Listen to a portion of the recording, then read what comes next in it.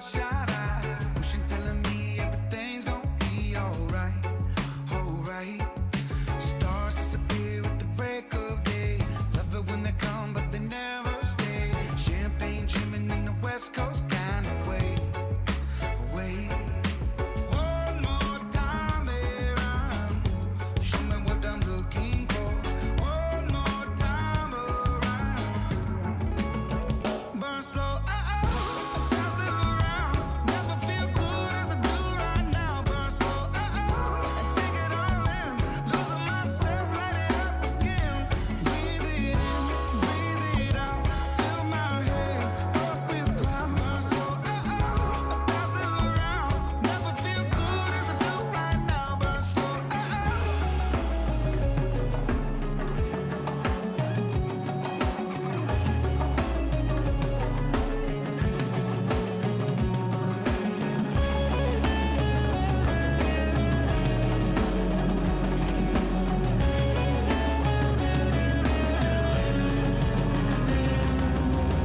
One more time around, show me what I'm looking for. One more time around, burn slow. Pass it around. Never feel good as I do right now. Burn slow. And take it all in. Losing myself, light it up again. Breathe it in, breathe it out. Fill my head up with clouds. Burn slow. Pass it around. Never feel good as I do right now. Burn slow.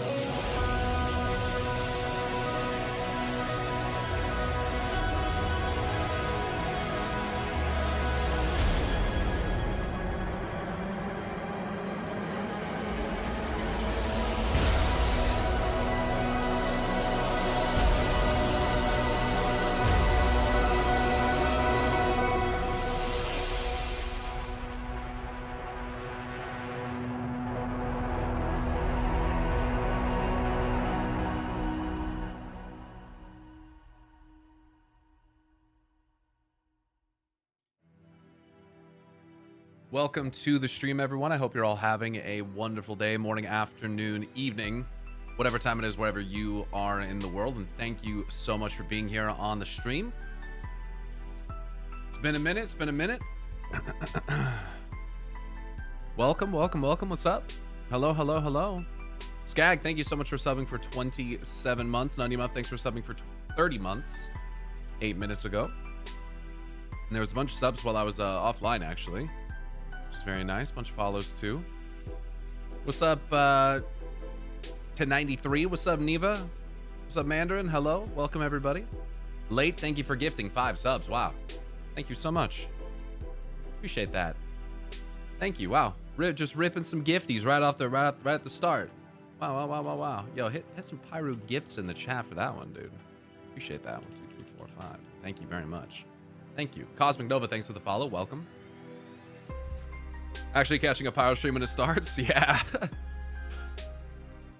How far is he in Voidstorm? So I've done everything at this point. I just have a couple side quests in Voidstorm to do, and then I'm done. I have Loremaster at that point. So yeah. 5-hour podcast with Jeff, but worth every minute. He dropped some huge insight on how Chris works. It was so fun. Yeah, I've seen little snippets. That is quite a long video. Maybe it's worth watching. Maybe it's worth watching. Did you see the northern part of Voidstorm? I mean, I've done almost every quest in Voidstorm, so I assume. Please do the Slayer's Rise side quests. I'm pretty sure I did. Like I said, I've done almost everything. I just have a couple side quests in the middle.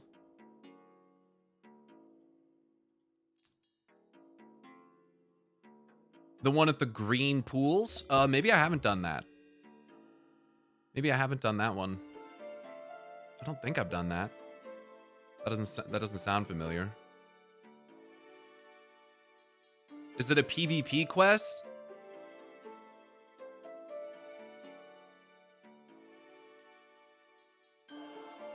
No? Oh. I'll have to go find that. It was where Voidscar Arena was? You saw it for sure? Maybe... I definitely didn't say anything about it. I don't know that I did see it. I don't think that I really noticed. Matt Fed Up, thanks for gifting 2 subs to the channel. Appreciate that. What's up, Dawson? Michael Dawson, what's up?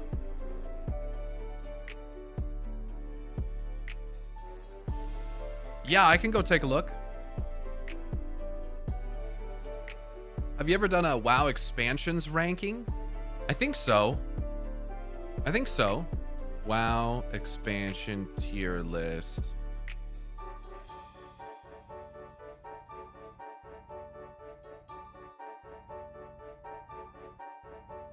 Yeah.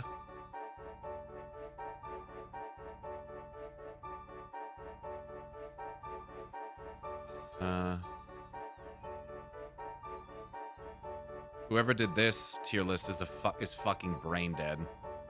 They put the War Within in extremely bad Omega lol. People on the internet are fucking brain dead. Don't know if you've done this, but if you fly up high to the edge of Voidstorm, you spawn a guy who chases you. If you stay ahead for 1 minute, you get an achievement.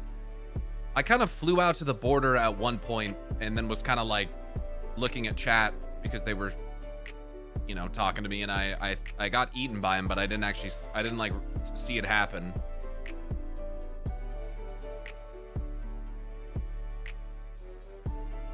I don't really do like tier lists because I think tier lists are kind of like dumb as fuck.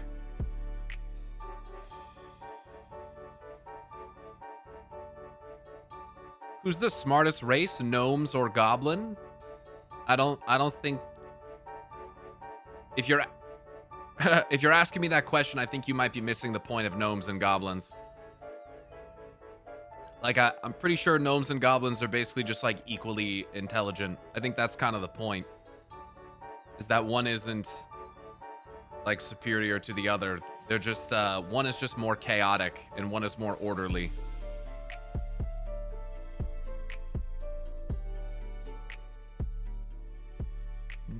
But one's not more intelligent than the other, I don't think. I think they just build things in different ways or for different reasons. So, yeah. Space goats, they have spaceships. Yeah, so does the Burning Legion, to be fair. But they probably got them from the space goats. I love how big the planet looks when you look at the horizon in Voidstorm. Yeah, the horizon in Voidstorm's weird.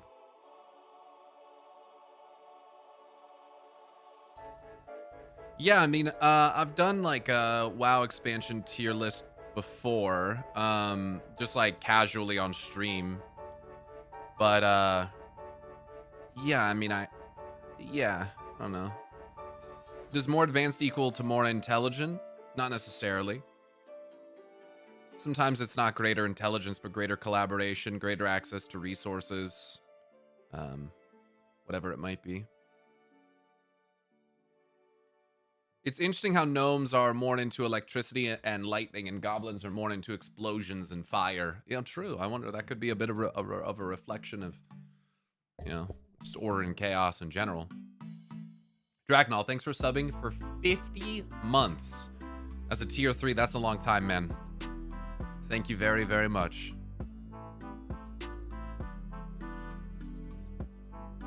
Thank you so much. Yeah, I'm actually, I'm in the process of leveling a second character. It's actually fucking insane how quickly you can get through everything if you just skip everything and don't pay any attention to anything. I did almost all of the entire campaign yesterday, including the Eretor questline. All I have left is Voidstorm. And there was definitely some time of me flying around Herondar and getting screenshots and like kind of dicking around. But I can see the appeal of why people play like that. I mean, I'm level 85. I'm just blasting through the main story on my Warlock.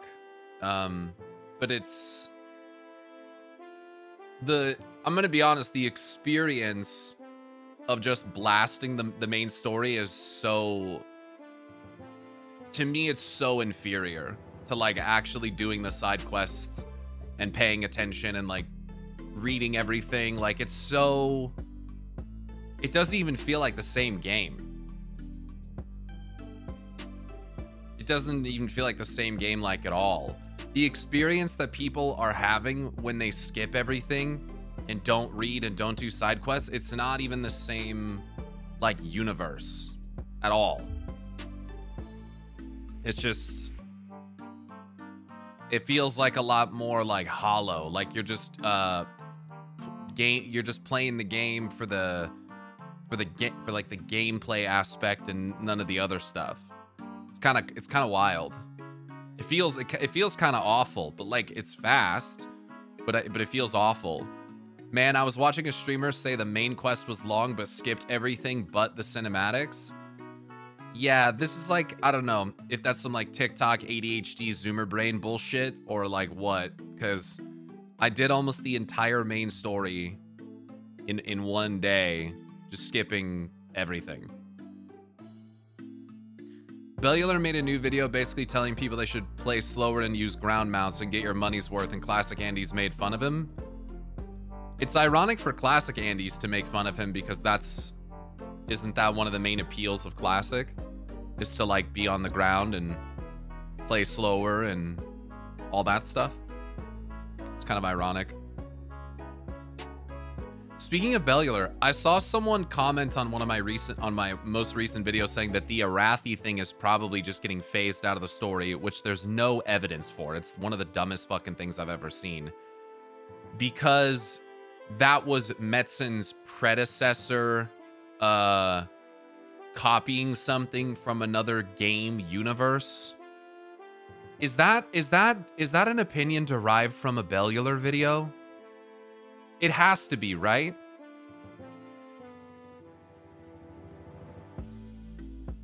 I feel like that's the only place I've heard anything like that. They're confusing Arathi with Haranir.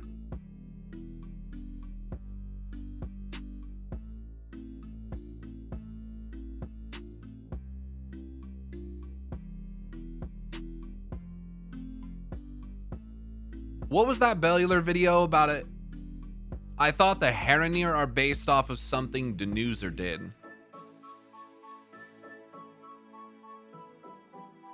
I read a comment saying that Haranir, they're confusing Arathi and Haranir with Nerubians. Just make shit up. You're just making shit up. I was just curious because I told the person I was like no, that's definitely not true, because I've read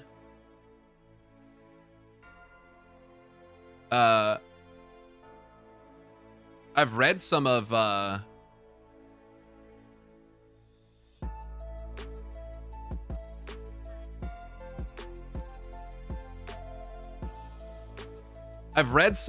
Ouroboros Coils of the Serpent, which is the TTRPG setting that Metzen was working on at Warchief Gaming when he left.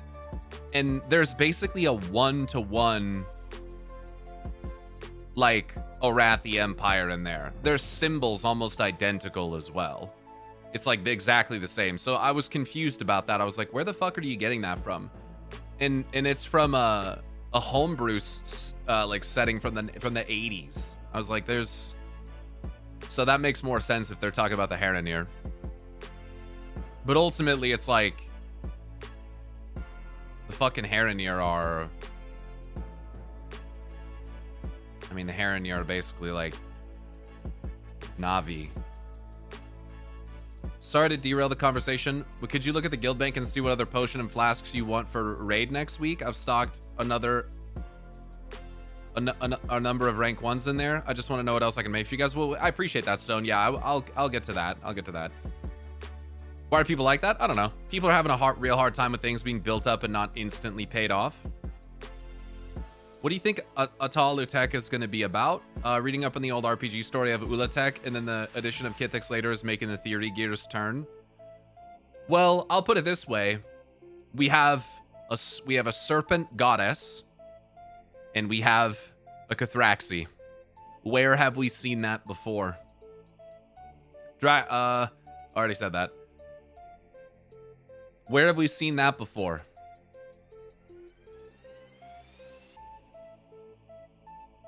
If you recall, in Vol'dun, Sethralis, the serpent Loa of the Sethrak people, sacrificed herself in order to try to defeat Mithrax.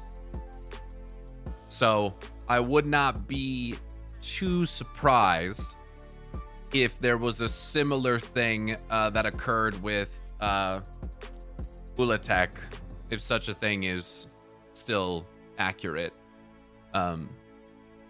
in the lore now. And then we end up restoring Sethralis and reawakening her in the questing in Vol'dun.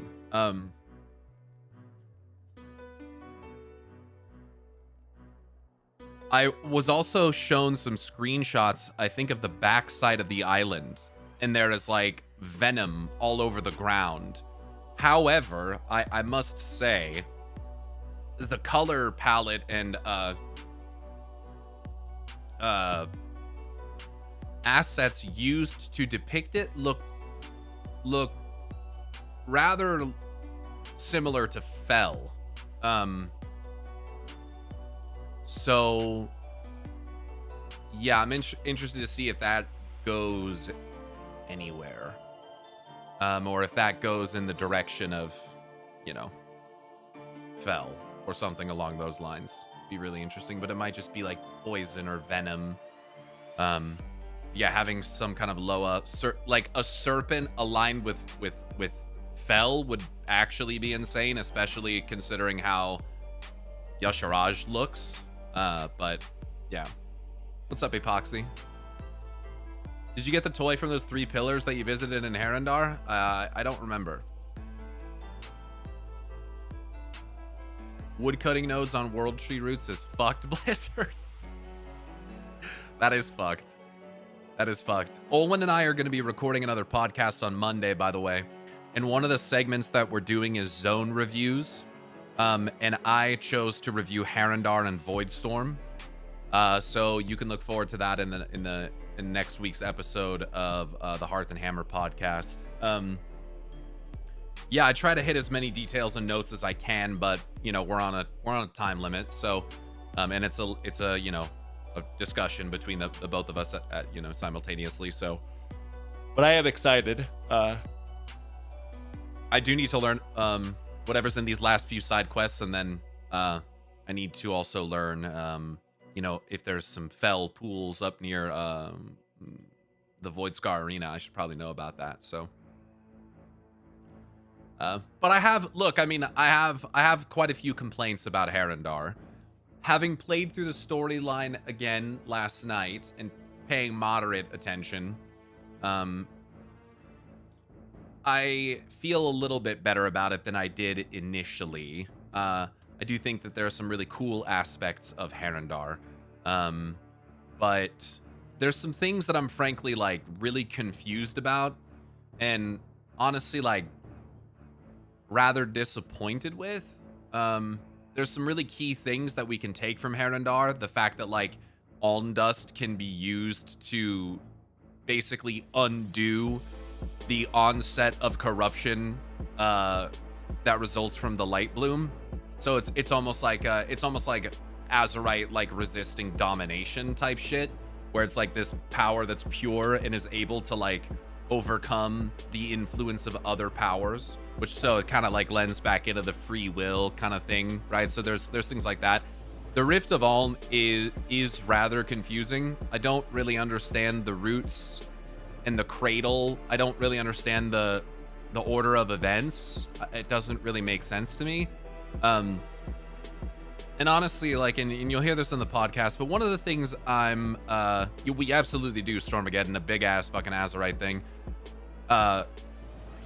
One thing that I'm like kind of bummed about, to be honest, is I feel that even though there's a couple areas that are pretty interesting, I feel like Harrendar is a bit too like one note in terms of aesthetics.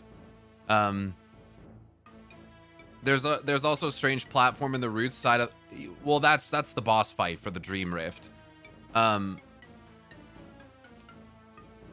I was thinking, you know, I was taking screenshots of that from above. And this is kind of what I was thinking, actually, is that this area, because I was taking screenshots of all the tree roots, because you can identify all the tree roots: Amirdrasil, Shaladrasil, Teldrasil, Nordrasil. But then there's this set of roots that comes down above the Dream Rift that doesn't come down to the ground.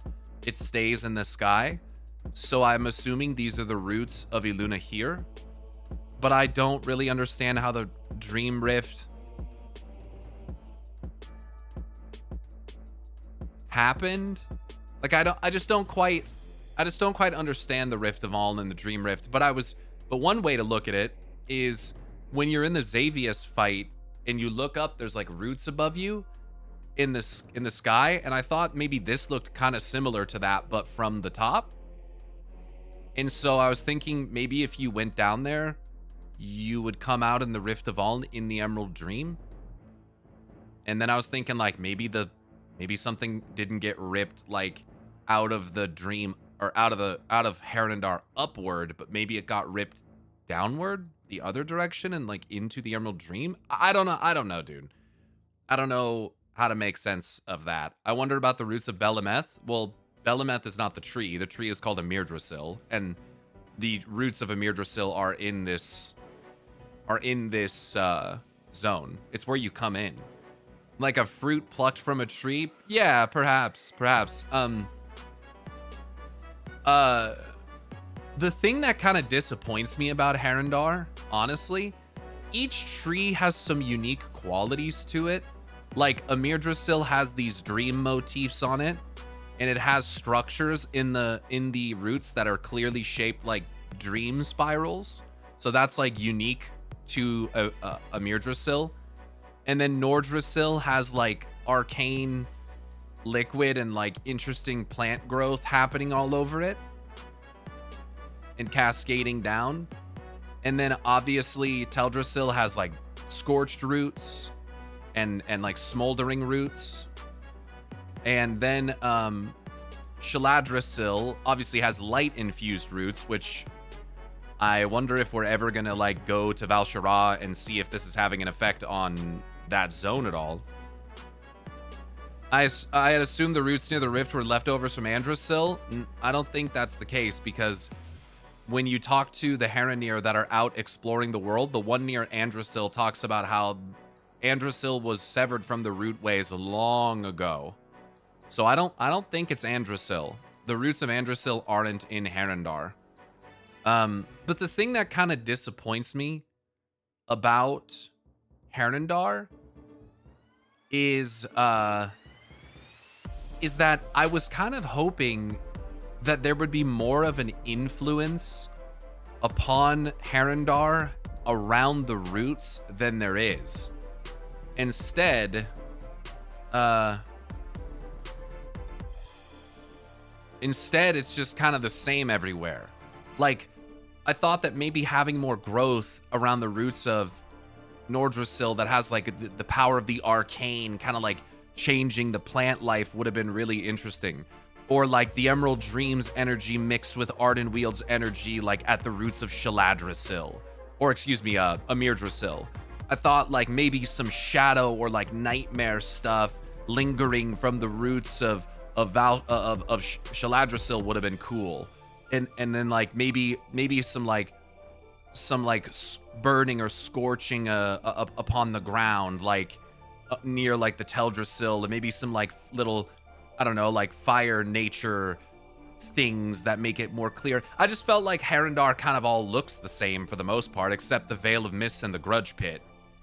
And I don't know. Like, I don't know. I'm just like a little disappointed from Harandar, I guess. Like, I was just kind of, I don't know, hoping for more, the flavor from it, or I don't know, something. So yeah, I mean, the questing there is like okay, but I just think it's confusing. And I really just wish Harandar had been in the War Within. I really just wish it had been in the War Within, and I felt like it would have fit so well there instead of Undermine 11.1. I wish that they had just finished Harandar and put it there. And then there's speculation on what, if they didn't have Harandar as the 4th zone in Midnight, what would they have done? I really think they were going to do Eastern Plaguelands, man. I really think so. I think they were going to do EP and maybe even Western Plaguelands. I mean, it's all on the map. Look at the load screen of Midnight. You've got Eastern Plaguelands, Western Plaguelands, you've got Lordaeron, you've got... And this stuff could come in patch content still, and God, I hope it does.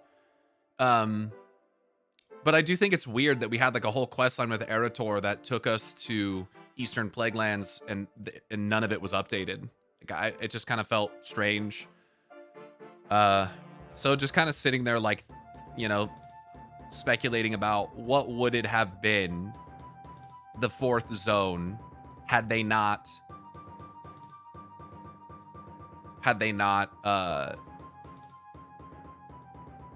done that. What would they have done instead?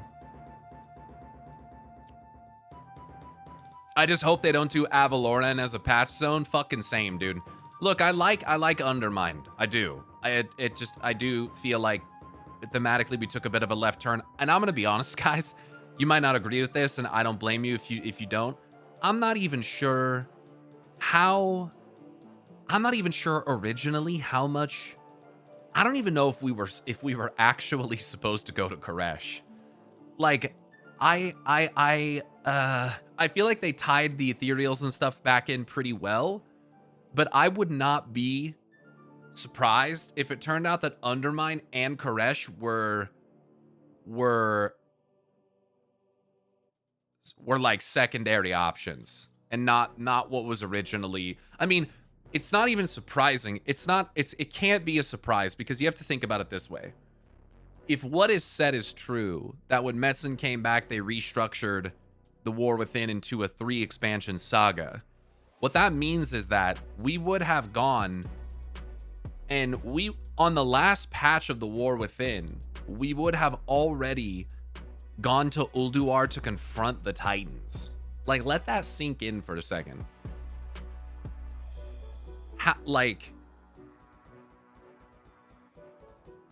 So I feel like Undermine and Koresh had to have been added in, and I think they did a really good job considering that they had to restructure. But I just can't help but feel like, darn, what would it have been like if Harandar had been finished and had been part of the War Within? Because I liked Undermine, don't get me wrong, but it is it's very dense, but it is a small zone, and the raid primarily takes place in the zone, so they got to reuse a lot of stuff there. Now, I love the casino part of the zone, and the raid, I think it's great. I don't think Harandar would have been as good personally. Yeah, but what I'm saying is, assuming that it had been finished, like, that's the part of the assumption of, like, if it had been done well and put where it was originally supposed to go. I mean, think about it this way: the War Within literally has the Heronir in the trailer, like in the launch trailer. That's a pretty big tell. I mean, and again, in certain areas in Harandar, when you fish, you get Khazalgar fishing skill. That's like a pretty dead giveaway. So I just, assuming that they had been able to finish it and do a good job, what would that have been like? and what would they have done? They could have still tied Koresh into it in some way if they wanted to, but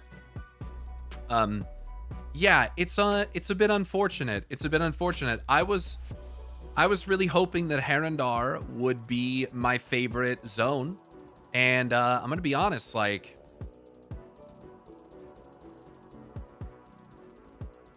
I think it's besides the World Soul lore, because I really like that stuff, I think it's the weakest zone in my opinion. I think Herondar is the weakest zone. Personally.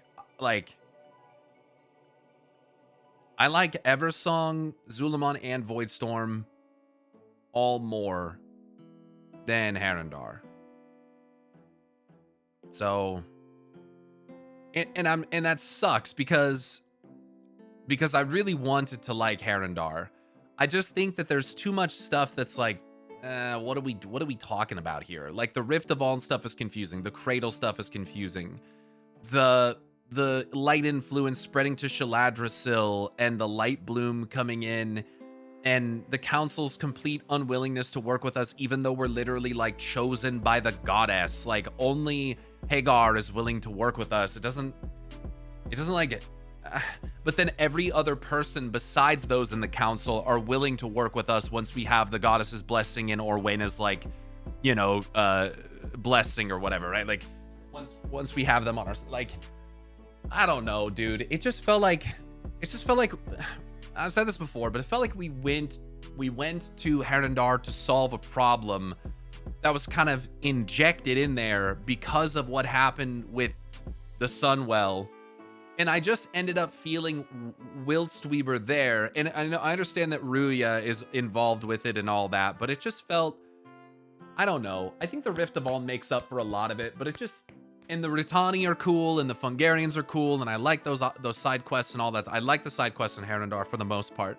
But I just felt like we kind of went there to solve an extrinsic problem, where the problem occurring in Herondar was basically the exact same one occurring in Eversong. The only difference was we had a barrier of elders that were in our way, and we were given more cosmic lore and world soul lore whilst we were there, which I'm cool with, but I just found that the whole Shaladrasil, light bloom, I just didn't think that was that compelling. I don't know. Yeah, I don't know. But what I will say is I do like the weekly that you pick an artifact and you learn more about their history. I think that's pretty cool. Well, what frustrates me about Herondar is nothing concludes and nothing is really expanded. Well, I'd say the World Soul stuff is definitely expanded, but I don't know if it really helped very much with the actual expansion itself. We get fantastic lore about the Heronir, but the zone is just a big question. And then look, like, not to be... this is probably gonna sound like a bit of a hot take, and I'm not trying to be like a downer about Herondar. I'm not. I also think the starting scenario for the Heronir is very bad. And I hate to say this, man, because you guys know me. Like, I've had my fair share of criticism about WoW in the past, and I try to be positive. I try to be optimistic. But I feel like you could honestly just, like, delete Heronir and the history of Herondar and their past, and just, like, delete all of that and just, like, be fine. And, like, I feel like I don't know, dude. It feels very much like inserted. Like, here's Dark Trolls, here's Night Elves. Let's just, like, stick this thing right there, in there. And let's build this whole other zone, which has this physical location, which is extremely ambiguous. And I don't know, dude. It just, I don't know, dude. I don't know. I would have rather got Rutani and had a zone based around them, and like and more of the plants and stuff. I don't know, dude. I don't know. There's something about the Heronir that just doesn't hit for me. So, and if you like Heronir, good. I'm not telling you not to like it. I'm not saying that you should dislike the zone or that you should adopt my opinion in any way. I just can't shake this feeling with Herondar, like just something is missing.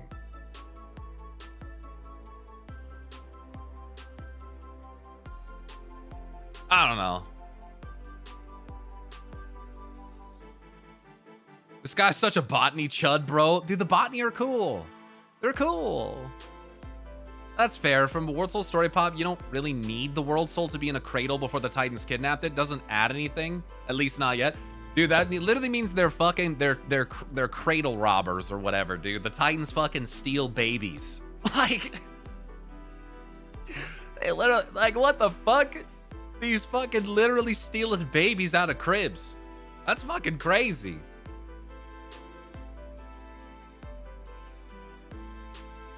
The Hera, someone from other game. I think it's one of the devs who worked on it before he joined Blizzard. Forgot who it was and inserted them in WoW. Yeah, that's what you heard from the Bellular video. And perhaps that is true, but it doesn't fucking matter. It literally doesn't matter. It doesn't matter if that's true or not. It's irrelevant. Like, they could have been straight up. It doesn't. This is why it doesn't matter. Because if you can work the theme and concept into World of Warcraft properly, it doesn't matter. Almost everything in WoW, guys, whether you want to accept this or not, is borrowed from something else. Like orcs. Like, I don't know. That's, you know, I heard Metzen basically just like took something from Warhammer and just like inserted it into WoW. You know what I mean? I'm pretty sure that, you know, Metzen and co just took the elves from Tolkien's Silmarillion and they just like, they just stuck them in WoW. Like, who gives a fuck? Everything in WoW is built on other inspirations anyways, whether it's other games, fantasy universes, mythology, even religious aspects. It doesn't really matter. The taking one thing from another and inserting it is irrelevant. It's just about whether or not you do it well. So that's the problem. Yeah, the Titans definitely aren't Transformers. They're definitely not Transformers mixed with Greek gods mixed with fucking Norse gods. It's the homebrew D&D basis. You take things you know and make them your own. Exactly. Yeah. Half the spells are from D&D. Exactly. So it doesn't really matter. That is correct, Sin. That is correct, Sin. Yep. Yeah, WoW was supposed to be a Warhammer game at first. That's what they wanted to make it. Azeroth is an original creation and has nothing to do with Lovecraft. Yep, Yogg-Saron is definitely not Yogg-Sothoth. Absolutely not. Definitely not. The Five Torches thing is from Satanism. Fake news. I heard they based Azeroth on Earth. Bro, they literally stole it from real life. That's crazy. That's crazy. Sargeras being like, it's Primus and what's the other one's name? Unicron. Yeah, Sargeras being like Unicron. Coincidence. Coincidence. Kil'jaeden being like Galvatron and Megatron. Coincidence. Is there evidence of an old god on Draenor? No. But the thing is, bro, I think you can get old gods with the correct alchemical concoction anywhere. You don't need old gods on Draenor because you have more spirit aligned old gods already. Listen, I don't mean to be a jerk, but I would highly fucking recommend that you read about the Spore Mounds on Draenor in the Evergrowth. Like, if you want to know about old gods on Draenor, go read about Spore Mounds. Like, I'm serious. Draenor already had their form of old gods, but you wouldn't call them that. I'm leveling in Teldrassil in Classic and there's so much nodding to corruption. Do you think Sylvanas knows something about the World Tree we don't? No, I don't think that. I think Sylvanas was bent on fear and hatred and wanted to cause as much death and destruction as she possibly could in order to feed the machinations of the jailer. That's what I think was happening. Do I think that Sylvanas had some, like, extra, like, secret information about Teldrassil? No. No. It's like saying when Sylvanas said this world is a prison, did Sylvanas know that the Titans had actually, like, imprisoned the world soul and all that? No. No. Sylvanas was talking about it from a perspective that's based on her philosophical view and beliefs of the world. She doesn't really, it's not, is it a fractal? Yes. Are we, from the third party perspective, able to recognize it? Yes. Does Sylvanas know? No. No.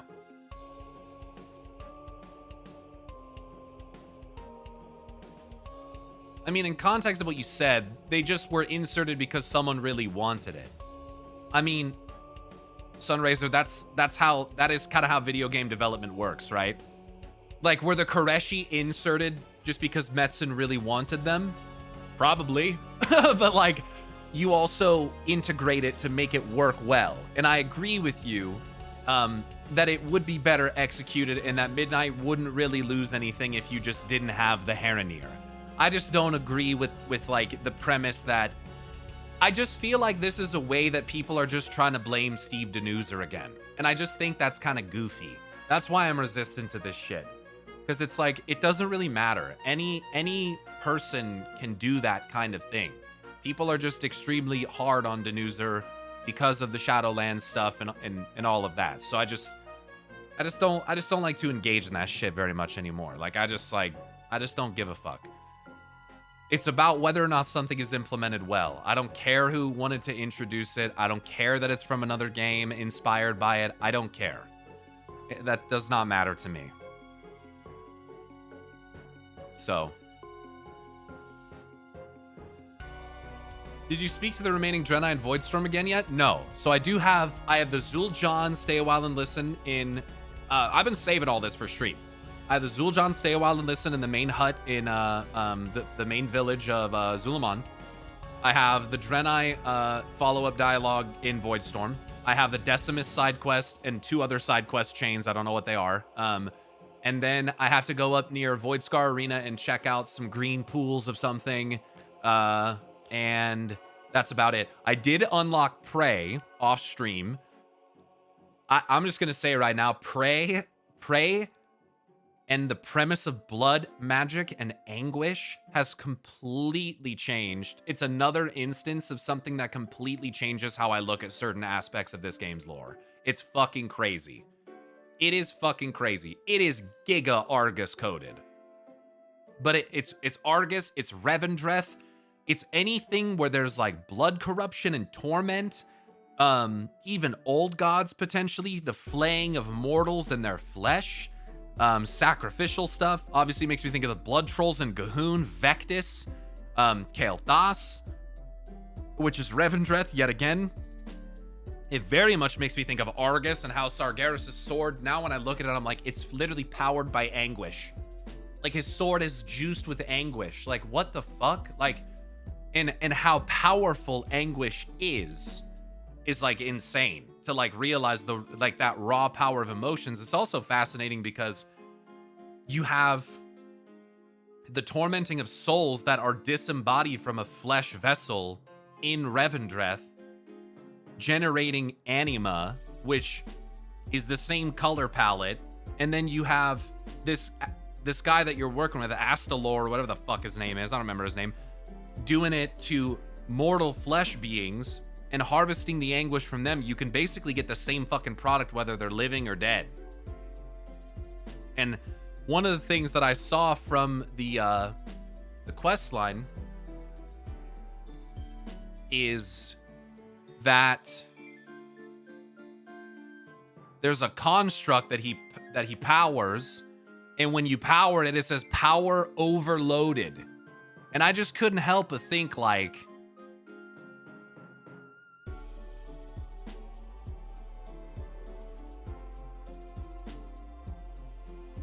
I couldn't help but think of what happened to our artifact weapons in Legion when we absorbed the power out of Sargeras' sword. They started overloading. Just juiced with power. They became unstable. And I was like, what the fuck? power overloaded, and it's got the same color palette as the Revendreth Anima, the same color palette as the Argus stuff. Weapons enchanted with these magics strike skin and soul alike. It makes me think of Remornia. It makes me think of Sargeras' sword plunging into the heart. It's not quite the same color as the anima from Pandaria, but that's not harvested from a mortal being either. And Blizzard tries to claim that those two things aren't related, but one of the things that the Mogu do, which is highlighted in Shadows of the Horde, is blood magic. They do flesh shaping. They do flesh crafting. But what is that anima harvested from? Where did the Mogu get the anima to power the Dark Animus? They got it by torturing Ra.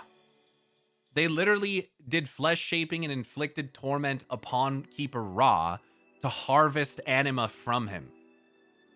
How fucking crazy is that? It's pretty wild. Terrorburn, thanks for the 54-month resub. That's a big one. He says as well, take the crystalline vessel and use it to imbue anguish within our subjects. Weaponry, constructs, mana worms, we can infuse them with the magic to delightful effect. And then he says after, imagine the possibilities. What other living creatures might host this power? And then I was thinking of what I saw in Antorus the Burning Throne and the red energy that is like running through the facility. And I was like, hold on a second. The whole thing with what's happening to both Veramathras and allegedly to the Titan Pantheon. They're being tormented. They're being subjected to anguish. They're literally being tortured, and their agony is being harvested for power. Whether they wanted this to happen or not. But then there's Argus. It was betrayed. It was bound by something powerful. Pain, pain. It hurts so much.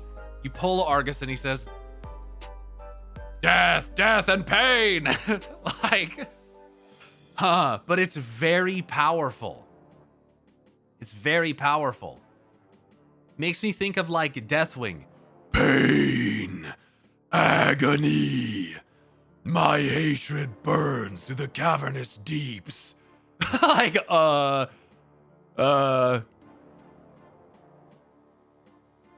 interesting. The harvesting of pain for power is like a very effective method. Oh yeah, and then I took a screenshot of this dead Tordon on the ground because I thought it looked funny. I thought maybe I could make that into a Twitch emote.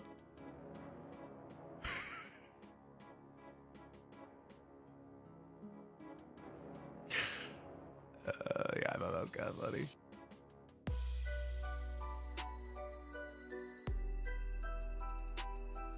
Yeah, crystalline vessel. The gemstone is warm to the touch and quivers with the potential energy contained within. The power of these raw emotions like anguish contain an unfathomable power. Mortal anguish, it seems, is a powerful reflection of the soul. When contained and manipulated, anguish acts as a form of magic that we can wield to protect this great city. And what kind of magic is it? Blood magic. It's blood magic. Why do you...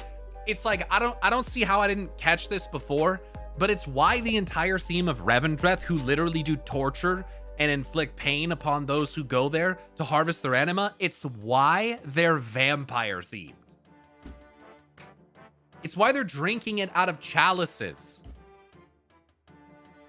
Like, it's blood magic. It's blood magic. And Muffinus, the guy, one of the guys, lead guys behind the secrets made for World of Warcraft, he said on Twitter like years ago that blood magic is from tortured life. Tormented life.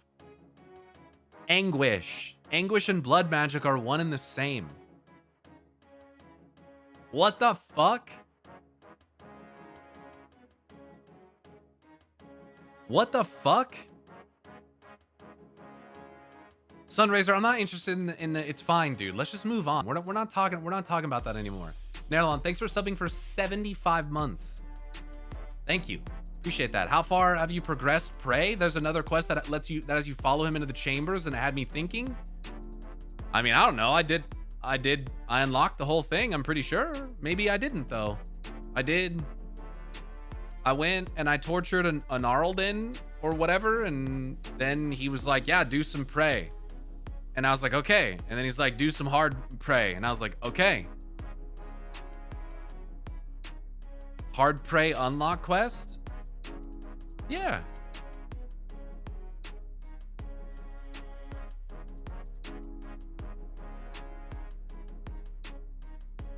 Nothing about trinkets? No, not yet. So I have more stuff?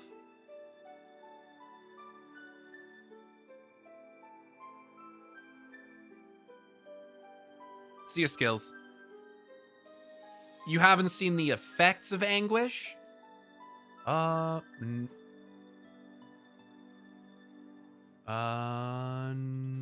not.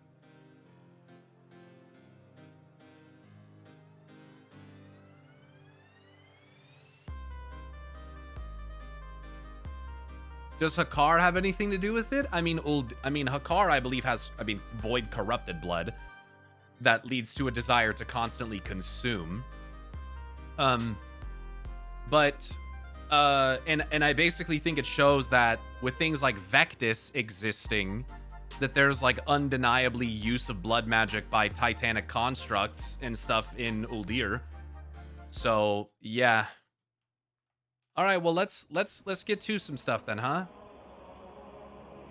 I got this Decimus side quest, What We Leave Behind, and the Conquered Heroes. So that's for Sojourner of Voidstorm. And then I think that's it. And then you guys said that Draenei woman is here?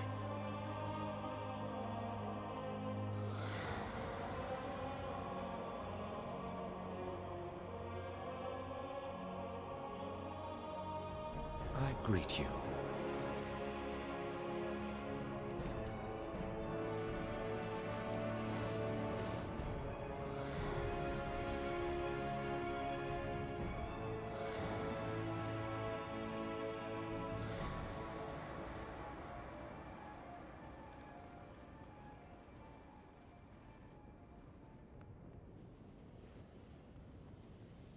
I also haven't done the new campaign quest.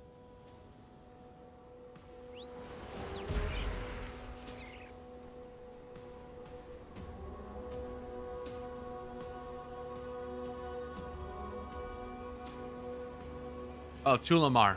Here she is. Let us speak. Tulamar opens her eye at your approach and gives you a nod in acknowledgement. She then looks past you and sneers at a passing void denizen. Tell me about your world. Nashabor. Good land. Much salty? Salt of red. Purple of water. Big beast. Many. Smart. When brothers and sisters small. Hunting. Sometime not safe, but we make friend of Sori Manari. Just few. Make home of ours. They have Manari with them?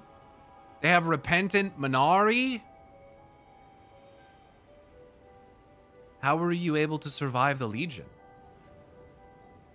Long time hide, run, hard, make plan, tell lies with Sori Manari. Die, they think, but we not. Not peace, but easier after. Tell lies with Sori Manari. Sori Manari. Maybe I'm taking it the wrong way. Do you know of the Naru Terra? Terra? I know. Naru, yes. Come from us. With us, but not friend. Want us to go from home, to go behind, is... The concept Tulamar wants to explain seems complicated. She exhales in frustration, giving up. You know?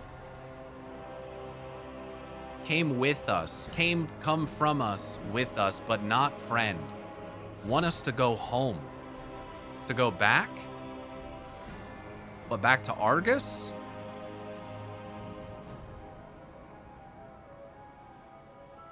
She's gone. I saw it happen. Oh, it's bad. Dren I not trust. No good. Not want dead, but not trust. Interesting. We didn't want it to die, but we didn't trust it either. There are other Draenei here with the Vanguard of the Light. Tulamar lifts her hand dismissively. Of light, fight of theirs, not help us. I give same. They're separate. Different faction. What will you do next? Stay here. Help brothers and sisters. You help. Help you. Tulamar gives you a rare smile. Then, go home.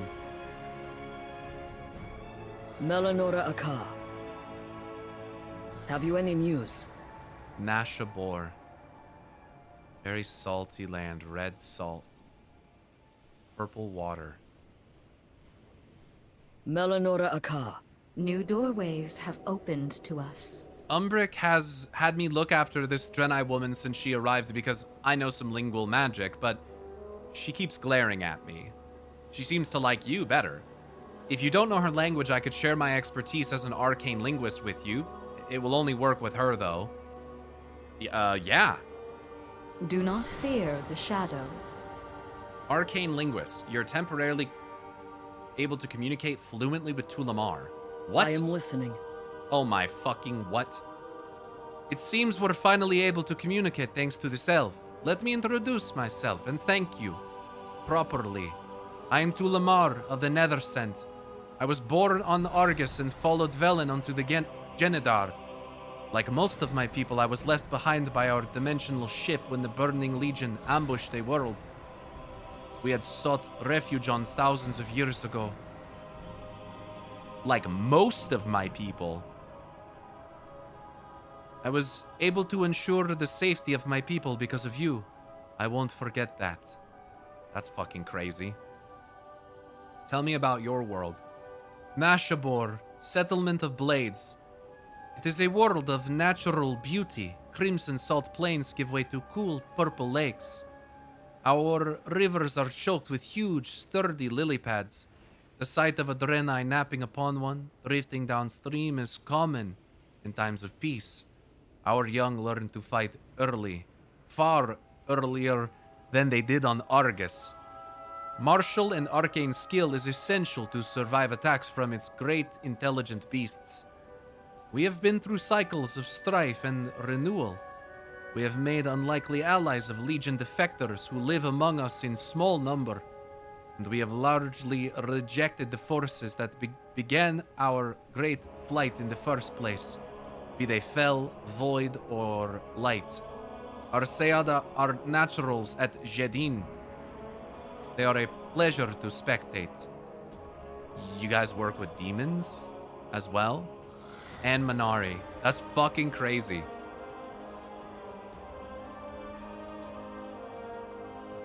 How did you survive the Legion? For hundreds of years, all we could do was survive.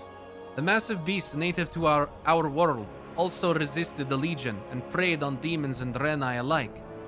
Lucky for us, Legion attempts at demonic conversion always resulted in the death of the native species. Interesting.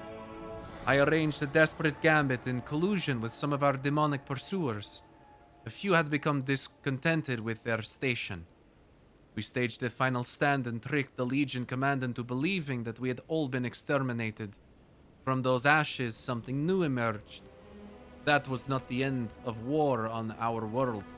It was the day we settled our blades for the last time.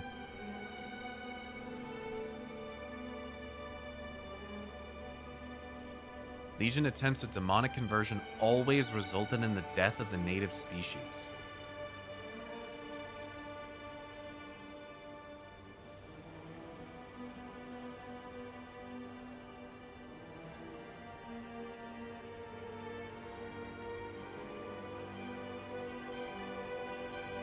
Do you know about the Narutera?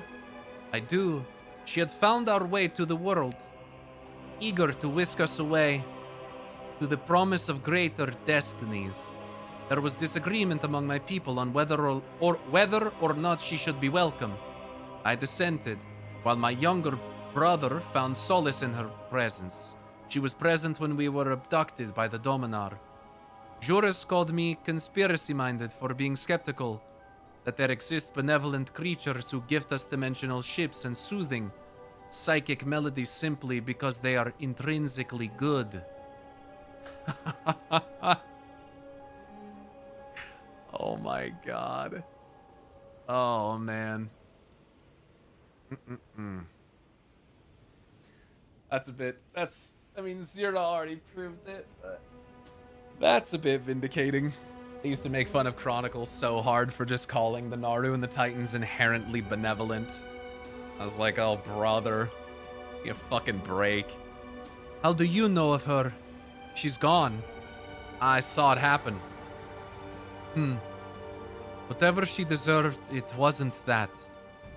They are trying to help the Naru in their own way. Of course, I can see that. Still, it was my gut that told me to reject Archimonde and kill Jaden, to the great surprise of my colleagues. It was the same thing about the Naru. That when it comes down to it, if we aren't the vessels they demand of us, they'll find some way to fix us. All I want is a peaceful life with my people. But if I must wield power to survive, then let it be my own. Fix us. The light will heal your scars.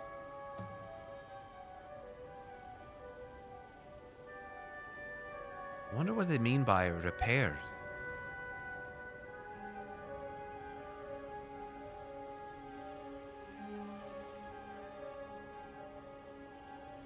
There are other Draenei here with the Vanguard of the Light. So it seems. I've seen their glinting weapons of war in the distance. Julimar lifts her hand dismissively. While the Arcane has been a trusted friend, the Light has served me poorly. I am glad to return the favor.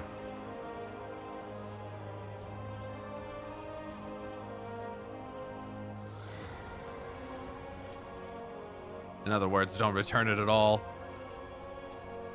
What will you do next?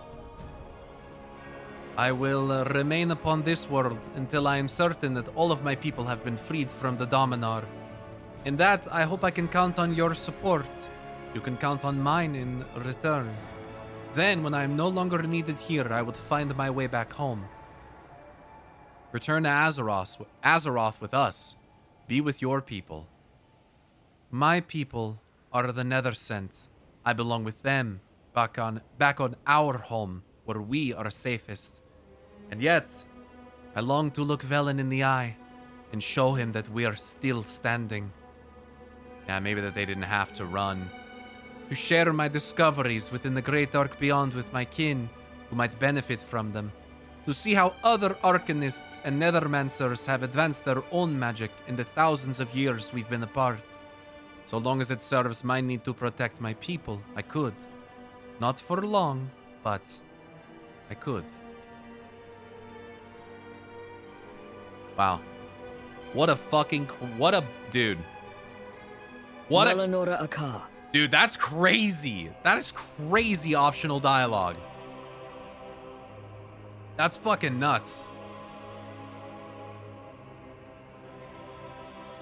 I mean, just like you can look at all the Hearthstone cards about the Draenei, and so many of the cards are about spatial exploration, exploring the Great Dark Beyond, their different different ships and like the different worlds. I believe that there's short stories as well where Velen even talks to Anduin about them like cataloging worlds and the races that live there. And so like they've been to a bunch of different worlds.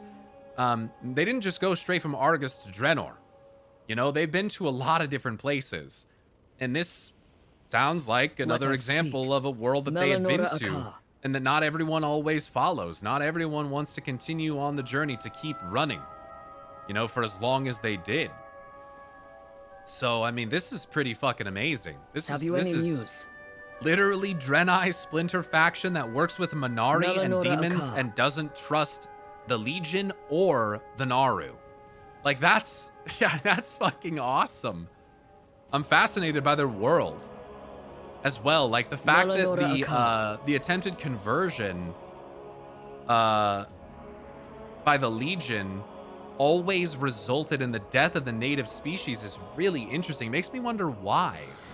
What about the native species made them so incompatible with demonic energy, caused them to die? That to me is one of the most fascinating things about it.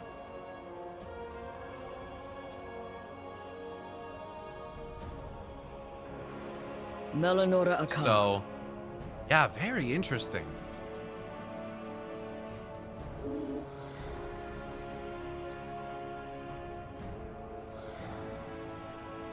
Do they have free will even though they aren't from Azeroth? Yes, and I mean, it's like, let's just be clear. You don't have to be from Azeroth to have free will. I think Azeroth gives you like more enhanced willpower and can help stave off things that try to suppress or overwhelm your free will, but you don't have to be from Azeroth to have free will.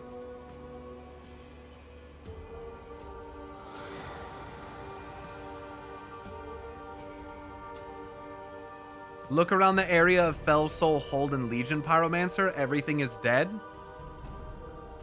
I'm not sure how that's relevant.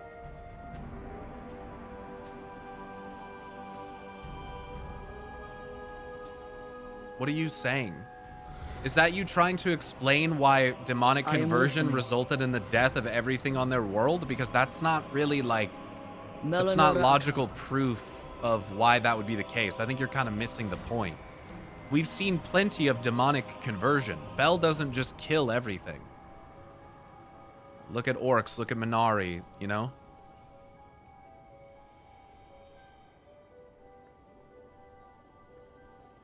It's Azeroth being corrupted, no? I don't know what you're saying. Some species are able to handle Fel, some are not. Right, but on this world, nothing was. Have you any And that's news? why it's interesting. Why did it not work on anything? It always resulted in death of the native species. They tell you that, guys, they tell you that for a reason. They didn't just put that for no reason. They put that to make you think about Melanora that. Aka. Why? Because we have many examples of that not being the case in other instances. So what about them made them incompatible? That's the question. All right, let's do this one. We need a search party. I won't lose him. What needs bring you here? This is the Conquered Heroes. A Dominar was harrying our backlines. It was different than the other Void Beasts, like it was playing rather than fighting. My partner, Callum, led a squad to hunt it down. They never came back. Callum's an Arathi through and through. He wouldn't fall here. I know it. Commander Lightblood refused to send a search party. He said there's a difference between personal and important. Well, the Vanguard can have their war, but I'm going after Cal.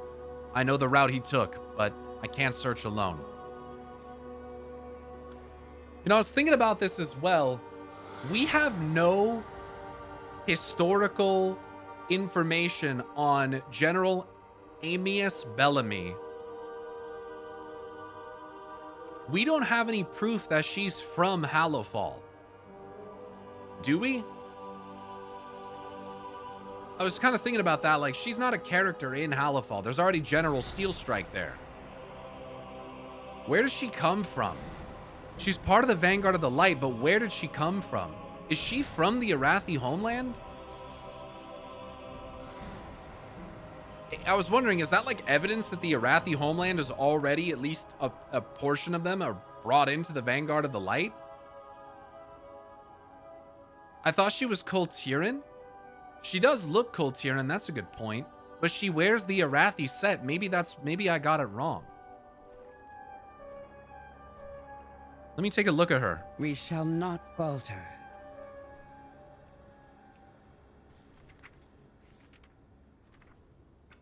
Maybe she is just Kultiran. And I got it mixed up because she's just wearing Arathi armor. She doesn't have a Kultiran accent.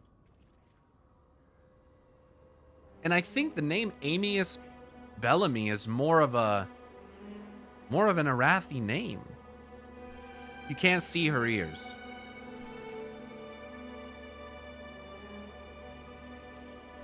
But she's the one commanding the Arathi. That's why I was wondering, is like, where the fuck did she come from? Anyway. Glory to the Sindora. According to Wowhead, she's Arathi. That's what I thought as well. Sunwell's glory shine on you. The trench outside the Void Spire. That's where we start.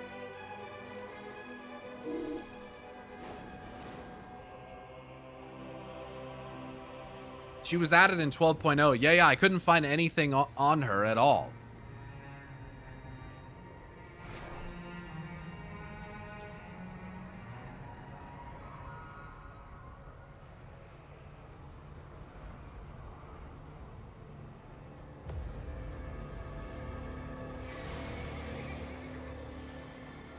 By the light. Check the bodies. I'll search for Callum. Confessor Revik. Confessor Revik's robes are sliced clean through. These are not the rough wounds of a wild beast, but the fine work of a trained swordsman. Shadows skittered across the surface of the strange metal bonded to his brow. Yeesh.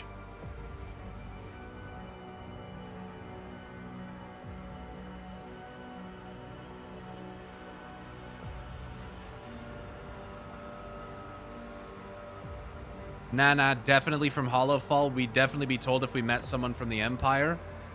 I mean, I don't know how you can say she's definitely from there when you're not able to produce evidence for that. I'd say that if there is evidence, it's probably that she's leading Hollowfall Arrow Knights or whatever they're called. Like this person. Scout Dana's armor has been seared with holy light. Only an experienced priest could smite someone with such power. Her hands are contorted, locked in place by grafts of metal bonded to her skin.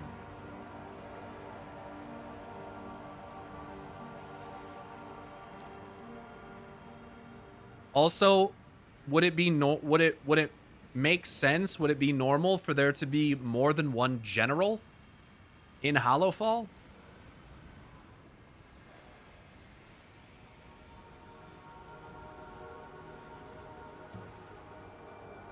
There's already General Steel Strike. Does it make sense to have to send 2 generals? Shadowgraft is similar to binding elementals with Elementium. Rhiandron's breastplate is punctured in several places. The wounds look like the result of an Arathi rifle. Bands of metal spiral up his sword arm. Shadows flicker along the edges of the strange metal. Did they all kill each other? This person shot this person. Revik took out Dana, the priest.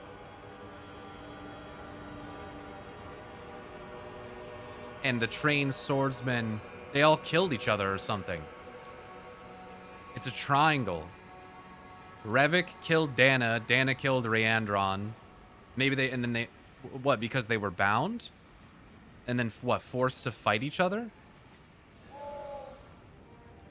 Because this is the trained swordsman. This is the priest, and this is the Arathi marksman. Does she have to be an Arathi general? Could have just been made a general for the Army of the Light? Well, then what's the point of Lothraxian and Turalian being High Commander and shit?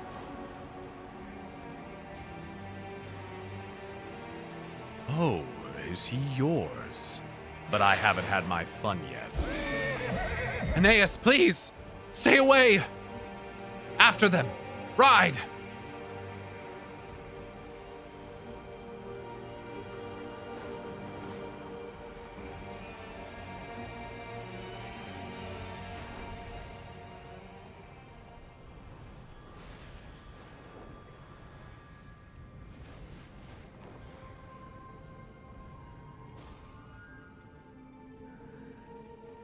See this metal? Shadow grafts. The Dominar use it to bind others to their will. Shadow grafts are bonded to the beast's hide. Imperia would have had complete control over it, forcing it to fight for her amusement. It appears Anais, I don't know how to say this name, has made attempts to remove the shadowy metal. The beast did not survive the process. We can't pull it off. Shadow grafting feels like what the Titans have probably tried to do to Azeroth. With perseverance, strength. Imperious beasts swarmed me. I lost track of them. I shouldn't have left you behind, but seeing that monster control Callum, I'm not losing him. Not while I still breathe. I don't know much about militaries, but it doesn't sound strange for there to be multiple generals in any given army. Yes, but the Hollowfall is one expedition.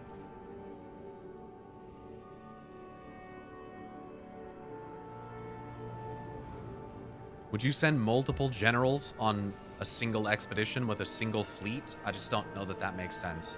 But I'm kind of trying to move on from that conversation, if you guys couldn't tell.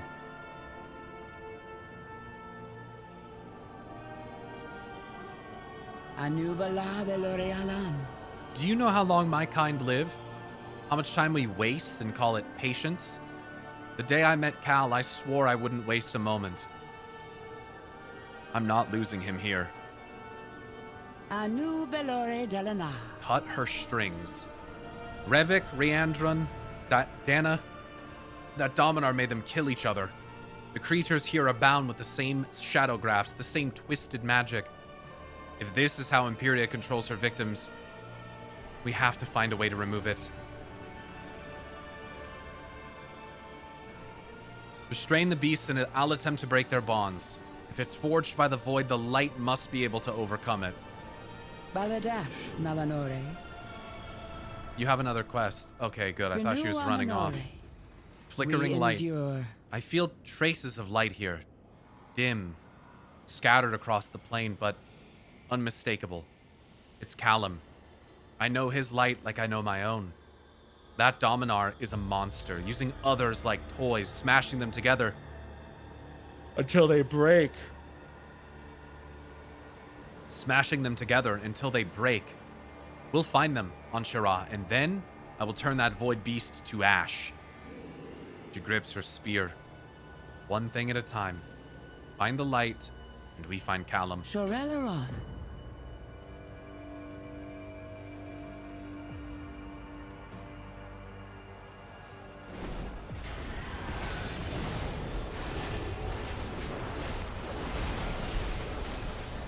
Restrain it while I remove the metal.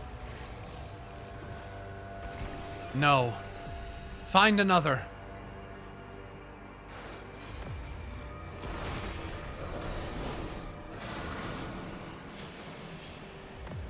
Hold still. I'll try again.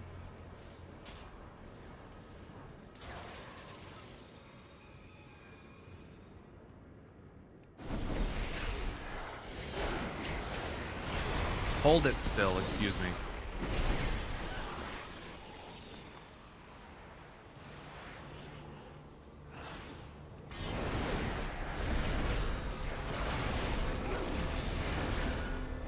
So Titan's Prime is Evolved, Void and Light, and maybe Void are using some kind of domination magic. Only life is a cosmic force and nature seems to not be going this route. No, that's not true.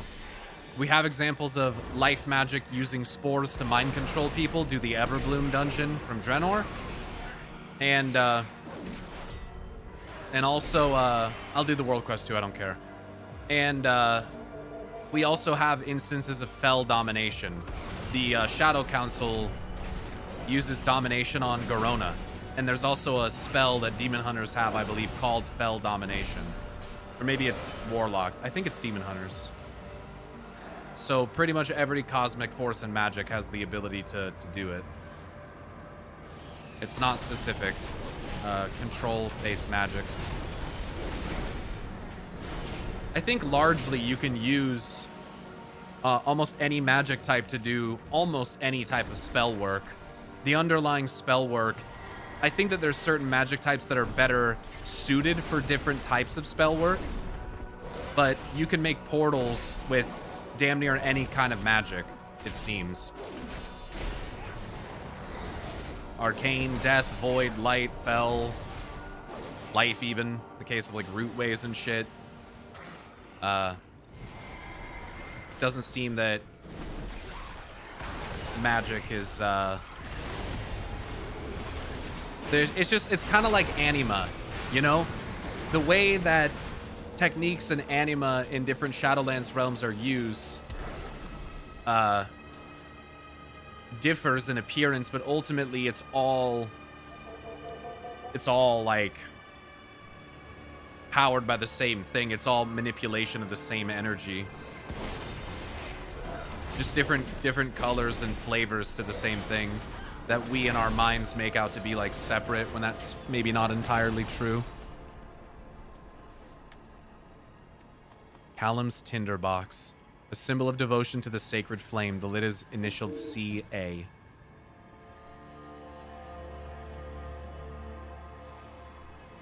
I also have to do the Sunkiller Sanctum Delve. I haven't done it yet.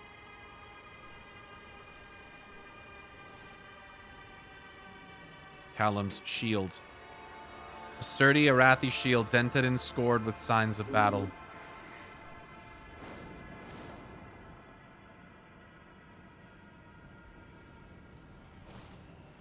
Callum's necklace. The back is engraved until the stars fade. From her. I meant it. We'll find him. Anu Belore Delana. Removing the shadow graphs kills them. What good is the light if it can't save one man? Sun, chase your shadow. Callum's mine, and I'm his. I'm bringing him Glory home. to the Sindorai. She's hurting him, throwing him into fight after fight. We don't have time to search this whole blasted plane. I can't concentrate. The void magic here is too chaotic and volatile. May the eternal sun guide you. Strung along. When the light called, it called both of us. Why? So Callum could die on some void-scarred rock? I can't think here. All I can picture is Callum bleeding out. Come, we'll return to camp. With his belongings, I should be able to find him. Then, I don't know. If we can break the shadow graphs, we'll subdue him and drag him back to Silvermoon if we must. I'm not losing him. I need to concentrate to follow his light. Let's return to camp. Mysterious Dominar vessel.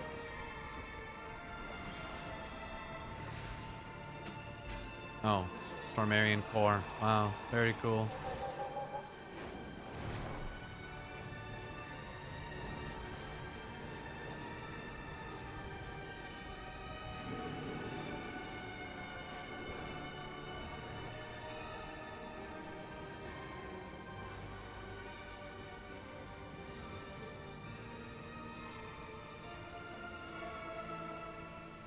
So only nature of any world elements don't use domination magic. In this new nether, there's something trying to go to the right direction with the rejecting cosmic forces. I don't remember if it was flat out domination. But isn't there something with Ragnaros and his followers in Blackrock Mountain? Wasn't he? I don't know if he flat out dominated them or just made them like, I don't know, convinced them. Wasn't there something there where Rag was like dominating those guys? We I don't remember. The plan is simple. We find Cal, restrain him, and drag him back to Silvermoon. We'll figure it out from there. I'll drown Imperia in the Sunwell itself, if that's what it takes.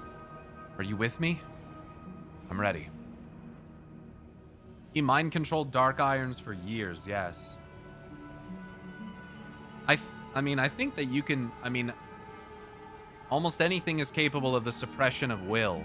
But again, certain things might be more, better suited to it.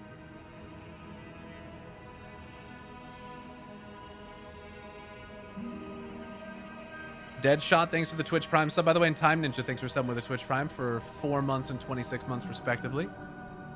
All right, I'm ready. Sun, chase your shadow. Where are you, Cal?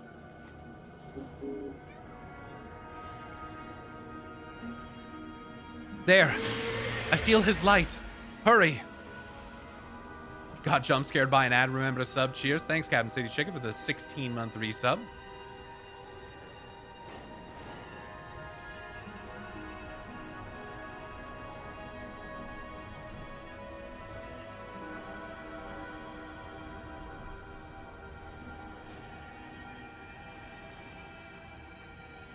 Yeah, Void Storm is a great zone. What's up, comrade? You must stop me. No, I'm bringing you home. He belongs to me.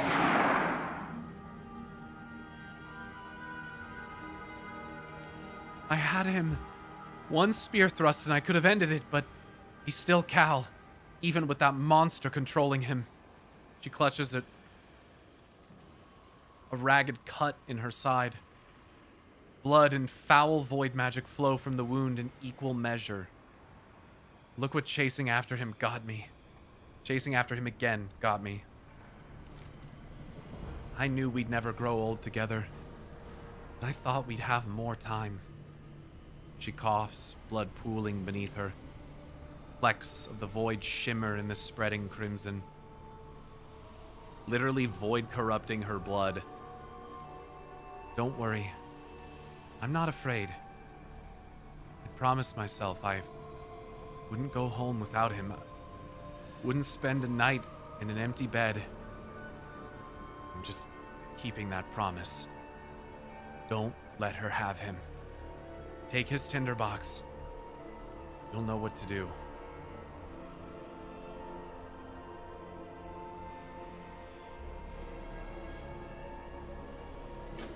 Here, the last of my light. Please let it be enough. Yeah, I gotta turn off ads too. Sorry, Pyro. Hey, I mean, no problem, dude. No problem. You know, I mean, I'll take a Twitch Prime sub if I have to. You know, if you're gonna make me light infused tinderbox until even stars fade. Callum's tinderbox infused with the last of Anais' light. Anais? Whatever. What are you waiting for? Go! The ground below her is soaked with blood. Her attempts to staunch the flow aren't working. There's nothing else either of us can do. Some things, even the light can't mend.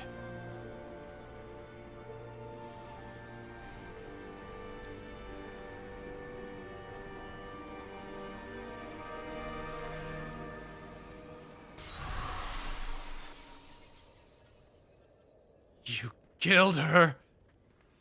You wielded the blade. I wielded you. Oh, that's...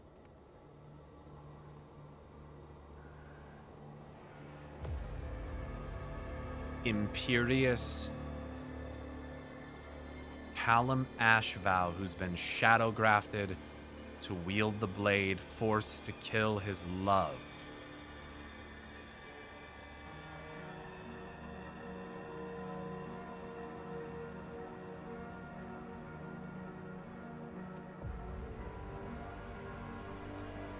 Callum Ashvow.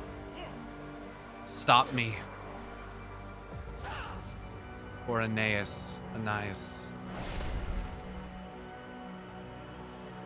That's some Arthas killing his father shit. I was thinking more, you know, the male character paladin with the big sword who had domination used on him to stab the other female. You know.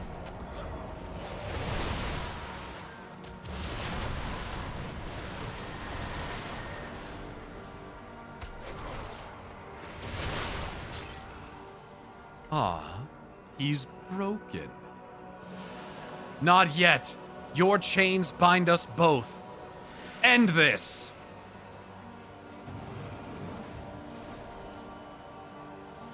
Because what is domination?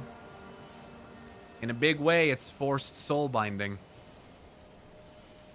Bound by that throne? No. Free. Free.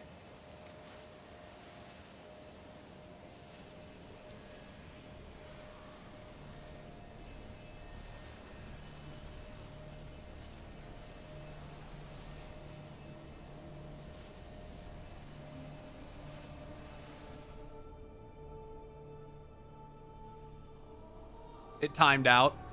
That's so cringe. That's so fucking cringe. It actually just timed out on me. That's wild.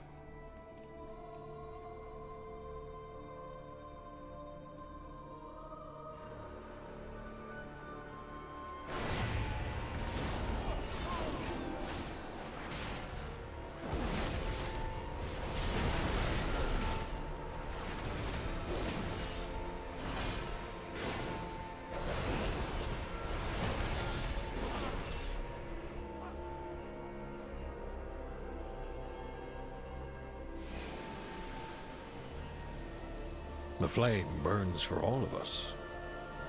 Final flame. Get the fuck out of here. It burns. It burns. But he dies as well. Thank you, Ananias. I'll find you in the light.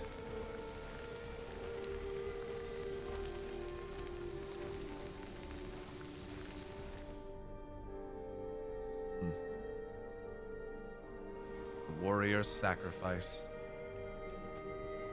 The general who doesn't make it out of the final battle.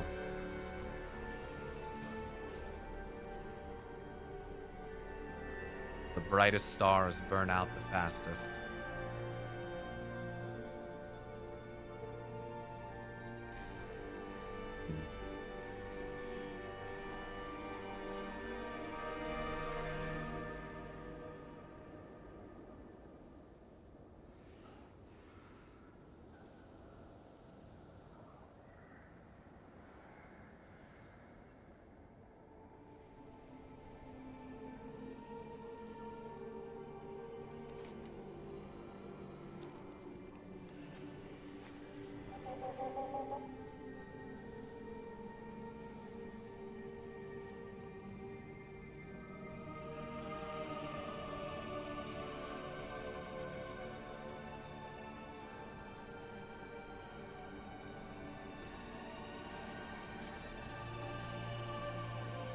In this case, she is afflicted with a wound that will not heal. You killed her. You wielded the blade. I wielded you.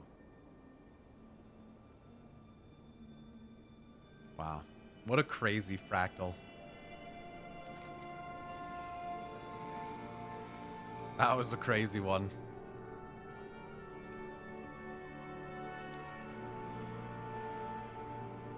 Jailer controlling Anduin.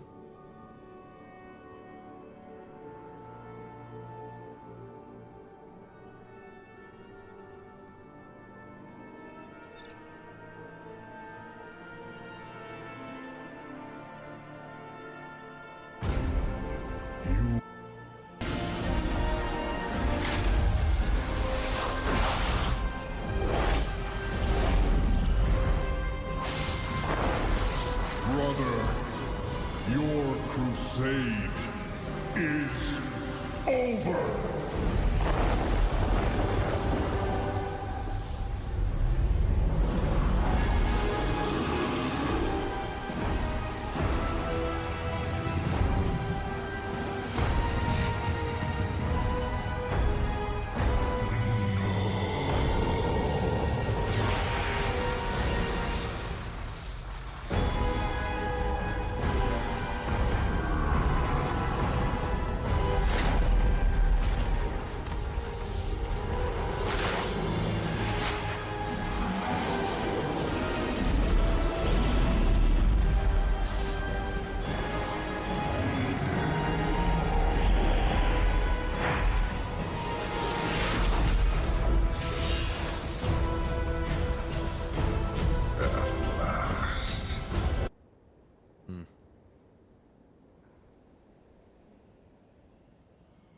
Your chains bind us both.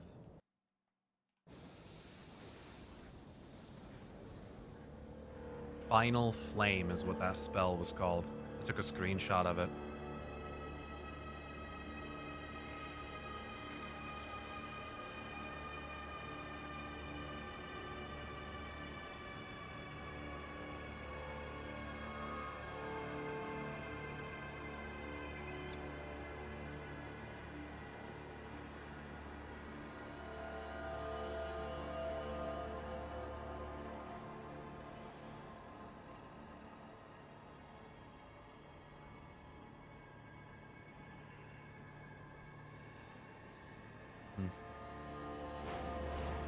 Interesting questline.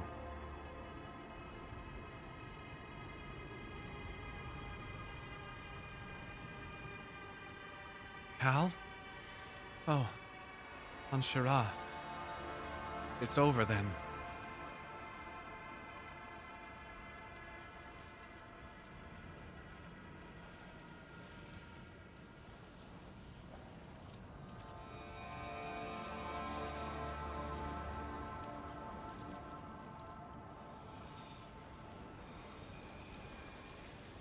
My parents always said falling in love with a human would end in heartbreak. She doesn't lift her head. There's never enough time, is there?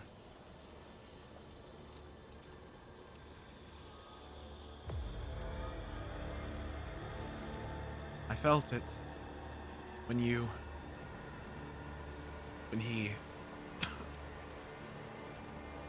Thank you. Sorry, it's getting hard to think. She accepts the tinder box and holds it to her chest. Her eyes seem to focus on something you can't see. Cal? I'm so tired. Let's go home. Naya slumps over, her hand falling away from the wound at her side. She is at peace.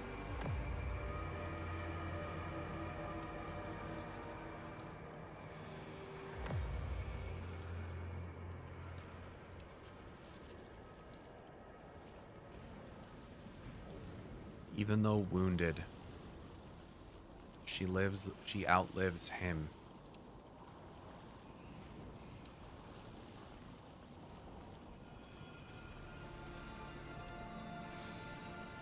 Before she dies. Some things even the light can't mend.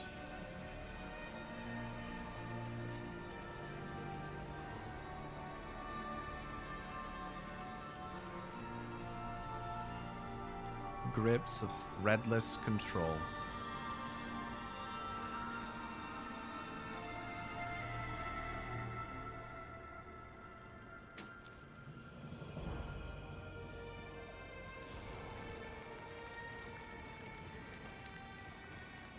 Consumed by the flame.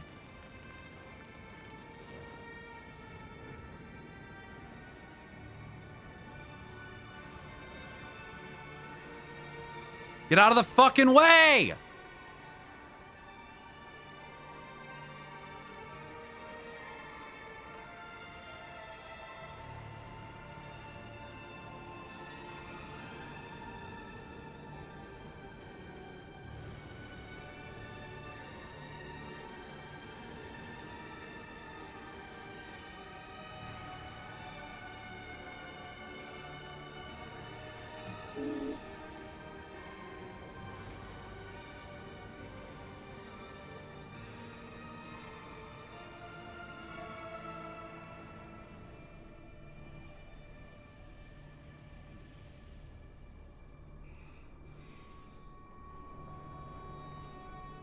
Can we agree that housing is for gays/girls? Am I gay or a woman for decorating my office?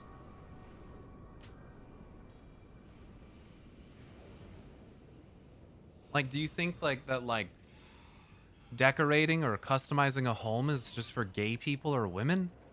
Is that what you think? Is that YouTube? No, it's Twitch chat. Don't fall for it, Pyro? I mean, I'm not falling for anything. He just sounds like a fucking idiot. Like, what kind of logic is that? It's not even bait. It's just dumb.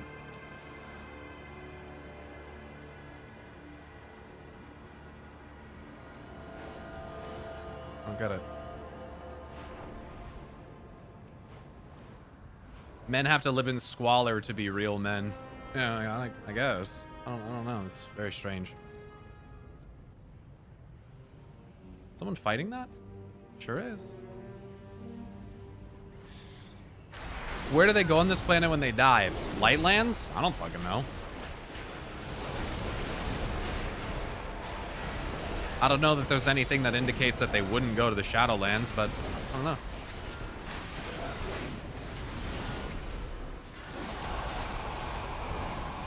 I would also ask the question, like,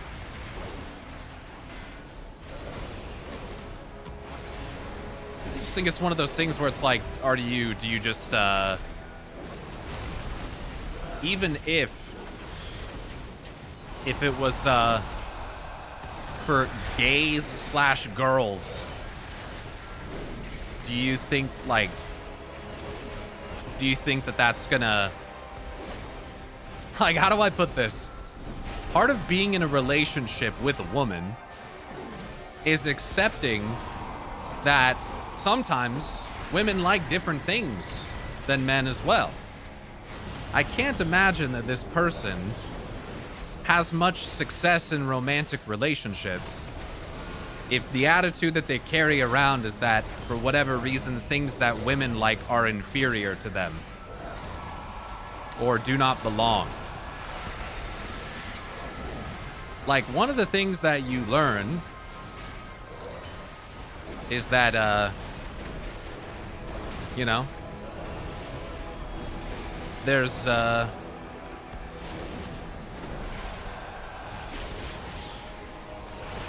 it's like, how do I put this?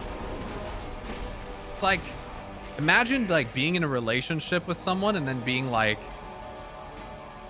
imagine unironically being the guy that, like, won't watch, like, a chick flick.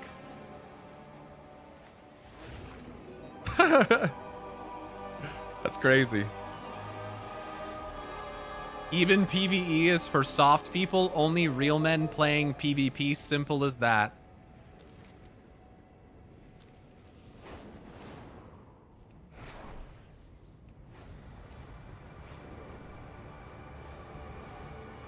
That is some weak ass bait.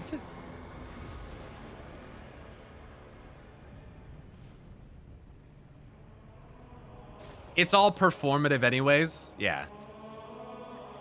The only person here who questions your masculinity is you. You don't have to prove anything to us, dog. Like, it's okay, brother. It's okay. It's all right, man. We accept you for who you are. It's all right.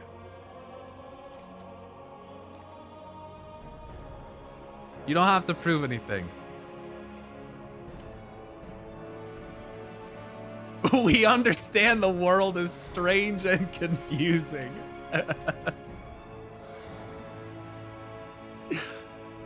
Oh, man.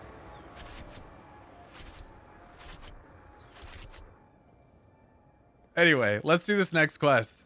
Riftwalker Sedaris.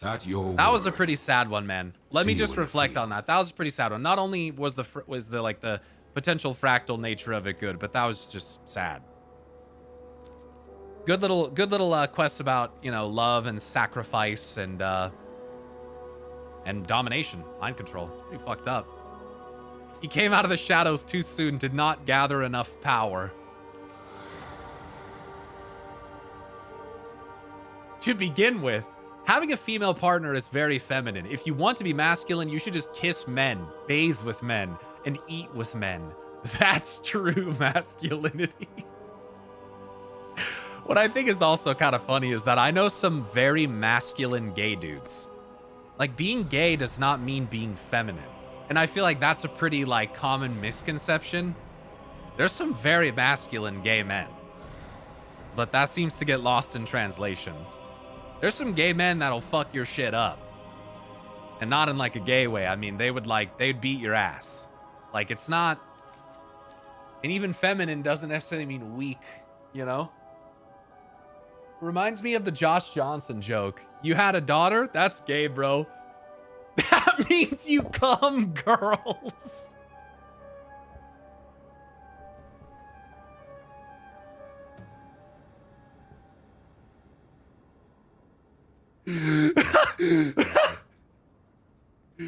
I've never heard that before.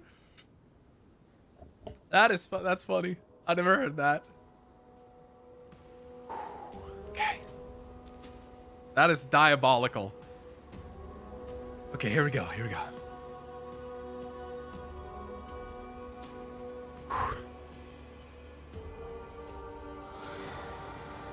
I don't know, QNX. I don't know. Imagine. Oh my god. Anyway. Okay. All right. All right. All right. Reset, chat. We got to reset. We got to reset.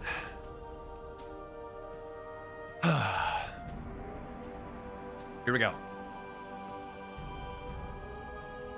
Time to move. We struck the blow against the void that we had hoped, but the cost. Tell me about Hiron.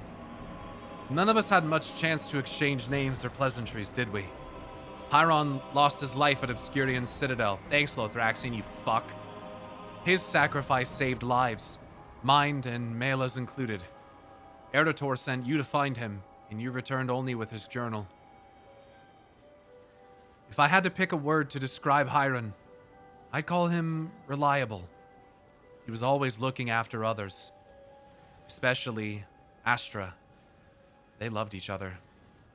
Let's talk about something else. What we leave behind. At your word. Lothraxian deserved to pay for his arrogance with his life. Hiron didn't. Without him, I'd be dead. I know that Mela and Darkland feel the same way. Hiron's journal, the one you recovered for us, ended up with me. I knew Hiron, but Astra knew him better. The two of them had found a closeness I admired. Astra deserves to hold on to it.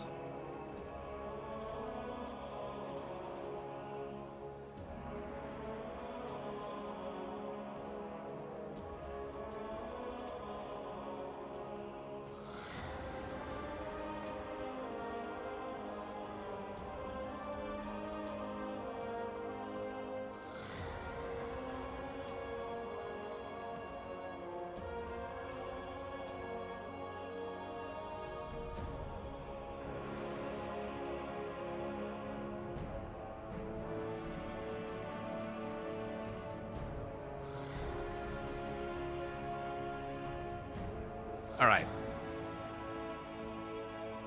Sorry. Last I saw Astra, Hiron was tending to their wounds back at Locust Point. You were there when Hiron passed. They should know of his heroism and sacrifice. Protect what you can. Oh, this bag. Hiron's belongings.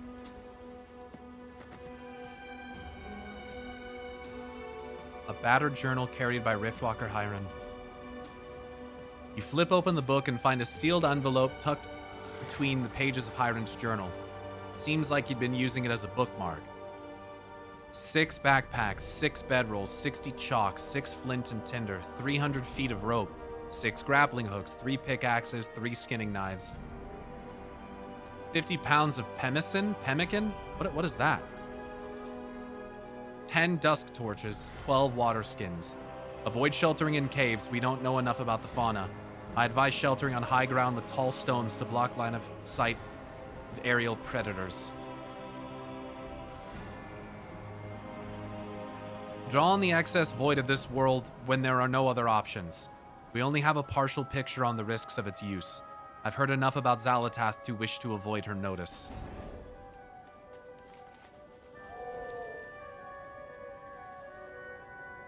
Did I say it right? Is it Pemmican? Pemmican? The sea is soft? Or is it pemmican? Pemmican?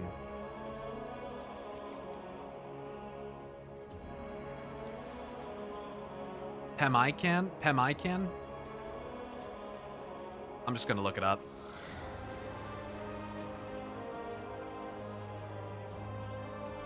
It's gonna be loud, okay? Pemmican. Pemmican. Not pemmican or pemmican. Pemmican.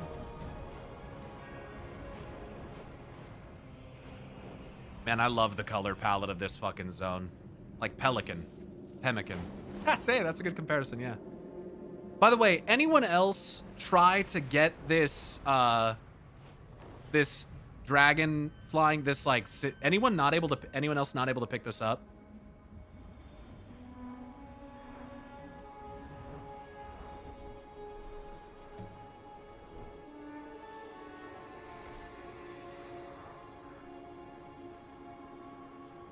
That one's bugged? Cringe.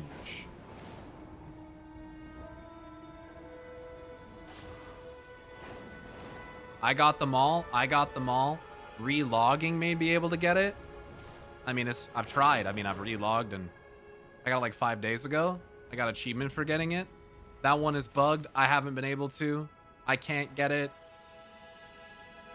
It's bug. It counts. Oh, okay, so maybe I've collected it, but it just looks like I haven't.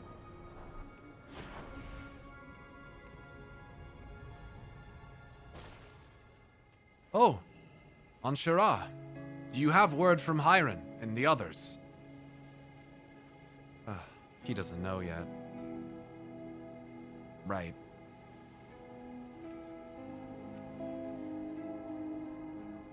Stay on your toes. I've recovered some since we last parted ways here, but the whispers continue to plague me. They're insidious, torturing me with what I lack, how I've failed, and... Wait, is that... Where did you get that?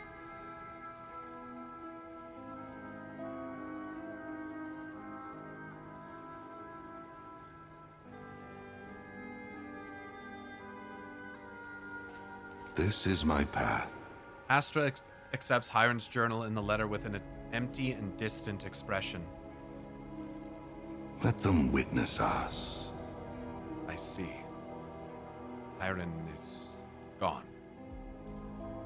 Who's the letter addressed to? He said this mission was a mistake. Just another arrogant blood elf in a city full of them. Sedona Duskspire. Someone from Hiron's past. Hiron wrote that letter just before we came to Silvermoon. He told me he wanted to deliver it to her directly. He tried to, before we stepped into the portal to Voidstorm. It doesn't matter now. Home sweet grave. Jesus. Hail, friend. Astra spends a long time in silence, thumbing through Hiron's journal. Killed on another world. Defending a city that didn't want him. There was so much we planned to do. Now, Astra trails off, their eyes focusing on the journal's pages. Oh, the tea recipe that Hiron was telling me about. He was excited for its properties, called it a purgative for the soul. He never had a chance to brew it. I know it seems stupid, Anshara. I just want to taste Hiron's tea. Leaves should be nearby. I choose freedom. I choose the void. Astra looks from Hiron's journal to the worn letter. Their expression flickers with anger. I ask you, is it right that we Rendori were exiled from Silvermoon? By what right do you Sindori deny us access to our families? To our homes? Blood Elves say we are a threat to the Sunwell. This is a lie. The truth is, they are simply afraid of us. Of what they do not understand. Are you? We're here to protect something of value. Kill any beast that threaten those flowers for Hiron's tea. Silvermoon can save itself.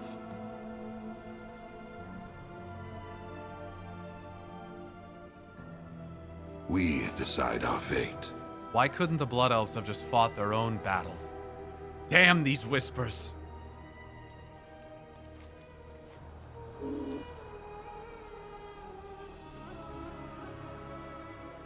Tough. A lot of tragedy here in Voidstorm.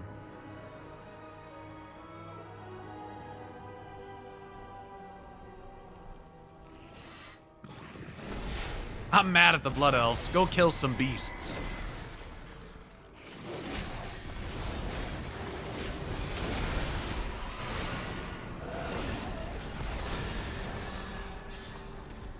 I find it funny that when the Aspects got their powers back, Alexstrasza said they would be Azeroth's protectors once more, yet are nowhere to be seen in Midnight. You can make this argument for literally any expansion, with a multitude of different groups and individuals. The fact is, World of Warcraft has a lot of fucking characters. And so to just always interweave every group into the story constantly is not going to happen. They have expansions that are more focused on certain groups. We had an entire expansion about the dragons. I'm sure they'll be there in the last Titan, especially as it pertains to Iridikron.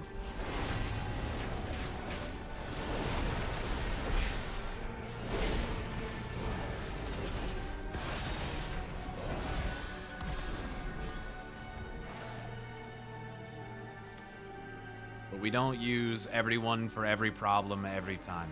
It's never been like that.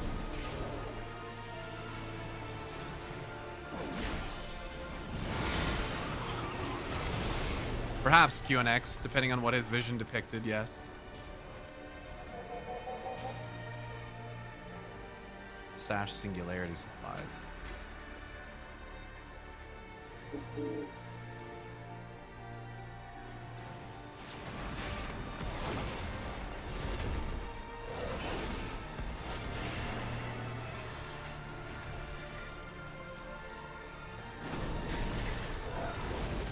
Can you imagine if we did, though? Every character on the hero side just running up on you.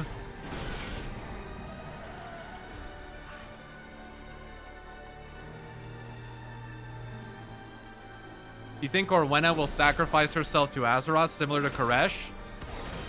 I don't know, maybe. I don't think Orwenna will be the only one to do that, but maybe.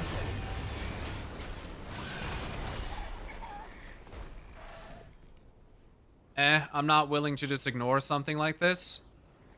I mean, good for you. No one, I mean, like, what do you want me to say? Guys, like, you have your opinion. I like it.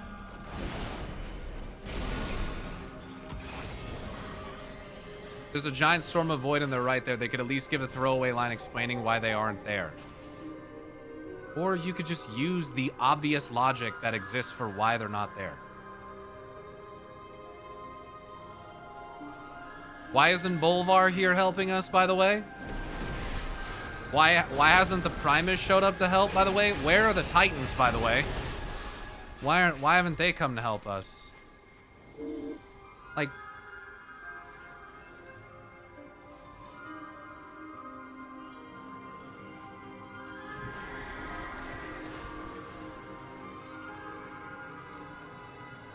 why aren't the Eternal Ones here to help?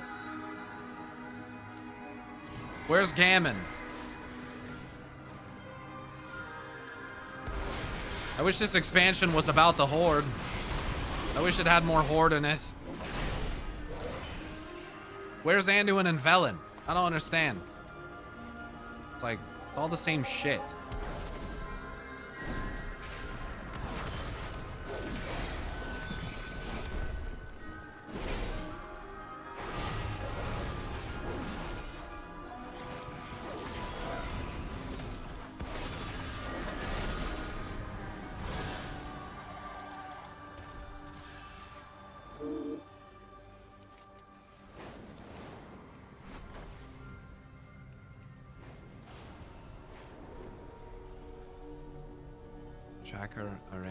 I offer rare goods from distant realms.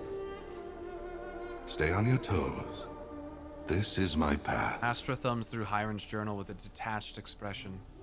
Hail, friend. I didn't read the ghostly flowers. What does it say? Stay on your toes. Ephemeral and fragrant, pruned from matured ghost flower plants. This is my path. I've got the kettle ready. I choose freedom. I choose the void. I'm not exactly sure how this tea is supposed to help, but I trust Hiron's notes. Let them witness us. I mean, it's going to be made with something that seems to maybe have, like, connections with spirit or even, like... Hail, friend. Death. Maybe it'll allow you to talk to him.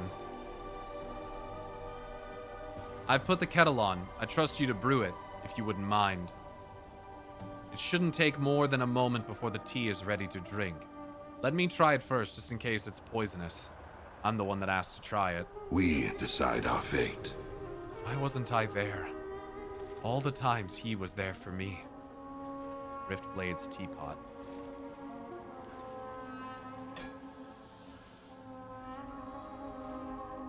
It's bitter. Strong. Ugh, my head. You are weak. And now you're alone. The amount of false equivalency going on here is crazy. Okay, Asmongold. Shut the fuck up, dude.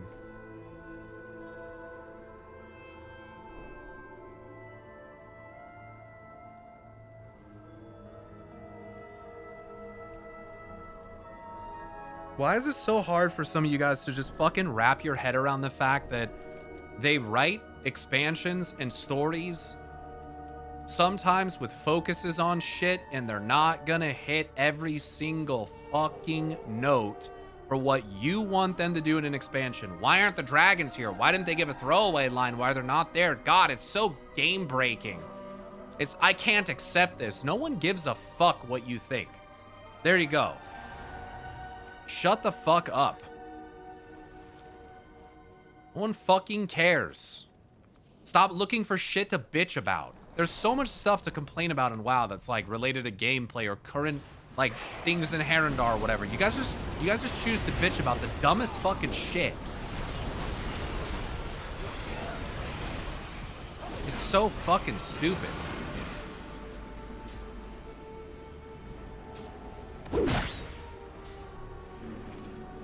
Hiron is gone, but I'm still here.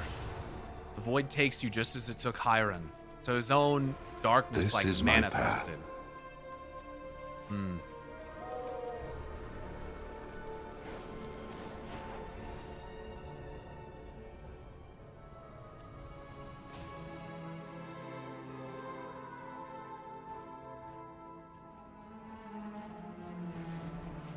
It's also just like, what? You think they wrote them out of the fucking story and just forgot about them?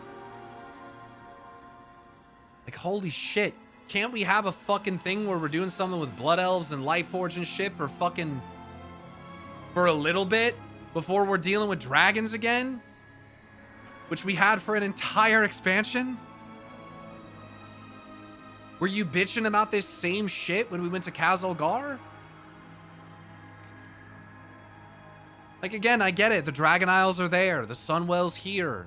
Maybe they're fucking busy with something. I don't know. Why don't we pull the Vindicar out every time there's a fucking problem? Like...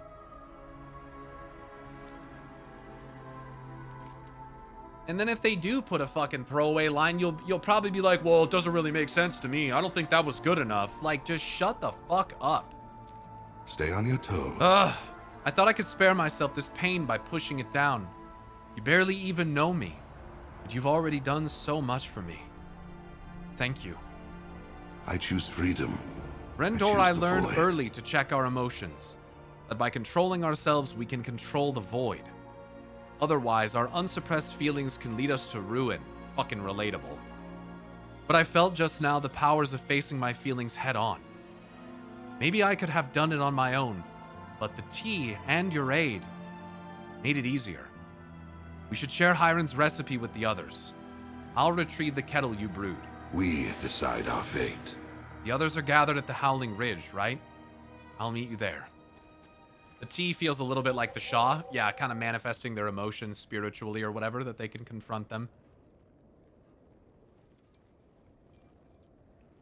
Where is Iridacron?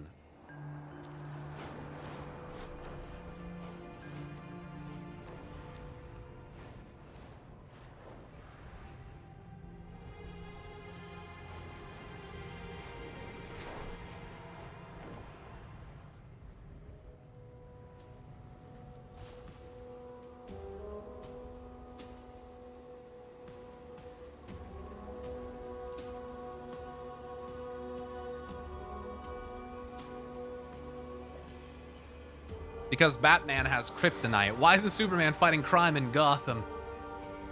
Why isn't Spider-Man here? Question everything. I was never the best at magic, but my cantrips can at least keep tea warm. Hail, friend. I can't say that drinking the tea is pleasant to experience, but it helps. I want the others to experience that too. That Hiron left us with a gift like this is so... him. He was always doing little things like that for others. For me.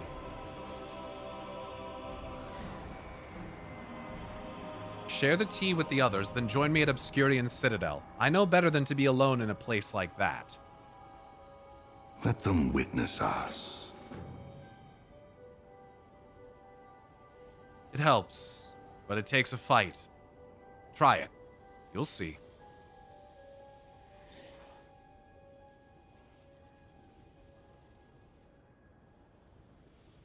The others are gathered at the Howling Ridge, right? I'll meet you there. Terminus was defeated, but Obscurian Citadel remains overrun. You won't be safe, Astra. I have to see where it happened. It helps, but it takes a fight. Try it, you'll see. I didn't see their dialogue when I first flew up. I got some food in front of me, chat. I need to eat this stuff before I continue. My stomach is... My mouth is watering and my stomach's a growling.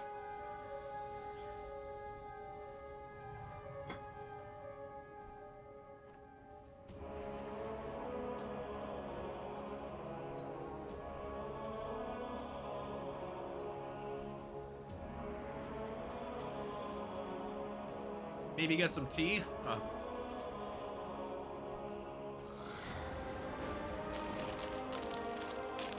I like tea. Tea's aight.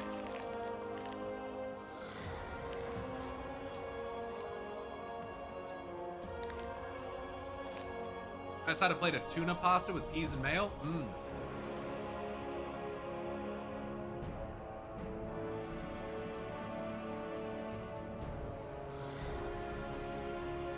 I like a good cold tuna salad. It's nice.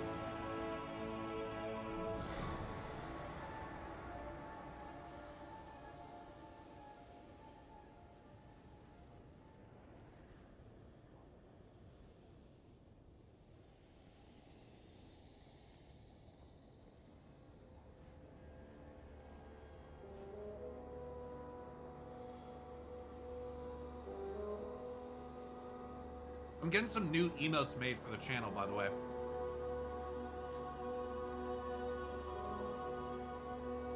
But instead of them being like game characters, I'm gonna have them be emotes that are me. That way it's more universal.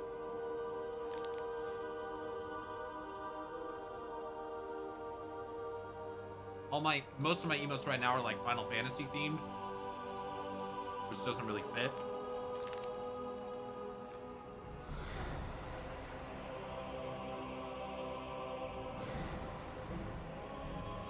I also have some older emotes that I could upload.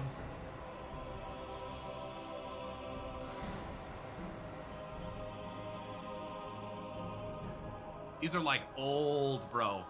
Look at these.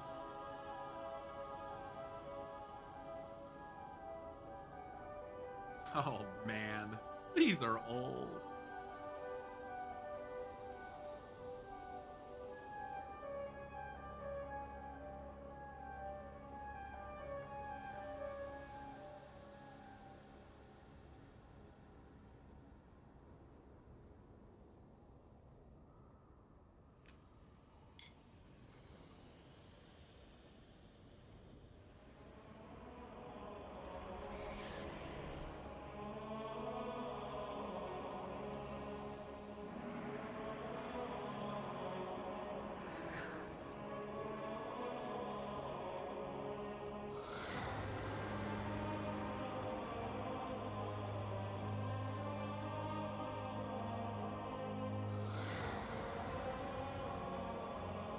What the fuck is that? What the fuck is this? I didn't know. I don't think I'm supposed to have this. This was not made for me.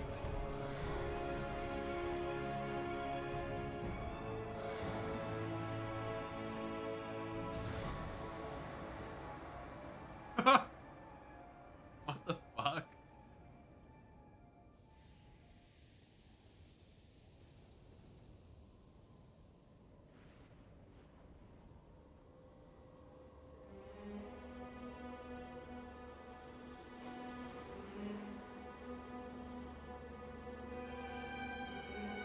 This is some art that I had commissioned back in the day.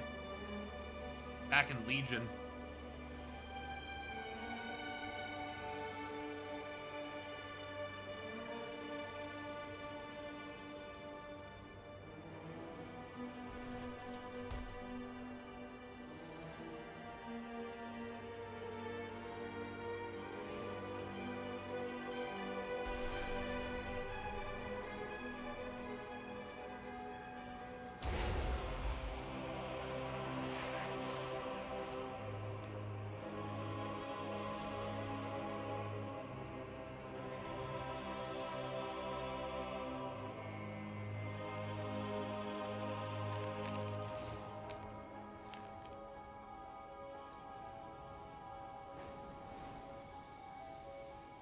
Got your dominated Agrimar. The attempt at dominating Sargeras. You got Norganon there.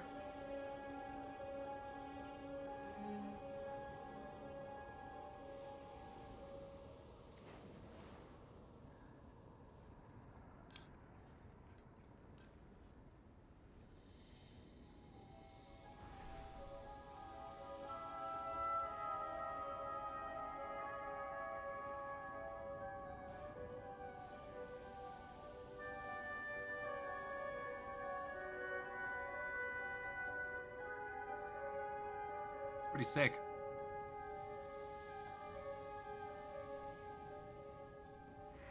I'm about halfway done.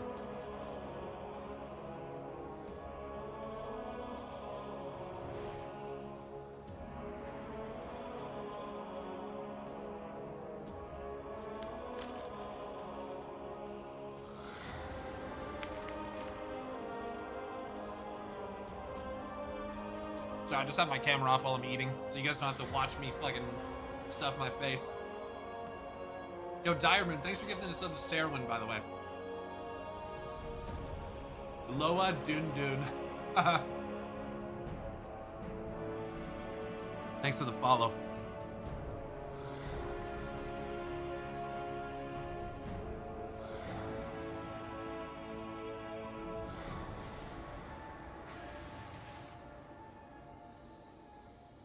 Sargeras is like raging too. His light is like shining. It's why Norganon's covering his face, shielding his eyes.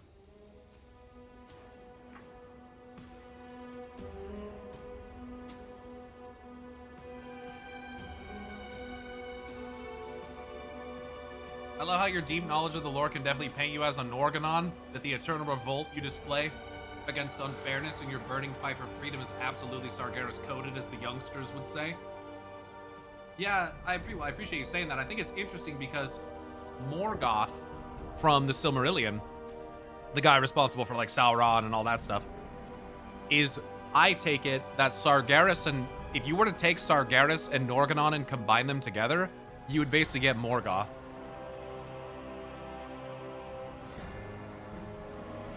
Because Morgoth in the Silmarillion is said to be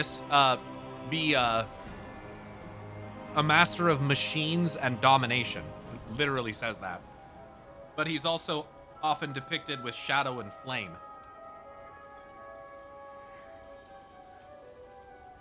He's like the rebellious one who does the destroying. But thematically, that's more like Sargeras.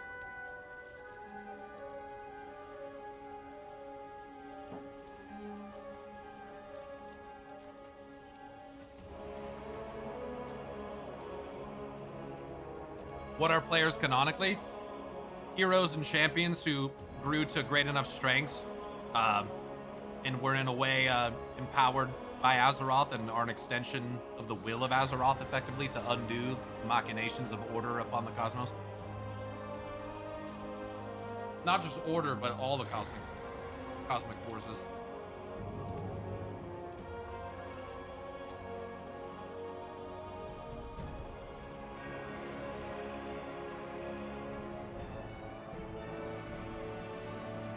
We're the seventh force that can't be predicted.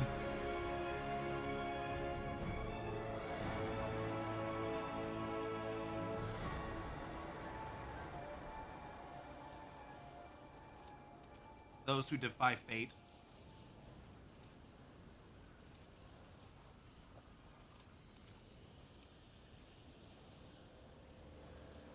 What are you eating, Pyro? A sandwich and some soup and some chips.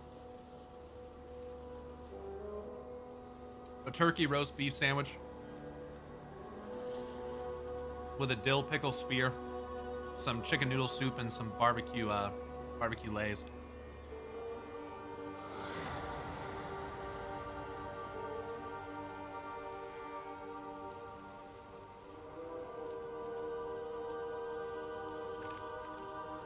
Are you dipping it in soup? No.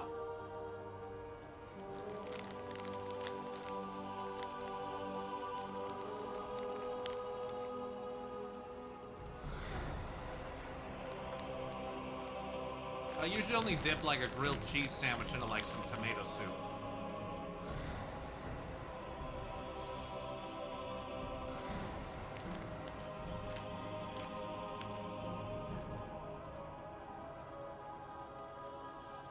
I'm getting a food buff.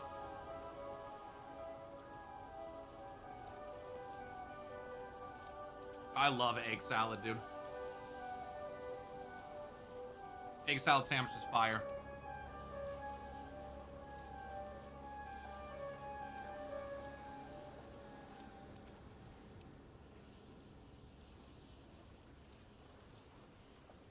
I'll dip my sandwich a little bit though, now that since you asked.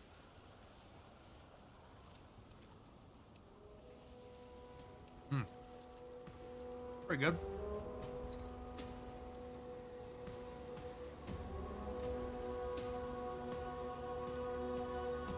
Grilled cheese in an air fryer is amazing. I've never done that. What the fuck?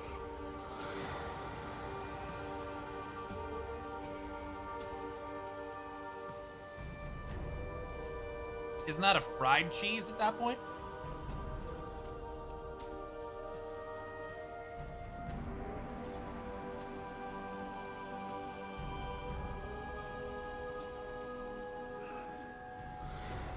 It's an aired cheese, fucking lol. Oh, super snoot, it's incredible. Yeah. Breathtaking.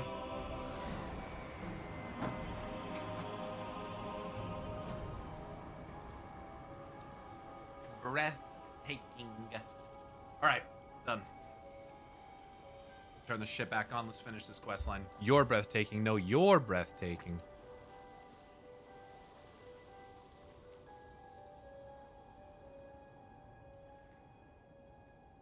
All right. All paths are possible.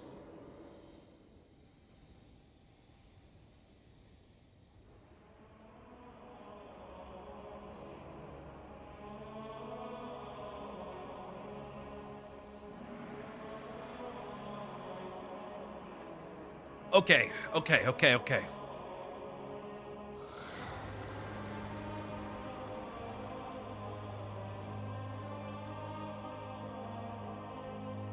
Medicinal tea, is it?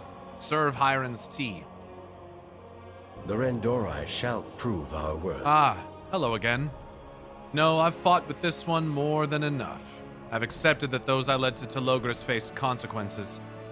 So long as I live, I will take responsibility for our people.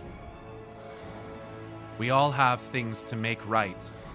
I'll meet you at Obscurion on Shira.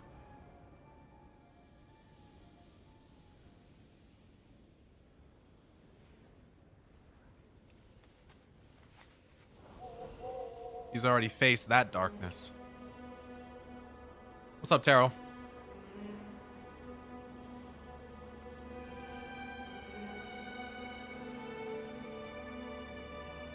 Time to move.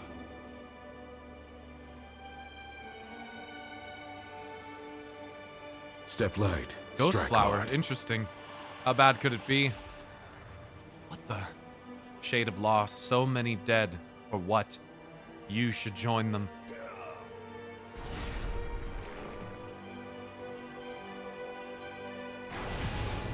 Good thing I'm here to help you.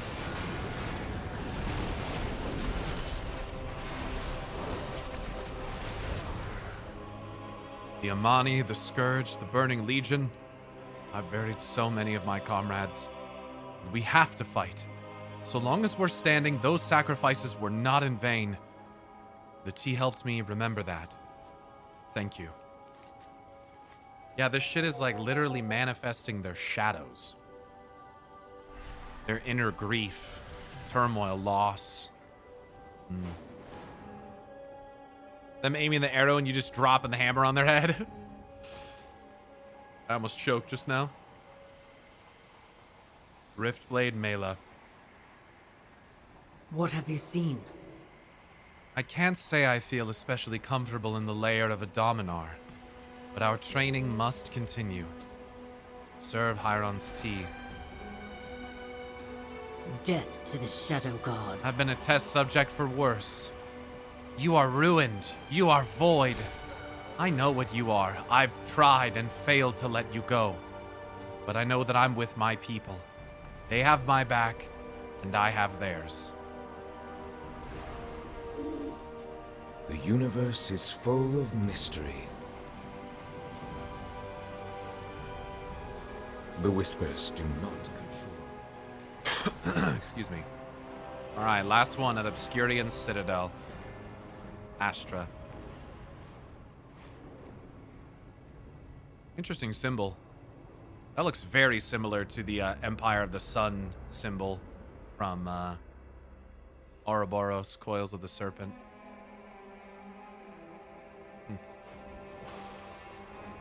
Very similar to the Arathi symbol as well.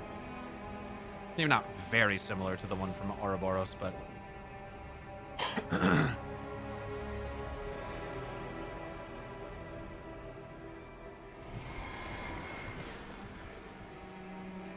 If I hadn't fallen behind, maybe I could have... No. I can't change that now. Echo of a last stand. This is my path. So this is where it happened. I came here simply to mourn, but... there's something else. We decide our fate. Jesus, 3 quests? Stay on your toes. I know that Hiron died here, but I feel echoes of someone else. Of a great clash where void met void. Hiron must have crossed blades with someone. Something else. Something that's still out here. I choose freedom.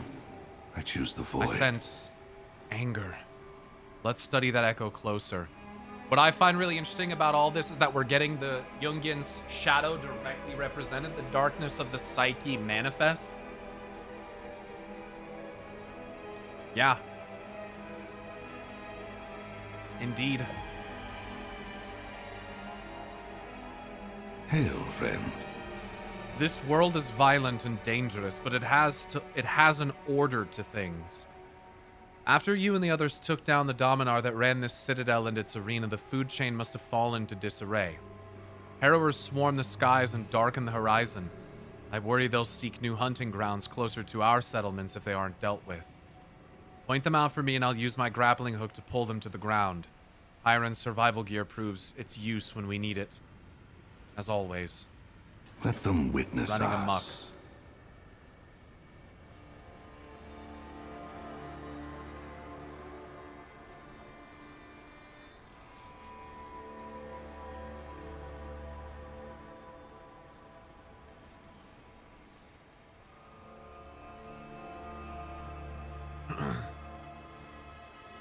I've heard from the other scouts about that metal, the Shadow Graft. The Dominar use it to enforce their control over others. I have to imagine that there's someone holding the reins still. Maybe it's Xalatath, or maybe it's someone else. Gather pieces of their Shadow Graft and maybe we can make sense of who. We decide our fate.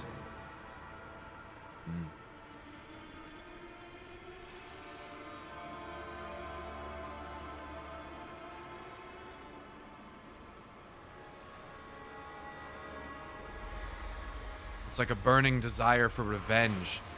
This isn't Hiron's emotion. It's too cruel, too hateful. There's a trail. Something is still out there. Let's go. Okay.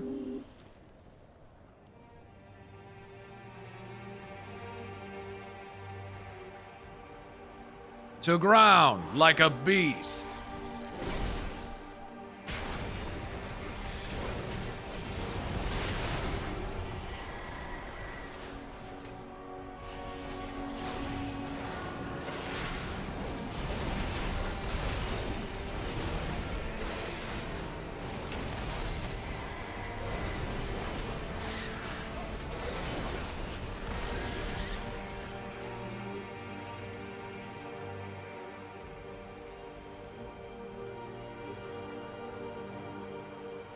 Echo of a wounded retreat. This energy is overwhelming. It's not like Umbric. I'm not like Umbric. I won't be able to keep this up.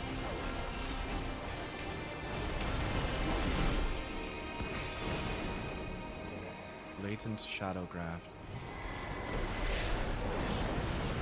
Thanks, Crusader. Good to see you. Holy shit. It's been a minute, dude.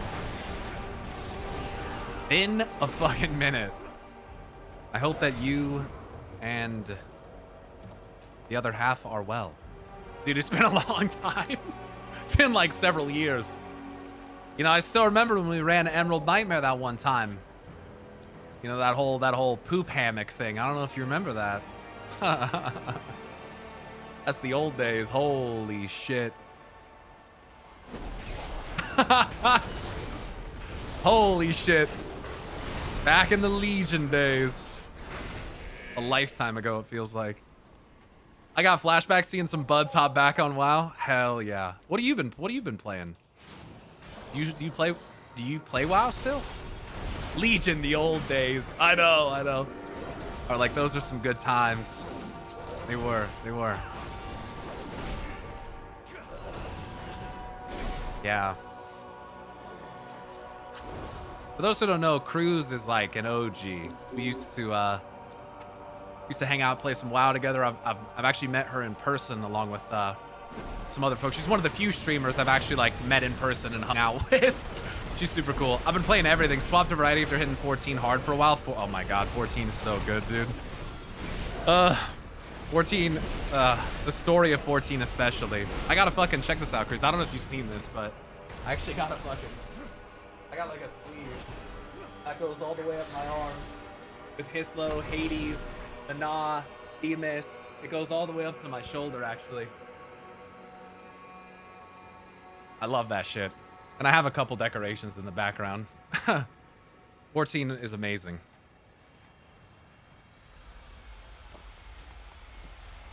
You two didn't think we'd let you do this alone, did you? Whatever it is, it's this way. Oh, Mela showed up. Nice. Cruz, I love your TikToks. There you go. Hell yeah. Yeah, she's awesome, dude. Not to what's the word? Not to glaze you too much, but no game screen? Yeah, well, you're just here to watch me. I'm just kidding. There you go.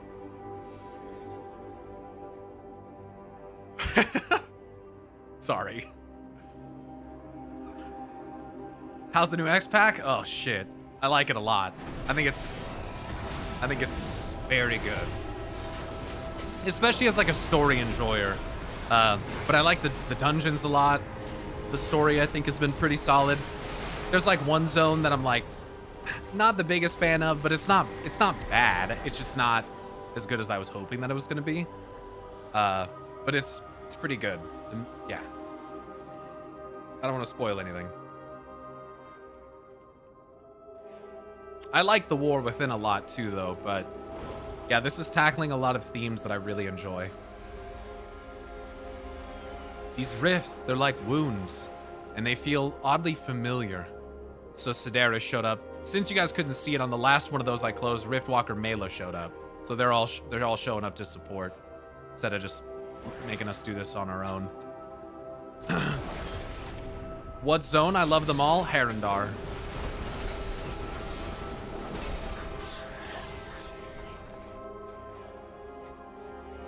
And I still think it's good.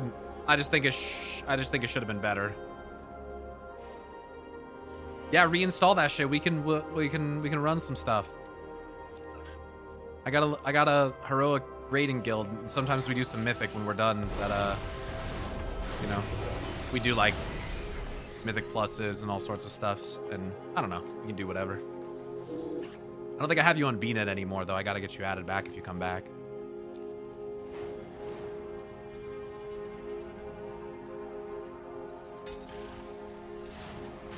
I think Herondar was made for the War Within. Absolutely. Yeah, that's one of the things that I was discussing earlier on my stream, and I discussed that last time I streamed too on Sunday. Was that? Yeah, I totally agree. Get some runs in for old time's sake. Yeah. Yeah, the dungeons are pretty good, and that's the raid in the distance over there. That's the entrance to the raid. So one of the raids. There's a couple raids, but it's like the craziest looking raid from the outside in a long time. It's pretty fucking nuts. I think it's pretty badass. You guys were guildies before? No, not guildies, just friends. Just friends through streaming and stuff. And I had a friend that I was in a guild with who goes by Pants. There's actually some clips. Pants, he comes around sometimes still, Pantsy. He comes around sometimes. There was a clip, if you guys have seen my old clip compilations, there was this clip where I was in the Karazhan Crypts or something like that. And I was down there with like a troll and we were like fucking around. We like started like RPing and he's like, go in the corner and look in the corner. And I did. And then I turned around, and when I turned around, he wasn't wearing any gear anymore. His character was just naked. And I edited it with like a, oh yeah. And like some funky, like, I don't know, music or whatever. Pants was funny. Anyway, I met up with him and we went up to where Cruz is from, or was from at the time. And hung out and met some mods and yeah, it was pretty fun. I remember at one point, yeah, never mind. Yeah. I just remember at one point, I think anyway. Like, that was, yeah, never mind. I miss Washington State sometimes, but I do not miss the rain. Yeah, it's definitely the worst part. It's the only complaint that I have about living in the valley in Oregon as well, which that's not where I live, but yeah. Uh-oh, I don't want to pull that down. Yeah, the rain is rough. You move to another state then. You don't have to say, well, I don't know if you're comfortable saying where or not. I mean, usually, but anyway, yeah, I'm curious. I still live in CO, so you're back in Illinois. Is that where you're from?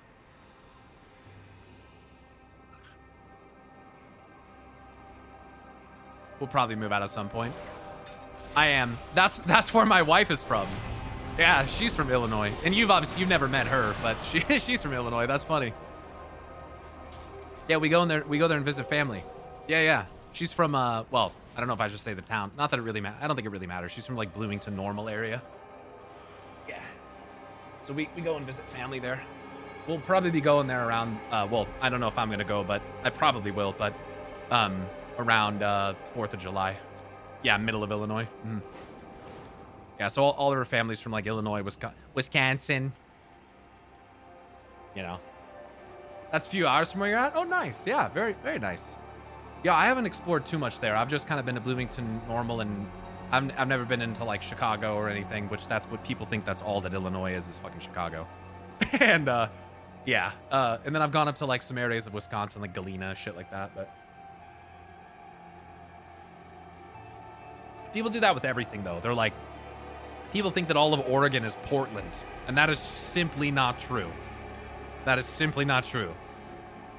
Bloomington's big for sports. Oh, yeah. Right. Yeah. Didn't you played softball, right? You didn't go there to watch them. You played. Make sure I remember that. Nice. Most of Illinois are farms. I know, dude. Okay. Okay. Slow down, Taylor.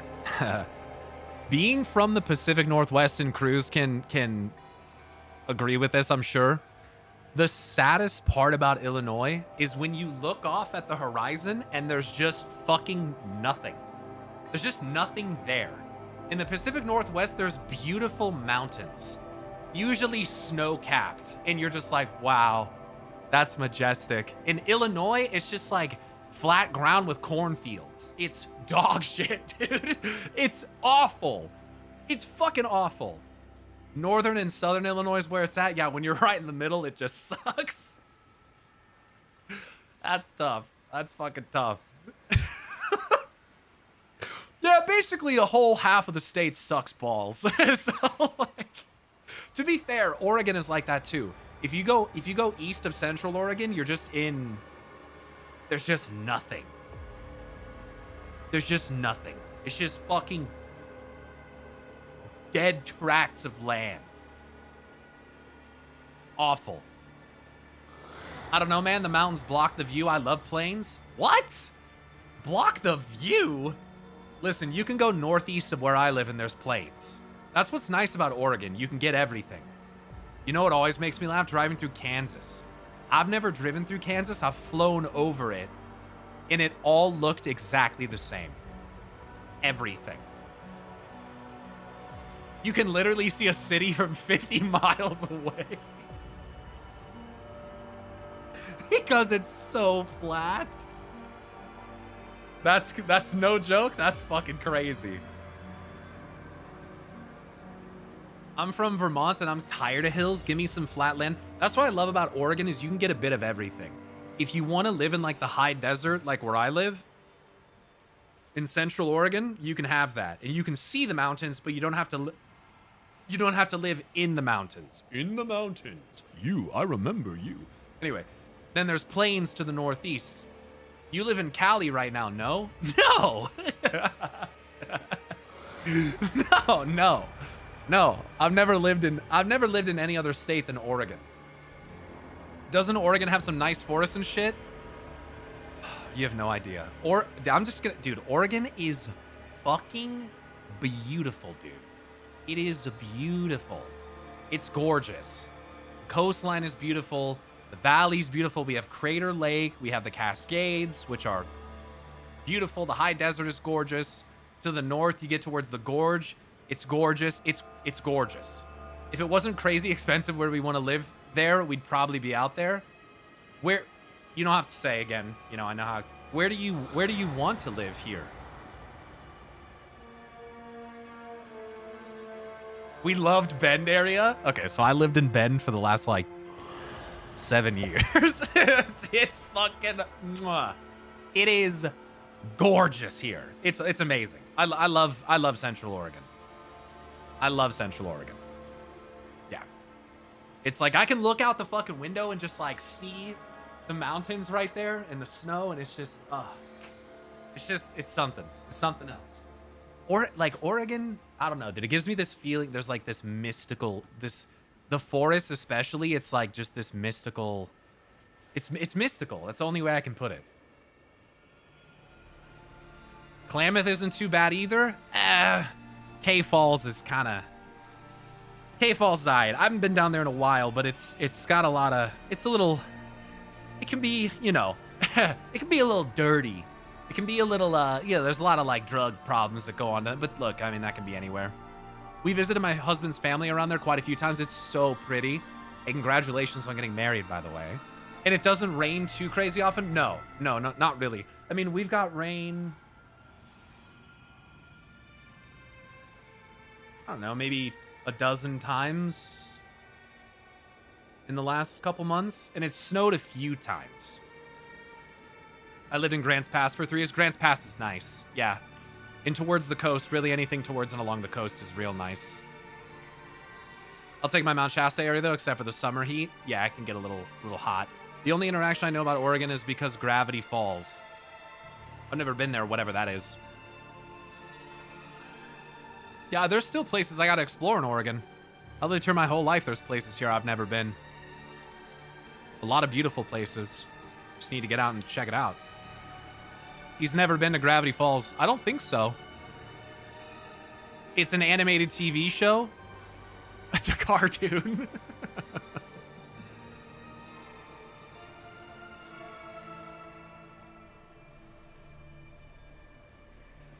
Yeah, I knew that. I was just testing you to, you know,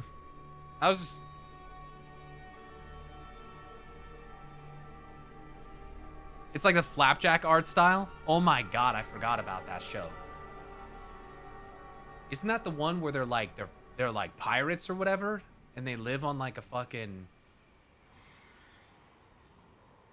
in a pirate town? Oh my god, dude, I'm getting blasted I'm getting sent down memory lane today right now. This is fucking crazy. You're thinking about One Piece? It's not that? Shut the fuck up, Achura. You should give it a shot. It's really good. You're a fucking goofball, dude. You're a goofball, man.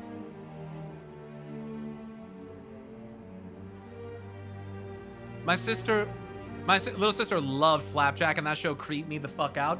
It's one of those shows that has that weird animation style that is sometimes really creepy. Like when they would do the close zoom-ins on their faces and they're in like really gross high detail, almost like what you get in like SpongeBob sometimes, or like Courage the Cowardly Dog.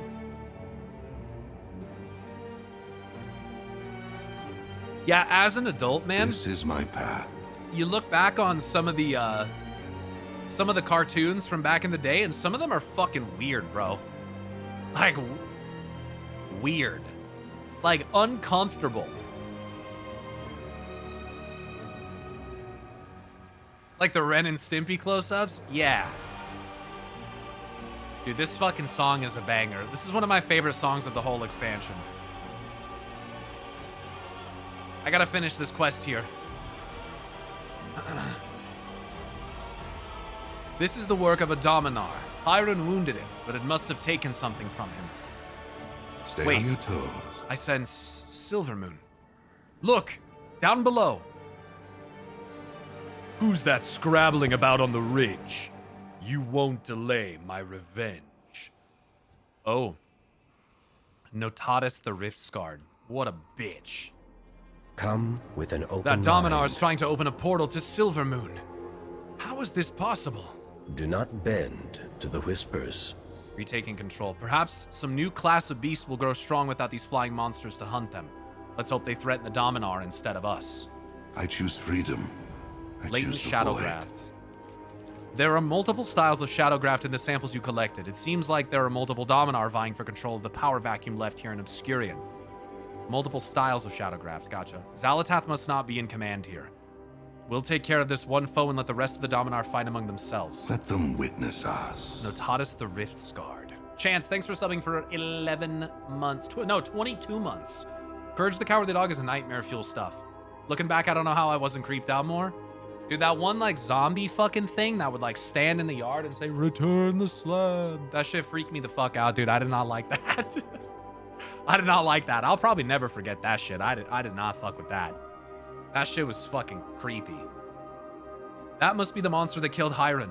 It's tearing open a back door for the Void's forces to pour into Silvermoon. You're not like the people I left behind in Silvermoon, Anshara. I'm doing this for Hiron. But if you want to save your city, I'll do it for you too. Signal Umbric. Let's do this. Together. As a family. No, I sorry. choose freedom. Just kidding. That Dominar must have stolen Hiron's spell focus. Somehow that was enough for it to scry into Silvermoon. We must act. Astra and I will take care of the Dominar. You three close the portal. Shadows watch over you. Silvermoon depends on us. Together. Let's fucking do it. Notatus the Rift-Scarred. You could not save him. His city falls next.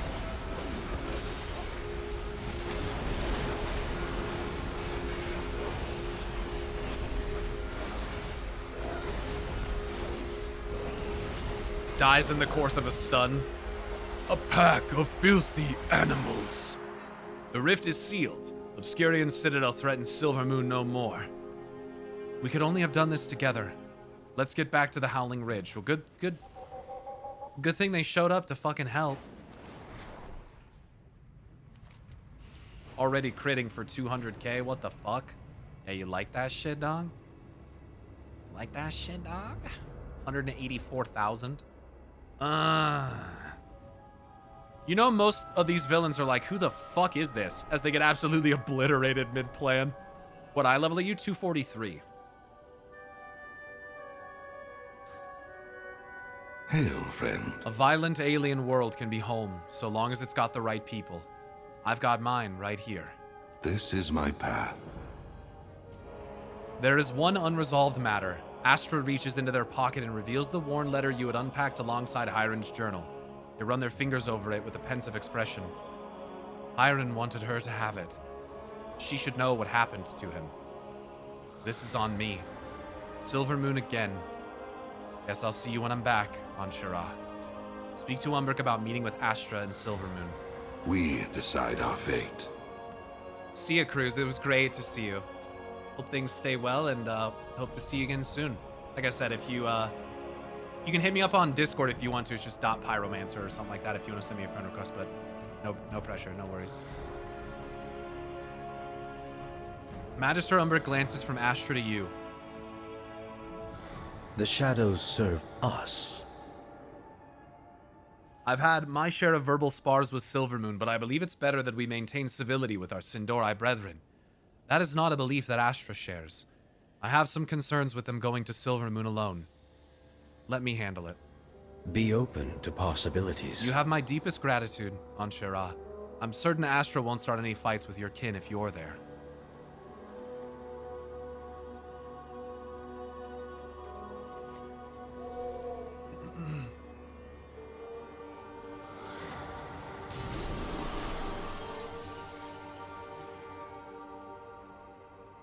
Beans.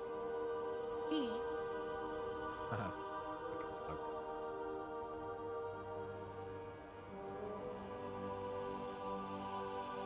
You've been grinding? You grinded Mythic 0, didn't you? I mean, if you want to call it grinding, you just do all of them once per week.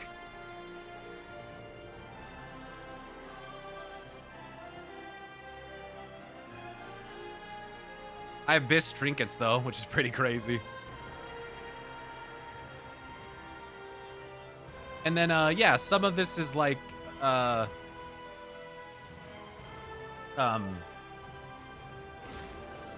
renown gear, and since I did all the side quests and all the zones, I didn't have to grind renown at all. I just had it all.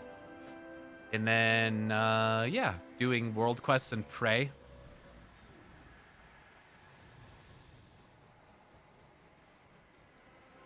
Thanks for the hype train.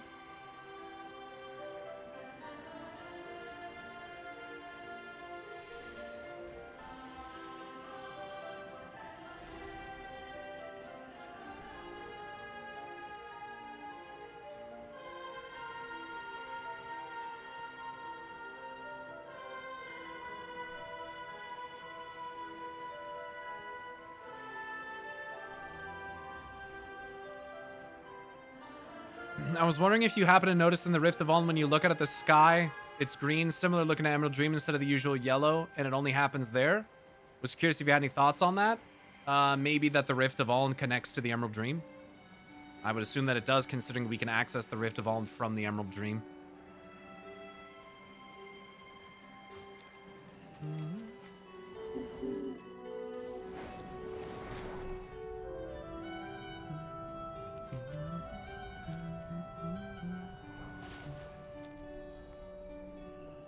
What, come to commiserate? Did he abandon you too? Ironin is gone, Sedona. We were sent into the Void Storm. The mission was... It doesn't matter. He died protecting his people. Light, I'm so sorry, Astra. Do you want to come inside? We can talk. Stay on your toes. I only came here to deliver the letter, but maybe there are some things that need to be said. You don't need to stick around for this if you'd rather not, Anshara. It might get personal. I'll be okay either way. I promise. What's going on? The letter you found with Hiron's belongings was addressed to Sedona Duskspire. She's Hiron's ex-wife. They separated a few years ago when Hiron became Rendori. Words like betrayal were used. Hiron still loved her, even though they could no longer be together. Astra looks towards Sedona, failing to hide their bitterness. Exile from Silvermoon complicates matters for many of us. Estates and heirlooms confiscated. Families torn apart. This was their choice, not ours. Why did Hiron become a Void Elf? For many Void Elves, like Hiron, it was not exactly by choice. Those who followed Umbric were transformed unintentionally by a relic within Telogris Rift. There was no going back. The vast majority embraced the change and the power of the Void.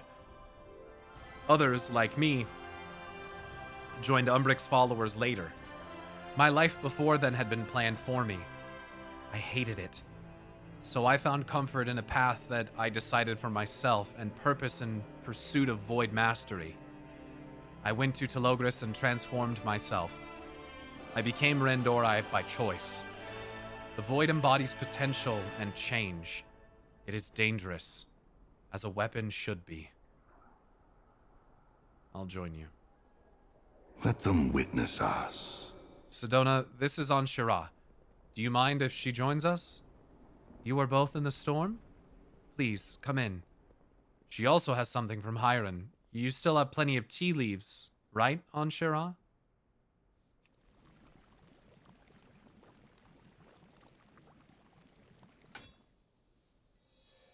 Smells like bitter medicine. A little citrus from Eversong might balance it out. Back in the Void Storm, the tea manifested shades of our negative emotions.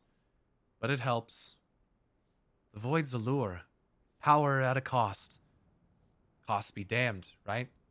The Sunwell renewed. Our mana addiction cured.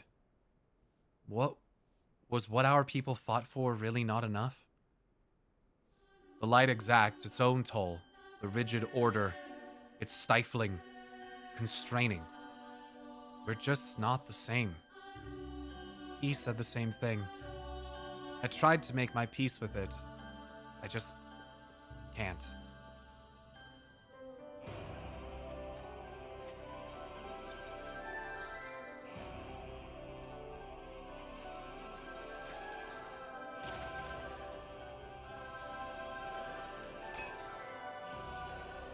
Try the tea. It can help. Care to try it too, Anshara? You brewed it, after all. Ghost flower tea. A cup of ghost flower tea with sunfruit. Imagine your greatest struggle and drink.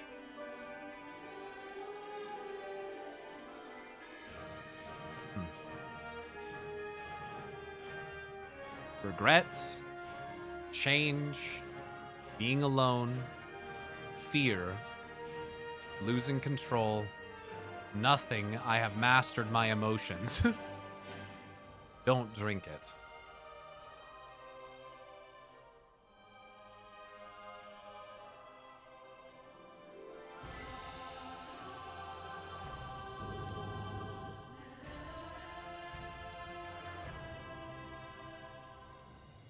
It's good. Refined. This takes me back. The sunfruit mellows it out. Good idea, Sedona. We share excellent taste, after all. Sedona and Astra both laugh.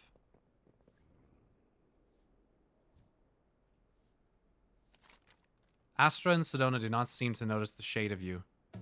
What will you say to yourself? It's going to be okay. I know you can do it. You have a lot more work to do. I have to do better. We failed, but we have to keep going. You're doing amazing. Keep it up. How's it going? Damn, I look good. Give yourself a nod.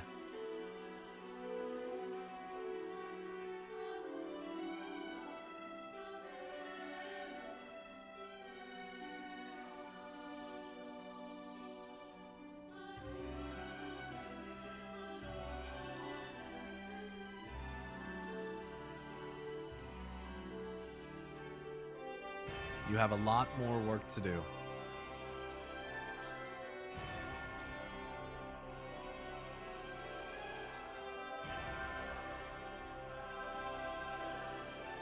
Hail, friend. At least I'm not visiting my parents. Stay on your toes. I'm glad I went through with this. Thanks for coming with me. Let's get back to the others in the Void Storm. We decide our fate. We'll give you some space to read Hiron's letter, Sedona. It can wait. Stay, Astra. I'd like to enjoy the tea a little longer, if you don't mind. Did he also wake you to thistle tea? Ha! The leaves were so hard to come by in Telogris. Thanks for everything. I'll see you back at the Howling Ridge tomorrow. Astra and Sedona carry on their conversation, lost in their shared reveries. This is my path. Astra and Sedona share a wistful conversation, remembering a man they both loved. Let them witness us.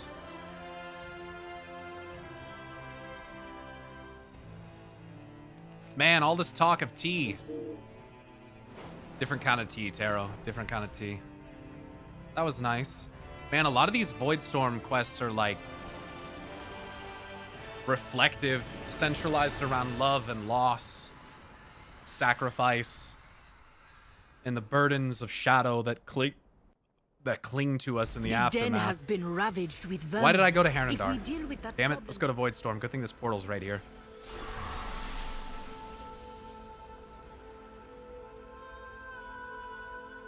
Maybe later, Skag. I just want to finish these quests.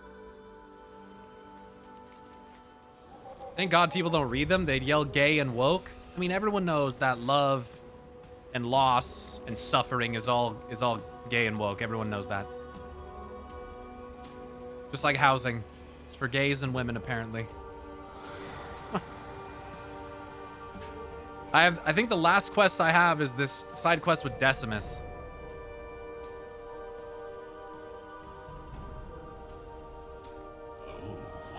What pleasure will you bring me today? The Born Killer.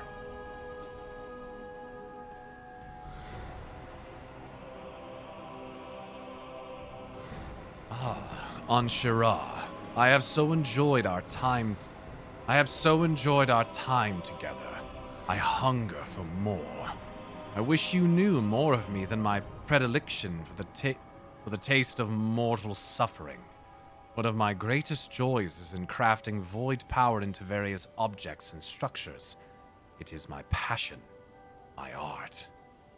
Here I would like to show you. First, we will need power. You already know how to get it. Kill, kill, kill. Okay, that's great. Be careful not to have too much fun without me. Strangely, I find myself wanting to know you better. And I want you to know me. Is this what you mortals call friendship? I hope so. Void Essence.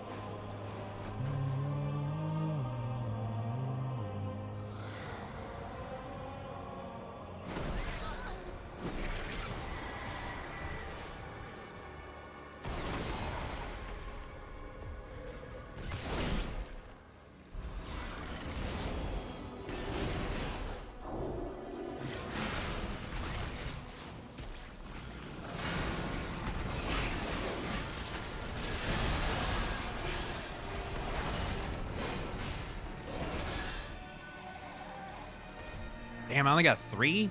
Shit.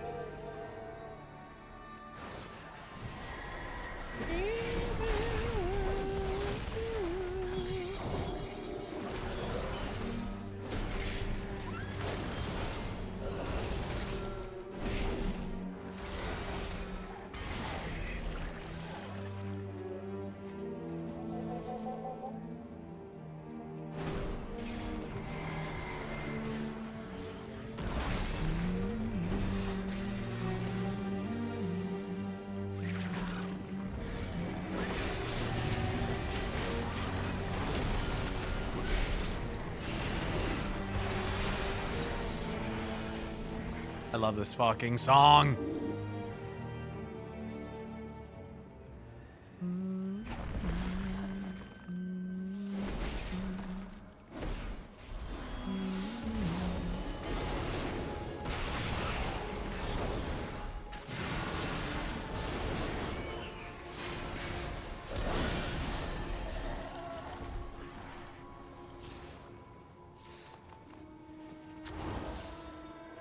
I need to know what's down in the Rift of Aln. I mean, probably the Emerald Nightmare.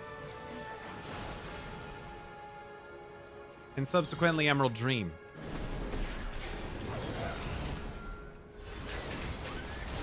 Guardian Druid is so trolled in World PvP, it's absolutely going to get nerfed. I'll tell you right now. That shit is definitely going to get nerfed.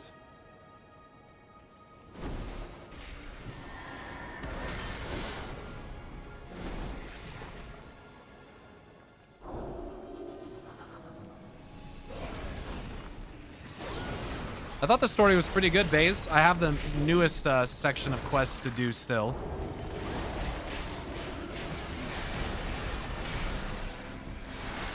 That came out this week, so I'm gonna do that today. And I'm finishing up the last side quest series from the whole expansion, and then I have to unlock Prey level 3 apparently, because there's more to Prey, which I didn't realize.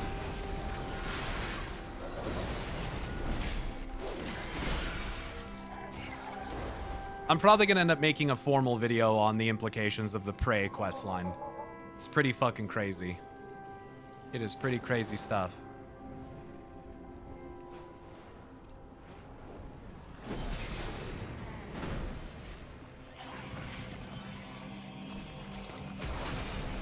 Yeah, I'm loving this X-Pack.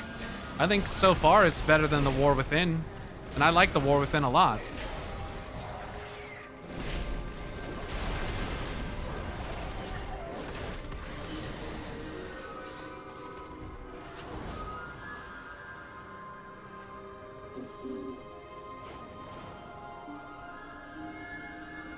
Nightmare Prey mode doesn't come out until season start, I believe. I think I still have other stuff to do even before then.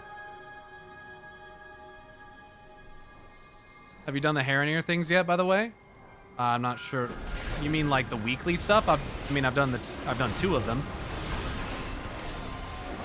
Then I've been taking screenshots of the dialogue from them. I'm just doing them left to right.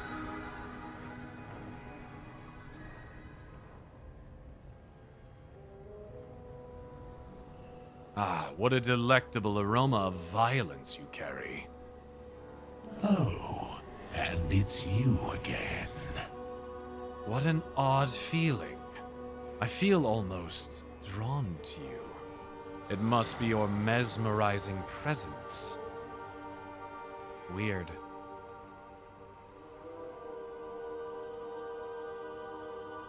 Just the Azerothian I've been looking for. What delightfully gruesome success. I'm interested to work together with you. You should know more of our people and see more of my ability.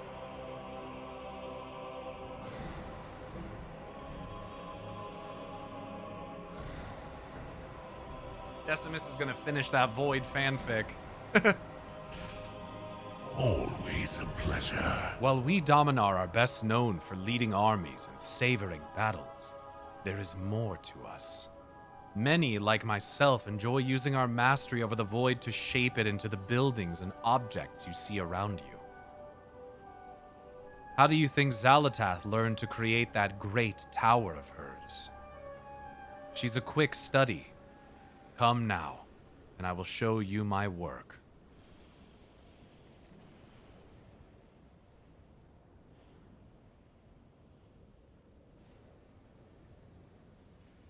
I'll be waiting for our next meeting. Speak to me when you're ready. I am eager to impress you. Half-formed blade. Yeah, the design motifs of these weapons remind me a lot of the Blade of the Black Empire as well. With the spikes and shit. The curved blade. It's like almost like an eye motif. Well, if it isn't my favorite little monster. The Void is bloodshed and chaos and violence. It is beautiful. It is only natural that many of us Dominar want to give shape and form to that beauty. Okay, Jin, calm down. This world has been suffused with Void. So suffused that it permeates the very earth itself. So we have found ways to shape it. To terraform the land with our mastery of the Void. It is a most satisfying feeling, when power of the unreal gives you influence over the real.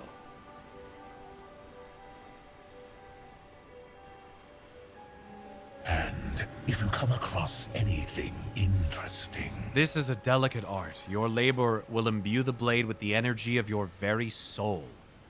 It will be an exquisite weapon for you. Now, follow my directions precisely. Scatter behemoth bone over the void-burning blade. It will harden the metal. Void Burning Blade. Okay, he doesn't give you... Just the Azerothian I've been looking immediately for. go into it. Let's try again. Always a pleasure.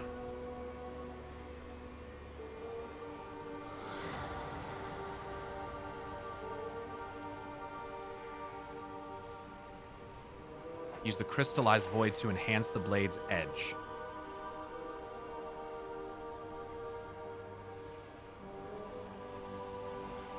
Same thing. The energy you imbue in these components is crucial. Same thing, again.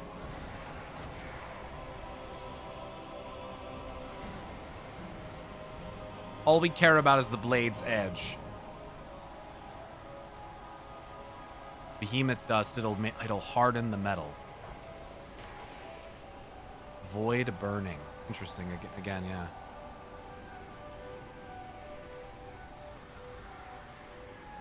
Eat it with flames from the void brazier.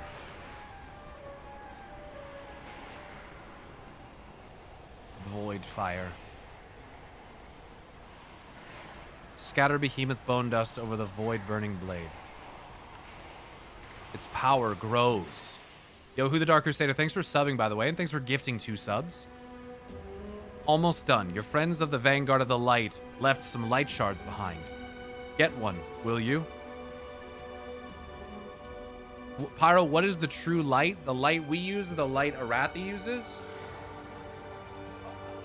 I don't think that one of them is necessarily more true than the other. I'm not sure how to answer that question. I think that there are just different manifestations of light. Some that are more manifested in flame and others that are not. I think that those manifested in flame are, you know, it's just like different cultures tapping into the light in different ways. It doesn't necessarily make any of those ways any less true than the others. Similar to how, like, the magic itself may not be any less true. Now, could there be orderly beings of orderly light? Yeah, sure, like the Naru. But does that make the light itself any less, you know, real? I don't think so. Different cultures wield powers differently. Light shard.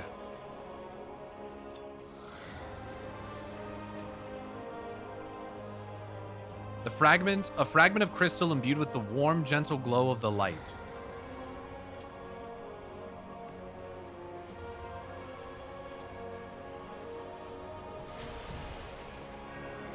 Delicious. Now this will truly be a blade to remember.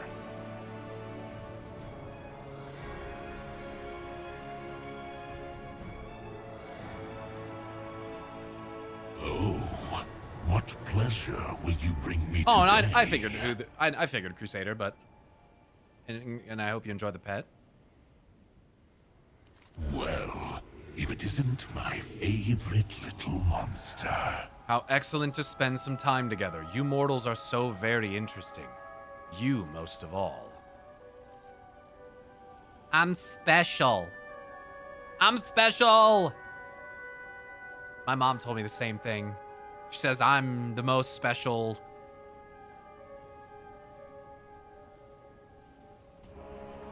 Decimus likes me.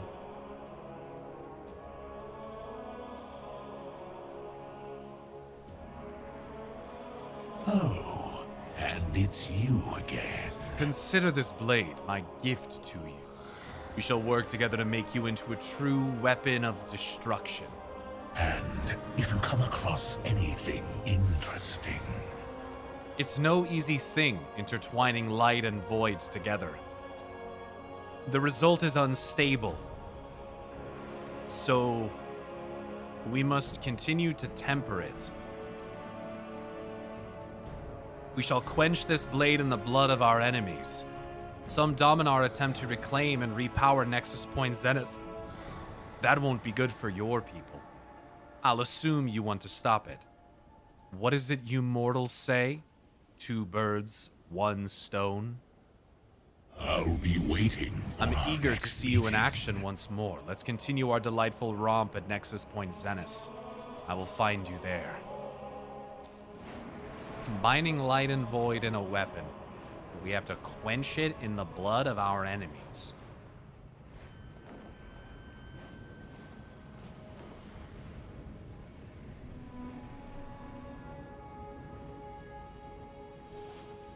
Ah, the flavor of Lothraxian's betrayal still lingers in the air. Delicious suffering. Oh yeah.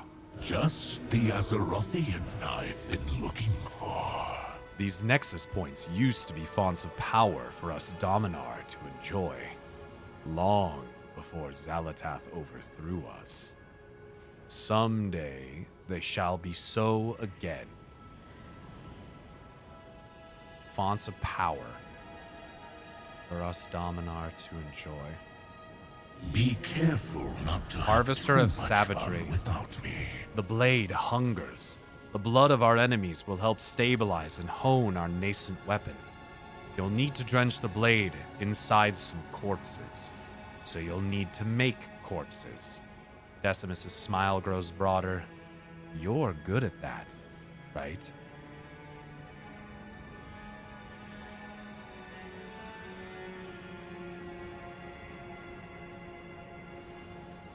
Call me who? Will do. First time watching live, but I listen to your work on YouTube, so I had to support when I could. Thank you. Thank you. Thanks for listening. Thanks for watching. Always a pleasure. Since even before our little misadventure, Nexus Point Zenith has always been the weakest link. The beasts here are stubborn and powerful, always pushing deeper and deeper in. Some Dominar seek to reclaim the Nexus Point. They are known to me. Weaklings, fighting for scraps. Let's ensure they fail.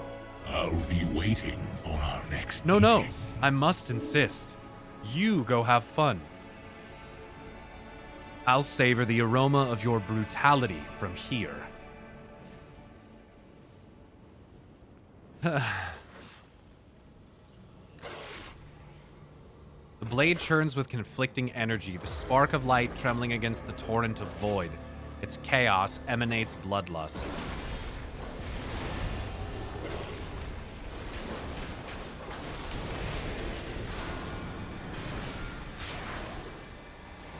Quench.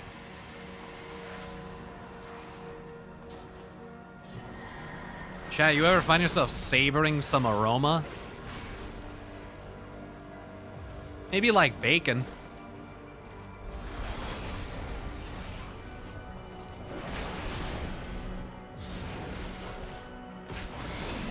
Bacon smells pretty good. Yes, the void especially. I know what you're talking about, you little... You got a little... He's talking about the feet, dude. The oinky pigglers, dude. He's talking about the fucking dogs.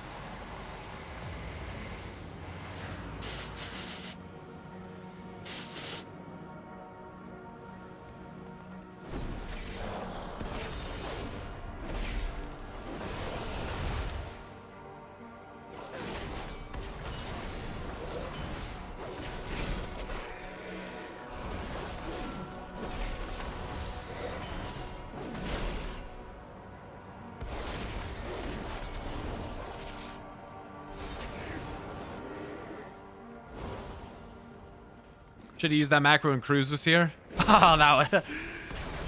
Yeah, I didn't even think about it. What was that little thing you did with Zal's feet in the Silver Moon Delve? How'd you do that? I don't know what you're talking about.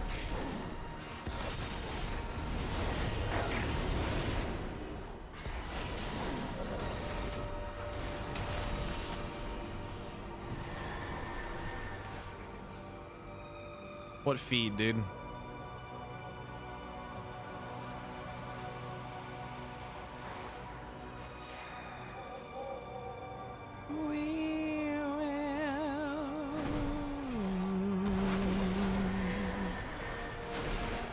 Wah, wah, wah, wah. Wah, wah, wah, wah.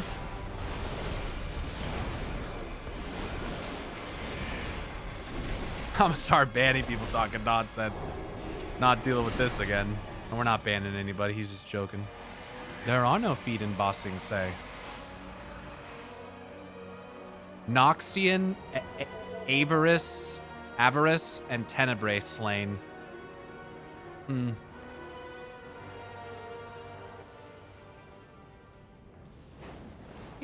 bam, bum, bum. Bam, bum, bum, bum. Bum, bum. Me when I'm finally going skis of the Simpsons are just feet in my far peripheral vision. Your allies are fascinating, Decimus. Perhaps we can come to an arrangement. Ha! That would require you having anything of value to offer us.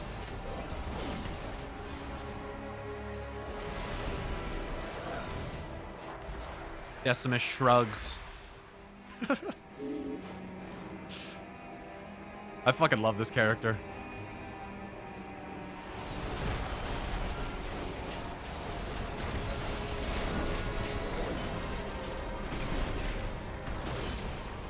Decimus, traitor! Traitor? Since when has loyalty been something we concerned ourselves with, Noxian? Interesting name.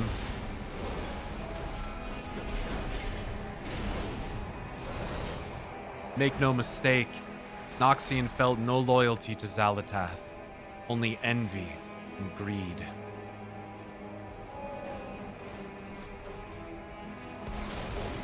Decimus, you live? I thought Xalatath consumed you with the other lords.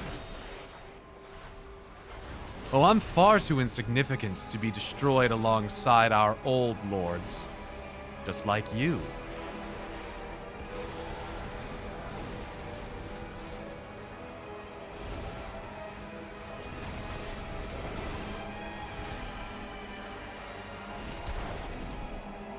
How delicious.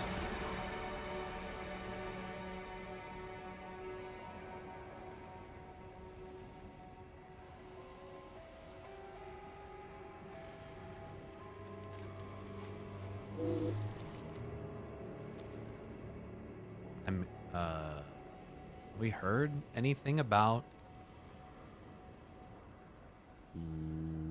lords here?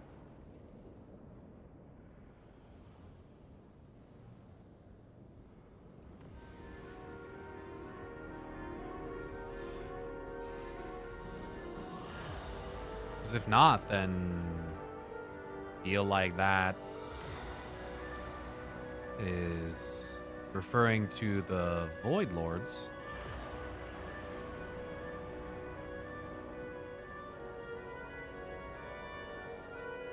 Our old lords. Maybe things like Dimensius, I mean Decimus, and it does fit. So maybe maybe things like Mencius were formerly lords of this world.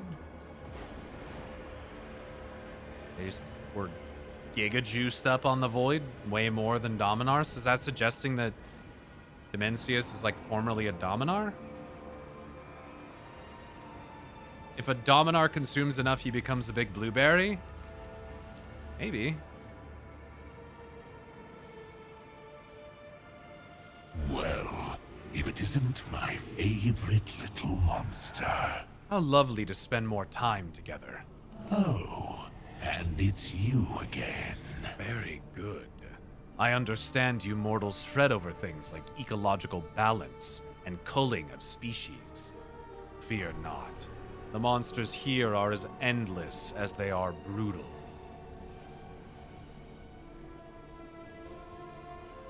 And if you come across anything interesting... Dimensius maybe was a Dominar. The more hunger and consumes, the bigger he gets, maybe? Right, that's how black holes work, right? Their mass continues to grow. Their size grows, they get bigger. I mean, it stands to reason that the more that you consume, the bigger you get. I mean, the same same principle I feel like applied to Galacrond, right?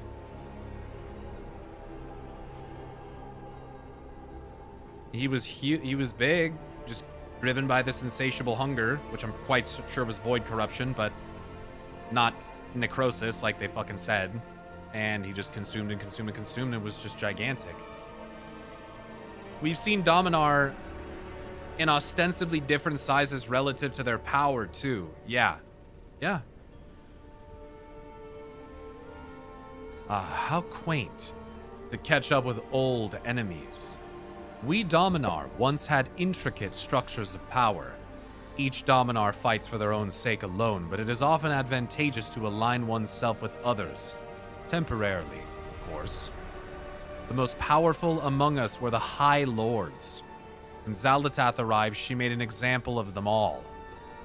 The spectacle was so moving, it drew not only fear, but something closer to loyalty from us Dominar. So it's not referring to Dimensius. The High Lords. This is when Xal'atath arrived, which is only more recently, I think. Right? The things that she consumed here wouldn't have been Dimensius. That happened on Koresh, a totally different place. So, it's referring to the most powerful among them, the High Lords. But she consumed them. So she's getting even more juiced up. Xal'atath is ramping. Some, though not all. Be careful not to have too much fun without me. Vortensian, an upstart Dominar ready to fill the power vacuum left behind in Nexus Point Zenith. Blade squirms. It is ready for its next transformation. There is only the leader, Vortensian, left.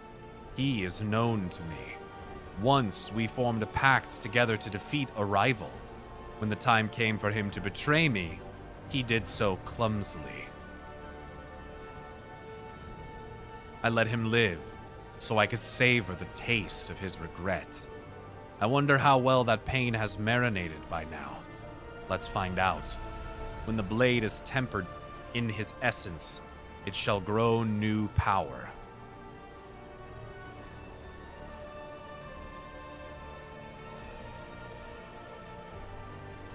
One of them was the Overlord of the Obscurian Citadel. You read about him in the note of that breastplate.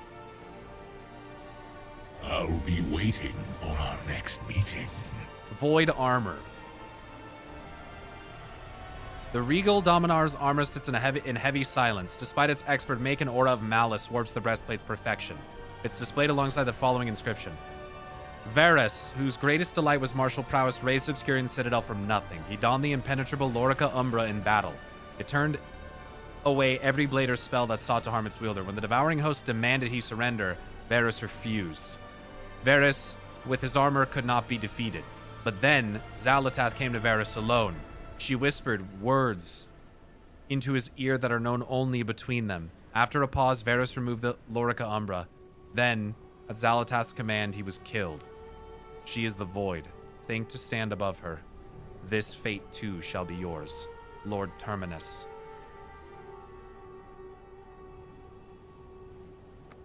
Oh, what pleasure will you bring me today?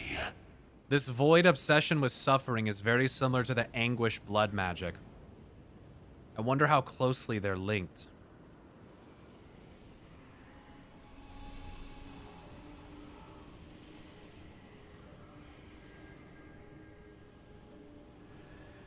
And violence literally, like, activated the black blood as well. Presumably because of the void in it.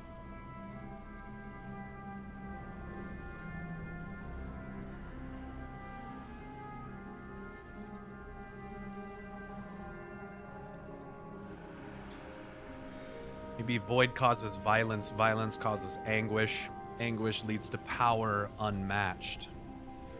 And if you come across I anything do hope you're enjoying interesting, yourself as much as I. May I presume to say we're becoming good friends? Just the Azerothian I've been looking for. Don't know if I'd say that. I don't trust you at all, but, you know, we're working together for now because that's the way it is. Hortensian. Found a new toy, Decimus? Always playing with your food. Oh, Vortensian, the taste of your resentment is just as sweet as I'd hoped.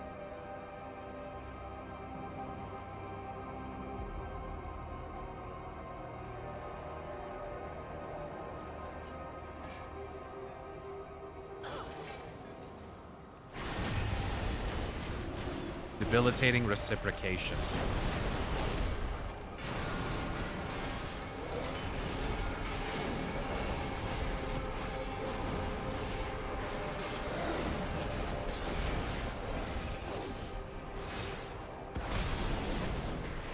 How dare you, Decimus, you fiend! Ignore his cries. See how the blade now draws power of its own will? There is yet more to do. Meet me in the gnawing reach.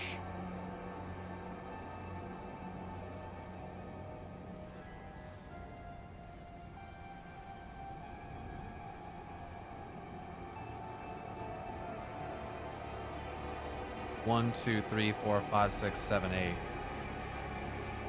It's probably a coincidence.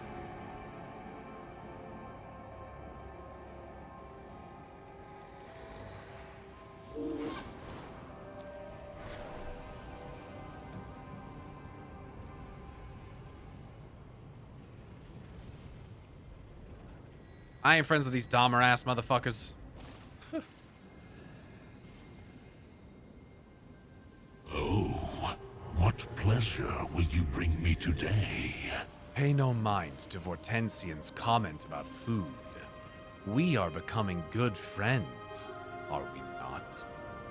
Always a pleasure. Enjoying the view? The blade is stronger now, but it is not yet complete. A weapon worthy of you deserves nothing less than perfection. Let us relax for a moment. I understand you mortals enjoy a casual exchange of conversation to get to know each other better. Katori, thanks for subbing for 14 months. Sorry I missed that. I am familiar with the concept, but am curious to see it in action. Indulge me? Be careful not to have too much fun without me. Let's rest while the blade cools. Come, tell me about yourself. He's courting us and I hate it. You mortals live such interesting, complex lives. Your inner worlds fuel such strong, delicious feelings. Your inner worlds, huh? How deeply I wish to understand you better. Let us engage pleasantries. Tell me about yourself. What is your favorite food? Tell Decimus your favorite food is ripe, fresh fruit. Freshly baked pastry. Flesh of a fresh corpse. Tell him your favorite food is something else. I'm gonna say the flesh of a fresh corpse. Interesting. Personally, I enjoy many flavors. Heartache, jealousy, fear. Decimus hums and licks his lips. But I'm eager to taste some of this material food you speak of, too. What next? I can't fathom what other frivolous topics you mortals speak of. How about this? What is something you fear?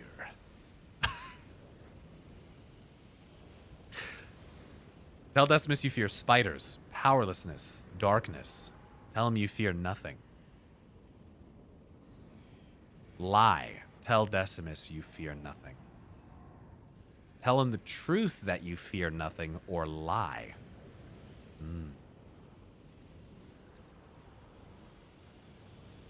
I don't fear anything.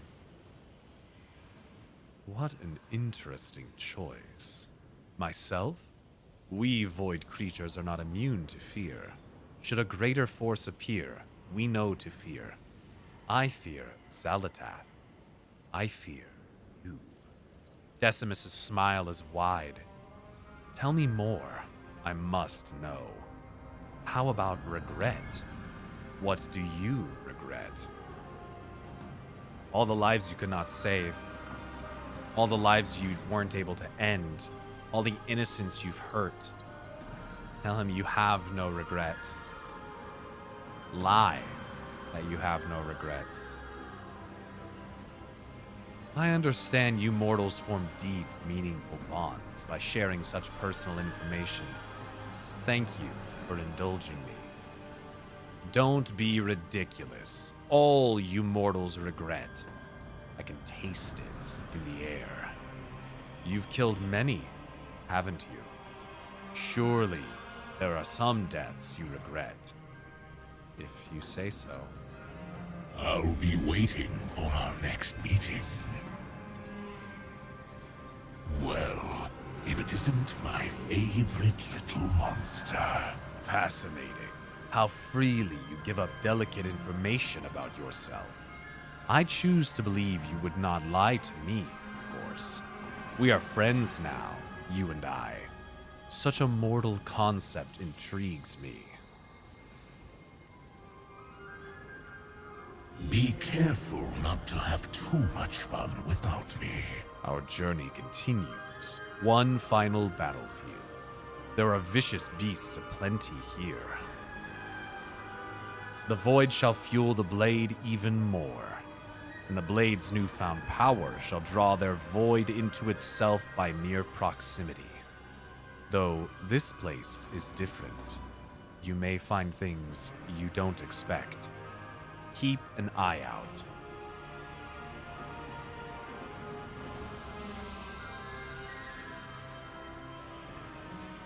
Always a pleasure.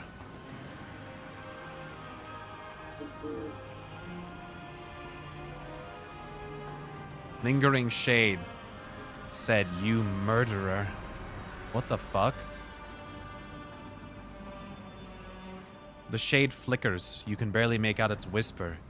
You left me to die. Its arm reaches toward you, then dissipates. Somehow, the presence is a familiar one. You feel that you know this spirit. You see more flickers in the distance. What are these shades? Oh, and it's you again. Oh dear, I was worried about this. This place has a way of seeing into your heart. It's drawing out your painful memories. Let's free them, shall we?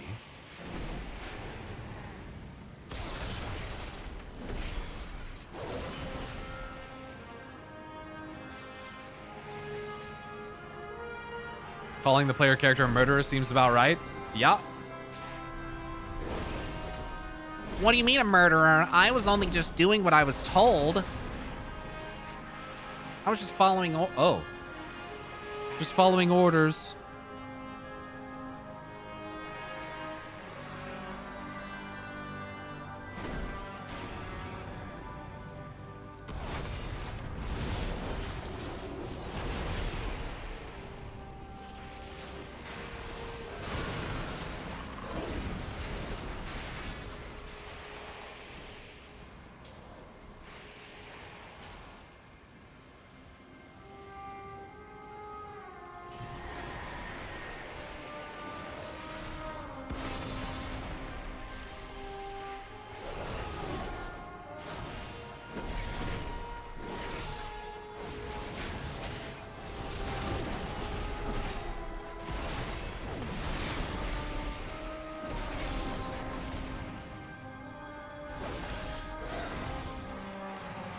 Familiar shade freed. Delectable treat.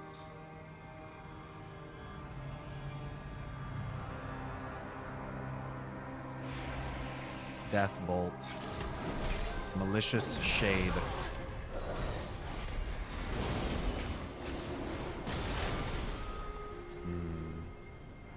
The void making manifest my regrets, my fears.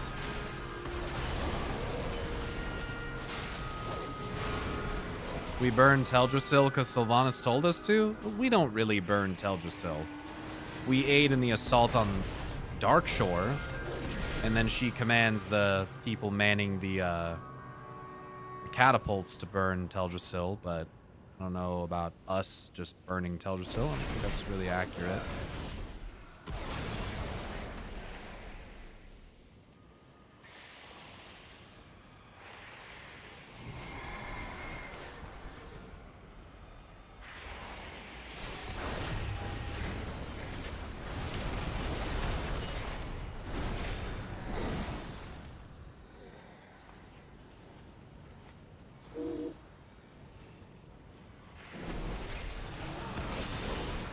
Yo, Glurak, thanks for subbing for 10 months with the Prime.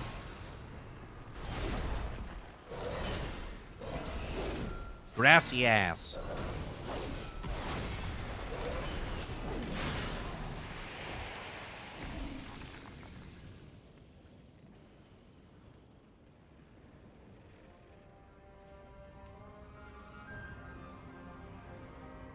Familiar shade.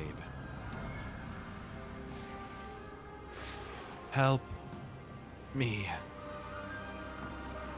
Ah, I could taste the aching heart of that soul because of something you did in the past. How sad.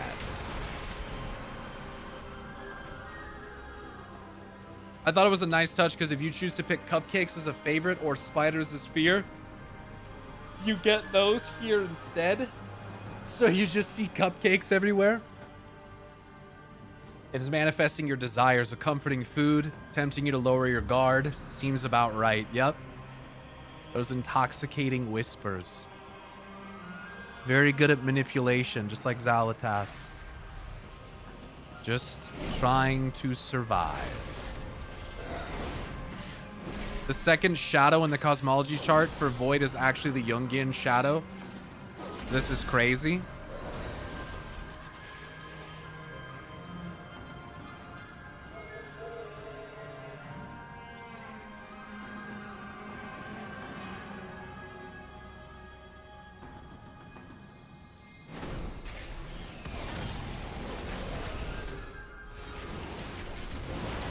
So what do you think? It's a manifestation of, like, at a cosmic level of Azeroth's shadow or darkness, or what do you take from it?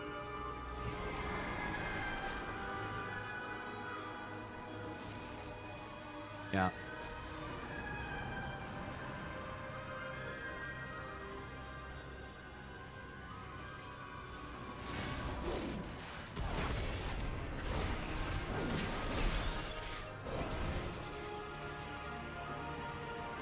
And there's been a lot of that in this zone. Hey, manifest your shadow with this T.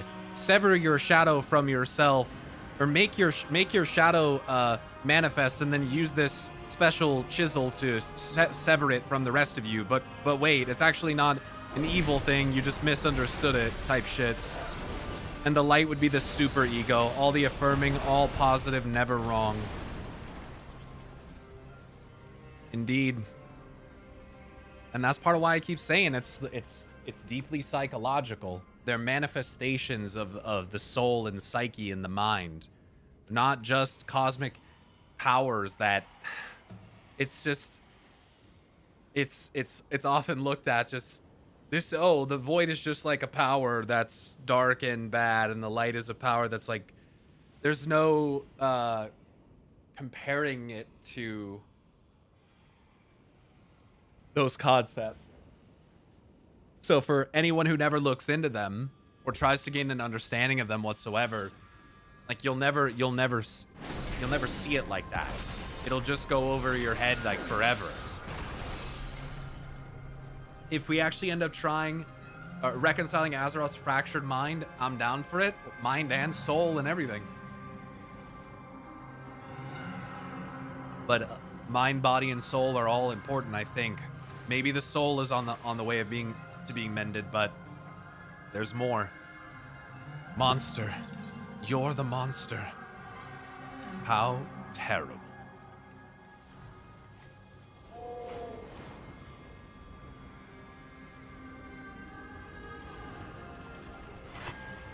Blade infused with more unstable light. Optional.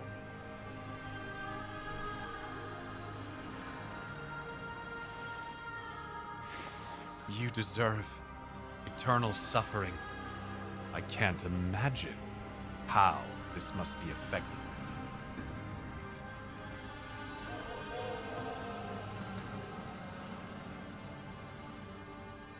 What's her state at the moment? Still fractured. That's why the war within and all this stuff is important. That's why the light and the void reconciling existence with one another is important. Because they're set up as diametrically opposed, but they're two parts of the same thing.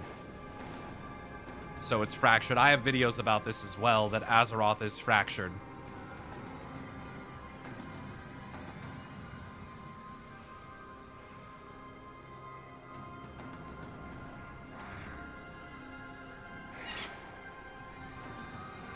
The Great Cosmic Fractal. Now, this is a highlight from a stream from a year ago, but I would recommend watching that.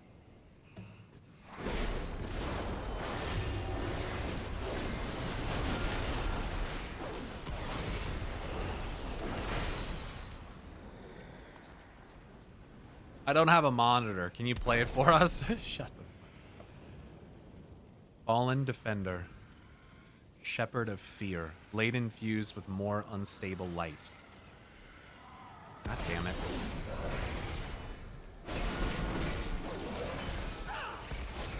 The Lightforged Draenei lies dead, torn apart by some beast. You notice a small crystal that resonates with light. You could use the crystal to infuse more light into the blade, making the balance unstable. The next time Decimus attempts to temper it, it would probably blow up in their face.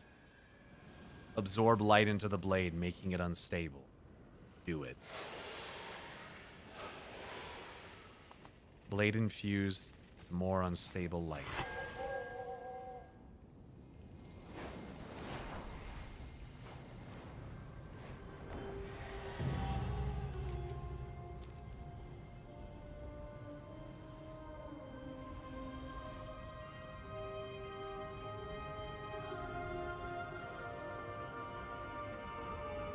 Glowering shade freed.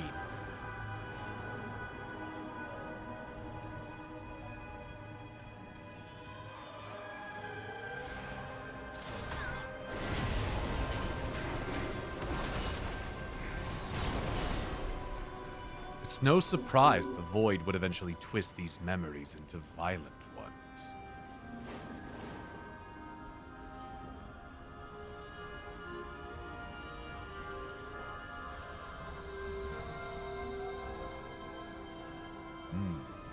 Is that your heartache I can taste? Give the blade here now, and we will be ready for the final step. Well, if it isn't my favorite little monster. Here you go. Just the Shepherd of Azerothian Fear. I've been looking for. At long last. And if you come across anything interesting, I'm terribly sorry you had to go through that. The words of these spirits have upset you, correct? Decimus peers at you. I'll be waiting for our next meeting. The time has come. The final step. Decimus pauses, savoring something. Let us create the greatest weapon your kind has ever seen. I mean, it's pretty weak. It's only 201 eye level, dog. And if you come across anything interesting.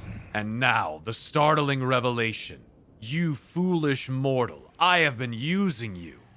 Does the taste of my betrayal burn your tongue? Come, your thirst for vengeance shall be the final temper of this blade.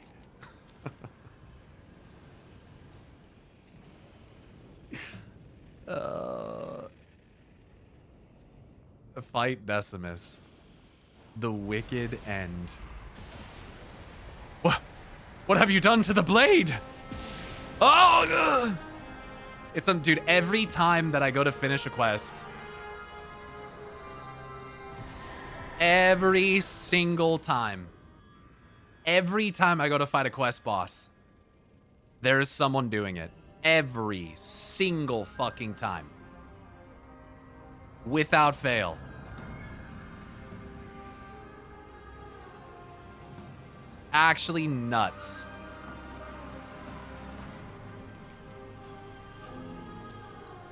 Oh,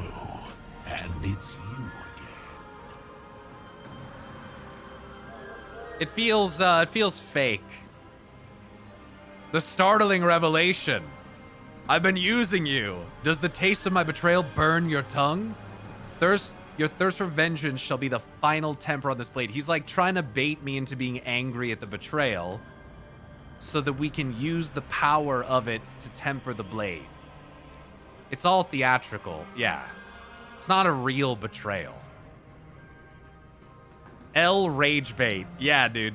It's fucking weak rage bait. You can see it overflowing with light.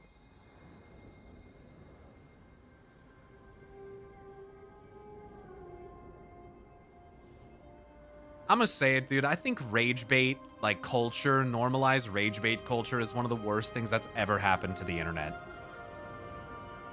Like, we live in a time where, like, people just devote their energy to, like, pissing people off by saying, like, ignorant, rude, just, like, out-of-pocket shit so that they can then just try to turn it around on the person that they're doing it to make them out to be the fool for, like, being frustrated with them. And when you're even slightly irritated, bro, he's crashing out.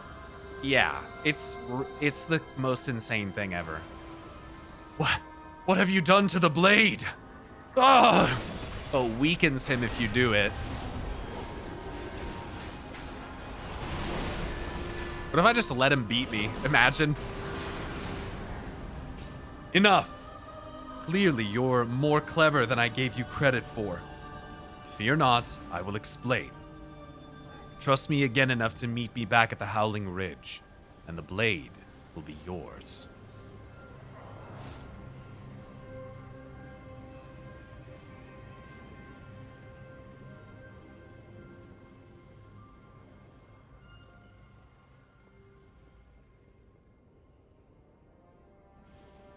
You can act like a dumb fuck and have no real repercussions. Just say, haha, rage baited. It's like a cover up to not knowing stuff too. Like if they're wrong, but just call rage bait, somehow they win. It's fucking weird. This fucking guy, yeah, I know, definitely, he's funny. Or they actually believe what you post and get ratioed and turn it into, I can't believe you fell for the bait. Yeah, it's such a weird thing, dude. It's the worst thing that's happened to the internet.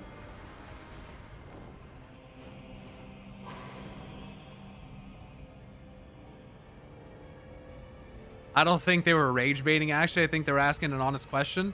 That's where it gets fucked up, Shinzai, because sometimes that's true. Sometimes they are just asking a genuine question. So now we exist in a time where I don't know if someone's just being a fucking idiot on purpose and rage baiting, or if they're genuinely asking a question. You know, and asking a question doesn't make you an idiot, you know?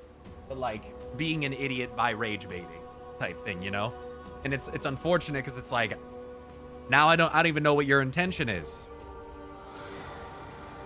I don't even know. Haven't played Midnight yet and just popped in. Is there black blood everywhere in Voidstorm?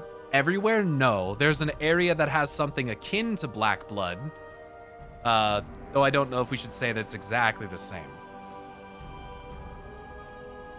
Back in the day, trolls rage baited for the love of the game and said nothing after their work was done, but now they have to say ha rage baited when called out. Yeah, it's weird. Your fault because you modded me, an idiot that asked idiotic questions sincerely. You set the standard, bro. I mean, you're not wrong. All right, Decimus said, I merely wanted another taste of your mortal heartache. The blade was always meant to be yours. Oh, what pleasure will you bring me today? Here it is. Understand. I never truly betrayed you. Fear, regret, betrayal, sadness, such pure and deep pains you mortals feel. Anguish is another one. It is in your nature to suffer, as it is in my nature to hunger for the taste of your suffering. I used your mortal penchant for trust and friendship to draw your deepest secrets from you. I shaped the void within the gnawing reach to show you what would hurt you most. So, tell me truly, is this the pinnacle of your torment? I felt nothing. Lie, I felt nothing.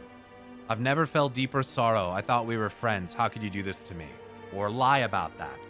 I'm a little irritated, but I don't really care. I don't owe you the dignity of a response. Draw your weapon. I wish I could answer accurately. I wish that I could just say, like, I knew what you were doing. Like, I wish I could just say that. Like, you didn't fool anyone. You're not as cunning as you think you are. I wish I could say that. I feel like the closest is, I don't owe you the dignity of a response. Or, I felt nothing.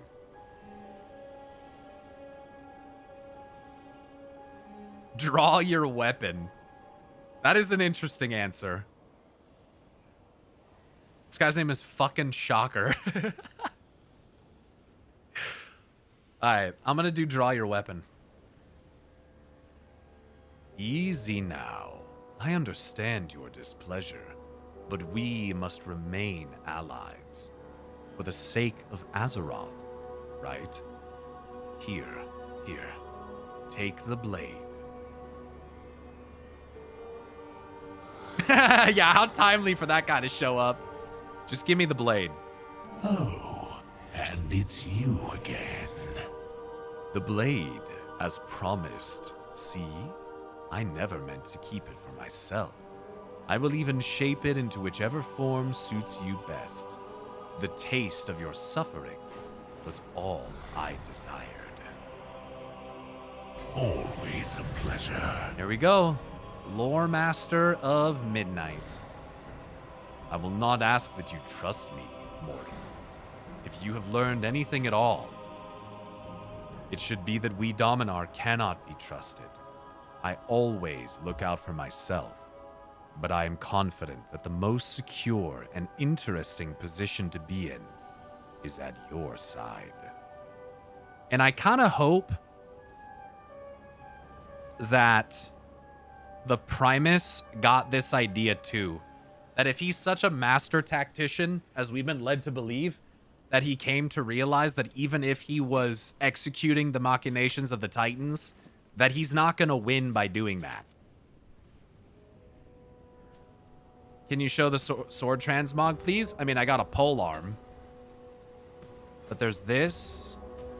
Void form stabber, void form shooter. And then I got this. You don't literally get the sword, which I think is kind of lame, but...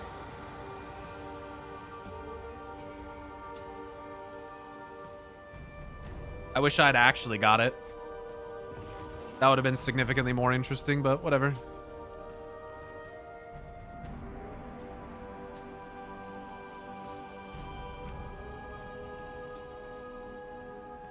Well, if it isn't my favorite little monster.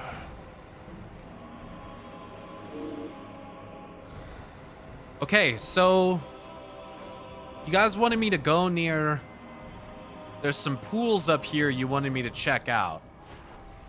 That I must have missed in my questing.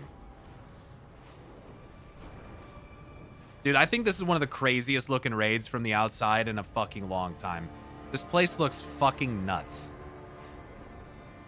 I mean, look at that shit. I think it looks fucking awesome.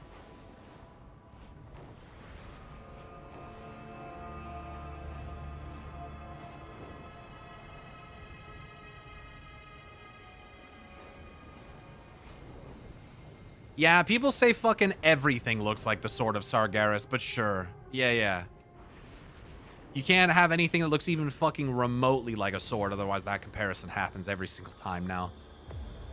I get why the comparison happens, but yeah.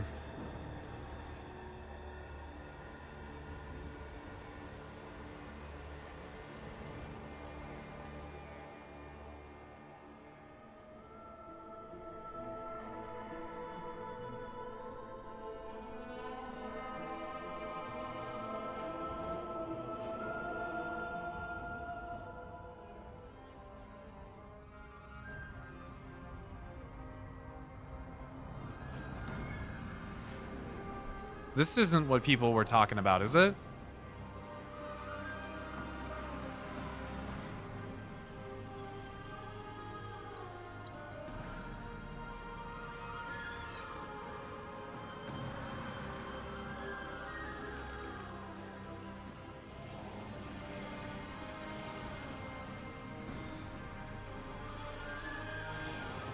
It's near the dungeon, I believe. The building behind it.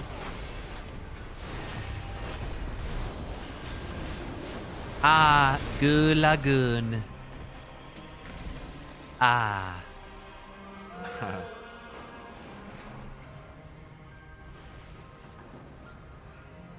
The building We are deep in behind enemy it. territory. Time to strike.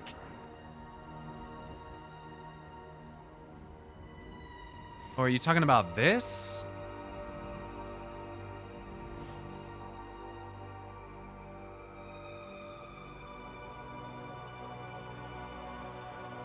Like from in the dungeon or whatever? I'm pretty sure this is...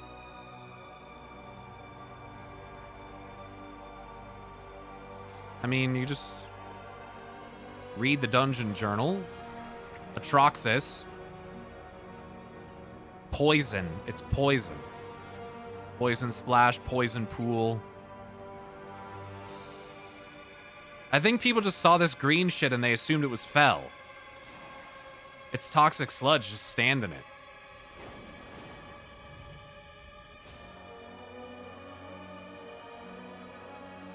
Where's that green goo from? I mean, I don't know. Probably this fucking giant poison thing. I don't know. And poison and fell being related wouldn't be that surprising, but it's not. I mean, it's not fell.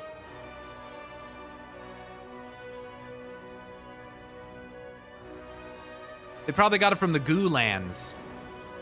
They got it from the gulag.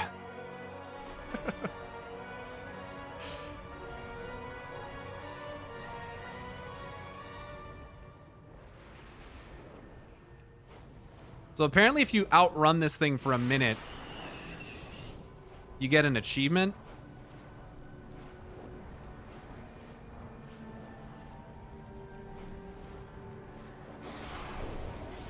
Oh, it just fucking kills you if you go far out. We are deep in enemy territory. Time to strike. Okay, so how are you supposed to know where the fucking barrier is?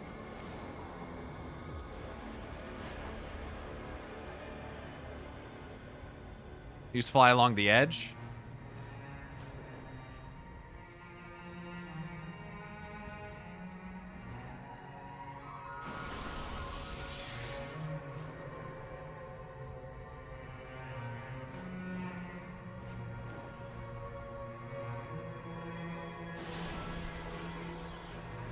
Oh, fuck, they are fast. Oh, shit, they're fucking fast. Ah!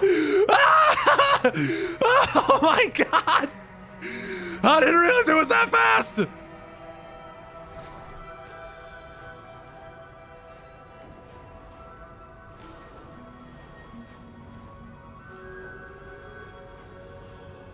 I'm fucking cooked. I'm cooked. I'm cooked. I'm cooked. Oh, my fucking God, I'm cooked.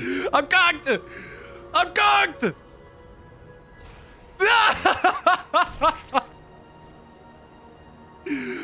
Come on! I flew back!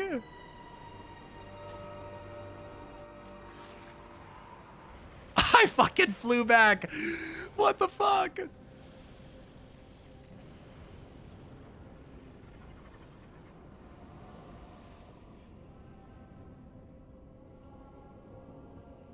My favorite part of this zone is that the void spheres around the map can act as a teleport to other void spheres, or can just outright kill you. I don't know, there's some specific tech for dodging them.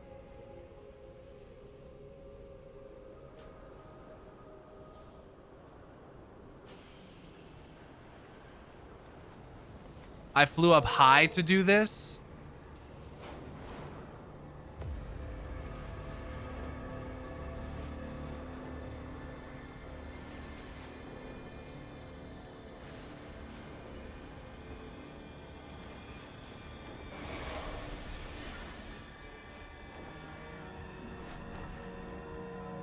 Oh my God. Bro, I don't have the boost. This thing is gonna fucking eat me. Oh my God! What the fuck?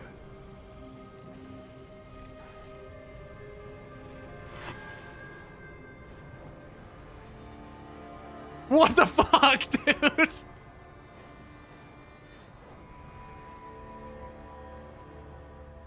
Holy shit. Dude. I heard the sound of a one of those flight things.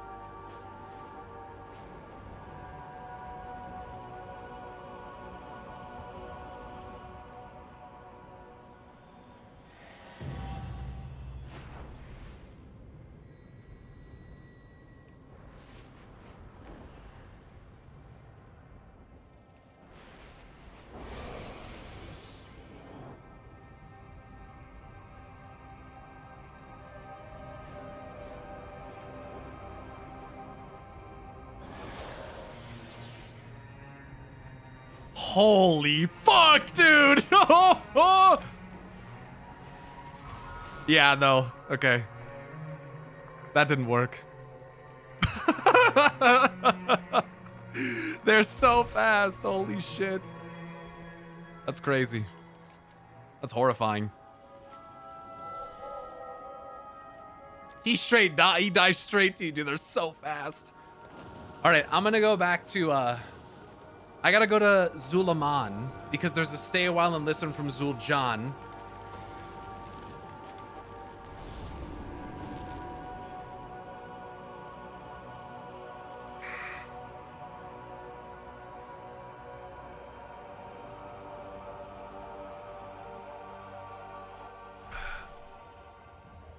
That happens after the 90 quests.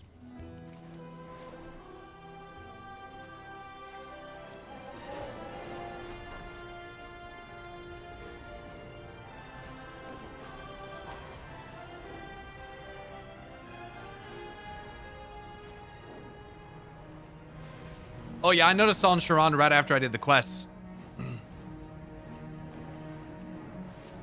Why doesn't Zaltat just use those things? Surely she would win. These invaders are not protected by Zul'Jara. They forfeited that right by invading. Give them no ground.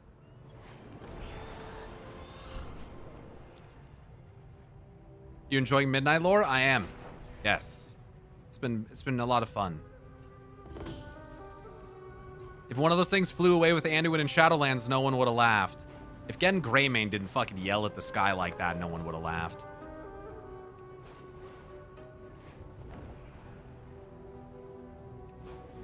Many are still recovering from the Twilight's blade attack. Help us gather herbs around the shrine of Coolsey for medicine.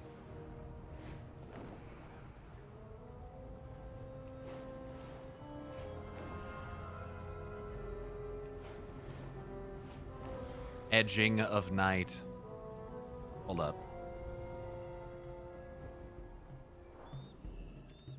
So here's the stay a while and listen I haven't seen yet. We don't need magical animals. We need solutions. There is a struggle inside me. One part believes it is time to observe, to watch the way my sister approaches our problems, to learn from her. But another part, this path does not seem right to me. It will lead our people to an era of weakness if we don't stay vigilant. Stay a while and listen. Think on what I have said. So the Hashura did find you, my brother. Why did you miss the party? I know you like to dance. Forgive me, sister. I do not feel like celebrating. Why, Zul'Jan? Are you not happy for our victory? For the Loa returning? For your sister becoming Hashe? I am glad we crushed the Twilight's blade, and I am glad that you are happy. You do not like that the Loa are back. Why, Zul'Jan? They have been part of our culture since the beginning. Let me ask you, sister. Do you submit to the Loa, or do the Loa submit to you? It is neither. Can you not understand that our relationship with the Loa is built on trust, not power? Yes, but what if we become dependent on them again and they disappear? When they left, it shattered us. They left because we almost killed them. Our grandfather and that villain, Malakras. I don't mean to yell at you. I understand where you're coming from. Our image of our grandfather is hard to let go. And to let go of being on our own. But we got to work with the Loa and the Gokinye. It won't be like it was, Jean. But I won't let you wilt in my shadow. You will still be my right hand and my brother. Thank you, sister. I hope you're alright. It's nice. Addressing those tensions and Zul'Jan's doubts. I feel like his response at the end there is promising. Kind of caught himself.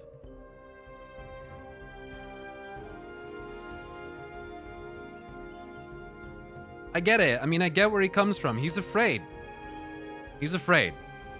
They finally have this sense of victory, and he's afraid that the Loa are not going to be there for them. And now he's leaning on air. Oh, there we go. He fixed himself. But my fear is that he's going to go over the Strait of Hexalord, and he's going to try to bind Ulatek to his will. Like, I'm afraid of it. I'm afraid of him trying to conquer the power of the Loa. And risking, yet again, the safety of the Amani because he's not willing to trust them. But I do like that Zul'Jara is pointing out that, like, again, remember, they did that because of what we did to them. So you can't, like, really use that as an excuse, like, they abandoned us. Like, we asked for it. She recognizes that it's a mutual relationship between them, between the devoted and the divine. And Zul'Jan doesn't really have the faith in that structure. Yep, and it leads right back to that same theme of, like, worrying about your gods or creators abandoning you. And then what do you do when that happens? The Titan Forged and some of the Keepers have been through this. The Amani have been through this.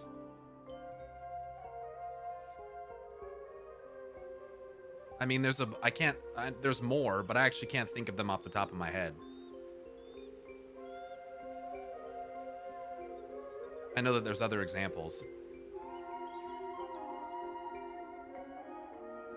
Fall to despair or choose to forge a new path on your own. Yeah, Lei Shen to a degree. But Lei Shen, well, kind of. Like, it was actually Raden who fell to despair at the Titans being gone. And Lei Shen was disgusted by his weakness and so claimed his power and sought to finish the work of the Titans. So Lei Shen actually, I don't think it would apply to Lei Shen. Lei Shen was intent on finishing what they were doing, apparently. So, and that's really interesting because depending on whether or not his interpretation is accurate, what we see Lei Shen do could be indicative of, like, what Keeper Ra was meant to be doing. Yeah, Sarkareth and the Sundered Flame is another good example.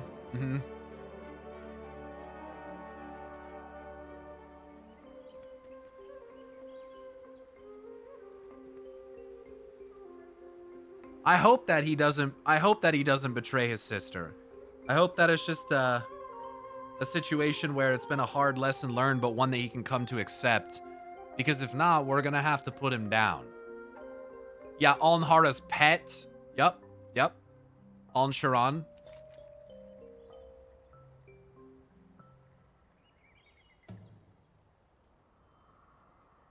I hope not. You hope not what?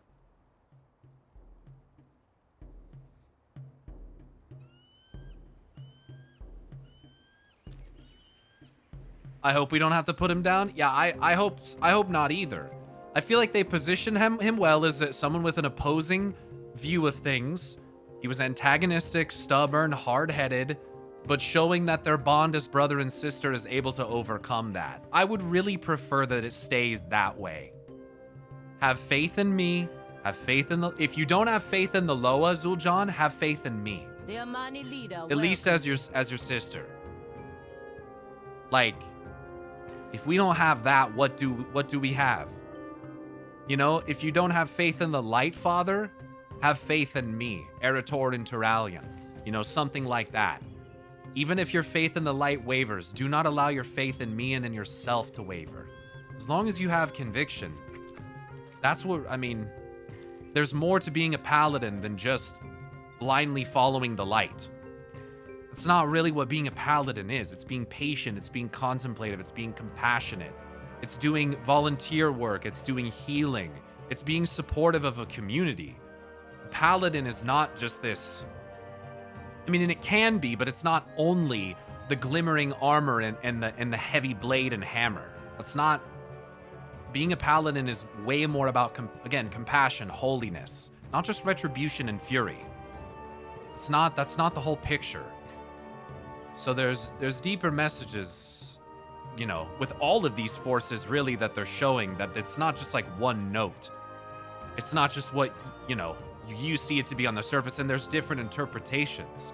Yeah, the cool armor and weapons are just a bonus, don't get me wrong. It's fucking sick. Yeah, I'm gonna go do the new campaign right now. Fuck it. Let's go do it. Oh, I have one more side quest first. A favor for the lion, which I'm quite sure is pertaining to Valera and Anduin. So I'm gonna do that first, and then I'm gonna do, oh god, and then I'm gonna do the new story. I forgot I had to do that one. Valera and Anduin, excuse me. Did I say Varisa? I meant to say Valera. Who and who? Exactly.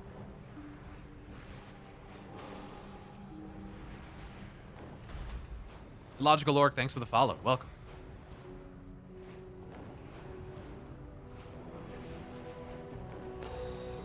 Yeah, I held off, and I still need to do Sunkiller's Sanctum Delve.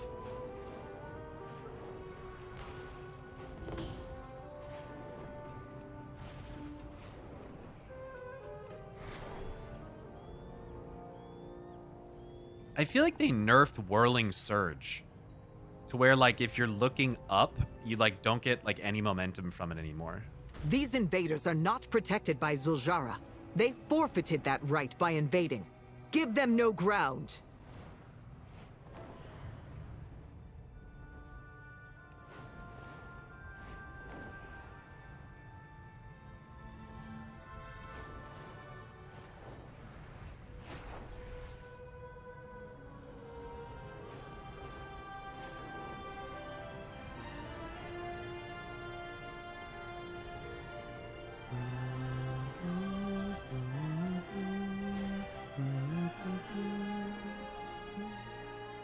Valera Sanguinar. The pleasure is mine. Favor for the lion. My loyalties are my own. A letter arrived for me. No seal, no name, just folded parchment and handwriting I'd recognize anywhere. It didn't say much. He never wastes words. I've known his family a long time. When they reach out, I answer. They'll never see me coming. I left the letter on the crates. Take a look.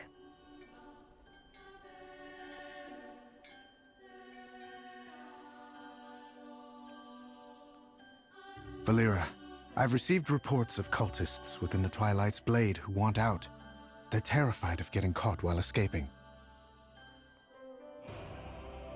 We can't ignore their plight, but my hands are tied here at the Sunwell. I need your help with this. Find those deserters and get them free. The letter wasn't empty. It carried a map leading straight into Zulaman. Okay. Yeah, they've done this now with the Twilight's Blade and the Scarlets in this expansion. Just further proving something that I had been saying about it for a while now, in which some people could not fucking accept. And that is that there are people who are parts of these factions who have lost faith, who don't, you know, who regret it. It's very much like the Minari. Well, you know, there's not any examples of that in the game. Well, actually there is, and there has been, and here's more. So it's interesting that they're doing it more with the Twilight's Blade as well. These invaders are not protected by Zul'jara. They forfeited that right by invading.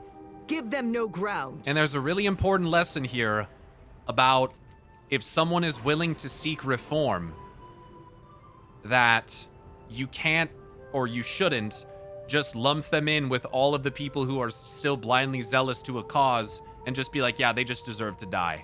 we should just deal with them all exactly the same way. Just kill them.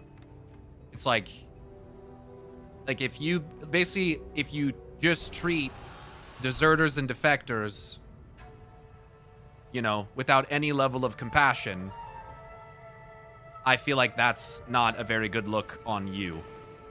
You know, I just think that people that think that way, they're not actually as focused on progress or fixing problems as they make themselves out to be. They pretty much just have their own hatred that they now justify for how they treat people that are a part of whatever that group is. So it's like, yeah. They've built themselves a little fortress. I wouldn't cross me if I were you. I've been watching the path. Movement's light, at least for now. Al Dial Shalom. One by one. Let's talk.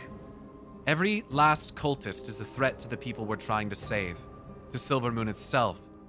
Blasted fanatics with blood on their hands and no intention of letting anyone walk out alive. We are already in the camp. Let's make it count. I want them to feel this. The ogre in charge of Speaker's Rest, brutal, even for a cultist. Without a trace. I wouldn't cross me if I were you. We shouldn't define people by their past and deny their future. Well, then it still means that depending on what they did, that they can, you know, be punished and be brought to justice. But it's like, if the chick in the remember in the Eretor questline, if the lady who goes to like defect during it is like, wait, stop, this isn't worth it. I lost my faith in this order a while ago. And then you hit him with a, well, then why didn't you leave? Like, okay, dude. Okay.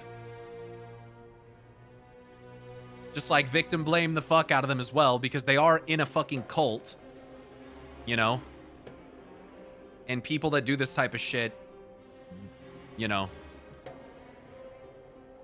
they are aware of how difficult it can be to detach yourself from these things at times, and how people can like fear for their lives if they try to defect and stuff like that.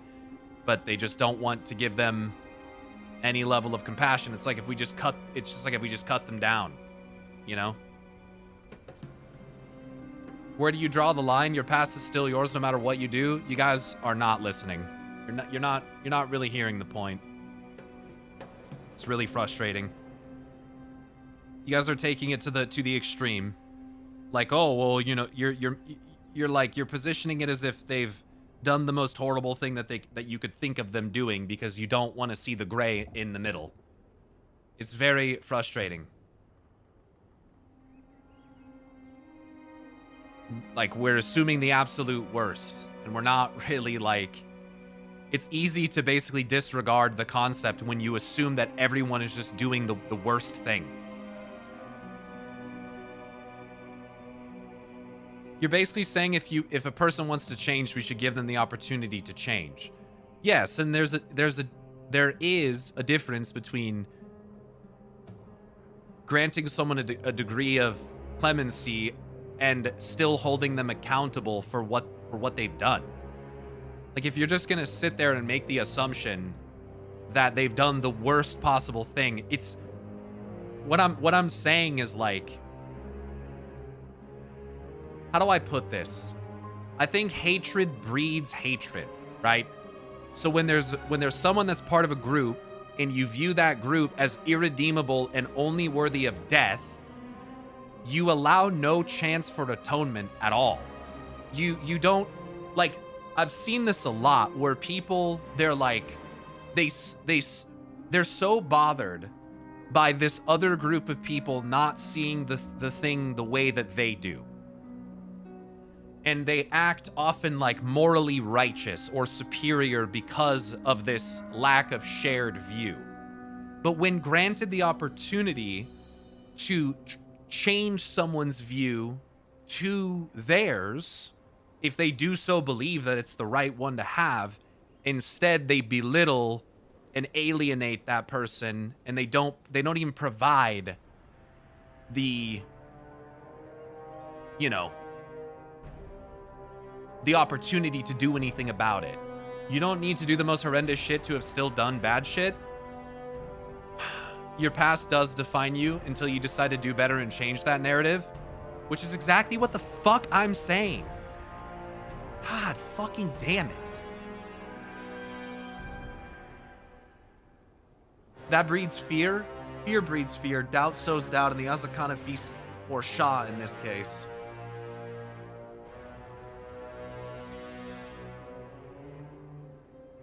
No one is sitting here saying that you're not responsible for the actions of your past.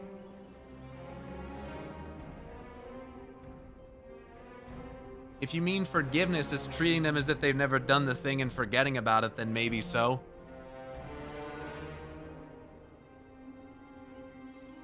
This is why this is so difficult. Because again, once we label something, that's it. That's it.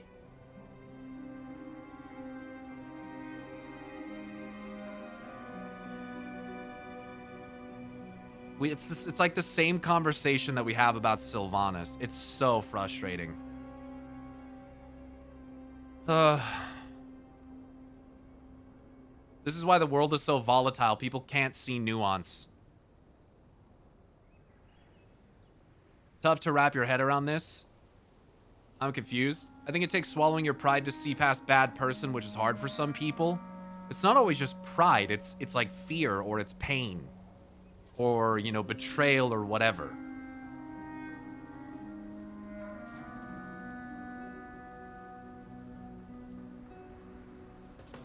I think that a lot of it comes from people just not having a level of understanding or empathy for how people find themselves in these positions in the first place. I think that some people find comfort in just basically making it out to be that they must just be a shitty, evil person. And that's why they're here. And that's why they're in this situation. That every member of the Scarlet Crusade is just some racist fucking piece of shit person. And I think that that's the core of the problem.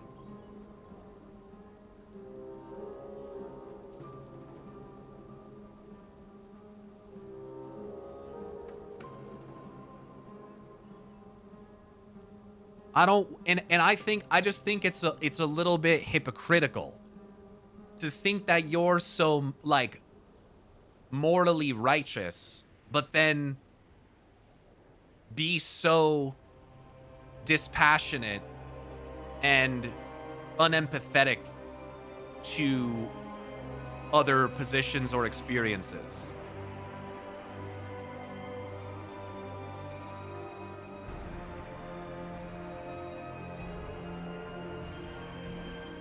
I have a good saying about nuance and context, comprehension of both being things the internet lacks. That's the great thing about context. It's when a bird throws its droppings on your windshield, you can call it bullshit, even though it's literally bird shit. I don't quite understand, but...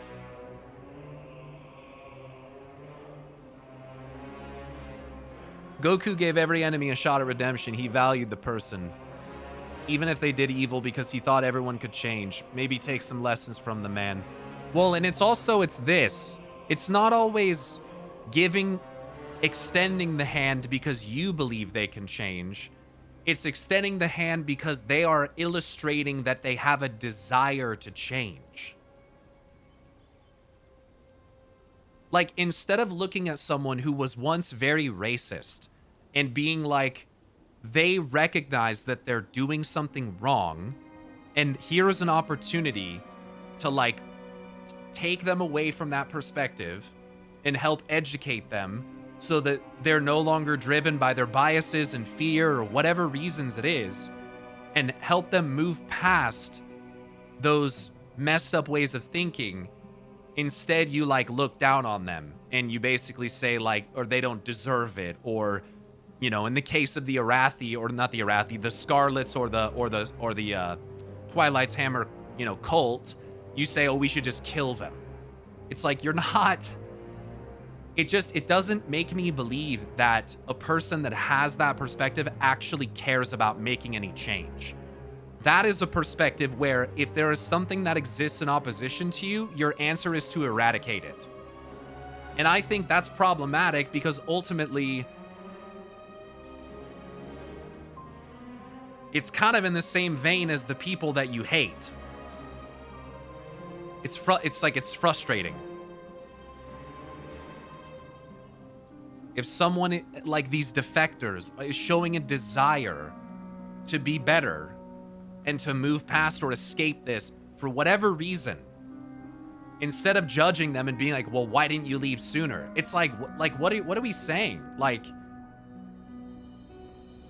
it's like, educate yourself about cults. Like, educate yourself about religious indoctrination.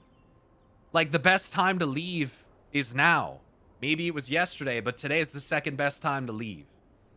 So it's just, it seems like, to me, sometimes the compassion only extends until it's inconvenient for the person who's portraying themselves to be so compassionate. As soon as they have to actually get uncomfortable about something or consider that maybe their immediate swift reaction to just annihilating this thing is like not maybe the most beneficial or progressive way to handle an issue, they don't want to do it anymore. I think that's very telling. I think that's very telling.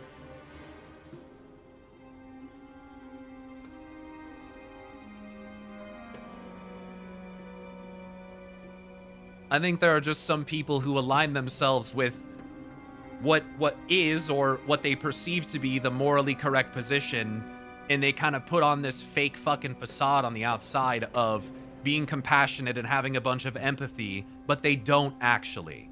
They don't actually. They only do it as though if it's convenient for them.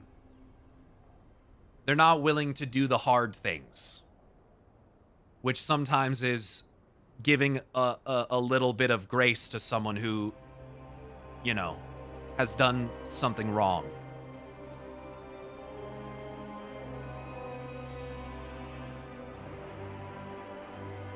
I think if you judge people this way on a large scale, like social media, it pushes people from those groups to become even more alienated and extreme. I agree. There are definitely gray spots, but I think that some of the gray spots are really just many very small spots of black and white that requires lots of nuance, wisdom, and thought, which that's what you would call gray. Like Daryl Davis, who befriended and hung out with clan members and changed a lot of their minds. If he just hated them, that would have never happened. If someone is taking accountability and attempting to do better, it's absolutely the right thing to help them, as opposed to continuing the cycle of hatred that likely drove them to the bad place in the first place. Be like Naruto, guy. Also, why didn't you leave earlier does nothing. No. And I had to realize that as well with some people that had some personal frustrations with me, and I was like, if it was such a bother to you, why didn't you leave? And they're like, well, personal attachments, fear of, you know, losing being a part of the community and this kind of stuff. And I was like, okay, you know, I guess that makes sense. Like, I assumed that if, you know, it was that troublesome, you would have just dipped. But I guess that makes some sense. There's some attachment, there's some fear, you know? So I get that. Another thing that happens is the people who change their minds or make amends are ridiculed or called stupid for what they used to do / believe, and it makes the process of changing one's mind even scarier to them. Right, because now they get othered by that side as well. Too bad social media doesn't allow for any of this nuance. Not in the way that it exists now. Following the trend that makes them look better. That stuff's why I've spent so much time arguing with transphobes on the internet while also not mindlessly shit-flinging. To try to make them understand, to try to get them to understand, not that I've had much success. I think it's very hard on the internet as well because there's such a disconnect between the human elements of discourse. And it just doesn't help that on the internet there's a lot of people who are just engaging in bad faith. And we get into like rage bait and shit like that as well. It's just, it's not a healthy mode of interaction no matter what. If you don't extend a hand, they won't either. That dude was a legend. Naruto gets into this really well. Yeah. There's a reason turning the other cheek is hard, and we had to be told there isn't a limit to how often you should forgive. Human nature as well. I don't think it's right, but people do it because it's what they've always done. It's protected many, even at the cost of few. I don't think this is at the cost of few, though. I think this is an issue that plagues literally all of humanity. I don't agree with the sentiment. Because this doesn't just stop at people like cult and clan members. It goes into religions. It goes into nationalities. It goes into race. I think that sometimes people get the impression that it's protecting them, but it isn't. Because it's an illusion, a delusion, if you will, built out of fear or hatred or whatever.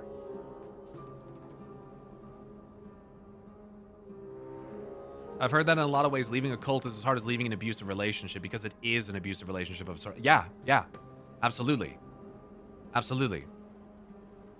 Doesn't help that we're in a timeline where world leaders and governments and so on are pushing red versus blue, black versus white agendas, and lots of people are actively trying to push out nuance.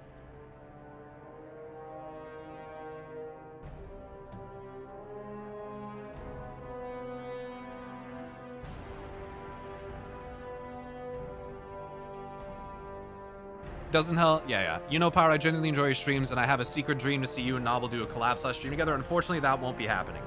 I genuinely think that'd be a great dynamic. I appreciate that. Charlie D, thanks for the sub. And I am Omegon, thanks for the 21-month resub. I get the sentiment. Compassion is always good, and it's great to break the cycle. But it also kind of feels like putting the onus of redemption on the victimized rather than the perpetrator. I don't agree with that. Doesn't that place the victim in a position to validate the perpetrator's change in beliefs? Maybe I'm just thinking on too much of an individualized level here, though, instead of a general societal lens. No, I mean, I think you should be looking at it on an individualized level, but I don't follow the logic that it's putting the onus of redemption on the victimized. I think that there is a degree of freedom that exists in the victimized to look at what has happened and move past it as well, rather than holding on to that too. But it's the onus of redemption isn't just on the victim, because what we're talking about in this case is literally predicated on the idea that these people are defecting from a cult. I mean, how is that not them taking onus of any onus of the situation? They are literally seeking the out. I just don't follow how it puts the onus of redemption on the victimized. There is virtue in forgiveness as well. There is.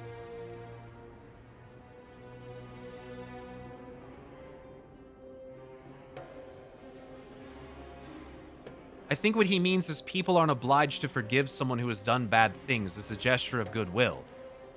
See, now what, like... I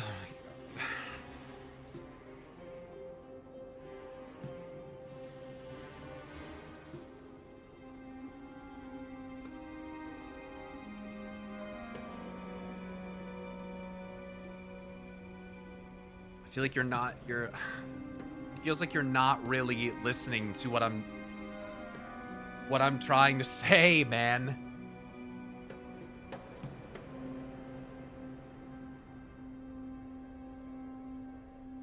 We're talking, in the case of the Scarlets and the Twilight's cult, we're talking the most extreme of situations. Minari as well. So it's not about forgiveness, it's about whether or not you should just kill them. In the most extreme of situations. It's like Sylvanas. Did Tyrande forgive Sylvanas? No. Did she come to the conclusion that the correct choice was to just kill her? No. That's what I'm talking about. Because it is the most extreme polarized example.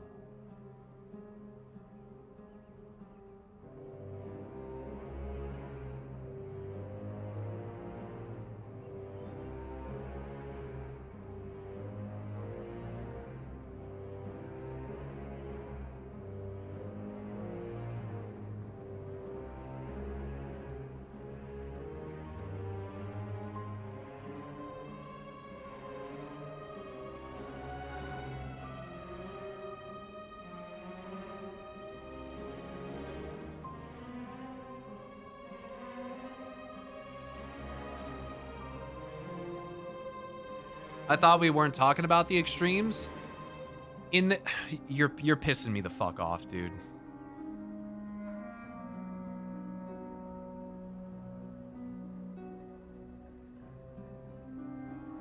This conversation has had multiple points of it.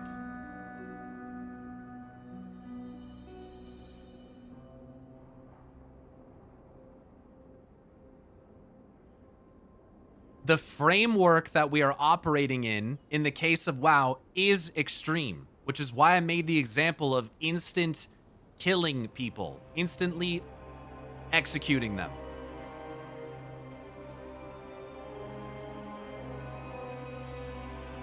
Yes, we can get into the discussion of onus of redemption on the victimized rather than the perpetrator, but you have to treat it on an individual basis because every level of perpetration and every level of victimization is not equal. So yes, it depends. It's why I literally fucking said that there needs to be a degree of justice that occurs for the actions taken. But being someone who is like, let's say, has racist thoughts and beliefs, and then being someone who takes actually racist actions of harm and stuff, I feel like you need to be able to differentiate between the two things. So yes, in the case of WoW, it is existing at the most extreme level because we are talking about hyper-aggressive cults. Because it's Warcraft. But ultimately, yes, there is nuance that exists beyond just the extremes for people who have racist ideology or prejudice ideology, sexist, whatever the fuck it might be, religious ideology, whatever it is, where it's like, if you're going to talk about the idea of redemption and victimization, the problem that exists in that remark is that it is too much of a general societal lens. You need to think about it more on an individualized level. That's the problem.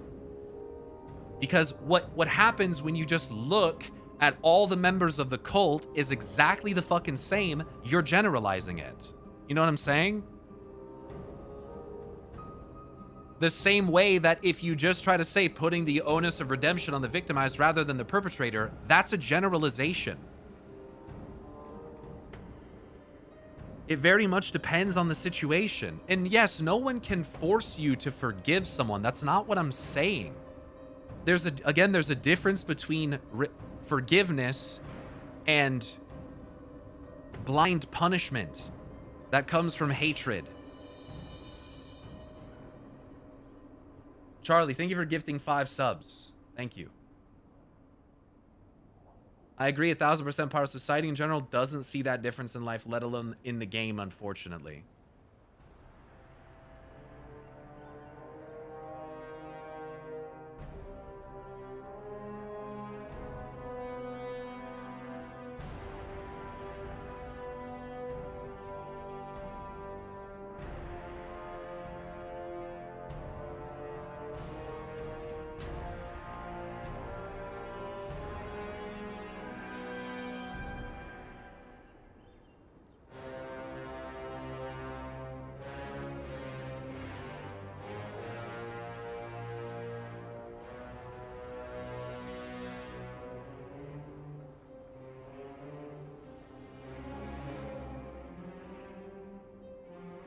The exact thing that I would actually disagree. I think most of society are willing to accept or forgive things that people have done in the past. I would like to think so. The vocal minority of the internet are not interested in it. Yeah, I think the internet is one of the most polarized things you can ever see in your entire life. I really do. I think, and a lot of people, not everybody, a lot of people on the internet are extremely polarized. And part of the reason is because the internet is really good at putting people in bubbles.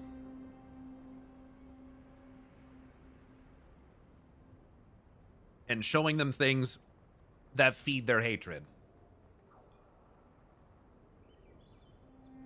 It's literally designed to do it in social media. Because engagement is money, no matter if it's positive or negative. Thank you, Charlie.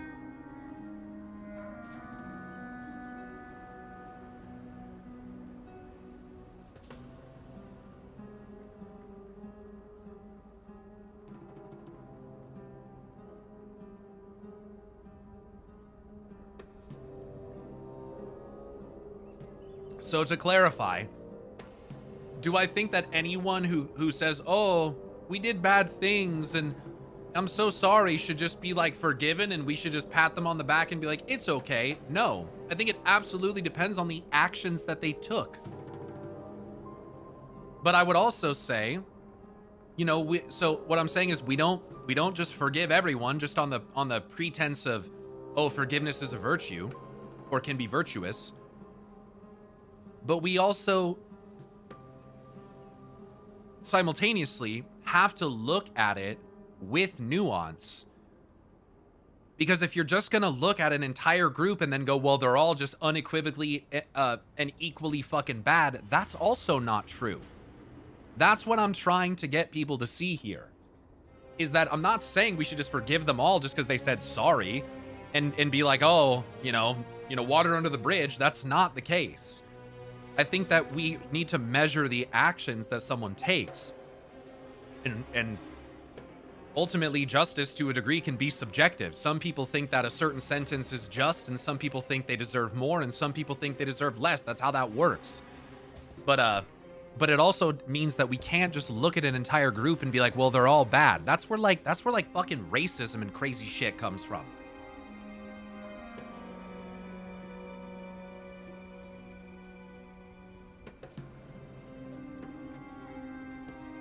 So we have to look at like the formative aspects of why people find themselves in these positions.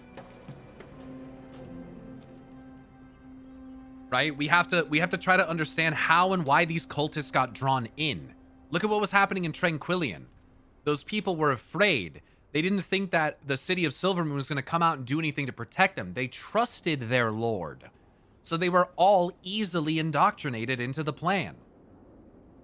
Do you think all of those people are equally as like evil as Mordoon or whatever the guy's name was? Mardoon that we were fighting, the orc cult leader who's like actively bringing more people in and like organizing the whole thing? I don't think so.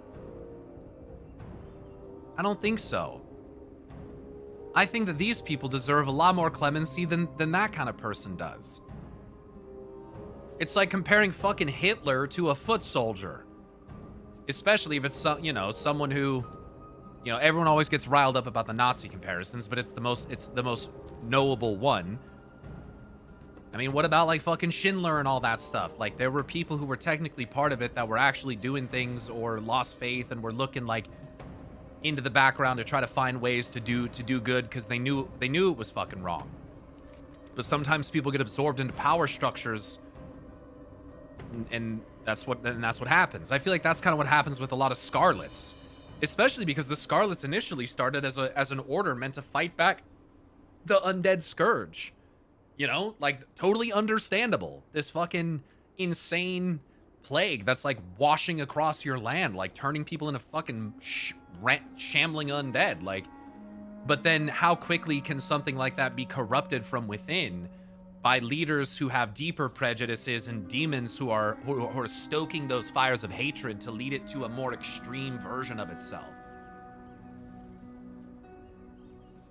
And sometimes that shit happens so quick that you don't even realize it before it happens. Extreme indoctrination can happen fucking fast, man. Especially when you've kind of been like groomed or led towards it.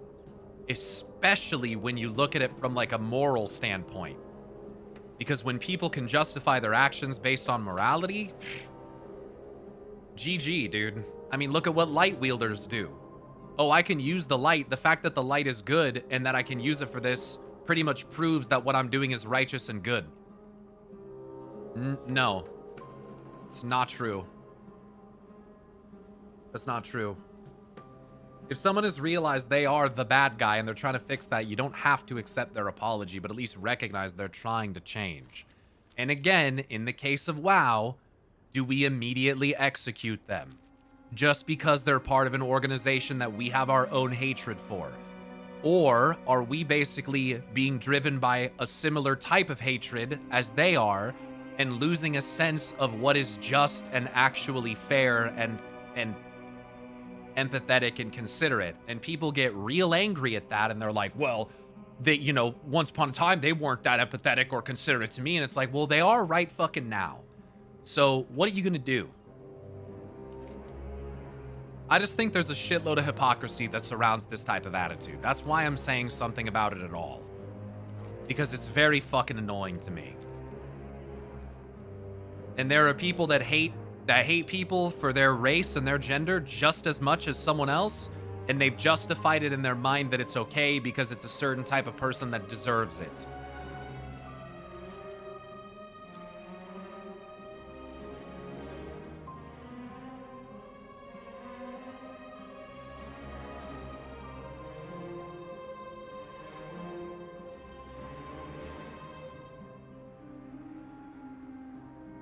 But when the undead scourge stopped being dominated, they didn't see the undead as no longer being scourge related.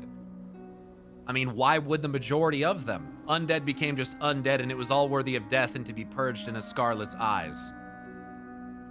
Yes, and I don't think it's that hard to understand why they thought that. There are people who aren't Scarlet Crusaders who are disgusted by and can't look at the fallen undead. It's an extremely traumatic, fucked up thing to try to reconcile. It doesn't mean that what the Scarlets did was okay, but it means, you know, that, like, there's a pretty significant reason why that happens.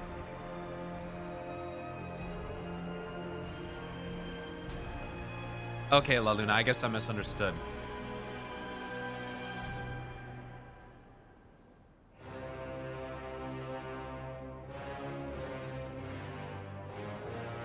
I don't know. I think it's just, I don't know. I think it's worth bringing up.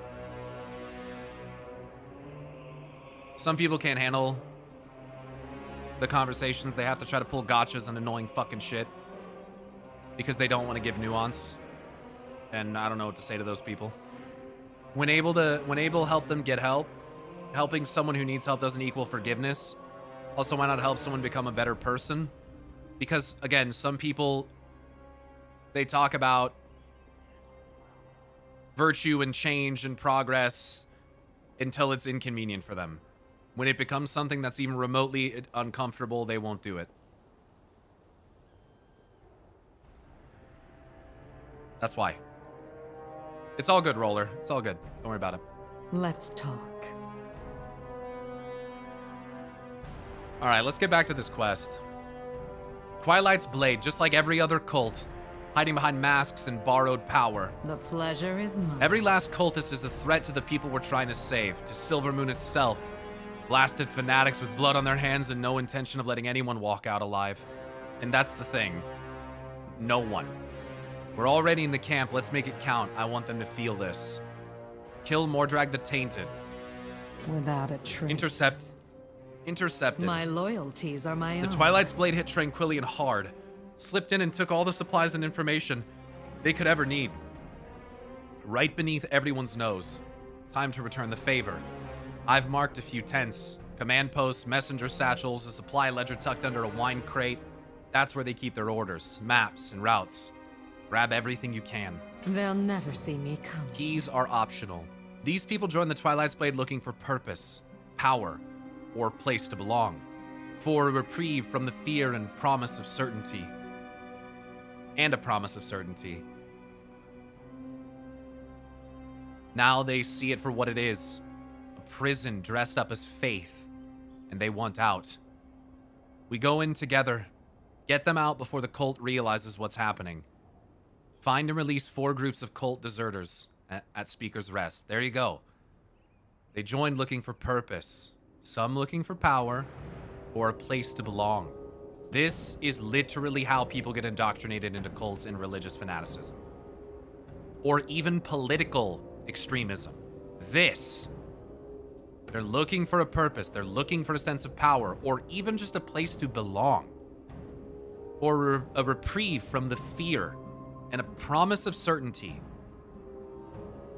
Because when you can get that sense of certainty, the fear moves away. Now they see it for what it is, a prison dressed up as faith. Farewell. And they want I've out. seen enough. These captives walk free today. Their tormentors do not.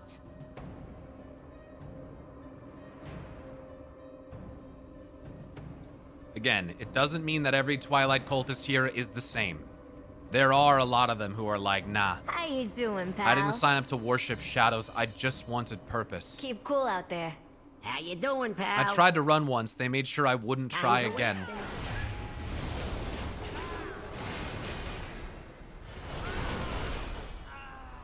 Greetings. They promised truth, but all I saw was blood. Have a good one. They'll be looking for you soon. Make sure you're gone. People always try to, like, you know, argue the semantics of it. Well, you know, the Scarlet Crusade's been doing this for a couple decades now. You know, these people had a chance to realize what they were getting into. I mean, not necessarily. Some of these are more recently disenfranchised people. People struggling. Like, people fail so fucking badly to see this world as, like, living and breathing and continuous. They just see it in segments and fragments. Like these cults aren't consistently recruiting, consistently lying, consistently looking for vulnerable people to bring them in. Like, that's the point. It never stops. It's not just like they have an image and everyone in the world should obviously just be aware of it, and if they end up falling for it, then it's their fault. Like, what the fuck?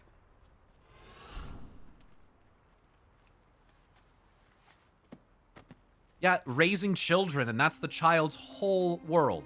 Yes, some people are literally indoctrinated into these systems from being children. They are literally victims. They're literally childhood victims.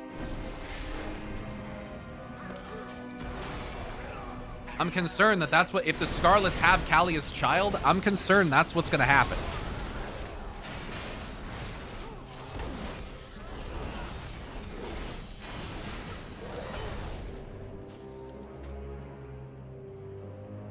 Is that there's gonna be like an indoctrination of some from childhood. The Daredevil speech we can only see behind the tapestry in segments, and because of that, we will never see the finished piece or something along those lines. It was all they were taught, and everyone they know thinks the same.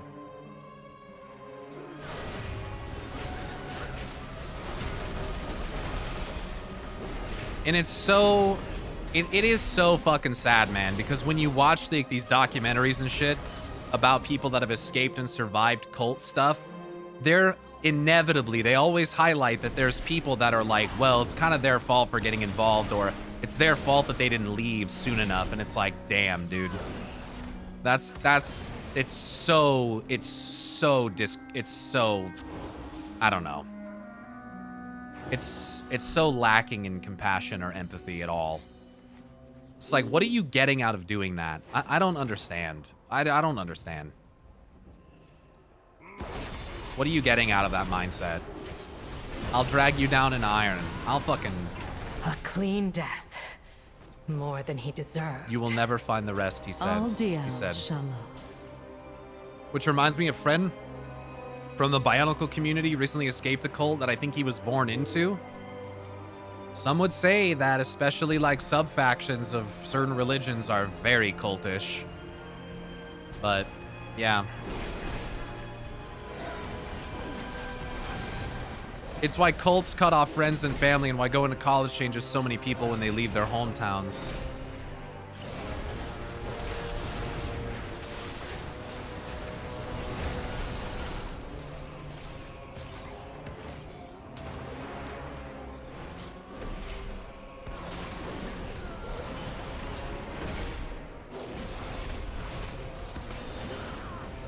I think sometimes the resistance comes from a cynical worldview where people think that it's performative, or that, you know, people will never actually overcome their hatreds, whatever they might be, and that they're just doing it, you know, to get off the hook or to be accepted or whatever. And I think that's just such a fucking sad, cynical way of looking at it.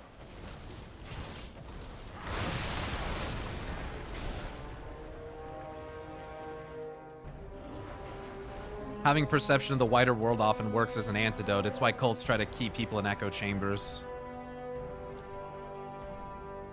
Yeah, yeah.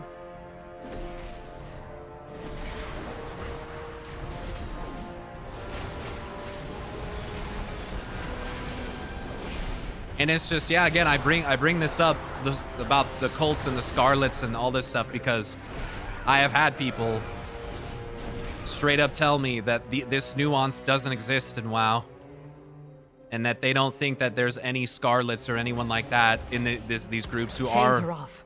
Move fast. And who don't are look back. repentant for their actions, and so it remains comfortable for them to paint them all in the same light instead of operating out of what I think is the good faith assumption that pretty much any big group like this has people in it that are thinking this way. Like, I just think it's like very cynical to be like, yeah, they're all the same, they're all equally indoctrinated, everyone is completely sold into it, therefore they all deserve to die. It's like, whoa. Like, holy shit, dude. You sound like Lothraxian right now. That's fucking crazy. That's fucking crazy. Like, you know that people are complex enough that you can hypothetically afford this nuance. And like I said, I'd get responses like, I'm not going to hypothetically show them any compassion. And it's like, okay, dude, whatever you say. So I hope when you're confronted with it to your fucking eyes that you're able to do it. Because if you're not, then you're a fucking hypocrite. And you're just being fucking fake.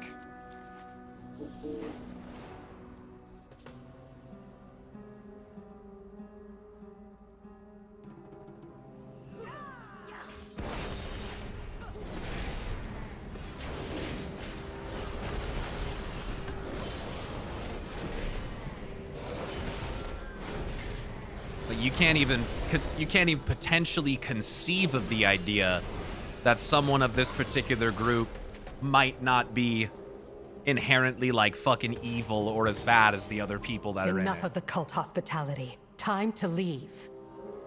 So that's just kind of like, yeah, that's just insane to me. Hatred is hatred. Doesn't matter what fucking way how you try to boil it down. Again, last thing I'll say is that there's something that's happened, especially in like modern politics and society, where there's been like an inversion to certain groups of people, where now it's become, in the eyes of some, justified to just basically treat them with hatred and to be bigoted towards them. And I think that's ultimately insanely fucking hypocritical. You got them handled, Ashura. It's like, oh, it's justified because I hate you, and my reason for hating you is valid, you know? And they validate their perspective by basically saying that it's deserved, even if that person didn't individually do anything to you, or has no, you know, you have no personal reason to hate them. To be fair, up until now, Blizzard made it really black and white with the extremist cults to hate them and not consider deserters. No, they didn't. No, they didn't.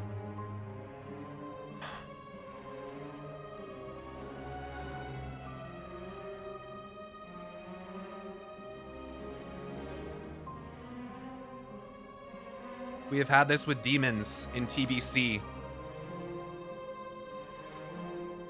We have had technically Twilight renegades realizing that they had been corrupted from within and wanting to return to the ways of the original order, but then also falling to corruption, unfortunately. We've seen it with the Defias Brotherhood. Like, no, that's just not true. It's just not true. I think at this point, we even see it with the Titans. We see it with Keepers, even. It's been there. People just weren't fucking paying attention to it. If you just read the objective, kill 12 of X or Y, I'm sure Blizzard really hasn't delved into this. We had it with the Horde in fucking Warcraft 3. That the Horde was depicted as just this, like, bloodthirsty fighting force. And look at how the humans saw it, to a degree, understandably so, but that's not the entire truth of the orcs. The first quest of Scarlet Monastery is from a defector that thinks they've gone too far.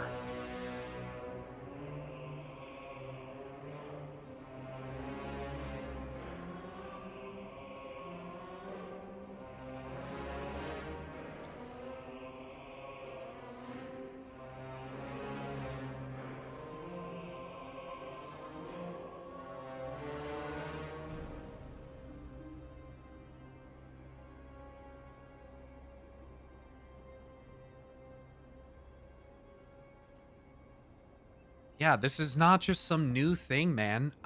I really believe, man, that there's got to be a good amount of people who just literally didn't have the critical thinking and awareness to recognize these things were there until recent years.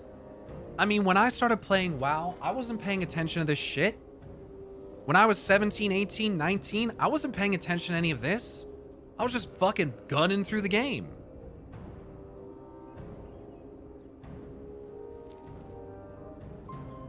With extremists, I mean the kind of Twilight Hammers, Scarlets, and so on, but I just gave examples of Scarlets, so that's not true. It's not true. When it comes to the in-game bits, I only started to really pay attention with the War Within and Theories when I discovered your channel, and I'm glad you did, and thank you, and I'm happy, I'm thankful for that. But then, like, don't talk about it, like, you know what I mean? Like, don't have that attitude that it's something they've only just recently started doing when, like, no offense, but you just admitted yourself you wouldn't even have known. You weren't even paying attention. You're not even aware of it. So why would you take the position of like, oh, this is the way they've been doing it, and then in the next sentence be like, yeah, but I wasn't paying attention. Like, I appreciate the honesty, but, you know.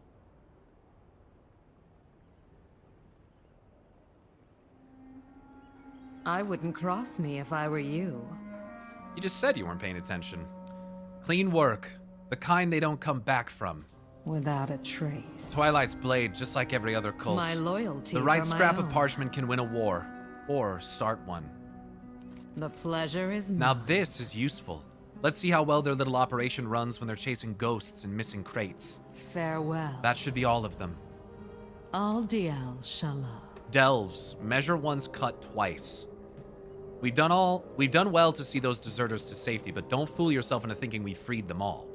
I've heard whispers of a place they use to break those whose loyalty is in question. The location isn't common knowledge, but I know where to start looking. If we're quick, we might find others before the cult decides they're too great a risk to keep alive. Meet me near the site. Keep your blades sharp and your steps light. And this is directly tackling like one of the worst things that can happen when you try to defect from a cult. They will just fucking kill you. So in the question of like, why didn't they leave? This is why. They'll never see me. All in all, an easy rescue. But there are others in worse straits still hidden away. I won't let them rot. Torture you, persecute you, go after your family. When's the next podcast again? We're recording on Monday. We'll have it up on Thursday. Or worse, torture you until you fall in line. And those methods are disgusting.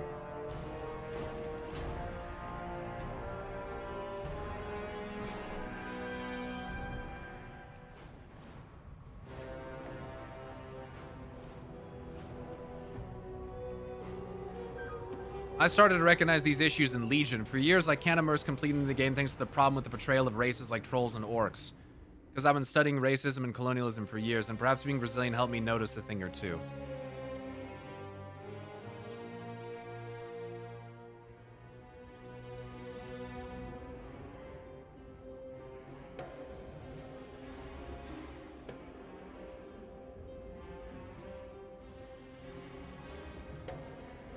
I don't really understand what you're trying to say.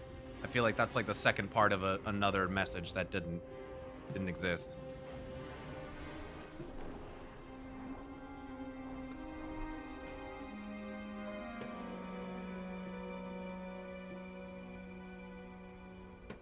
Isn't the Forsaken basically people who left a cult, that is? No, I mean, Forsaken are people who took measures to retain their will after the, the Scourge swept through their land. The Scourge is basically a mindless fighting force dominated by the Lich King. More like freed from slavery rather than leaving a cult.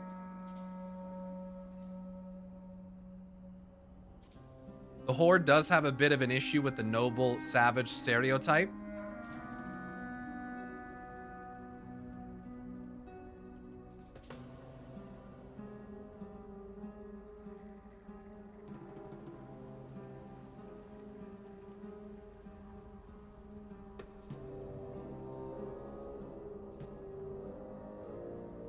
Does it?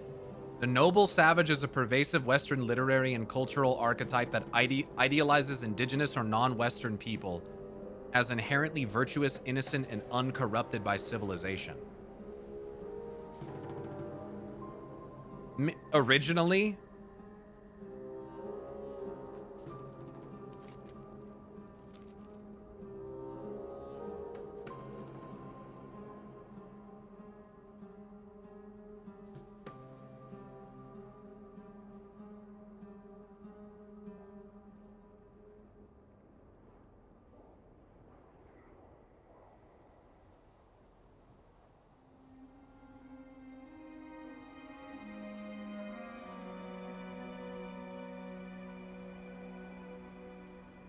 I think Tauren.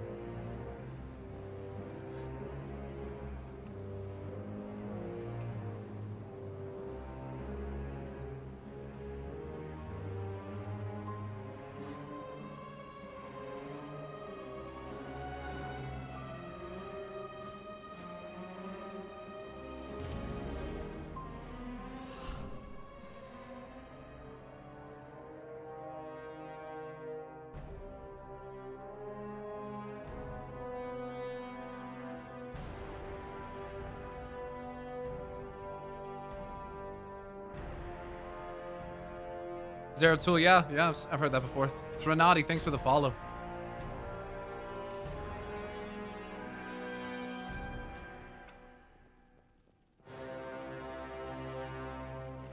One moment.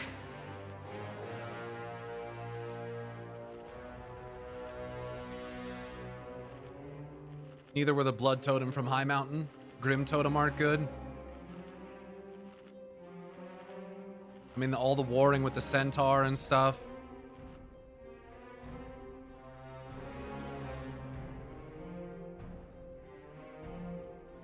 I really think that people just don't understand how nuanced Warcraft has been since Warcraft 3. Well, I don't know, Shinzai, we...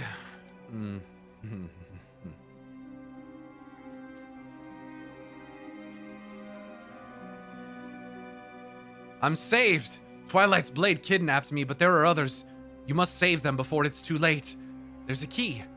Help me first, will ya?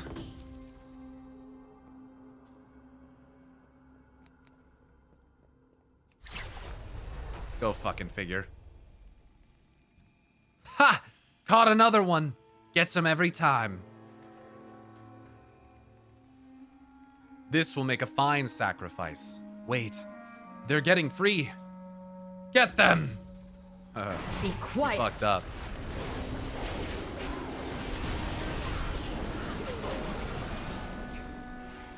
See ya.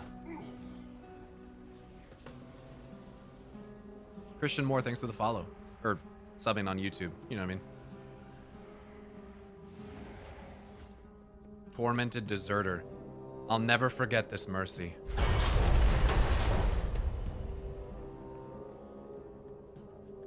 Hostages and deserters in here. Huzzah! I don't know why they make me say that.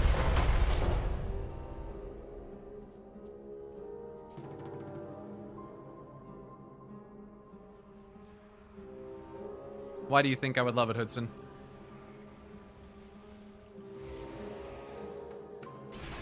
Oh, right.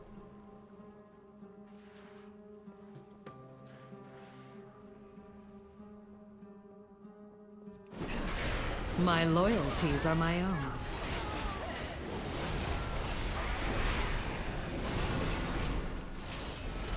Now strike!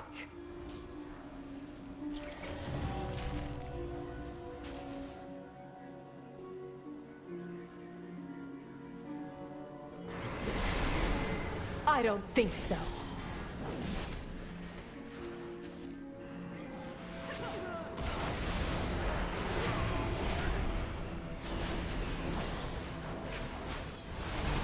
Valera, where the fuck? Where's she going? I don't think so.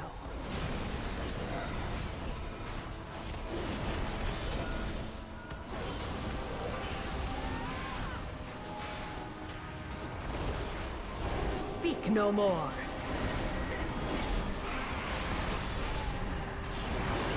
I don't think so.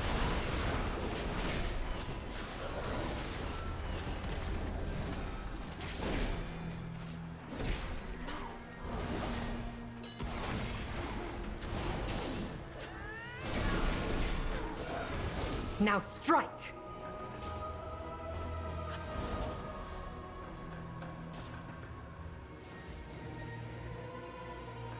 Let's talk.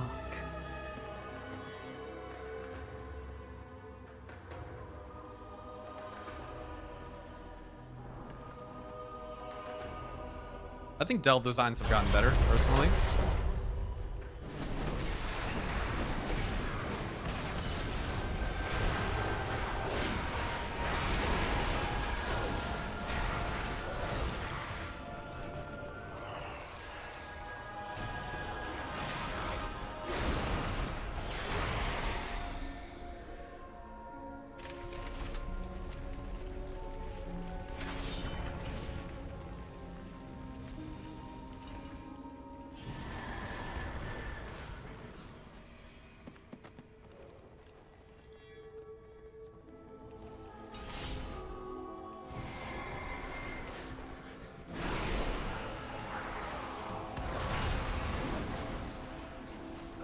Speak no more.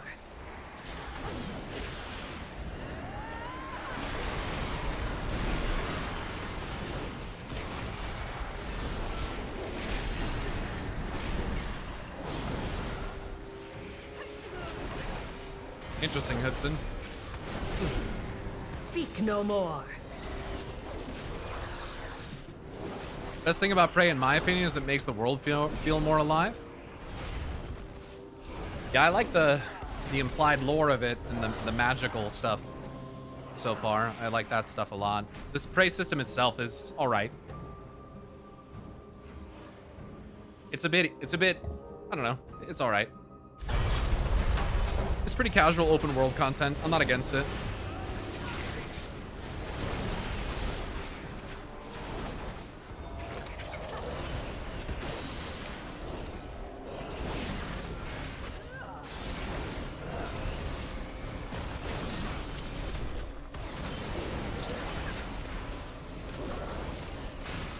My eyes on you. Oh yeah, having the archaeological aspects mixed into it would be very nice. Astalor's pretty cool. Great voice actor. I'm pretty sure it's the same voice actor as Prince Renethal. And I do think that they're hinting at, like, Blood Mage. I do. Gifts from the earth. I do. I think that'd be tight. I'd like that a lot.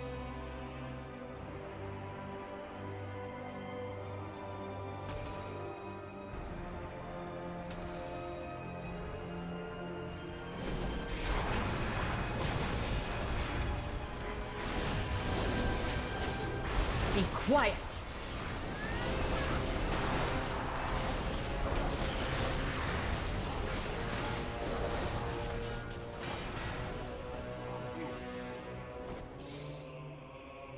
Yeah, all-time low. I think that's a good way of putting it. The gameplay of Prey could be better, but realistically, having those extra rewards while doing world quests just makes you feel like you're getting double value. Yeah. I swear you had a video showing the old D&D books. Am I mistaken? I searched a lot. I don't think I've had a video. I think it's the original Titan descriptions are insane. I think that's what it's called. The original Titan descriptions are insane. Pyromancer. Yeah. 7 years ago. It's an old one. Here you go.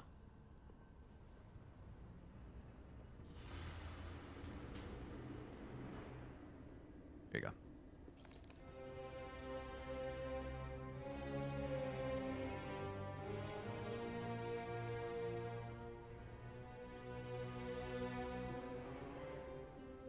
Who the fuck is this?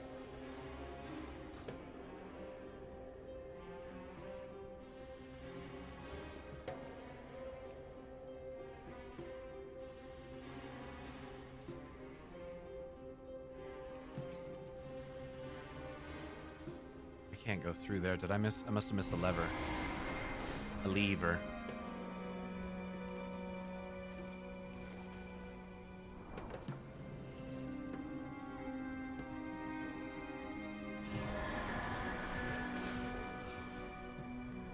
Ah.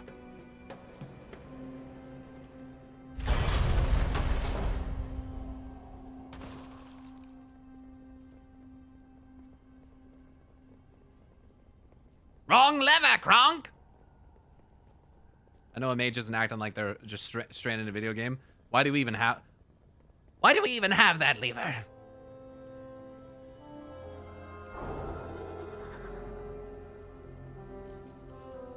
I'm just gonna hit him with a... No.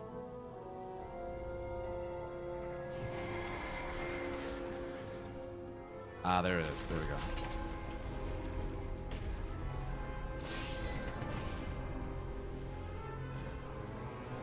Precious gifts from the earth. Yo, hey, Maddie, thanks for subbing for 57 months. Thanks for subbing for 57 months.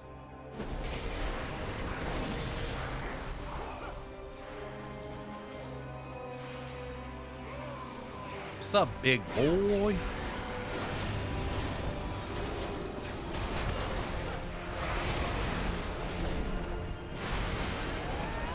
My eyes on you.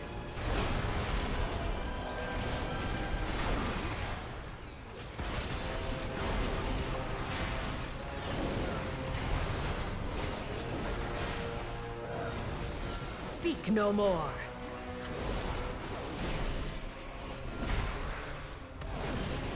So you think Blood Mage could be a 4th spec for Mage? Yeah, I do. I do.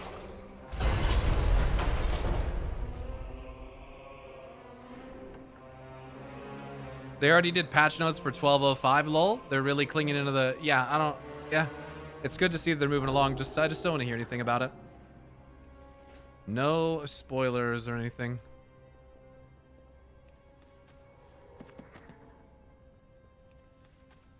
It is... Yeah, I mean, they said they were going to do it. I don't know. It's not too surprising. They did it all through the War Within. Blade Master Darza. Sup, motherfucker? What the fuck?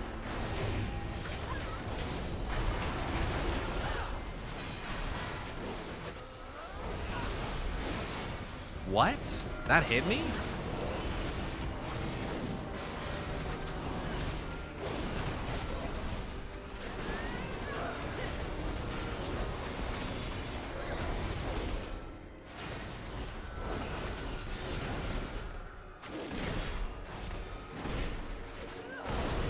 Well,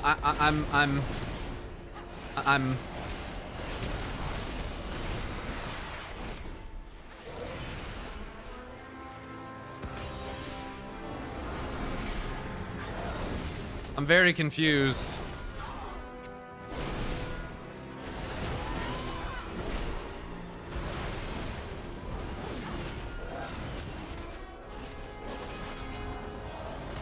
No CC doesn't. Be quicker next time. Now strike. Let's head back to Silvermoon. This place brings up memories I'd rather forget. I wouldn't cross me if I were you. One moment. Be quicker next time?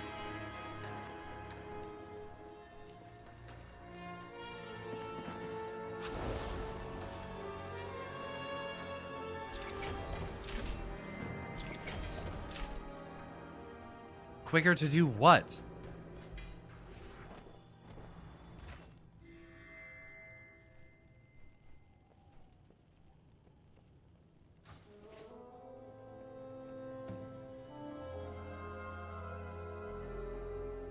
She dodged an attack?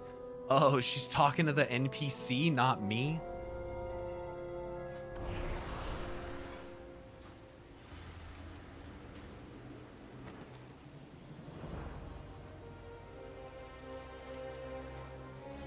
Okay, back to Silvermoon.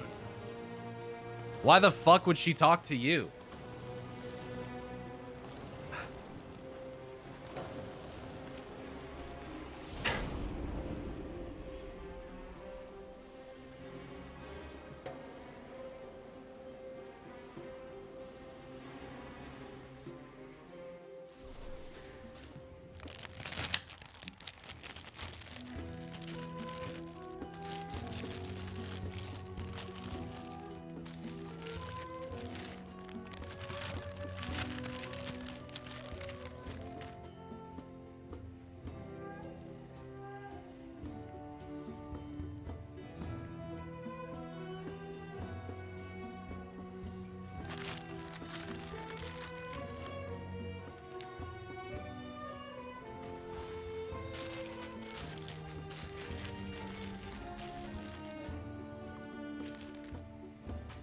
Fuck you, Taro.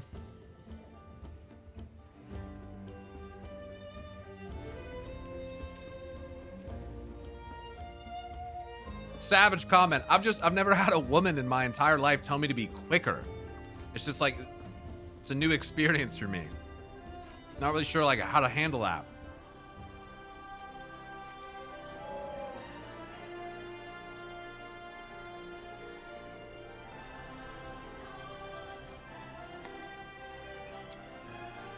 It's usually the opposite.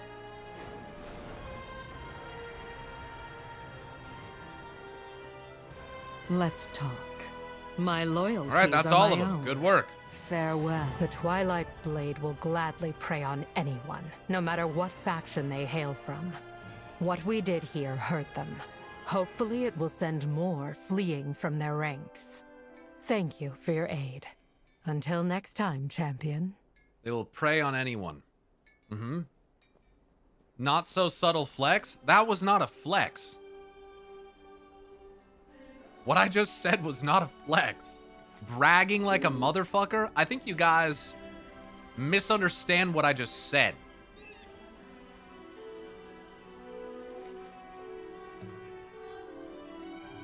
I was not flexing.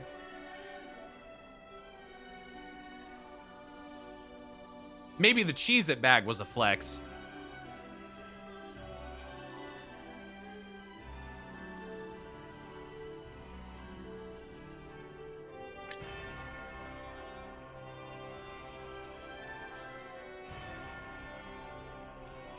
Giant bag of Cheez-Its is a turbo flex. He's been with a woman? Ugh, stop flexing.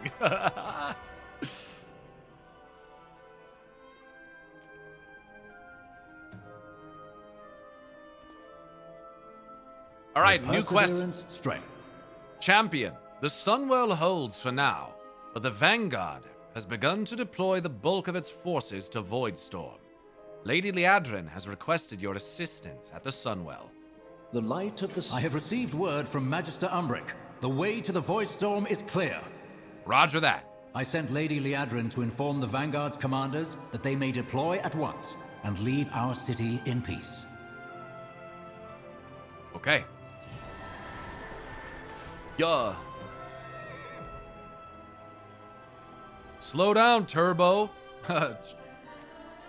So, guys, okay, let's chill out.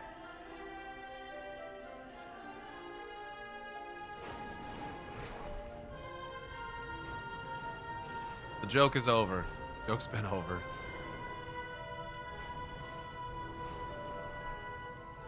And that's still not really the joke. We've milked it.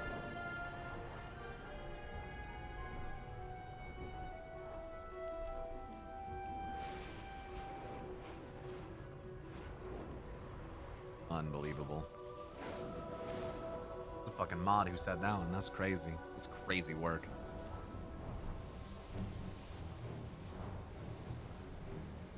Your redeployment leaves a scant few behind to empower the Sunwell.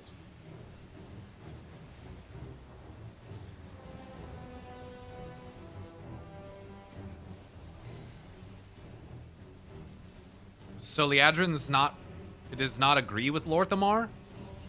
I sent Lady Liadrin to inform the Vanguard's commanders that they may deploy at once and leave our city in peace, but Liadrin's saying you're not really leaving anyone behind. Pleasantries can wait. Silverhand Fight Defender, well. Vanguard of the Light, Guardian of the Light. I love how they're like positioned across from each other like that. You need something? We do not have enough light wielders. Nearly our entire order is here, and we know in our very souls we do not have enough. Yet we will give this war our all. Yeah, a little bit of a typo there. Be careful. Can I help you? You catch me at a break, champion. I've recently poured whatever power I could into the Sunwell and was granted a reprieve. It would seem this city is not the reprieve I thought it would be. Light lethargy has given all their light to the Sunwell. Hey there. See you around. For the Alliance.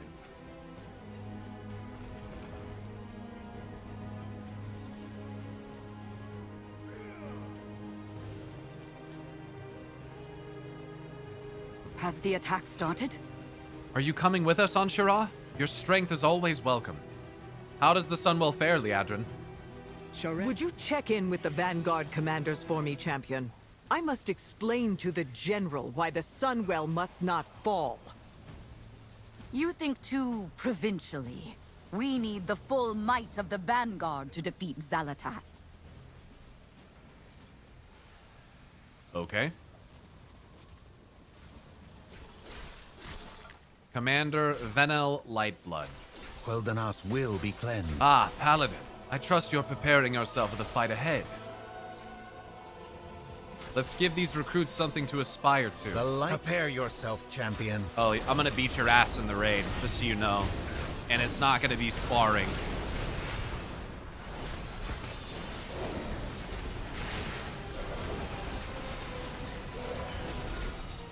Well done, champion. The Vanguard would do well to emulate your strength and conviction. Mm-hmm.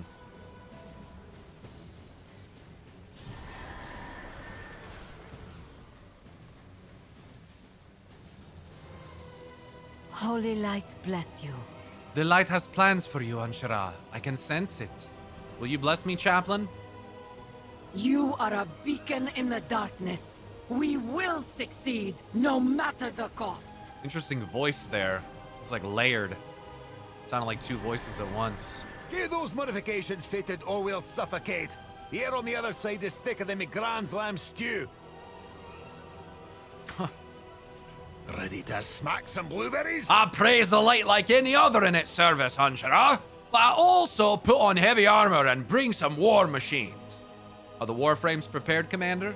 McGrand taught me to fight the good fight, even if it seems hopeless. And to put me faith in the light. Though 2 tons of light blessed steel warframe bolsters my courage. Haha. Light blessed steel warframe. Reminds me of flame blessed iron.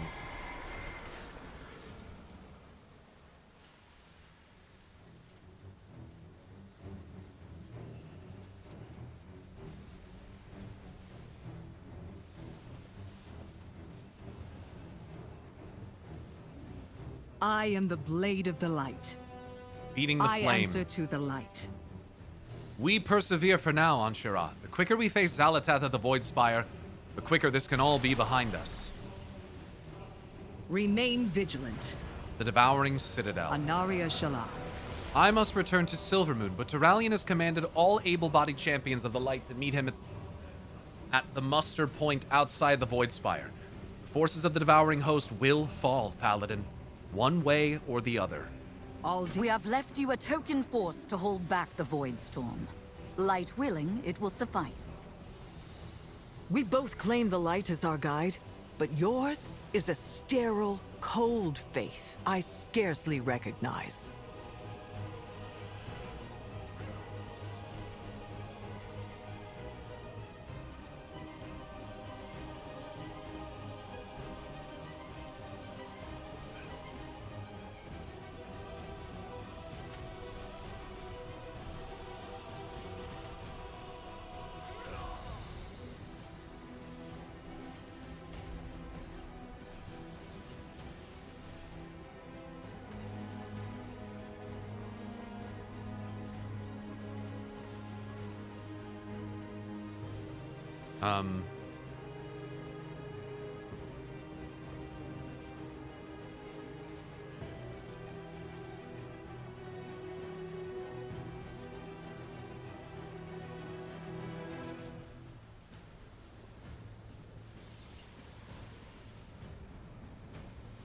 Dude, what the fuck?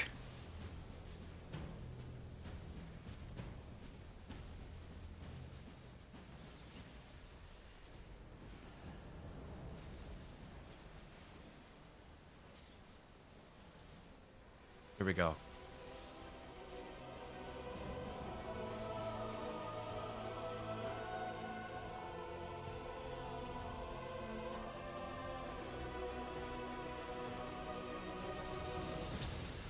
My goodness.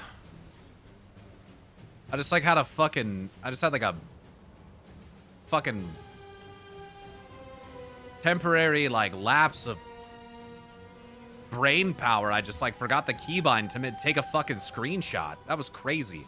Also, when I was doing the quests on my Warlock, I did talk to Anduin before Lothraxion and the others in that de-escalation quest, and he does say, if we do not go on the offensive soon, we will be destined to fall to the void. Well, Illidan once said, sometimes the hand of fate must be forced. Some of you told me about that. I missed it on my first playthrough, but I did see it on the second one. So Anduin actually did quote Illidan. It's pretty crazy.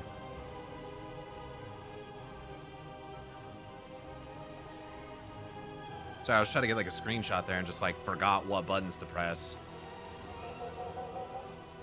Take the portal to Void Spire, muster point. Was he there when Illidan said that? No. So he must have heard about it.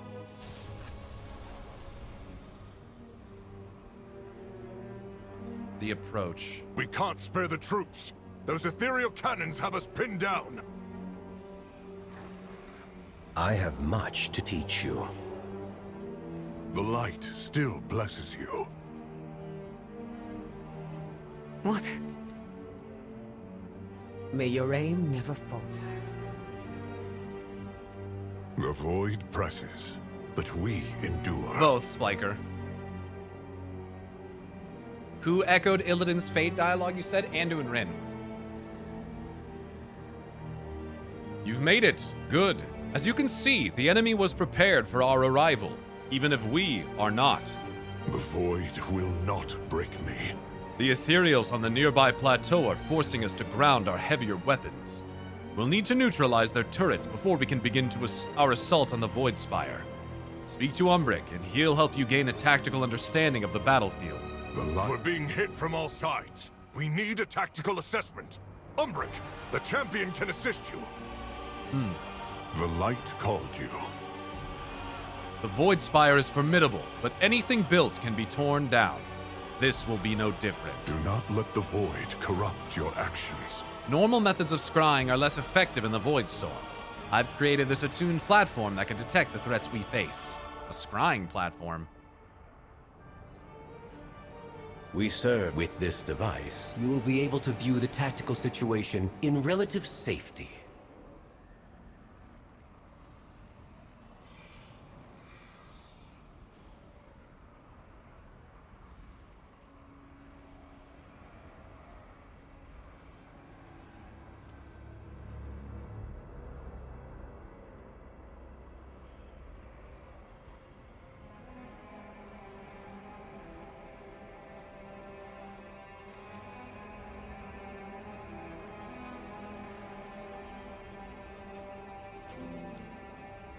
The void We're being hit from all sides. We need a tactical assessment. Umbric, the champion can assist you. We embrace power. We do not fear it. The light is... With this device, you will be able to view the tactical situation in relative safety.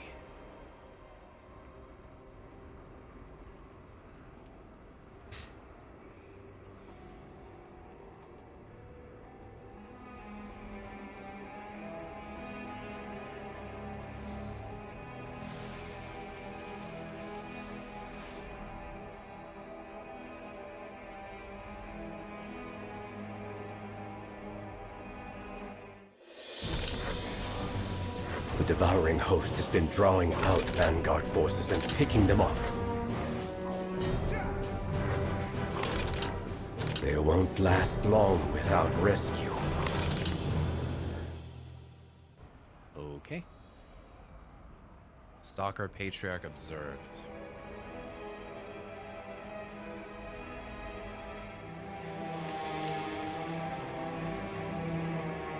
Look! One of the Vanguard officers has been captured. They've been trying to track these beasts, but their use of void portals makes it nearly impossible.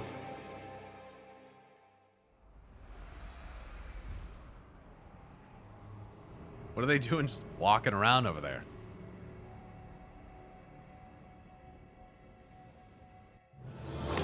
My own people captured by the Ethereals and their life force siphoned to power these turrets.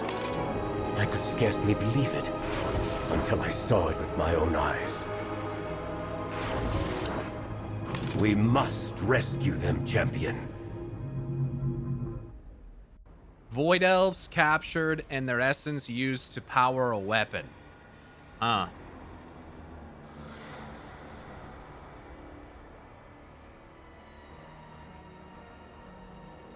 Baladash, Malanor. Now you see what assails us. Taking out those turrets and saving the Void Elves strapped to those machines are our primary objectives if we want our warframes to take to the skies.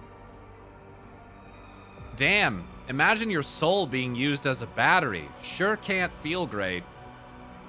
Maintain focus and control. Master of Mayhem. On Shira, Ethereals have been striking out from the Ethereum Overcroft, harassing our Vanguard forces where they find them. If you can fight... Why do I keep saying that? If you can bring the fight to them, I'll take the pressure... It'll take the pressure off our muster. Can you do that for us? Sure. Shadows watch over you. Their very life force is being siphoned to power the Ethereal's guns on Shira. This cannot be allowed to continue. Head into the Ethereum Overcroft and free my fellow Void Elves from the Ethereal's clutches. With their freedom, the turrets will have no power, and Terralion will be able to launch his warframes. The captured Rendori are links in a chain. Break that chain, and our assault can truly begin. Okay. You're right, Umbric. Freeing your people gives us the opening we need for an assault. Terralion working here with Umbric. Lothraxion would have been like, you should die. Why don't you go and try to save them, Umbric? I'll bring up the rear and make sure you're not backstabbed by any unsavory Void users. And then he'd stab him in the back.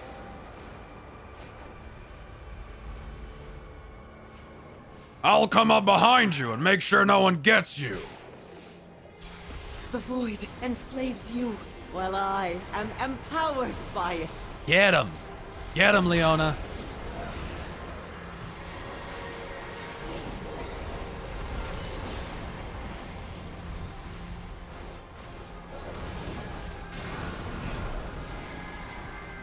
Woo! We got some power.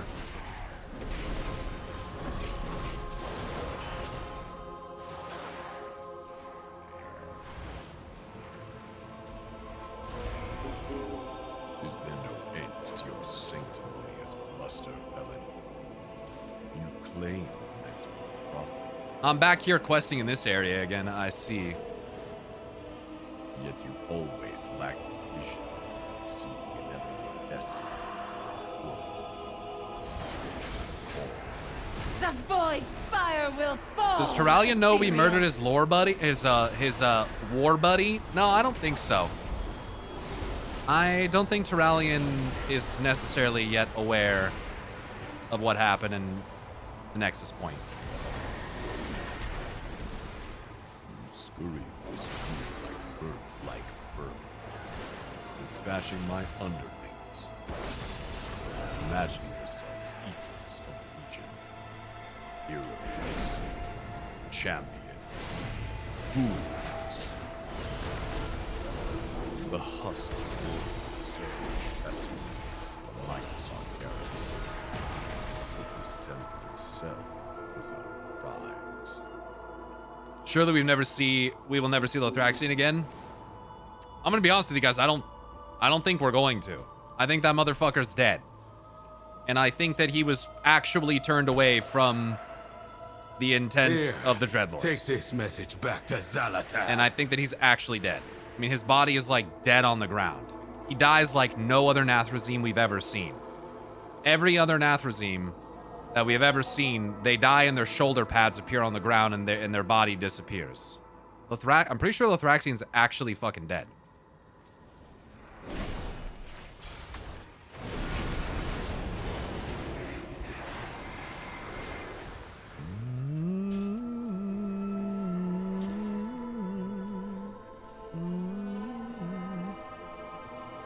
So much for his unique destiny. I mean, he had a unique destiny. to get life forged by the light and then die.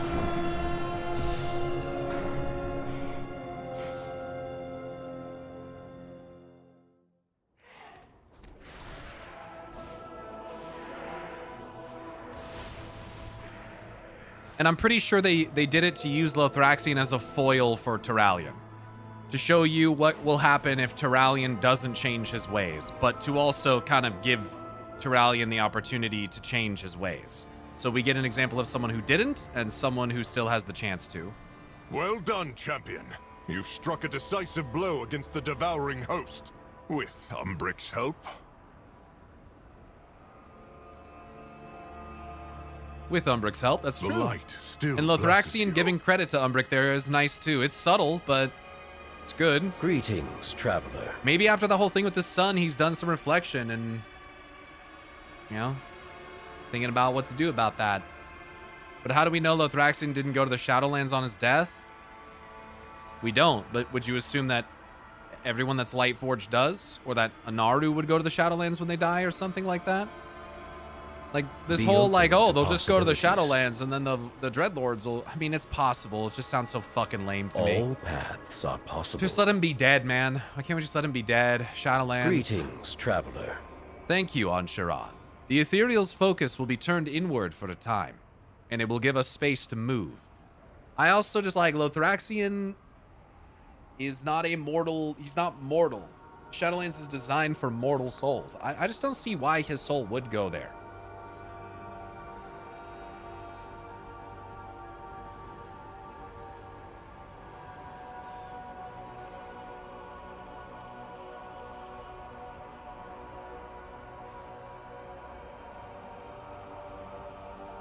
Especially after being inundated with light.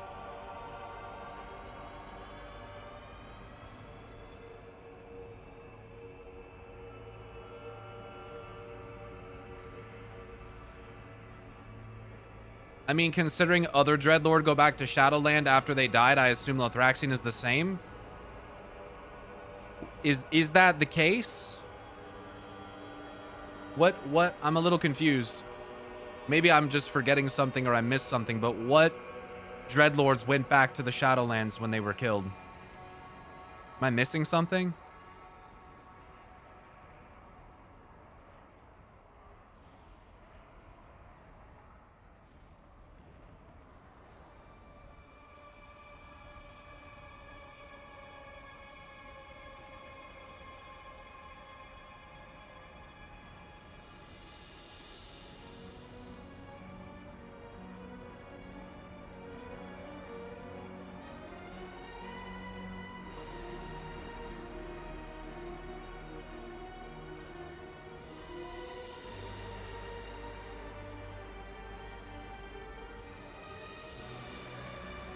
What? Like...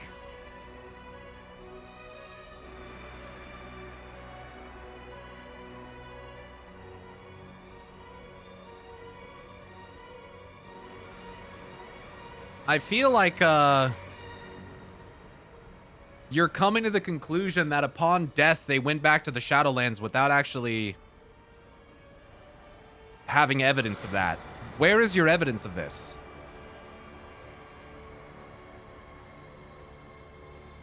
Because because you saw them in Shadowlands, you just assume that when they died, they went there? Like, there's nothing that says that. I'm looking on the wiki right here.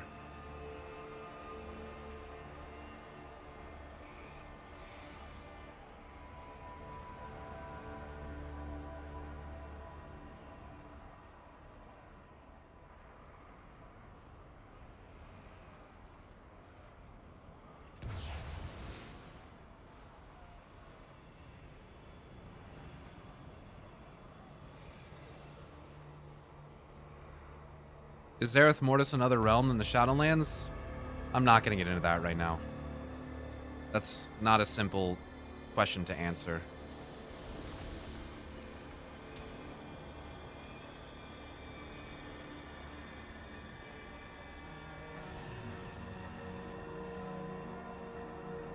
I mean, weren't they supposedly banished from the Shadowlands as well? It'd be kind of weird for them to just, like, respawn there. They could have just easily just found their way there like we did. I think people are headcanoning a lot when it comes to WoW. Yes, and they're not referencing anything. You're just sources I made it the fuck up. That's what's happening right now, so. Thank you, Illyria. Thank you, Ansharat. The Ethereal's focus will be turned inward for a time, and it will give us space to move. Do not bend to the whispers. My people thank you. I'm sure Turalian will be eager to get the assault underway. I don't remember a single Dreadlord popping back up in Shadowlands specifically. Mal'Ganis and Sepulchre. That's not... He's talking about, like, respawning. Yes, we saw Mal'Ganis, and he wasn't just in Sepulchre, for the record. He was in fucking Korthia. But he's talking about... I'm pretty sure he's talking about being reconstituted there, which I don't think we have actual evidence of.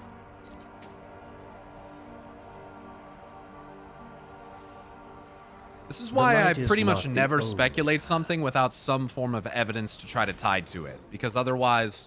I mean, I've seen a lot of speculation where people do it without evidence, and it almost never actually happens. Wouldn't Lothraxion go back to a plane of light since he's now using light magic? It's not just being using light magic, he's light forged. So potentially. But ultimately, the nature of his death is not like the other Dreadlords at all. Like I said before, instead of his shoulder pads falling to the ground and the rest of him disappearing, his body stays there and he dies. I mean, he drops shit like Mark of Light. I don't know. I just don't think that... I also just don't think that Lothraxion is like a major character that's really that important. I think he was more of a flavor character that was meant to like show some different cosmic alignments to things like Dreadlords. Wait, he gets his horns back? Have you done the dungeon? Why are we speculating? Have you done the dungeon?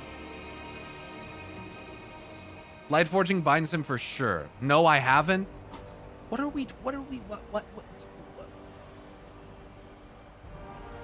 Come with an open mind. I'm trying, Umbric. I'm fucking trying. My people thank you. I'm sure Turalian will be eager to get the assault underway.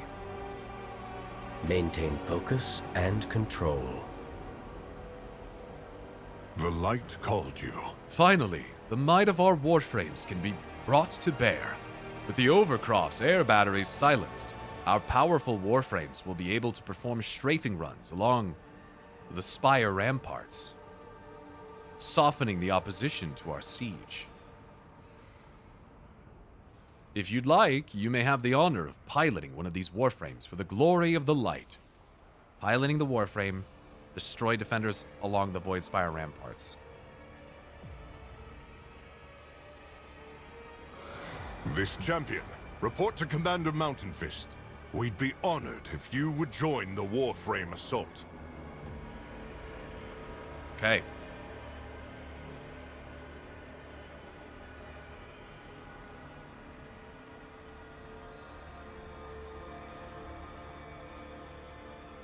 Just asking, we know he was sent by the jailer, right? He's sent by Denathrius, who is working with the jailer, and whether or not he has backup plans or whatever else is happening there, we don't know.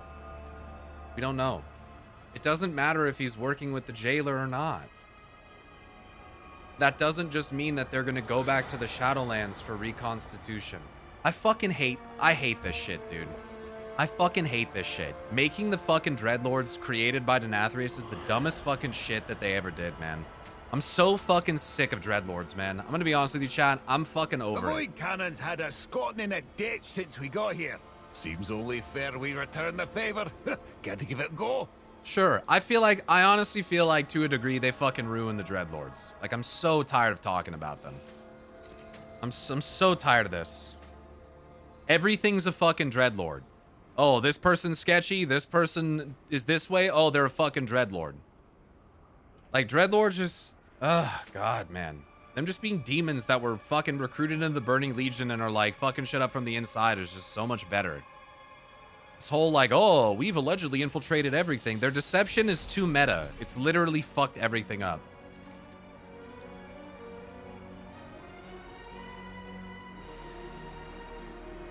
I'm so tired of talking about them.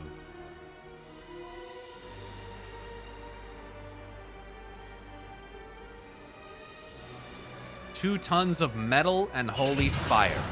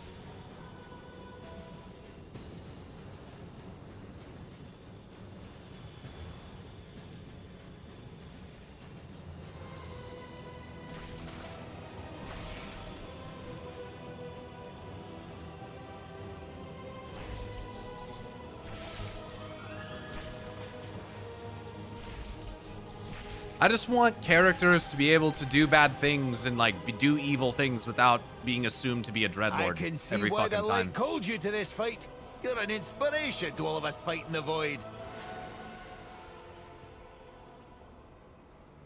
Has any of the dreadlord speculation ever come true even?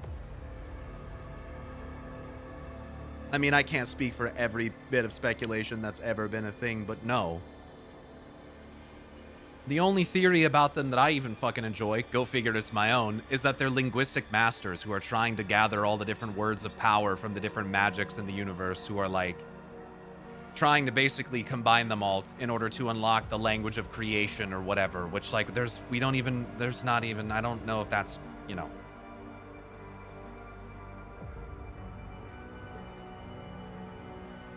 I don't know.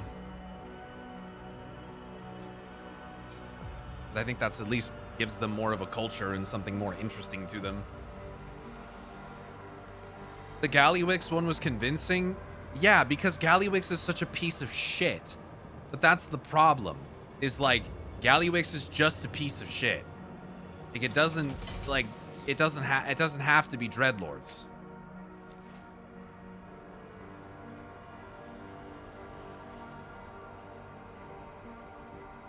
I think that's why they did that with Lothraxion, to make people shut the fuck up about him and his plots. And maybe, I mean, shit, there's an equal chance that I'm wrong.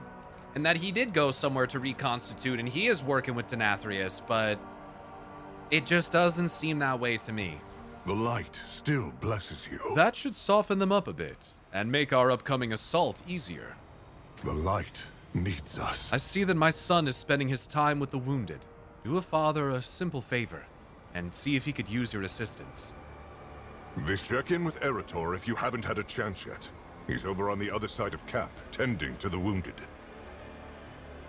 Did we see Gallywix's corpse? Yes, we did. They even updated the cinematic because I'm pretty sure they didn't want people speculating about it. Originally, we see his corpse underneath the mech in the cinematic, and then his corpse disappears. I'm pretty sure they went back and updated it so his corpse is just on the fucking ground, so that people would stop being like, oh, maybe he got away. And I even made a video about it. It's just like, dead characters need to be able to stay dead, and people need to be able to do bad things without being assumed that they're dreadlords. Oh, champion. You're here. Good. I need your help. Injured Vanguard. Light preserve you, friend.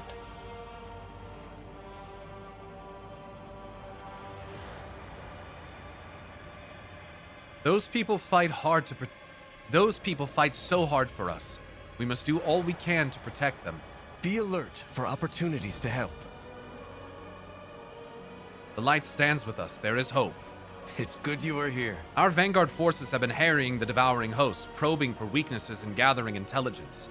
Unfortunately, nearly all of them have succumbed to the host. We are too late to help those who have fallen, but perhaps we can gather something to remember them by. Will you do this, Anshera? Recover mementos of the fallen so they can be returned to those they fought to protect. We need you in the fight, champion.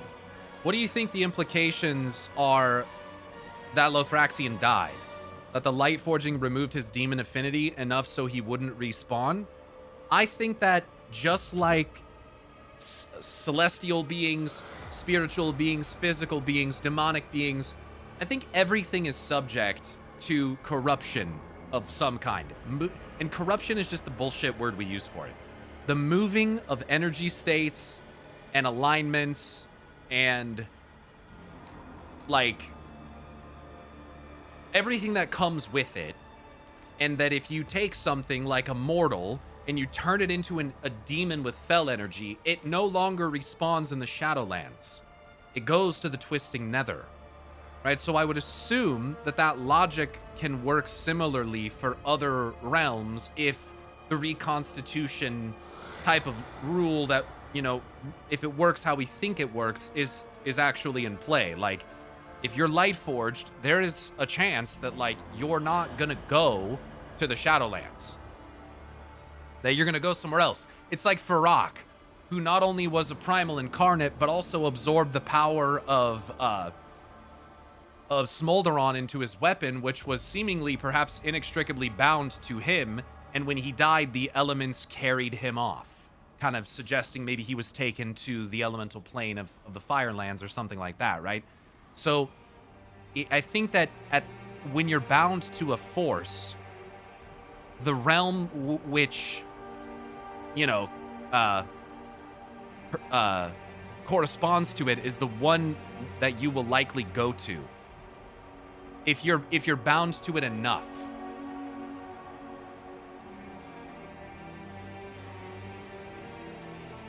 What can I do? It's why elementals go to the protect elemental those in plane. need. It's why demons go to the nether. It's why Naru presumably go to the realm of light. It's why void lords like Dimensius go back to the void, I think. Right? The thing that's one of the things that's very strange in WoW is that it's claimed, it's kind of weird when you think about it this way.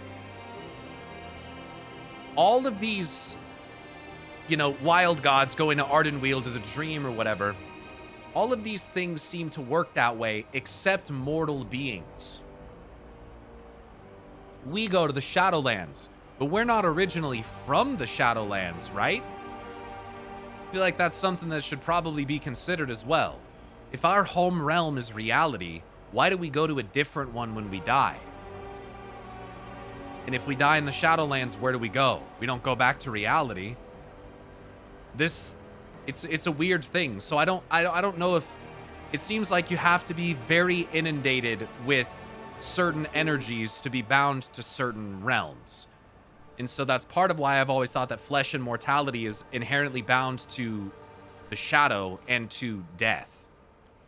Did Ysera go to the Shadowlands? Yes. It's good you are here. It's also weird because be alert for opportunities to Titans help. are effectively said that, like, to go or to have their origins in reality. Isn't it specifically because the Kyrian come and snatch us up? They intervene to take mortals to the Shadowlands. They don't automatically go there. And that, yeah, I think that may be the case. If we look up the Kyrian, they serve as guides to souls. Their duty compels them to safeguard souls from the mortal realm as they pass into the Shadowlands. I don't know if they are the only reason why they're brought there, though. Every mortal soul is brought to Shadowlands by a Kyrian. Yeah, what's the source for that? I would like to be able to properly confirm that. Because I recall hearing something along those lines, I believe, at some point, but what is the actual source for that?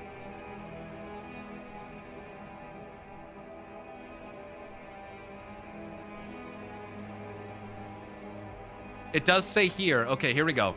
The noble Kyrian shepherd the souls of the dead to Oribos so that they can be judged by the impassive arbiter. That's from Shadowlands Preview Bastion and the Kyrian Covenant from Blizzard in 2019. So that right there does say that. The noble Kyrian shepherd the souls of the dead to Oribos. So, I mean, that doesn't even sound like a fucking, like a natural system. Doesn't even sound like something what can that... I do? I mean, what would Light happen if they preserve you, didn't do friend. that?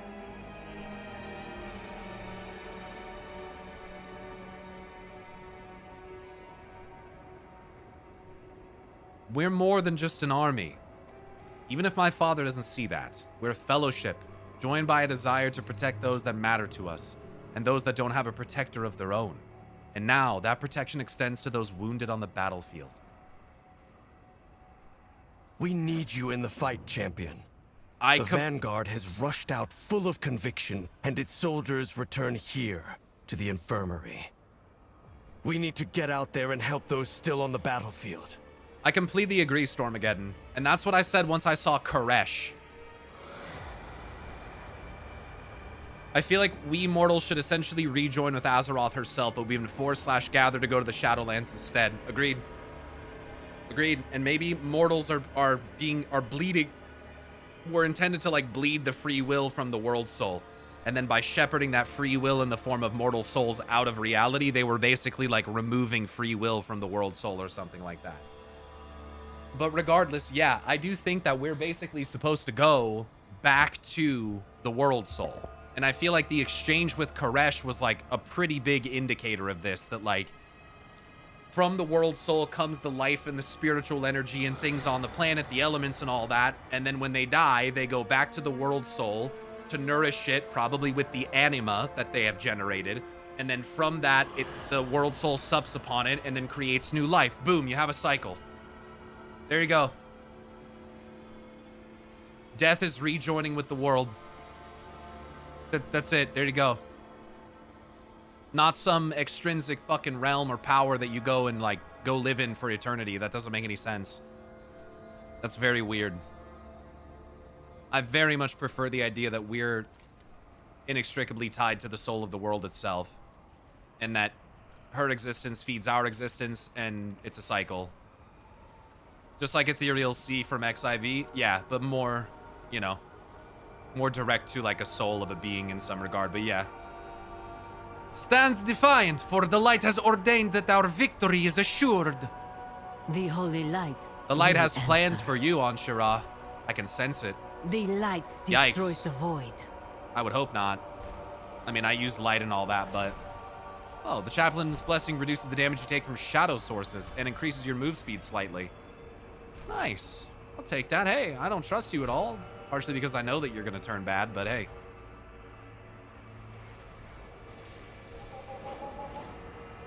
The sword really could have been an adrenaline shot to her. I mean, use the prey quest to like make some logic from it, right? May the light bless the fallen and safeguard the living as we hold back this evil from our world. It is a ton of fucking energy. We are the seekers of light. Heal within the protection of my light. We will defend you. Anguish and that raw emotion is very powerful, you know?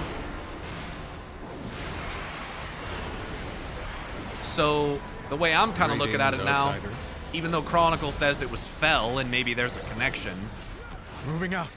Light bless you. Or maybe it's a fucking mistake. Because it says we fought Agramar on the seat of the Pantheon, which isn't correct either. But it's a blade filled effectively with anguish. But anguish is extremely powerful.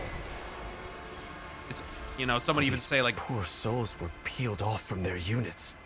We should stay together. Like overloading with power.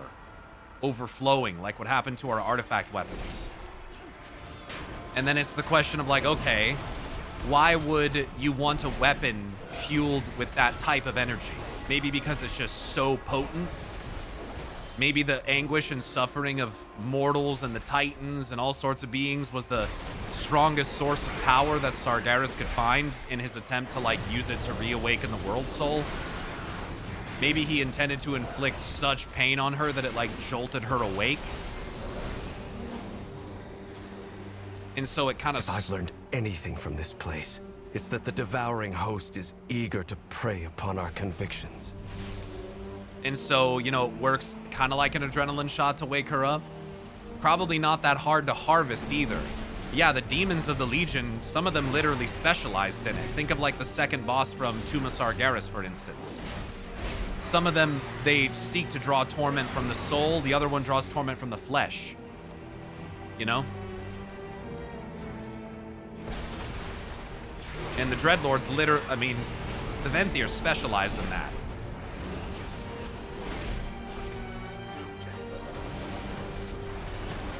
You also have beings like Argus, who appears to be soul-bound to Sargeras. I mean, you could even twist it into a story where the Anguish is the Titan Pantheons, Argus is, or if Sargeras was soul-bound to Argus, like I think he was, you could even make it out to be like it's Sargeras' torment. It's his fear, it's his rage manifest. It's not from Argus, it's not from the Titans. Maybe he's trying to infuse it in them to, like, unorder them. Or, you know, put chaos into them or something. Argus turns red the same color as Anguish, and during that, he starts using mechanics like Sargeras' rage. Sargeras' It's good fear. you are here. Right? We and must again, protect those in Magni need. says that we take the soul of Argus to the seat of the Pantheon to sever the connection between Argus and Sargeras. The Titans can sever that connection, but not here. We have to go to their place of power, the seat of the Pantheon, right?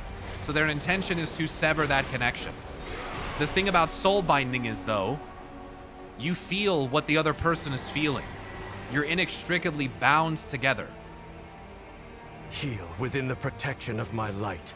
We will defend you. So even if Argus was the one being tormented, Sargeras is probably feeling that. And if Sargeras is the one being tormented, Argus is probably feeling that. And the old gods, as hinted at by the Rift of Aln, could very well be twisted manifestations that came as a result of Azeroth's torment. You would have died if not for you. Right? Having such anguish and pain inflicted that it maybe even drove you mad and led your creations to being half-formed. The light will protect us, fucked up, but you know? we should make haste.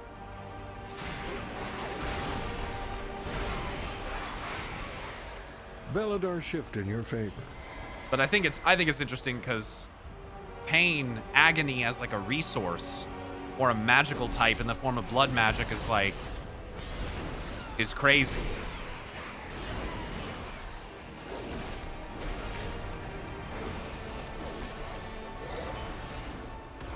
Tormented, twisted life.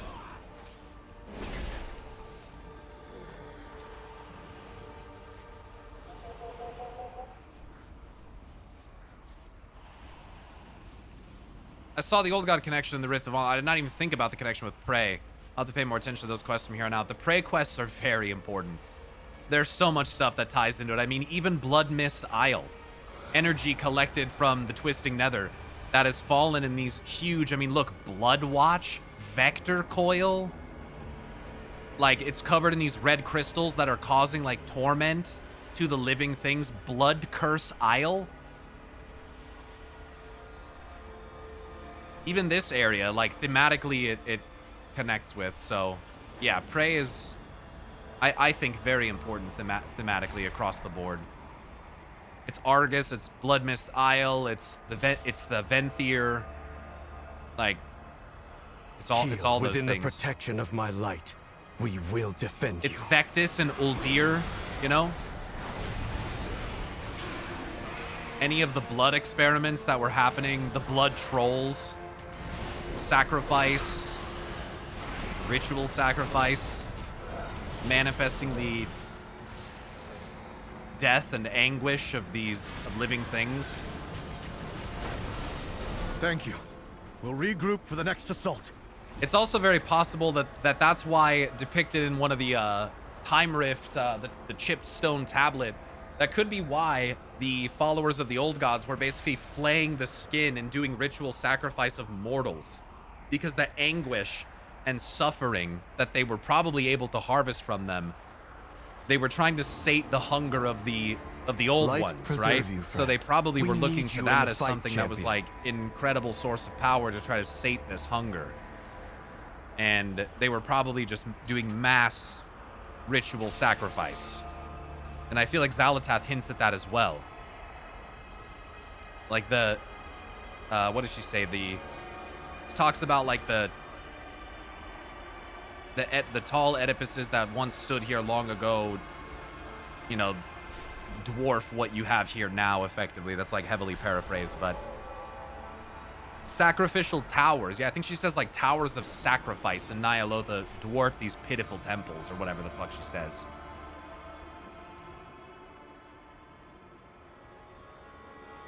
Blood Trolls, Pandaren, and Anima, Anguish, even Fel itself on the Soul Engines. The Legion didn't have to be torturous in their methods, but they are, because it most likely gives them extra juice. It's good you are here. The light stands with us. There is hope. What can I do? Have you recovered them yet? Light A preserve grim you, task friend. on Shira, but one that may bring a small measure of comfort to those that live. Be alert for We opportunities were able to save help. so few. I'm pleased at the work we did, but I wish we could have done more. We must protect those in need. I think we've done all we can for the moment. Let's return to the muster point. Be alert. Thank you for all you've done, friend. For the Vanguard, for Silvermoon, and for me. Champion, Illyria had scarcely arrived before she left to track down our missing officers. What can I do? We must protect those in need. We did good work out there. That's all we can ever hope for. We need you in the fight, champion. Vicious void beasts have been snatching our officers. I've been told that you saw one from afar, though, through Umbric's Void Scryer. Those beasts are steeped in void energy, using their instinctual mastery of teleportation to strike at our most vulnerable before melting back into the shadows. Illyria has gone after them and sent a request for another pair of eyes. You can find her at a campsite at the mouth of the gorge to the east. I'll mark it on your map. We must champion a word. I ask that you not mention anything to my mother about what happened at the Amani Pass. Mm-hmm. I've been waiting for my father to tell her about it himself, but it looks like I'll have to be the one to do it. Okay. Light preserve you, friend. You say so.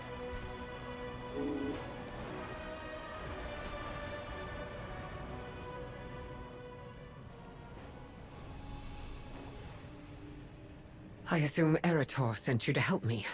I could use another pair of hands. Sure. Scraps of a Vanguard uniform. Officer emblem. Just as I thought. They're abducting the Vanguard's officers, champion. Is this just the hunger of the beasts? Or is Xalatath gathering intelligence? We aren't safe here. I hope you're prepared to hunt. This quarry is more elusive than most. She will not escape me. These void beasts are elusive, able to open temporary void portals that they can use to move short distances instantaneously. They may be beneath Turalian's notice, but they're having devastating effects on the Vanguard's morale. Between the two of us, I'm confident we can outmaneuver them. Stay alert. Stay alert, champion. These creatures can come from anywhere. First clue discovered. Eretor, we are literally in the heart of the Void Storm. I'm not about to chat shit about Turalian to your mama. Chill out, bro. Yo. Screwed up. I got way bigger things to worry about right now. I'm gonna be honest with you. Until you said that shit, I wasn't even thinking about it. Like, it didn't even cross my mind. I wasn't thinking like, I'm gonna fucking tell Turalian, or tell Illyria. Didn't even fucking cross my mind.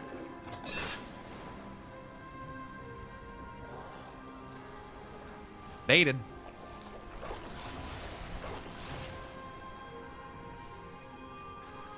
He baited me back.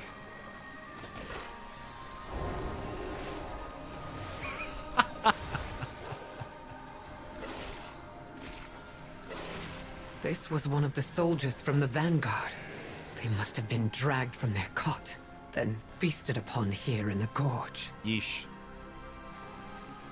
Do not be impressed by the tall icons of the Titans which stand here.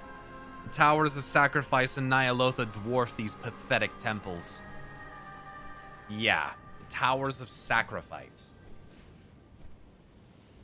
Holy fuck. And in a lot of the Nyalothan architecture, you can see some red energy flowing through some of that stuff, too. So, tormented life, anguish. I wonder if one might... This body is half-eaten, torn apart by those scavengers. I wonder if one might relate that to chaos at all.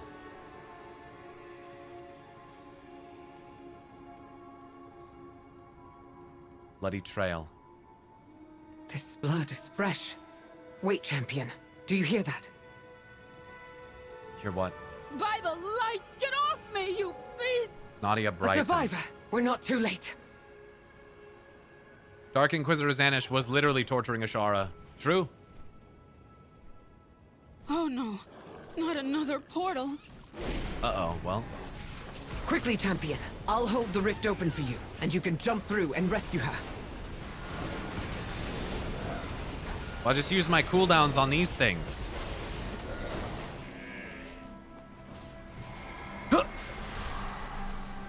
Hello?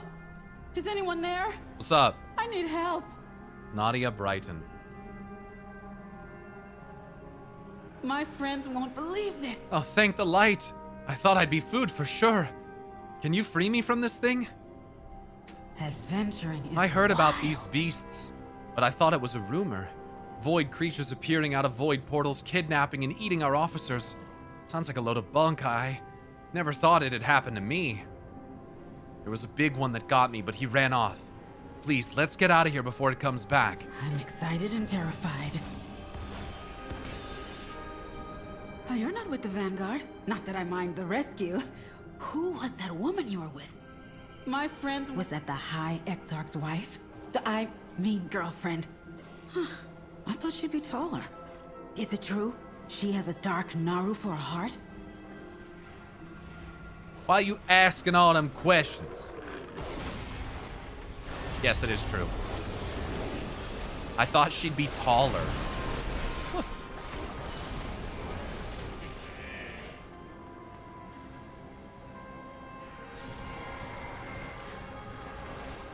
That's the big bastard that brought me here. Time to light him up! Adventuring is... Whoa, I can speed her up. She's hauled ass. Champion, you made it, and you managed to rescue the officer. Oh, my light. It really is you. This is amazing! My friends won't believe this. You know, this day didn't start out so great, but I love how it ended up. Thanks again. Another fine mess. Uh-huh. Well done, Anshirad. Don't worry about this one. I'll make sure she makes it back safely. Use everything at your disposal. I mean, girlfriend, isn't it wife? No, Illyria and Turalyon are not formally married. I'm gonna spoil it now because it's been out for fucking forever, and if you haven't read it, I don't know what to tell you. But in the book, Blood Ties, they're supposed to get married. They're actually, like, literally in the process of getting married, and they get ambushed by demons. Because this one Eredar is, like, trying to reform the Legion and, like, invade Azeroth, so. But they're not married. With the Patriarch defeated, these cunning creatures should no longer pose a serious threat. Return to Turalyon and report on our success. I will join you all shortly. No. With the beast slain, I can get back to camp on my own. Then I will take my leave. It's been ages since my family was together, and Eretor wanted to talk to me. So they're fiancés? Read the book. Read the book. Because Careful. She lurks. Not really.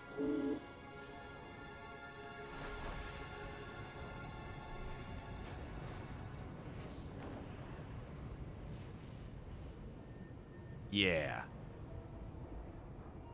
Like I said before, the book does not have it doesn't have a happy ending. It's not a happy ending. You struck down our son? Uh-oh. Uh-oh. We are the wrath of the Sunwell. The Sunwell will persist. What did he say? eternally. What are you waiting for, Paladin? Let's see if this abominations bleed. Well, that's a fucked The up sentence. Vanguard is the will of the Sunwell. The Void won't fight fair. It's good you are here.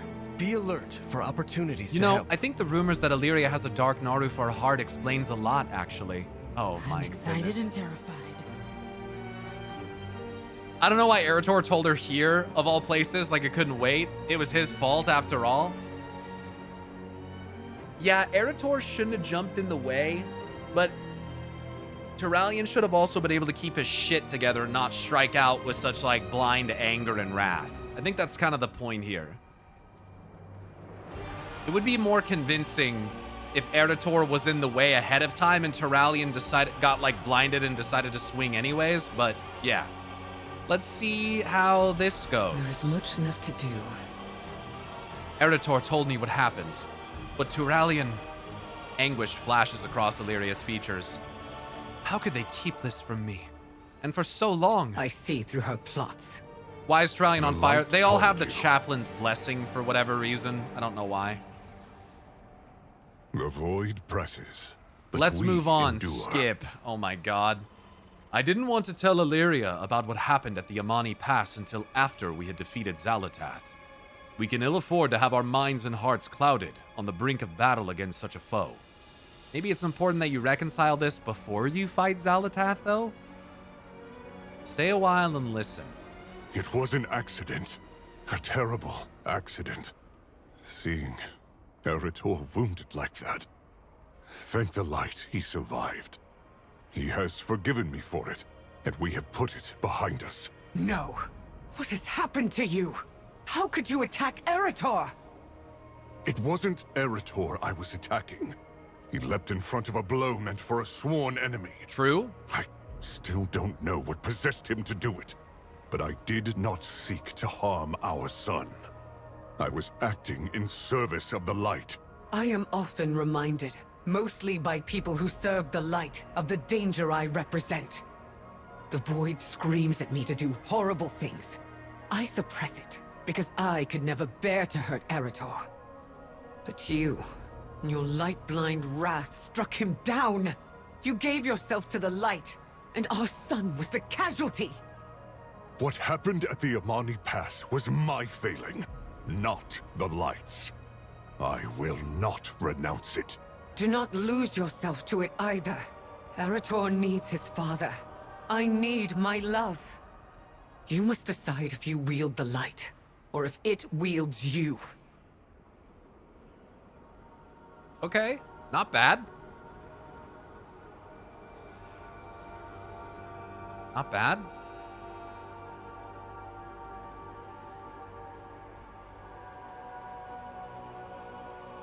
Like he got to make his point there. It was an accident. It's interesting. Part of me, my initial reaction is like, oh, there he goes, defending the light again. And I do think that the Sunwell is affecting them for sure. But I do think that it is more Turalyon. Does he wield the light or does it wield him? I mean, I think maybe it's an equal amount of both. Turalyon not being able to keep his emotions in check, but at the same time, the light flooding through him in a torrent because of, the manifestation of wrath. I think it's probably a two-pronged issue, not necessarily just one.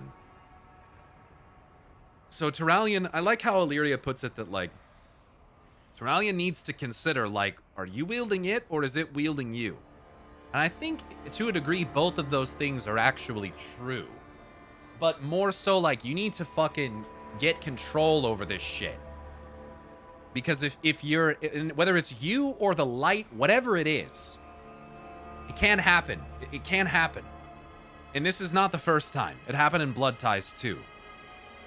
So if it's something that you have internally that you need to figure out, you need to figure that out. And if it's the light, you need to consider what that means. How that's affecting you. So, yeah. I like it. I'm enjoying it. I think this is nice. I will not renounce the light. That was my failing. I do feel like that does kind of loop back into his, like, some things can't be redeemed. I think he's talking, obviously, about himself. And so, yeah, I still do get a little bit of that. Turalyon sees the light as basically, like, infallible. And he doesn't consider that, like, it is affecting him.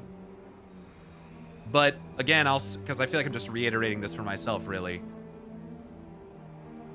Turalyon also has an issue.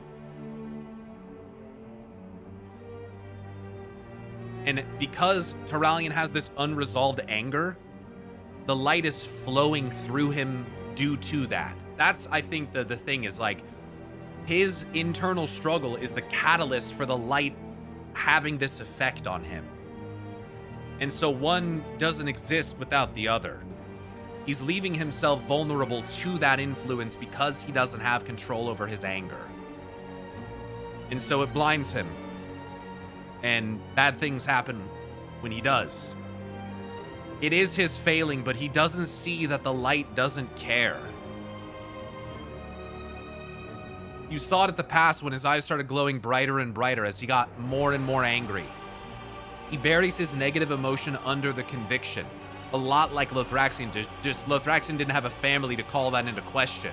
Right, and I love that you guys were pointing that out when I was playing it, that, like, and they said it in the quest as well, being in a place like this, for Lothraxion, maybe his faith is the only thing that keeps him grounded, that keeps him here. You know, he doesn't have the son. He doesn't have his wife. And I think that it's really important that Illyria said what she did there. Don't lose yourself to it, because Eretor fucking needs you. And not just that, I need you. So I like that Illyria is still being, like, tender and showing him, like, I'm not trying to reprimand you, Turalyon. I don't hate you. I love you, in fact. But I can't have you putting our son at risk. The same way that you and others have reminded me that the Void, you know, can't be allowed to put any of you at risk. And that's a burden that I'm willing to carry by wielding this power. So you need to figure out if you control this power or if it controls you. Because as of right now, your actions are making it look more like it controls you. She's not asking him, I don't think, to renounce the light, just not to get lost in it. But the root of it is his anger, his unresolved issues. So I liked that a lot. I thought that was a really nice stay a while and listen. They've been kind of building up to that for a while. It's good to see that. It's hard to fucking change, and Turalyon's been rigid. You know, we don't expect them to just change overnight, right? In one quest line, because then it doesn't feel earned. It doesn't feel real, does it? I mean, how many people recognize their flaws and then just fix it in a you know? Anger is very addictive, especially when it helps you see results. Tell me about it, dude. I mean, if anyone can speak to this premise of blind wrath and conviction spurred on by anger, it's me. Like, I literally personally identify with the archetypes associated with this mentality. Look at my character. Look at my favorite characters in the game, like Sargeras. It's not a coincidence. I don't think it's a coincidence anyway. So, yeah, take it from me, man. Anger can be exhilarating, and it can help you defend yourself, and it can help you overcome certain situations, but it can also do a lot of fucking damage. It can do a lot of damage to the people that you care the most about. In Turalyon, as I unfortunately have, you know, or fortunately, depending on how you look at it, he's having to look that in the face. That he can't just hide behind the light and the conviction in the idea anymore. The ideology and the religious fervor is not enough to justify the actions. And he's seeing how, even though he's followed the light, you know, in this dedicated fashion for his whole life, it's still tearing his family apart. It's let him survive, but now it's negatively affecting him. It's ironic because his greatest strength has also become his greatest weakness. That happens a lot. Happens a lot, especially with characters who struggle with anger, like Farak, like Sargeras, like a lot of the main orc characters. that fury rising up. Passion can turn to fury real fucking quick. And that's the problem. Wrath is too dangerous.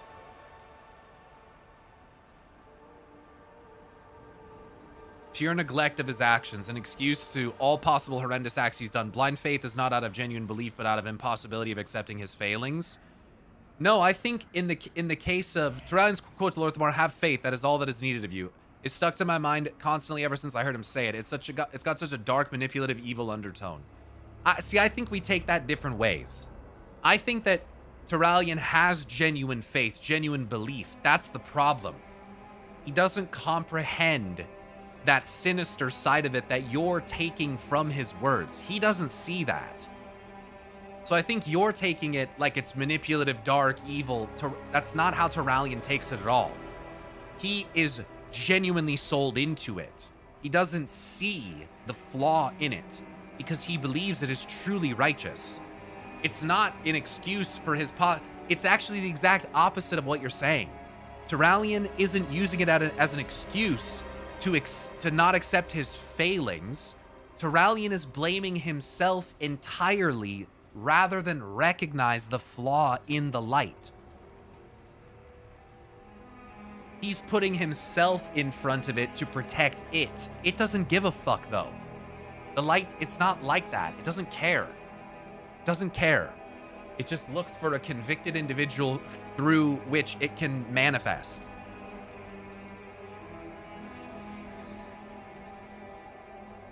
It feels like things like wrath can help stave off anguish, or perhaps it can still create anguish, but it helps numb you to it. I think often wrath can be the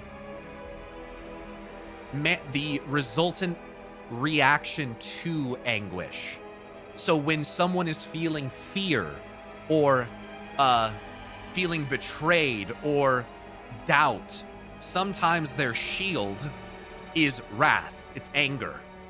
And so it manifests, but it doesn't just manifest as a shield, it often manifests as a sword as well. And what happens is you're using it to protect yourself, but you're simultaneously doing damage. And that's in my opinion, that's what has to be understood. It's protecting your ego, and it's protecting the uncertainty that you're feeling, and that anxiety, or like, you know, it's almost like triggers like a fight or flight response. And the wrath is the fight response. It's what happens when you don't know how to process that stuff.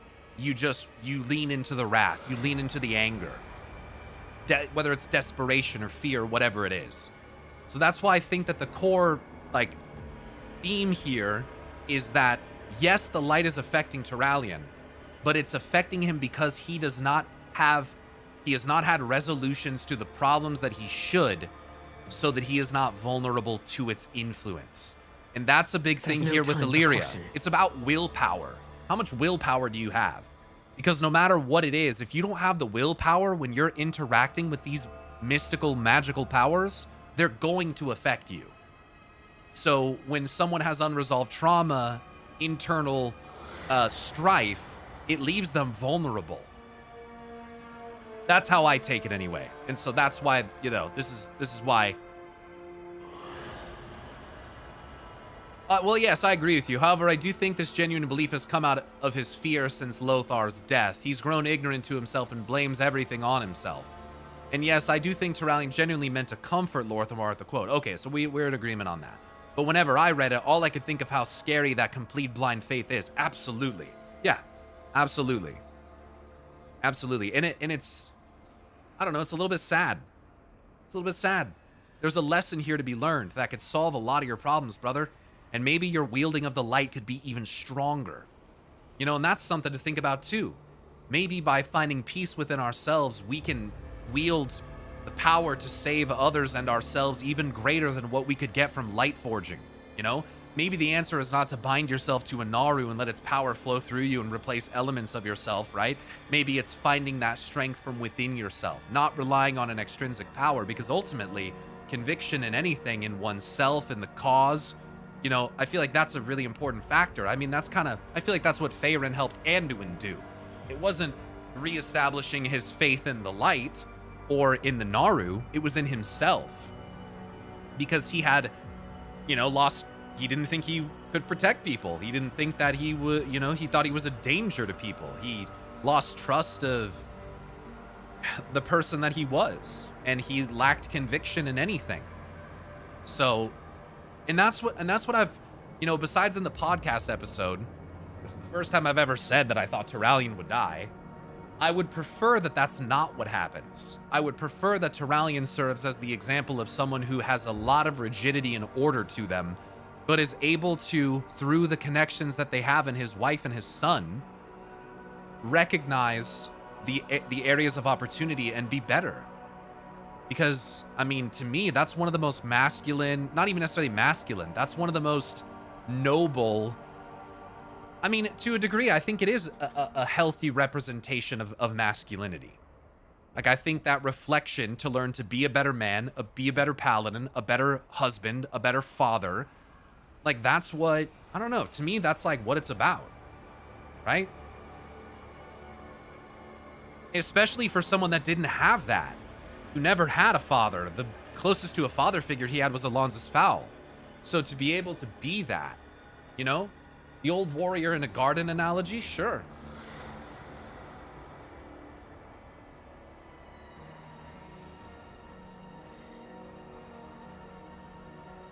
I would think it'd serve Blizzard's story very well if they could pull Turalyon back from demise, yes. But it needs to be done in a believable manner, and in a way that feels earned,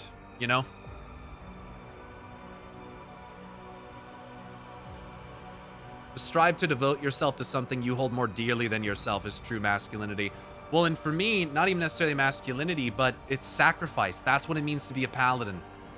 The ultimate thing that you can come to is realizing that you might need to sacrifice yourself, or sacrifice things that you love, because if what you truly love, in the case of like your family, your wife, your son, your daughter, whatever it is, you might have to give up something of yourself in order to make the best of that situation. Right? I think that's what being a paladin to me has a lot to do with. It's about willing to do self-sacrifice, not just dying or sacrificing yourself in that way, but even being able to like sacrifice in little ways that add up, So, in the context of a fantasy universe, it tends to be a little more extreme, but ultimately, sacrificing your time for other people, sacrificing your desires and your pride and your, whatever, your comfort for other people. Midnight's my first expansion, and I'm invested in this family drama more than anything. I mean, yeah, calling it a family drama feels a bit Reddit-brained and a bit... I mean, I get it, but there's a lot more than just the family drama going on. But yes, I mean, it's still... I enjoy it. Still, seeing some parallels between paladins and the Illidari about sacrifice. Absolutely. And the warriors in WoW tend to do sacrifices as well. Sacrificing themselves to save others. Saurfang, Broxagar, Grommash. I mean, just to name a couple. It's to name the most prevalent ones. There's a lot of that. So. It's not a family drama. Yeah, Varian. Yeah. It's the cosmic strife that trickles down to people. That's my interpretation, at least. Yes. It's a reflection of the inner and the outer, and how it all exists in this, like, kaleidoscope of fractals. And what we're seeing here is not just a struggle between a husband and wife and their son, but it's also a struggle between light and void and conflicting philosophies. It's to me, it's a representation of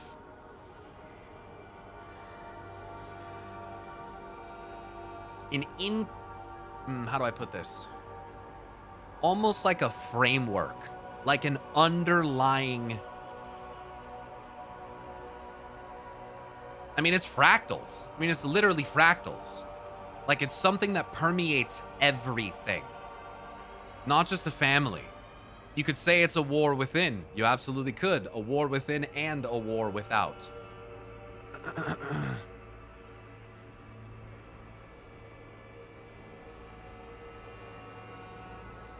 Representation's easier for us to understand and feel a familiarity to understand the grander cosmic ideas. Well, and because they work in patterns anyway.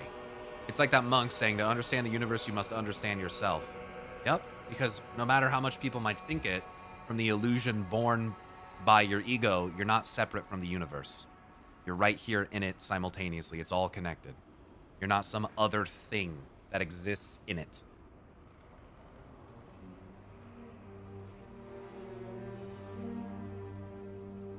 But we'll see. We'll see. I think of Tyrael and D3 sacrificing your position / faith in the light or heavens to protect the innocent. Feels like Turalyon might do an act of will that maybe causes him to willingly sacrifice his faith on the light to save them, resulting him in losing that power and maintaining his long-lasting that maintains his long-lasting life. Yeah, very similar to Tyrael, as was just mentioned. Maybe an act of will can break oath binding. Yeah, maybe. I'm not really one to... I don't really like the premise that things are completely irreversible.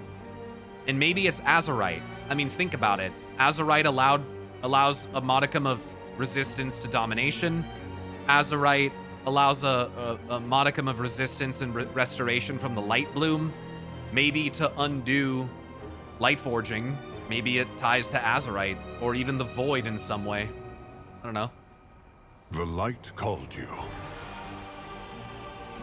Whatever guilt and regret I harbor for my actions, reckoning with them will have to wait until the battle is won. We cannot lose focus now. I mean, I get it, but... Do not let the void corrupt your actions.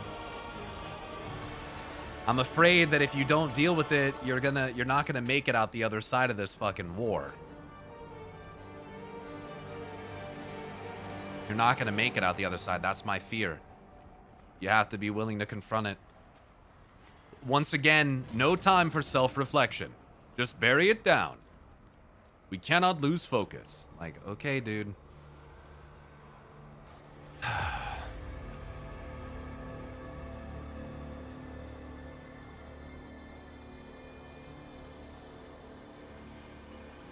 Would Turalyon just die, though, if he got unlightforged? Because he's over 1,000 years old, and I wonder if it would nullify his immortality. I don't know. Maybe. But maybe it's a sacrifice, you know, like we talked about. Sacrificing for something greater than yourself. For something that you would love to see, but understand that maybe you don't get to see.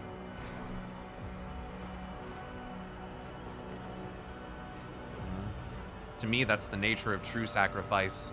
You don't do sacrifice in order to see an immediate result or something today. It might very well be something you never get to see. Yeah, I've done an inky black potion there. It didn't happen that way with the night elves, that's true. What's Turalyon's last name? I don't think I've ever heard it. I don't know if we know Turalyon's last name. I don't. Turalyon also keeps procrastinating. He was just gonna wait until this assault to tell Illyria of him striking Eretor. He wasn't gonna. He was gonna wait until after Xal'atath had been defeated. He postpones so far. I did, Trix, yeah. But I couldn't understand all of it. But then I went and talked to her in the camp later and got a lot more context by using the arcane linguistics spell and talking to her about her world. So I'll have to go back through and either read it on the wiki and see what she says during the quest, or do it on a Draenei. I wouldn't cross me if I were you. But I'm gonna do it on my Warlock, see what's different there. Your thoughts on the Akintunde quest? Could be complete bullshit, but the idea that long ago there was warring empires and someone was tasked to basically make WMDs and it fucked their world up. I like the idea of it, but we can't know for certain that it's true. Alright, so this is my first time doing Sunkiller Sanctum. I didn't seek this life. Riftblade Mela. With the Void Spire in complete disarray, we have a chance to take control of this sanctum. Use the gravitational pull of the micro-singularities to navigate the sanctum. They should allow you to fly between the singularities. Collecting singularity coils will allow you to break Assertidus's shield so we can force him out. I do my duty.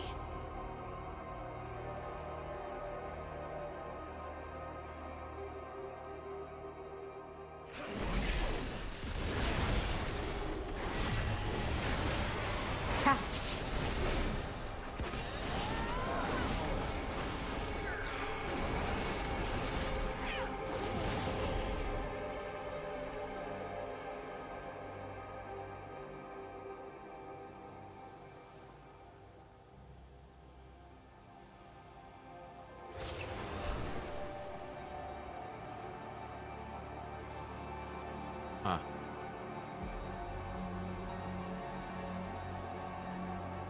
Oh, weird.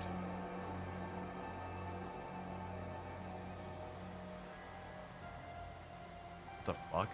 This is really strange. Breathe deep.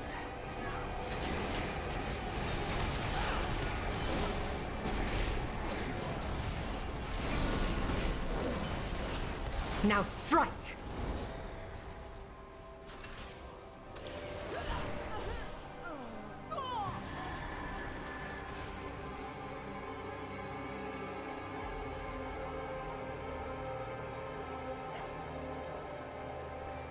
I have to say they made the Void Elves here very appealing, from Lady Darkland to Mela, such sick characters. Yeah, I like the Void Elves a lot. I didn't really know too much about them before all this.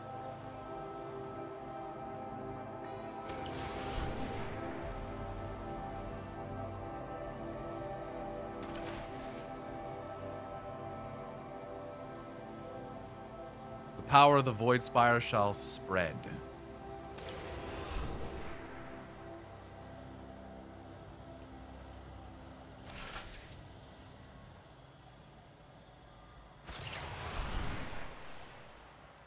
There really wasn't a whole lot of them before this. They felt pretty indifferent towards them as a faction before Voidstorm. Now I love them.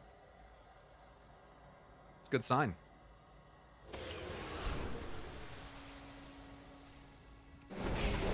This is for you.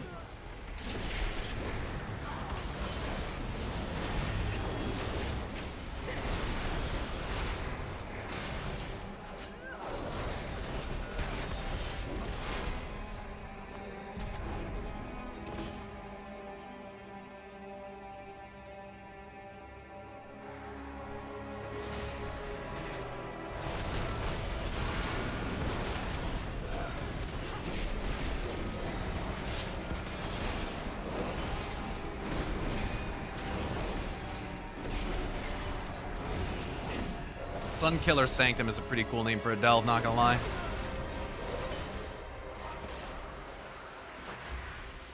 Coil Stabilizer.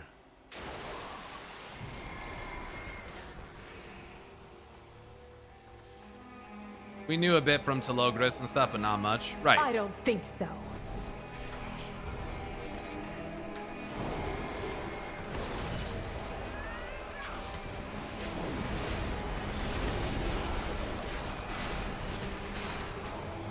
Be quiet.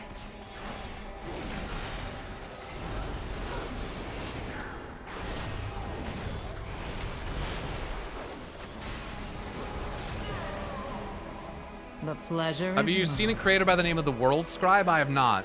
Lately, he's been going around different WoW zones and attempts to draw a conclusion on how he believes the world is based on how different NPCs talk, and he just did TBC Eversong. I don't fully understand what you mean when you say how he believes the world is based on. You mean like what real life inspiration goes into different parts of the game?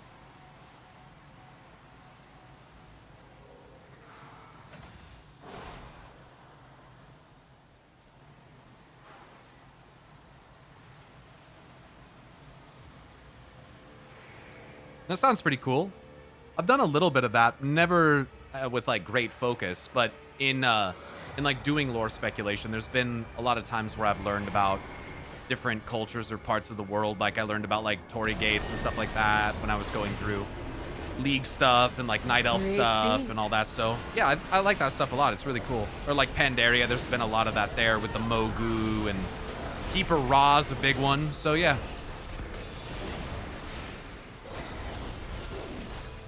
He makes conclusions like how the elves on Sunstrider Isle talk about the aftermath of Sunwell's destruction. But he makes conclusions about what? This is for you. Speak no more.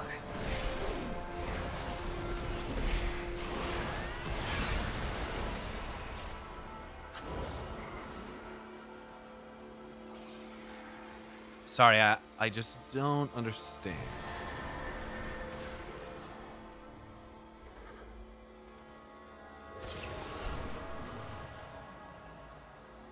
And he notices how they spoke a lot on control, the loss of control, and he learns via the quest text or NPC dialogue that magic was a core part of their civilization.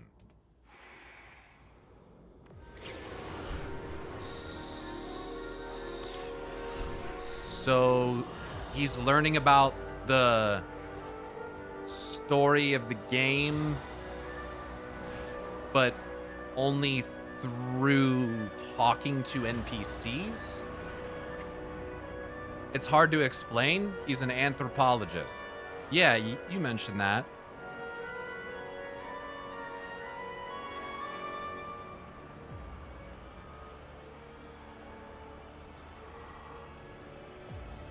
Like, he doesn't know any lore, just learning by playing? Yeah.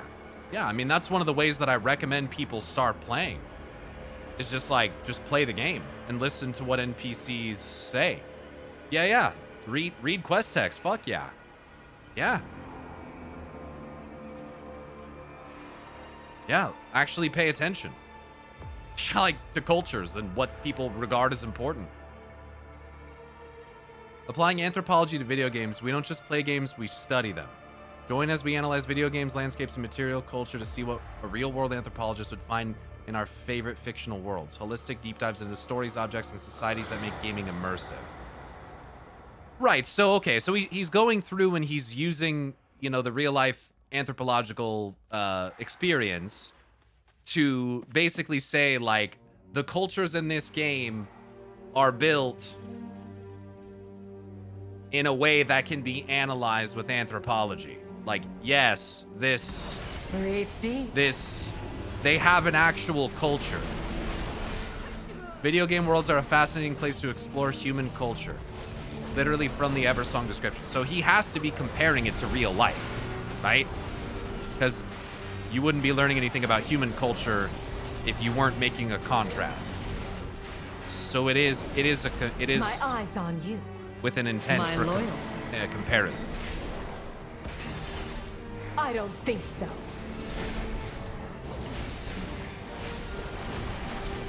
He's essentially fact-checking the lore and finding it fits perfectly well. Well, it's not really fact-checking. I don't think that's like... It sounds more like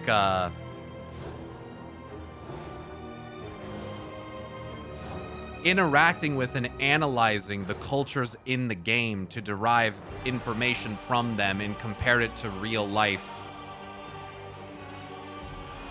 you know, stories, objects, and societies, right? Like, he's basically drawing attention to how much detail goes into it. Checking for internal consistency, but you can you can only check for internal consistency if you have a reference point, right? So I'm not trying to be like, it sounds like I'm trying to argue. I'm not. That's not my intention. I'm trying to clarify what it is he's actually doing. And you guys applying it to fact checking, whatever, dude. I always argue every single point. Like, why does it even matter? But that's not what I perceive as being done.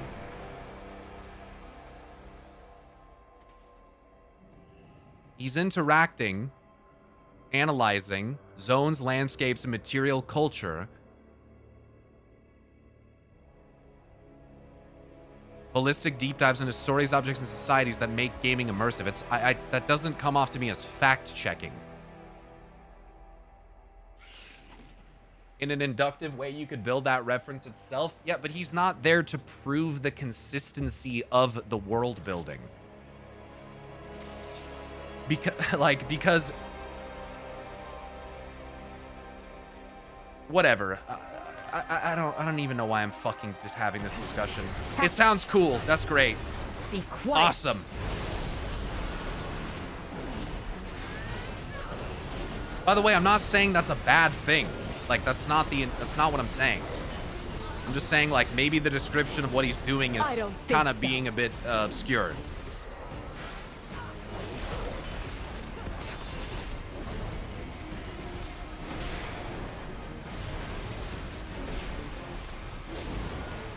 What the fuck?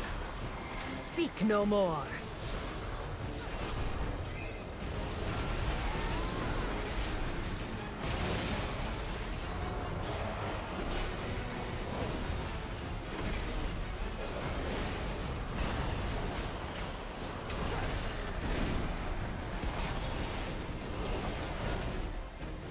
Speak no more.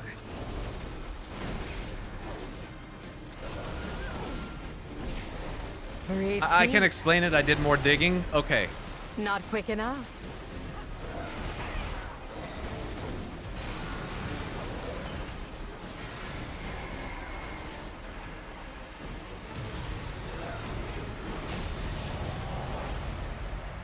The gravitational effect.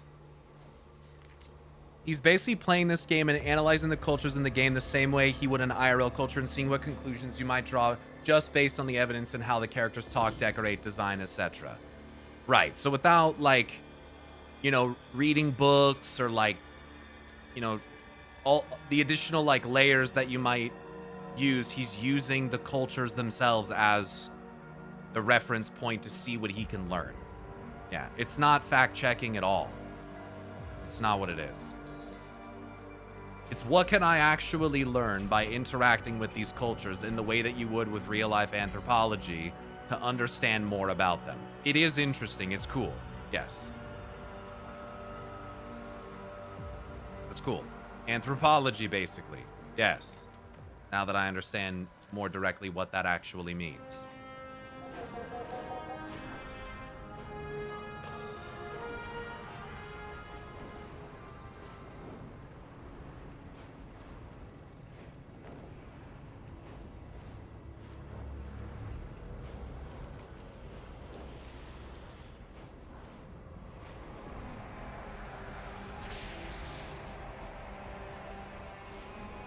I study it. I'm loving the videos. That's awesome. That's great.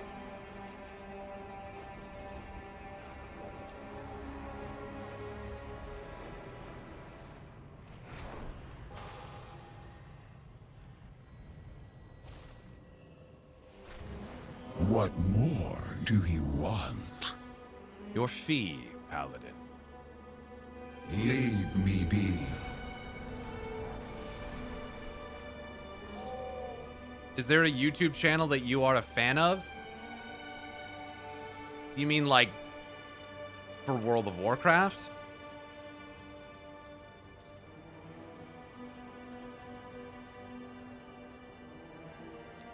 I can see how people would see it as a validation of WoW's world building, even if it's not the goal. Yeah, I mean, I can see that.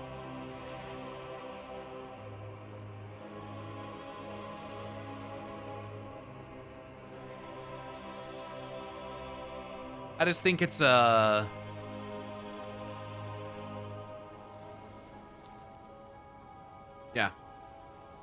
Doesn't matter what I think.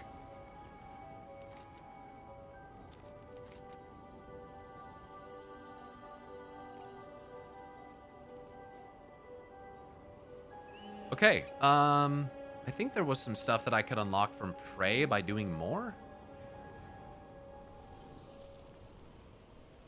There's this guy Pyromancer, insane vids. I think he's kind of boring. Same. Same. In general, yeah, like I watch like RuneScape stuff. So like I'm sub to like Critical Role, Soup, RS, Critical Role's D&D. Jaren, who does like Twitch highlights for Summit 1G, Zaxxas, Grant Horvat, Bob does sports for golf stuff. Beard Meets Food, I watch. Jimmy, Framed, Corvesta, the Brilliantly Dumb Show podcast. Yeah, I mean, I watch YouTube. Yeah. I don't watch any WoW YouTubers besides Zaxxas, to be honest, though. I used to before I started making videos, but I don't really watch them anymore. Unless you guys ask me to react to something on stream. It's pretty much the only time that I watch any WoW content besides Zaxxas. And most of that's on stream as well, anyway. Bellular, you're just fucking baiting at this point. Stop it. I do watch the Race to World first, yeah, when I can.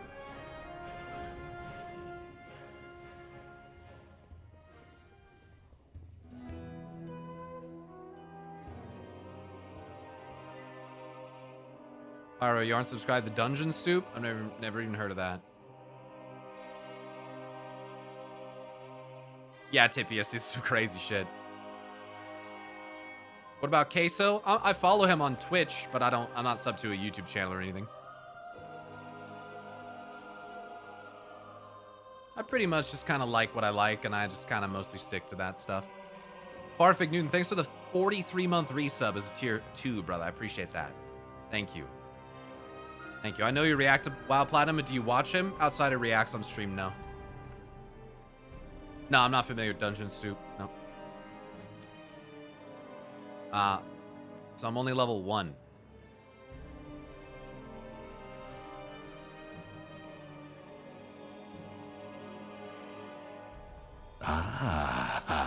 Anguish still lingers. How can I see? Oh, 3,000 out of 4,000. I'm almost level 2. Sinu Amanore.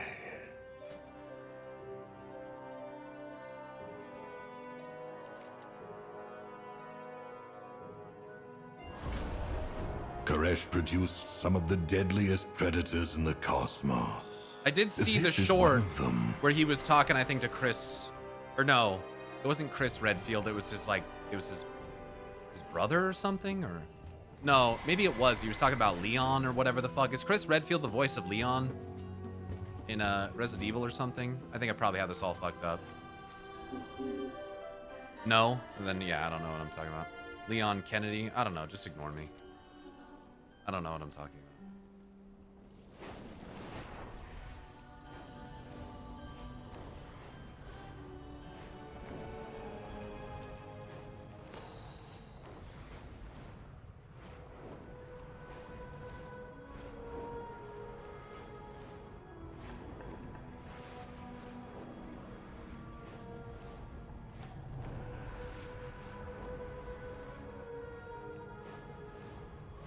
I recommend checking it out. I'm sure you'd like it. It's the Chaotic Good Barbarian, if that rings any bells. I've never, yeah, it doesn't ring any. The VA of Leon made a video basically saying he loves Queso, and the VA for Chris Redfield made a video calling him Bubba, causing him to crash out. It's pretty funny. Mythical Kitchen's pretty good. Do not end them yet. Savor the hunt, and let the artifact consume their fear. I'm like warm and uncomfortable.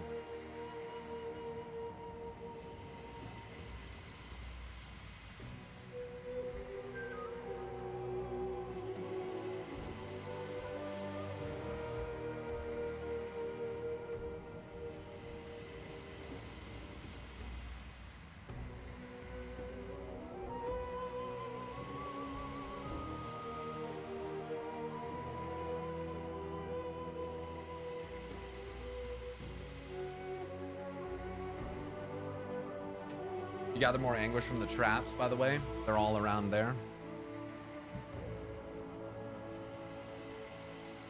Yeah, I haven't really figured out like the fastest way to do these yet. So any advice is appreciated.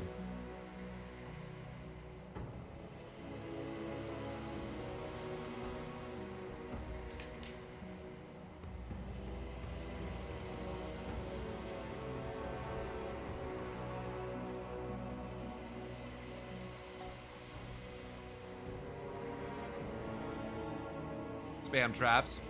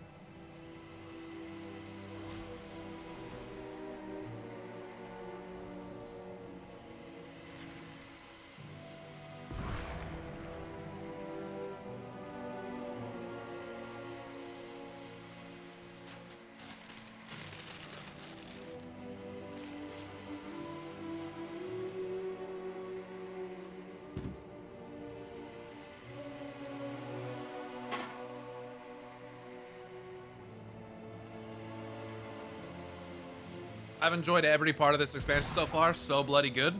Yeah, I mean, there's not like something that I look to in terms of like systems or gameplay or like story where I'm like, man, that was fucking atrocious. Besides the Heronir intros, you know.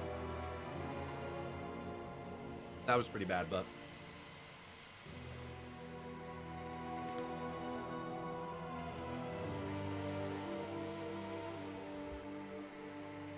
Siphon Vitality. So siphon the life out of them. Use Astalor's artifact to siphon your prey's vitality, causing them to flee.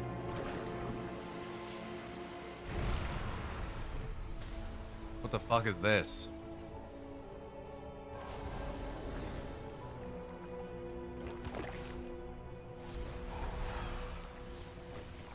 What the fuck?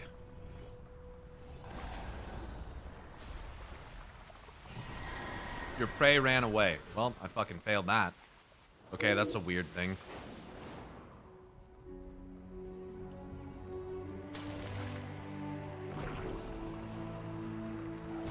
Fear, basically, harvesting anguish. Right.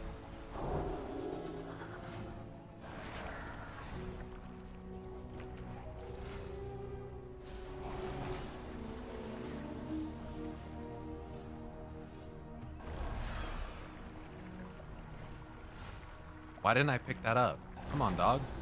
Such wonderful terror.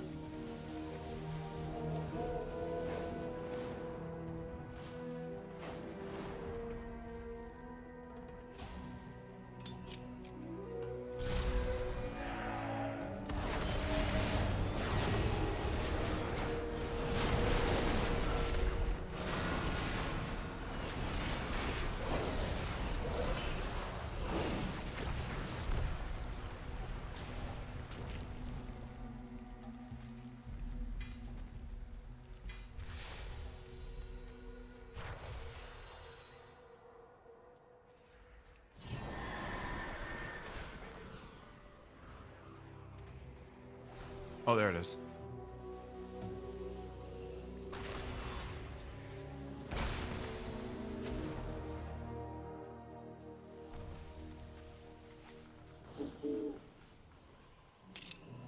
Yeah, I picked up some of those traps. I've used them all, the ones that I've got. Oh, well, that was...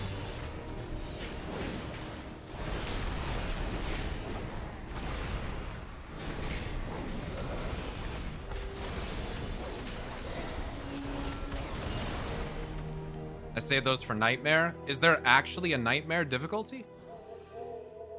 Did you watch Jeff Kaplan's interview with Lex? No. No, it's really fucking long. It'll release on Tuesday. Interesting. The prey system with nightmare difficulty. Obviously, you know, reminds me a bit of Diablo, but also just the whole nightmare color palette's funny.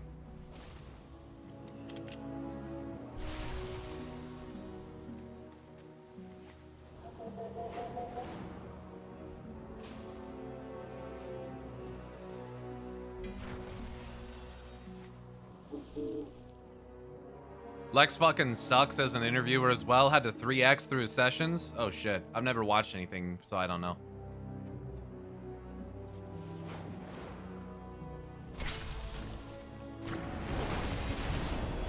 He seemed very sleep deprived.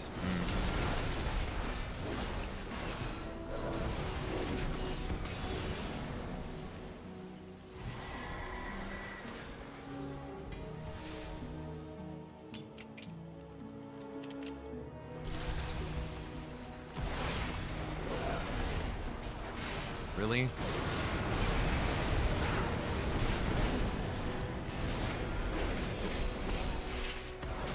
Feels too much like a chore slash pain in the ass to me. It's definitely a bit of a chore. It's different though. I'll give it that.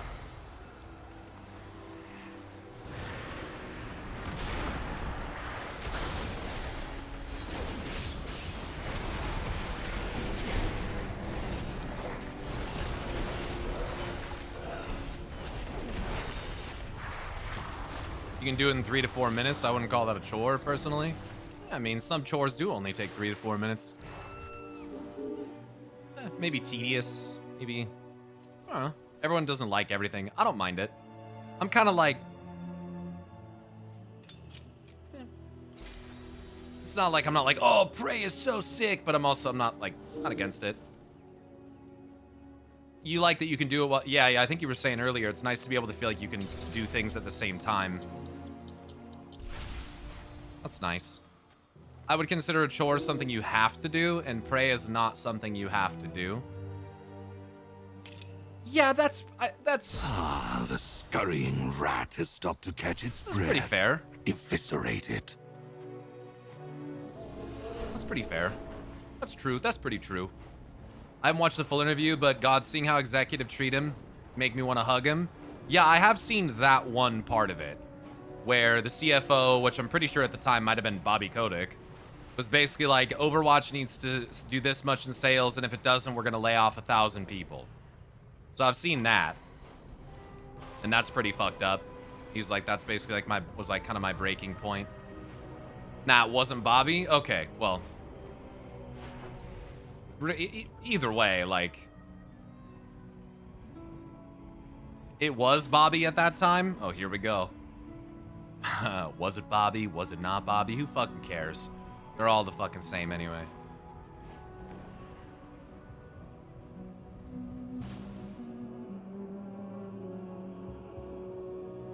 No, it was, not wasn't. Oh, I know, someone in YouTube chat or Twitch chat said that. They're all Gallywixes IRL. Come out wherever you are. You think I'm trapped in here with you? No. You're trapped in here with me.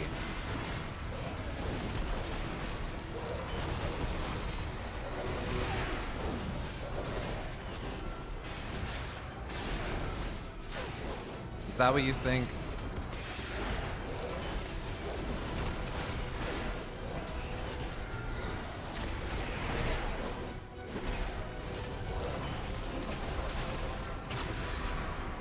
An honorable duel.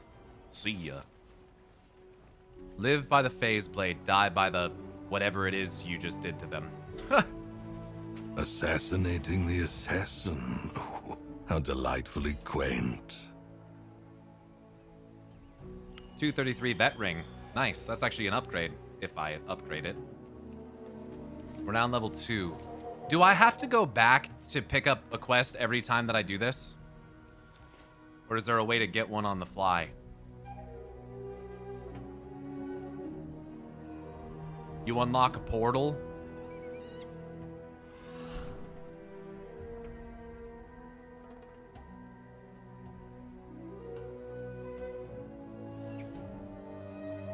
Oh, but he didn't do it at...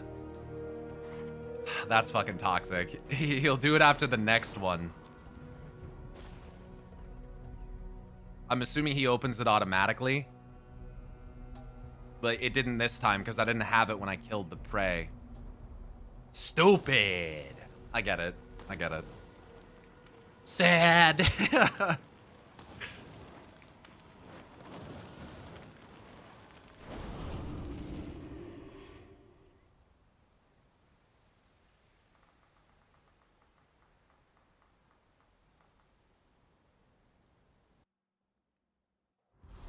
Argentina sends you to Silvermoon again, by the way. No, it hasn't done that for several days now. Pretty sure they hotfixed that. He knows what he's doing. Some extra anguish from Pyro.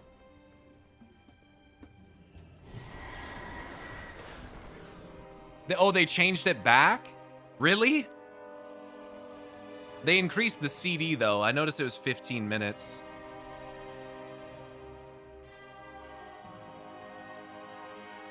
Yeah. Fun detected.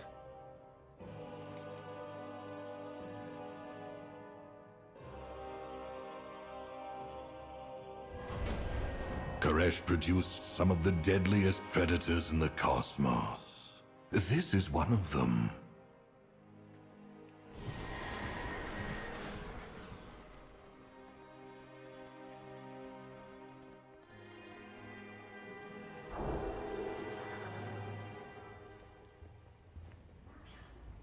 Astalor has an amazing voice. Yeah, I think it's the same person who voiced Renethal. Prince Renethal from Revendreth, Denathrius' son.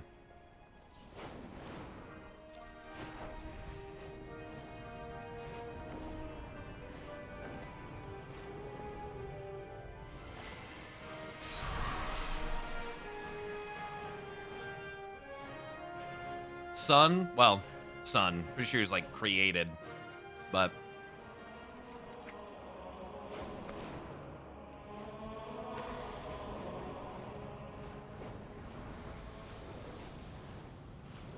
yeah, the low screen art is phenomenal. Yeah.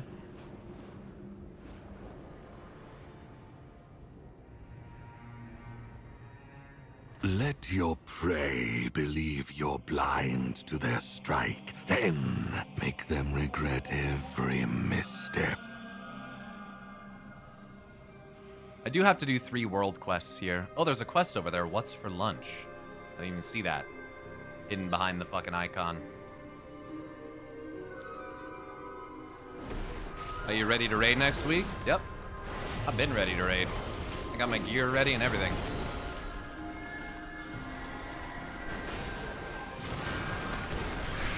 Now all I have to figure out is if I want to look up anything for the fights ahead of time, or if we're just want to go into them blind. I'm pretty sure on normal we'll just shit on all the fights anyway, so it's really just for heroic that I need to think about that.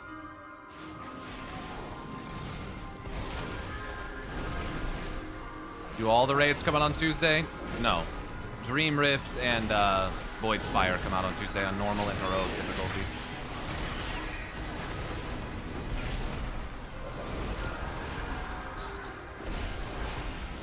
Oh, what's up, motherfucker? Hello, motherfucker.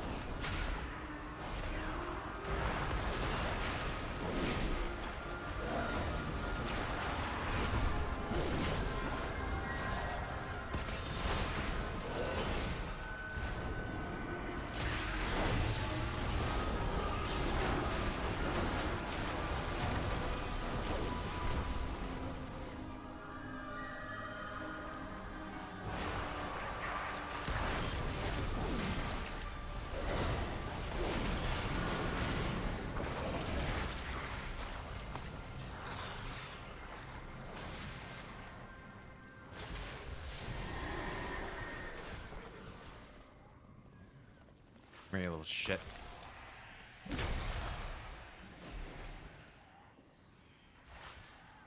Dream Rift gear drops like halfway through Void Spire. Yeah, and it's only one boss, so I think we'll probably go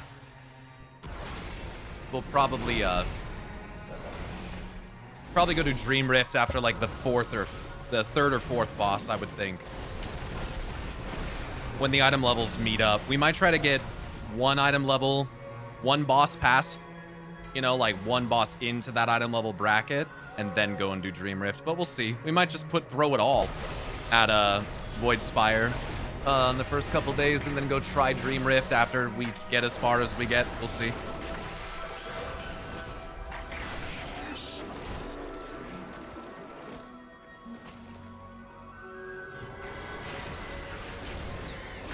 They will retreat to lick their wounds, and then It's just whoever gets 99 bosses in all 3 raids wins. Yeah, but there's some choice in when you decide to go and do Dream Rift and stuff. It just adds another layer of complexity to the race. I think that's why they're saying it would be interesting.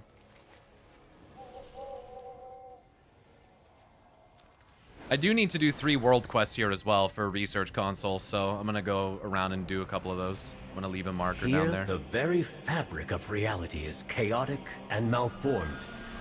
We could use your help studying the residue of such anomalies. For sure, dude. I like studying residue. Lamau.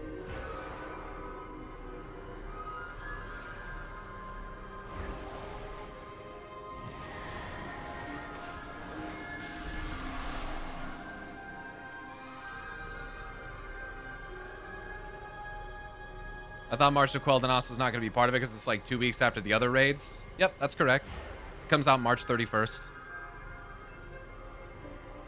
But it's all part of the same raid tier. So the real race is going to be... I mean, it is going to be strange because we'll see if they complete the other 7 bosses before Isle of Quel'Danas comes out. I mean, they'll have 2 weeks. I will assume that they will be done with it by then.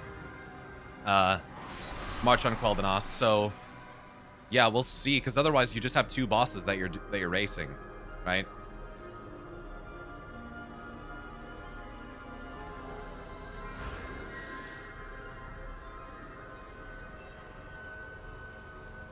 We still have much to learn weird. of this place. Good work.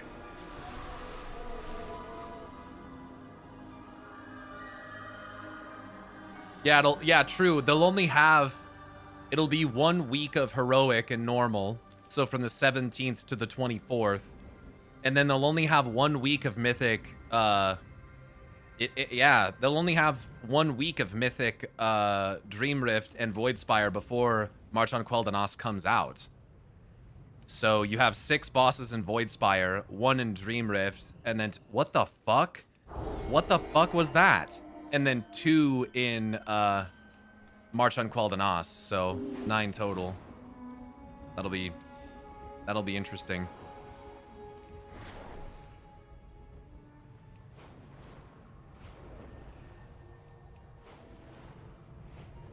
I just got like dismounted. That was happened to me in the same place the other day. Must be some kind of weird spot in the sky that's like, nah, you can't fucking mount there. The Shadow God's machinations continue in spite of our best efforts. Disrupt their I'm operations. petrified to look at class tuning. Why is that? What are you worried about?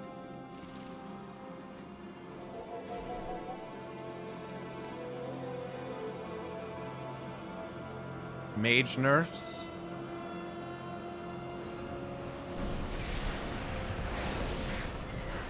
They took some specs out back. Holy shit. What stuff got nerfed? Is that what the 12.0.5 patch notes are? Is basically just class tuning stuff, or what is it? Nah, there's other stuff. Okay. Oh, it's separate? Oh, that's from 10 minutes ago? This is season 1 tuning? Right, that'd make more sense, because 12.05 is not going to be for a little bit anyway. All unholy damage reduced by 20%. Oof.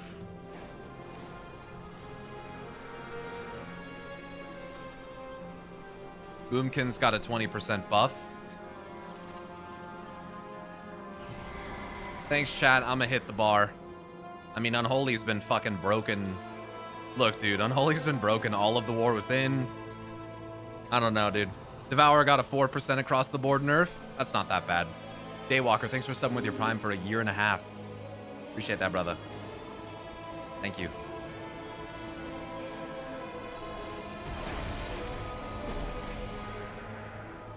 Anything to Rhett?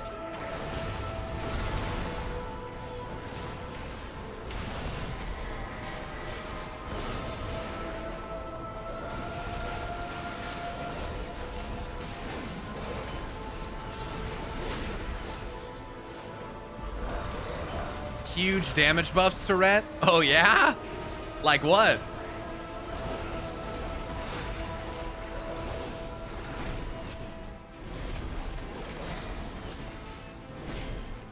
About 5% Kappa. Final verdict damage increased by 30%. Light within 25, Templar slash strike 25, melee damage baseline 25%, crusading strikes 25%. Damn, dude, we eating good. I like ye. Me like ye. Me like ye. Divine Storm got nerfed 12%. Eh.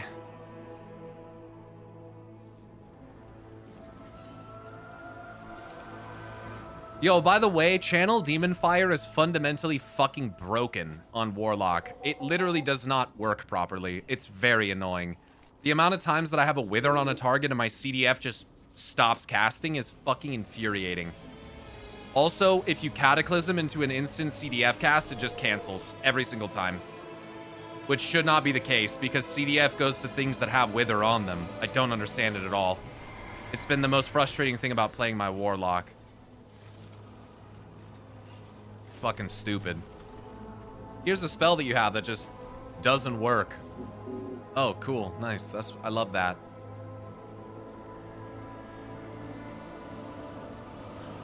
Yeah, CDF is not it is not properly functional. There's no fucking way.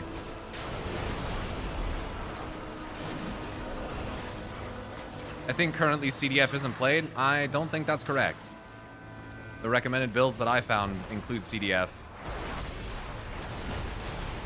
It doesn't matter if it's played or not. It's still broken. It shouldn't be broken. It's fucking ridiculous. It just doesn't work properly.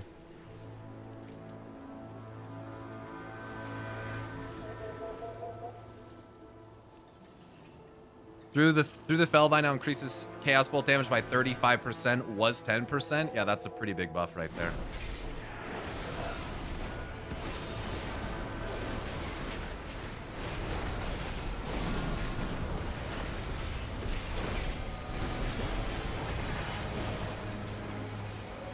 It's a pretty fat buff, dude.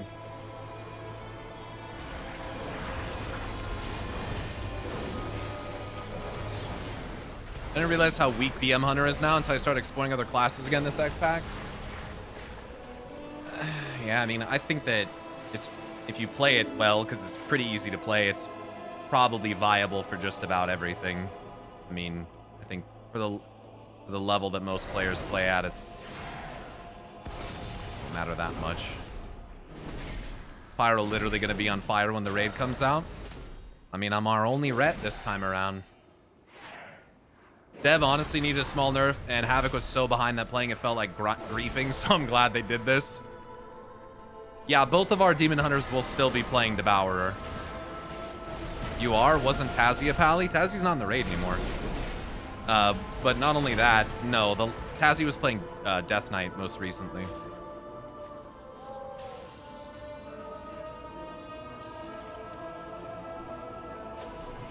Yeah, I wish we had Tazzy. We only have 3 melee now. We literally only have 3 melee in the entire raid. It's actually insane. This will be the most range stacked our raid has ever been. Ah, the scurrying rat has stopped to catch its breath. Eviscerate it.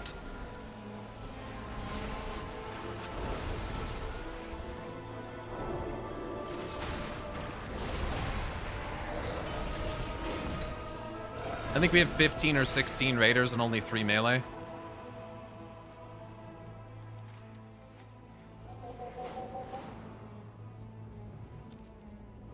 Oh, is he really right here? Nice.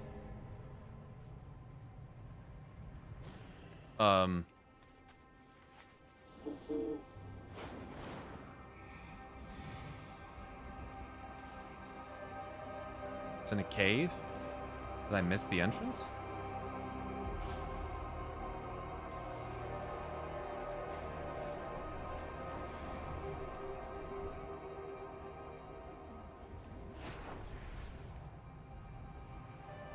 What the fuck? Behind you? That's not relevant fucking information. I'm changing the way I'm looking all the time.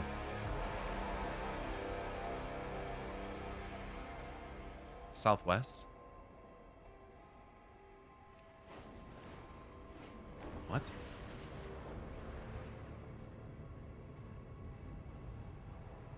By the ping?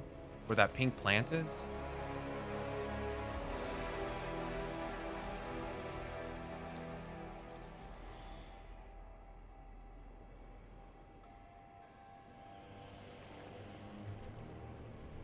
What the fuck? Are you fucking trolling me right now? Maybe over there? Oh, there it is. Holy fuck.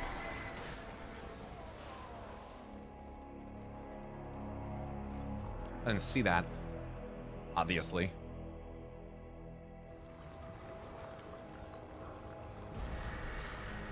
Get out of here.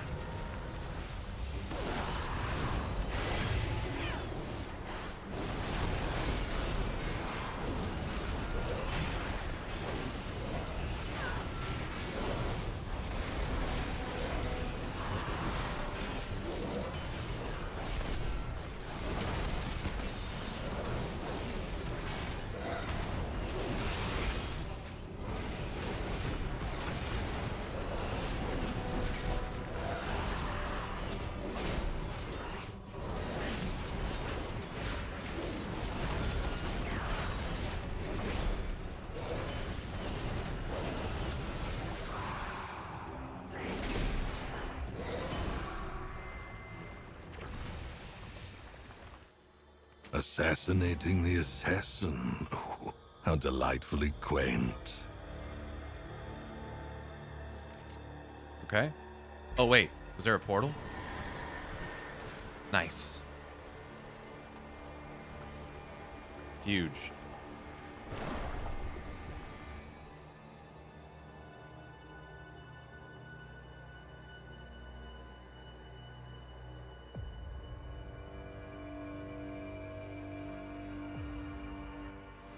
Yo, Zash, brother. Good to see you, man. Thank you for the 43-month resub there, my dude.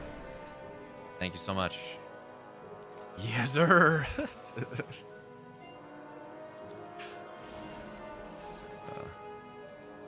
I got one more hard one to do. These reset daily. This death things are going great. has I would outlived say their overall they are. usefulness. Yeah, I hope they're Let us going awesome for you too. requisition their Weekly? misery. Oh shit. So I should have done my hunts last week. I fucked up. I also needed to do one more quest in Voidstorm there. Fuck me. That's right, I'll go back. Wait, one of you was saying that there's a faster way out? Is it this way? Oh yeah, sure is. Nice. Whoa, lag. Fly right through this bitch. Fuck you, Lorthamar. Can't tell me not to fly in here.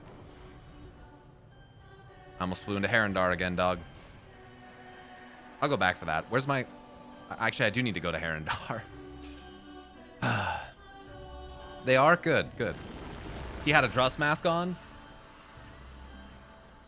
I like the Thorn Speaker. Yeah, I saw it on there. I never fought him though. The den has been ravaged with vermin. If we deal with that problem, the elders will be more favorable with us. Take a Grimlings. They are always up for a meal. I ain't doing that shit, Orwena. Feed your own fucking cat. Alright, you deal with that shit. You do that shit. I ain't trying to do that shit. Something has spooked a Brutosaur, sending it into a panic. Be careful. What do they say? Try not to get stomped on. Do not end them yet. Savor Go investigate. the hunt and let the artifact consume their fear. What's up, motherfucker? What's good? You trying to slow me down and shit? You fucking suck. Fucking loser. Man, fuck you.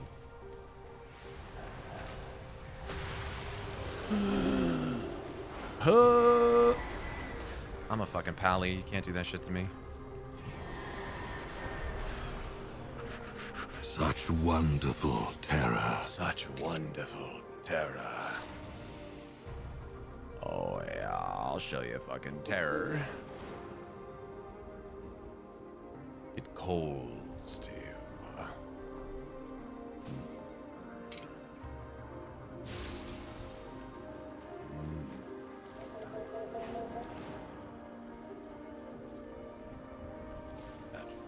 Who could ever imagine such a sacrifice?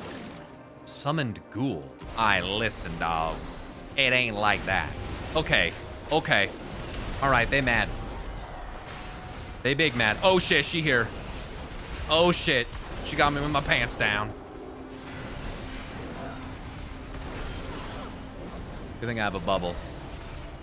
You've left an anguish orb on the ground? Oh yeah? Really? That's crazy.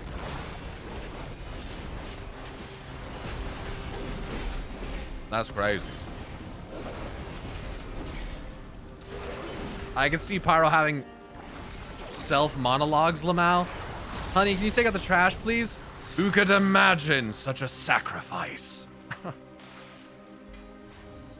What have you sacrificed?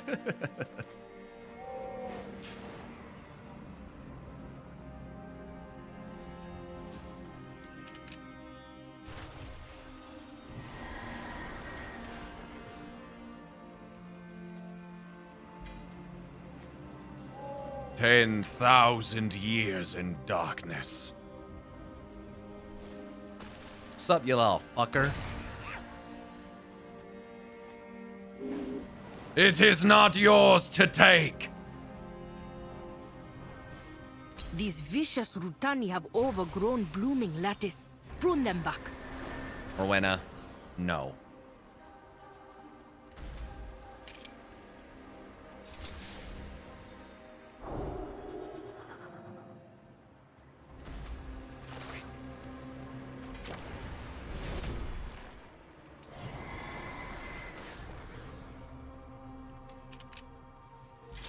If we need more melee, I could go Windwalker again.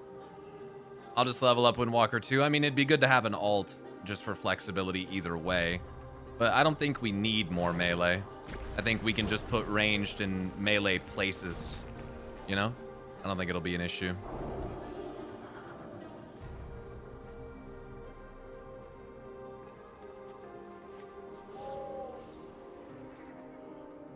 You need to let that go. I am my scars! I will enjoy scrying this one. Perform for me. Slaughter them. Oh, fuck.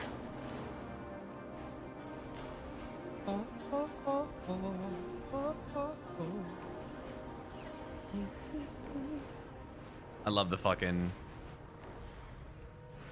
I love the music in I Herondor. have need of ingredients for a new piecemeal between us, the Rutani, and the Fungarians. Herondor and Voidstorm, Help me best, gather them. best music. Some of the dungeons have really good music too.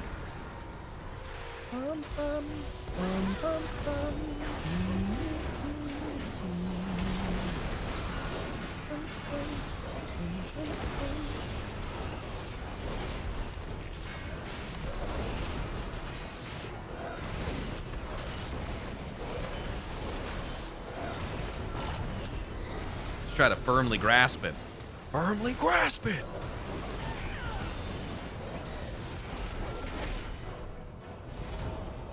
Fatally grasp it.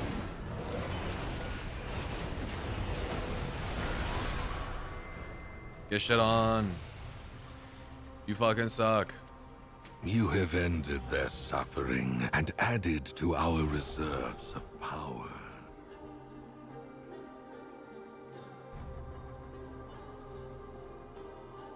It's actually insane for a children's show. I mean, the context of its use in the children's show isn't provocative.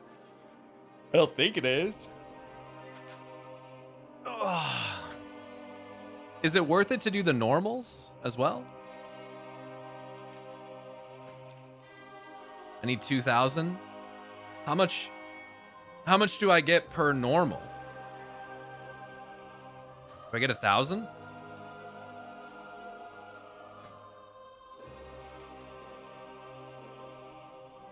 Oh, I don't think you get any. Oh, it's just for like gear. Only the first 2 give 1,000? Wow. Wow. Well, the first 4, I think.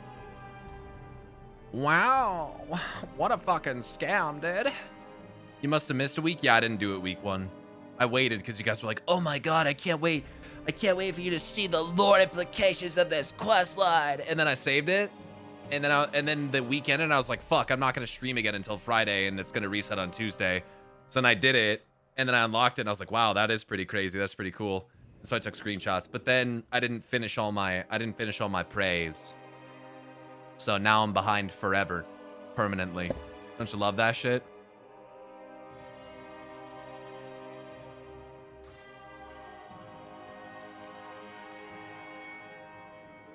I love that shit. Oh, it's entirely chat's fault. Yeah. Not my fault at all. I will take no responsibility in this. Forever. I do need one more world quest in Voidstorm. But yeah, man, I really be looking forward to the raid. I'm very much looking forward to the raid. I'm stoked. Raids. I'm behind 2 and I don't even know the implications. You don't need to know the implications. There is no, for a casual player, there is no implication. But you know, it's about the implication.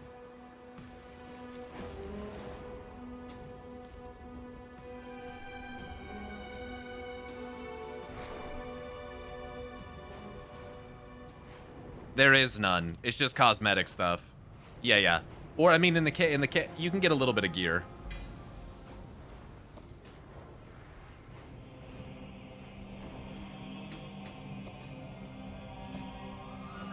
Yo, by the way, the outfits that you can get for finery funds are actually fucking fire. Fucking fire finery funds outfits. They're pretty nice, man. I got some cloth sets and they were nice. What is this quest? What's this? Speak your mind. What's for lunch? My Shadow Trade mercenaries will fight for Stormarian cores, no questions. I did the quest line for this stuff off stream because Spend your time wisely. I thought, I mean, it wasn't particularly interesting. It was just about like this activity, which is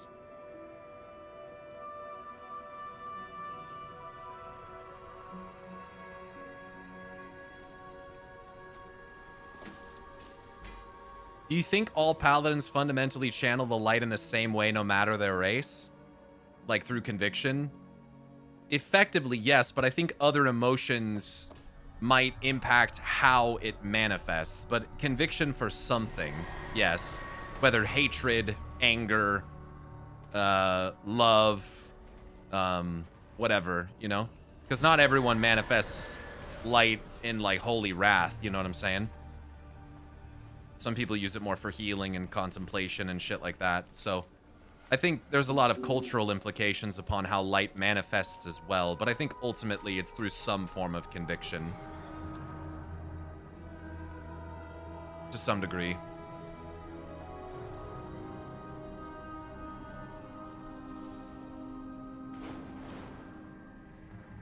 I think in the Eritor quest they said conviction and I think they might have mentioned one other thing. Couldn't Sargeras be a good light channeler despite wanting to destroy everything? Yeah, absolutely, and that's what I advocate for, that he is a light user.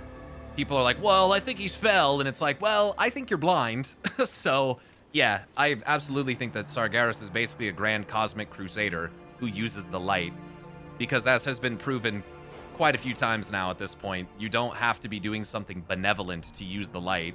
And as they described in the Eritor questline, like, light doesn't care between love or hatred. It makes no difference. So,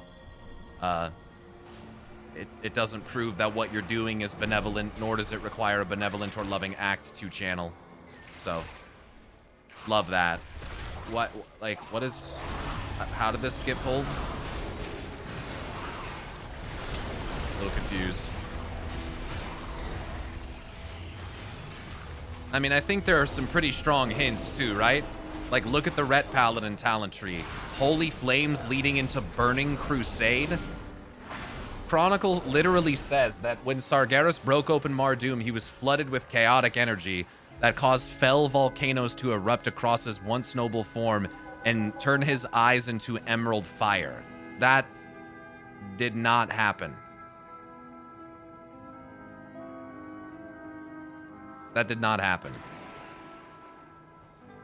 And if it did, something else happened that changed that.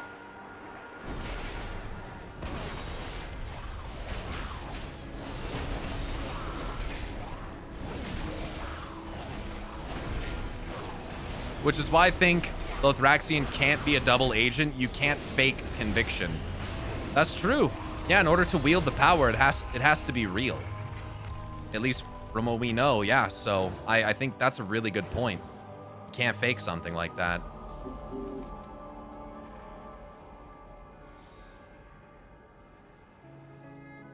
But does that could be called extreme light power?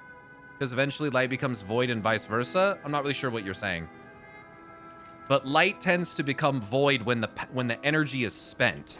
Light existing at a high energy state, void existing at a positive energy state, void existing more at a negative energy state, or perhaps a lower energy state, as outlined by multiversal energy dynamics and the Murmuration Paradox, if what is said in that book from Koresh is true. You know, we've seen, how many times have we seen light fade to void?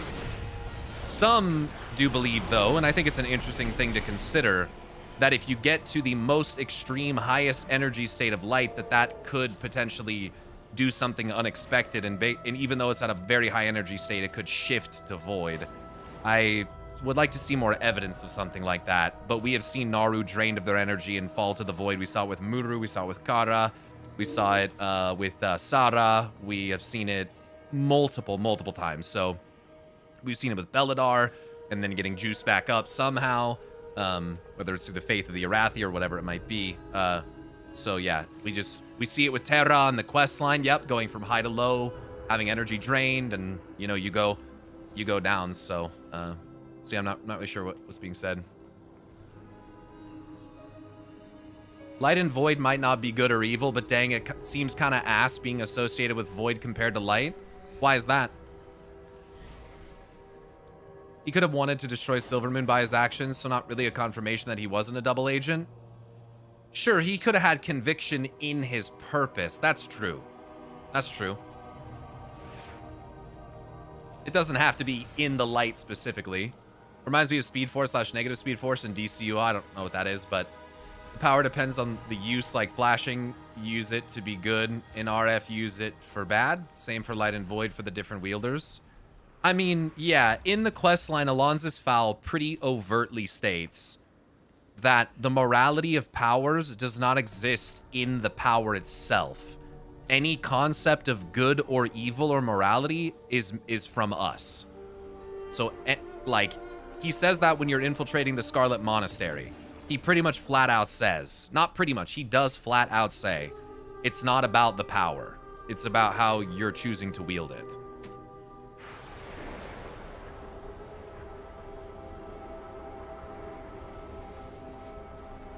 This singularity anchor should be able to temporarily seal the void anomalies. Because with void you go crazy and all the void adjacent beings are kind of assholes, even though light isn't perfect either. Quickly, champion. Interesting Prepare the defenses around the Is Umbric an singularity asshole? anchor before the enemy arrives. Is Rawmouth an asshole? One uses light, one uses void. Is it really the power that defines that?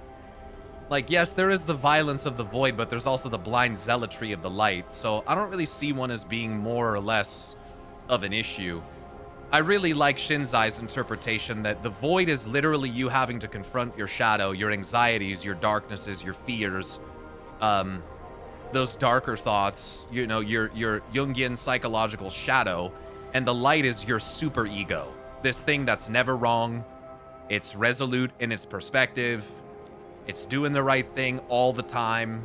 And there's like a dichotomy that exists there of like, there should be a balance between the light and the shadow.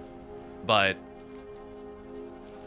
in most cases, there's not. So light and shadow stuff are both kind of dickheads in a lot of cases, but when it comes to mortals wielding those powers, if they don't have the willpower to like resist the influence of those types of you know, powers, the energy that's brought by them, you know, then they can make bad choices. But ultimately, any morality application comes from people. What do you think happens if you mix light and void? Well, it's an interesting question, because Chronicle says that when pure light and shadow clash, it caused a series of catastrophic explosions that birthed the fucking universe. So there's that. That's what it says. But I like to think that light and shadow were actually part of one thing originally, and then maybe those things that thing being separated into two is what actually made the cosmos happen.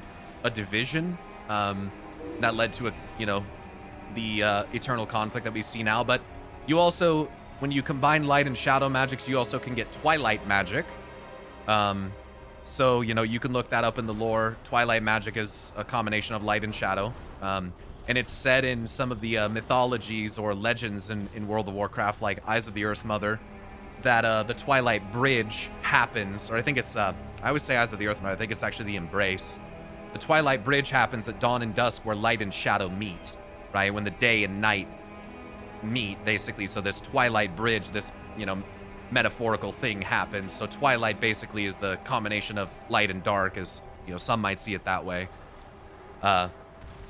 So it's hard to say with certainty. I know that when Illyria was being taught by Locust Walker and was like swimming in the void in 1,000 years of war, Korthek brought this war upon us. that's not the right dialogue that guy should have. That ended in BFA. That when Illyria's swimming in the void, she instinctually calls out to the light, and through her body, the light and void connect. And instead of seeing, you know, distant images of this prophetic destined future or this multitude of possibilities, she sees something not from the future or the past or anything. She sees something that's happening in real time. So she sees that Turalyon is about to be killed by this Eridar that has hunted him down and is about to get his ass, because Eridar are very strong in the lore. And so she shows up to save him. So yeah, it's like, you know, when light and void come together, you don't really get the truth from light, and you don't fully get the truth from void. One of them is very certain, dogmatic, tunnel vision. This is the end point. This is the prophecy. This is the way that it is. It's rigid, right? It's about rhythm and structure. The other one is more about improvisation and possibility. So that's going to be more about multitudes of what can happen. None of them are necessarily wrong, but none of them are necessarily true. That's why they call it the 1,000 truths, because any of them are possible. It just depends on what happens. So in a way, you have the light, which has this end point. Do you think the void is more creative then? I don't try to apply things like that to it. I think that they both have what the other thing is missing. The void lacks a degree of certainty. It's unconfident. It's anxious. It's flexible, perhaps too much so, because all these whispers whispering you to do things, but it's about your willpower to resist it and not make those possibilities real. Where the light is very much like, this is the way, this is how it's done. It's very inflexible. So realistically, I think the reconciliation of light and void is really important, because they basically have something that the other one is missing. The light is lacking flexibility, and the void is lacking direction. So these powers ultimately are given more form when wielded by mortals. Through the sheer willpower and determination and anchor that is her love for her son, Illyria is able to not only give form to the void, but change the void, which is a really important thing in terms of, like, you know, altering the course of destiny and fate and shit, right? And then people, you know, like Turalyon, hopefully, even though very rigid, indoctrinated by the Order of the Silver Hand and stuff, which is fine, he needs to learn more flexibility, right? And not be so rigid. And we've seen what the rigidity of the light can lead to. I mean, look at what Zira tried to do to Illidan. So, at least a being infused with light energy to the point where it's basically a living embodiment of the light. But these two things, the light and the void, they often kind of deny each other's existence. Seemingly the light more than the void. So ultimately, like, there needs to be a balance between them. But I think that balance can maybe effectively only occur through maybe like a mortal vessel or something like that. I don't know if it'll ever happen on a galactic scale. And ultimately, one might conclude that based on the presumed power level and importance of Azeroth, that the cosmic conflict between light and void is actually, if not literally, but symbolic of a diametric like war within Azeroth's own psyche, and that her psyche, you know, her mind and her soul, potentially as the most prime and important and powerful thing in the universe, is basically at war with itself, and that in order for these types of eternal cosmic conflicts to end, there has to be some level of reconciliation and acceptance between those powers. And so in battles like Renalash, which we don't know if that's a single battle, we don't know if Renalash has already happened, if it's going to happen, if it's repeatedly happened, cycles of unto cycles over and over again. That's what I like to think, is that Renalash is both small events and large events that have yet to take place, but it's effectively seems very similar to maybe a Norse mythological battle of Ragnarok. But that perhaps in these events, Hour of Twilight, that type of shit, the ones that become real, not the ones that we see manifested by things like Murozond and shit like that, but the ones that we make real by our actions, maybe those include that type of balancing of powers. But it's, you know, it's not something you can say with absolute certainty, but I basically think that, like, Azeroth's soul and mind and maybe even body, she represents like a single being that is basically the cosmos itself. So like we are a thing. We're like a smaller, in a lot of ways, man. I really think that the players and mortals are like a smaller, they're like a microcosm of Azeroth herself. That like we have these wars within, these emotions, these light sides, these dark sides, and they're kind of conflicting and at war with each other. And you know, our soul can be divided. Why not Azeroth's? You know, our bodies can be replaced, divided, ordered. Why not Azeroth's? Our minds can be fractured and our psyches can be broken. Why not Azeroth? So I kind of think that in a meta kind of sense, Azeroth kind of represents this inherent desire for forces that seem to be diametrically opposed permanently to come to the realization that they're actually pieces of one greater framework, one greater entity, and to basically like bind together and allow the soul of Azeroth to awaken. And I think Sylvanas really represents this conflict. Like, when Sylvanas' soul got put back together, it's the same concept where it's like, yeah, you have one half that's very angry. She feels she's been done wrong. She's, you know, feels like the cosmos is broken. She needs to do something to fix it. She will go to extreme measures. She will commit terrible atrocities. This is the golden half of Sylvanas' soul. This is the Banshee, right?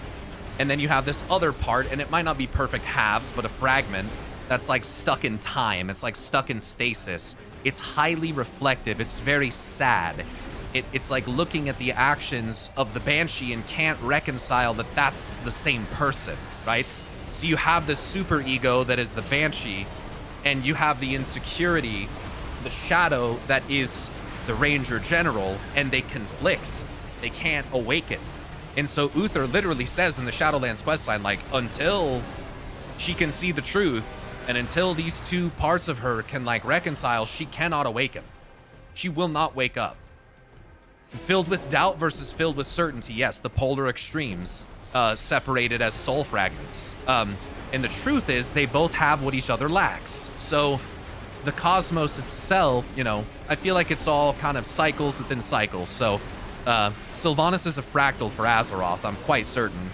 And that theme has repeated. Are we finally talking about Jungian psychology? I've been trying to explain this to people in WoW. Yeah. I mean, this is something that's got brought up over and over and over in my Discord. Shinzai, one of my mods, has been a big proponent of trying to push this idea. And a lot of what we're seeing here in Voidstorm is literally the Jungian concept of the shadow. Like, we're literally seeing people manifest their shadows separately from themselves. In one instance, try to chisel it off of their body, off of their soul to get rid of it, only to realize, like, wait a second, maybe my shadow's not really what I thought it was. Like, maybe I can understand this thing better, and I can do better as a result. And I thought that was awesome, because it was like, yeah, don't just erase your shadow. Like, you're not going to make yourself a better person by just, like, erasing your shadow. You should learn to embrace it and figure out, like, how it's good for you and how it's bad for you, and, you know, get into all that. So Shadowlands to me has a lot of Jungian themes. Absolutely. So does The War Within, The Emerald Dream, Mists of Pandaria. And it's one of my, I'm going to lean more into it because it is one of my favorite ways to talk about WoW lore, that it's all, like, representative and symbolic of deeply rooted, like, long-standing psychological frameworks that some of the most renowned psychologists and philosophers reference, especially for the cases of media, because it's so good for making a cosmos that's divided. And if you look into, like, Buddhist and, like, Taoist beliefs, it's basically rooted in this idea that, like, some of the beliefs of it is rooted in the idea that, like, we are a being that exists in division, but the truth is that us, ourselves, and all the universe around us are actually all part of one universal organism. And being able to recognize that, be at peace with that, and, like, kind of awaken to that, so to speak, that's effectively like nirvana. It's like the reconciliation of all the different aspects, perspectives, ideological views, conflicting feelings, and the superego and the shadow basically, like, ramming into each other, but finding a way to come together to be the whole thing. And in many ways, I basically think that's what Azeroth is kind of supposed to represent, is a universal soul or whatever that is struggling to reconcile with itself. And Azeroth, you know, yes, I even think that Sargeras and maybe even Elune have a similar thing. Like, we already know that Argus' soul has been shattered into pieces. Like, so I don't think it's even just Azeroth that's been broken. Like, we saw Uther's soul get split, Sylvanas' soul got split. Who knows? Maybe the Titans are split souls. Maybe Sargeras is the culmination of all of their super egos, the golden part, like the Banshee, a bunch of Banshees combined together, and the Titans are all fragments of the Shadow or something, and they're in conflict because they're pieces of the same thing that cannot reconcile with each other's actions. Right, Sargeras, like Sylvanas, this was the only way. How can you not see? There's no other way. And then the other ones, you know, saying, I see you for what you are, you know, murderer, butcher, whatever, monster. So it's possible that that's kind of, you know, kind of what's going on. A greater whole in conflict with itself. And that's really, in a lot of ways, what the War Within is, I think, supposed to represent. Fragmentation, a struggle to reconcile, and to be a proper whole being, you know? We held them back. The singularity anchor has It's like ridding yourself activated. of emotions. You will not function as a being if you strip yourself of that which makes you you. Yep, you'll just be skewed to one side. And we saw that. We see that with beings with shattered souls. We see that. All right, so it's not even like it's not even just a hypothetical. Like, we have evidence that that is the case.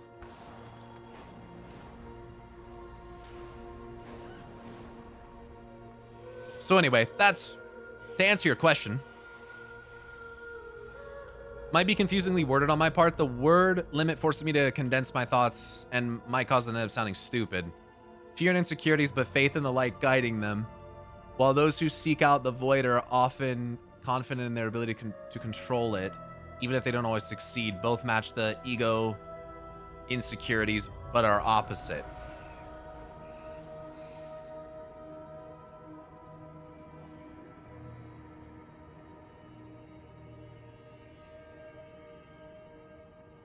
Anima Mundi. The concept of Anima Mundi, world soul, or soul of the world, it posits an intrinsic connection between all living beings, suggesting that the world is animated by a soul which, much like the human body, rooted in ancient Greek and Roman philosophy, the idea holds that the world soul infuses the cosmos with life and intelligence, or some would say free will or will. This notion has been influential across various systems of thought, including Stoicism, Gnosticism, Neoplatonism, Hermeticism, shaping metaphysical and cosmological frameworks throughout history. Yep. Seen this before. Rings within rings that hides the truth.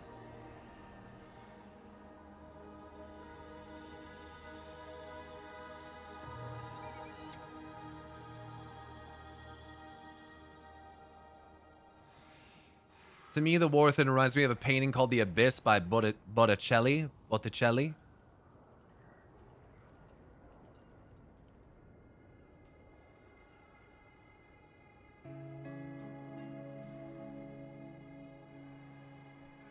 You mean as we go layers deeper?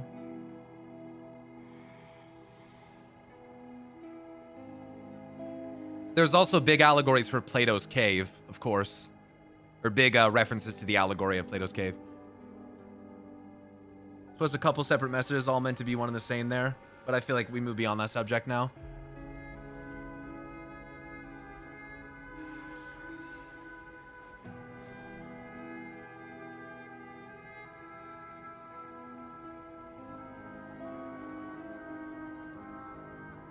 Are mounts treated as being part of lore or just game mechanics? Because if they can be considered part of lore, you only have to look at the light/void mounts to see something is wrong with the statement that light and void clash. You mean from the new raid? I mean, the thing is, though, they're not perfectly like balanced and implemented in that mount. They're not one new power. They still seem to exist independently, but in the same vessel, right? We have a quest line here on Koresh where we forge a weapon with light and void, but they're unstable. So you have to temper them with the blood of enemies and all that shit, right? We do that with Decimus. But ultimately, like, I do almost kind of feel like there's more of a, how do I put this? There's maybe more of an incentive or even just philosophical conflict between why the light and void never reconcile with one another, more so than that they are physically incapable. Right? I kind of like the whole thing of light and void clashing will cause catastrophic explosions. I'm not so sure about that, because I've seen light and void come together before and it didn't cause explosions. So like, why? Like Chronicle says that, but maybe that's because pure light and shadow, as they dwell outside the boundaries of reality, are different than, you know, than they are as via their magical manifestations in reality itself via the holy light and void, right? So maybe there's like a fundamental difference there.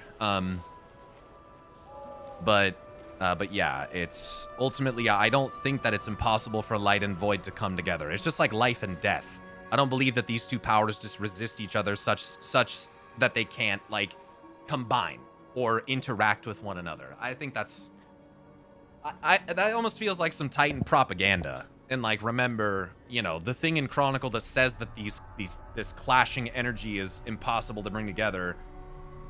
I mean, that literally is like, that's literally from Chronicle. So Titanic perspective, Titan Forge perspective, you know, division.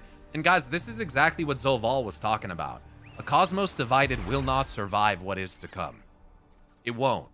And like, he recognized before he was ever dominated, before he was ever going to dominate the whole universe or even was subjected to that power, he realized that the Shadowlands was divided.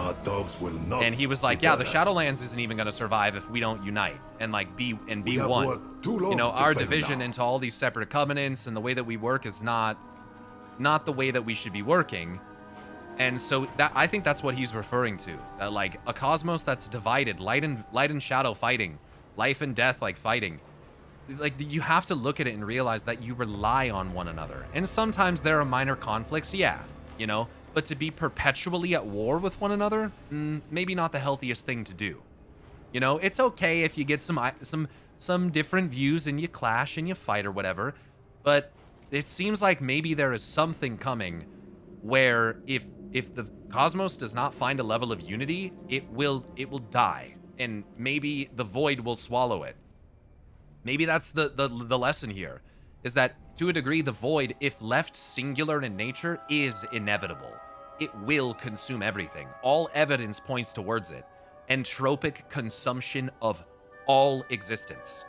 Unless we can find a way to reconcile void with light. Maybe there's a way to avert it. Maybe it doesn't have to be that way, but as long as we remain divided, it's going to be. It's going to be. So we have to dig deep. We have to look at these powers. I think that's really why they're showing us the Void Elves and, you know, the bad sides of the light and the good sides of the void. So there must be balance. We have to find some kind of way. If we allow ourselves to continue to be divided, we will be destroyed. And it's possible that if this entropic darkness that is spreading over all creation, you know, if it consumes everything, maybe there is no going back. Maybe the cycle just stops. But I think the scary thing is that the void isn't the only threat. Any one of these cosmic forces gaining supreme control of the cosmos will probably utterly destroy it. And that's what I'm afraid of, is that, like, it's not about pick the light over the void. It's pick them in healthy amounts, but accept the existence of the other thing.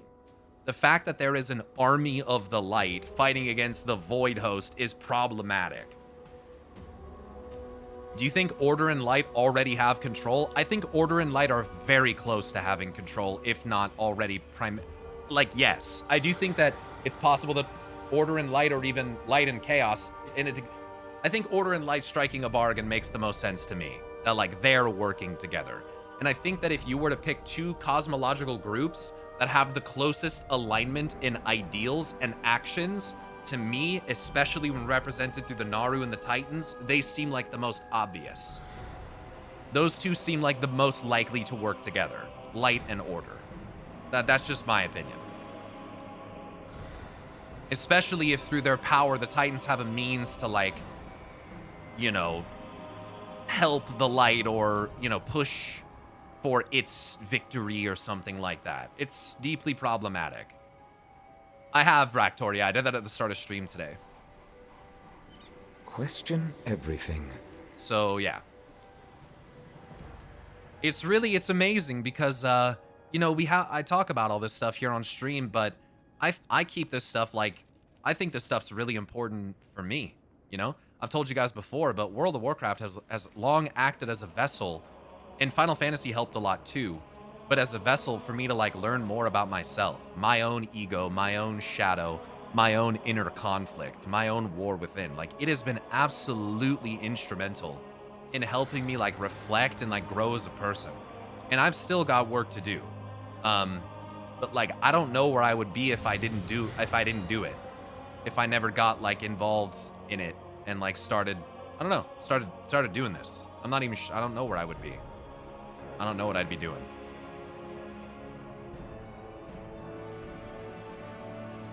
I'd probably be single and alone and living a very sad life, is what I would assume. So, yeah, it's been pretty instrumental, pretty important for me. What do you think about Fel? Is going to take part of his story somehow between Light and Void? I think that's a really interesting thing, Igordito, because what I've found is that unless blending, and they don't really blend properly, but unless done through a vessel of sorts, Fel does not seem particularly well compatible with Light or Void, at least when the raw magical types are combined. The two examples I always use for this is Maiden of Vigilance from Tuma Sargeras. Remember the Light and the Void orbs that you can pick up, and once you get Light infusion or Void infusion, if you touch someone of the other infusion, you explode, right? That's like a core mechanic of that fight. And then Zul'Harak, the Void and Fel Revenant that you fight in Hellfire Citadel, he shifts between Void and Fel, and the core mechanic of that fight is don't let the Fel and the Void come together, because when they do, they explode. So some of my older thoughts were like, what is that saying? What is that trying to show us? Like, is that trying to say that Void is Fel is already some kind of weird perfect combination of light and void, and if we add anything else to it like that, it just becomes unstable? Is Fel in some way antithetical to the energy states of light or void for whatever reason? And I do think that doing something through a machine or through a vessel, a body where powers can bleed together, is more effective than taking the raw energies and just slamming them together, you know? I almost feel like the body or the vessel can act as a stabilizing agent so that the energies that are being combined aren't just existing in open air and space, just being smashed together. So that's I don't really know what to think of why Fel is the way that it is, but Fel is confusing to me. So what do you think is the difference between Fel's desire for conflict and Void's desire for devouring? I mean, I don't know if it's a desire. I think it's more an empowerment that can lead to like frenzy in the case of Fel. I can see like in the case of like a bloodthirst. That's also from drinking demon blood, though, to be fair. That's not, which of course has a level of Fel infusion, but that might carry some extra like pieces of it that make it a little bit different than just consuming Fel. But I mean, I see Fel as very chaotic, which can lead to like frenzy and, you know, bloodlust or whatever to some degree. You have to tame that demon within, if you will. And Void, I think that it's just kind of the nature of these energies. It's part of why I think Fel is inherently related to life, because life is chaotic as well, like very chaotic. At least that's what some of the Titan Keepers and stuff say as well. So, yeah,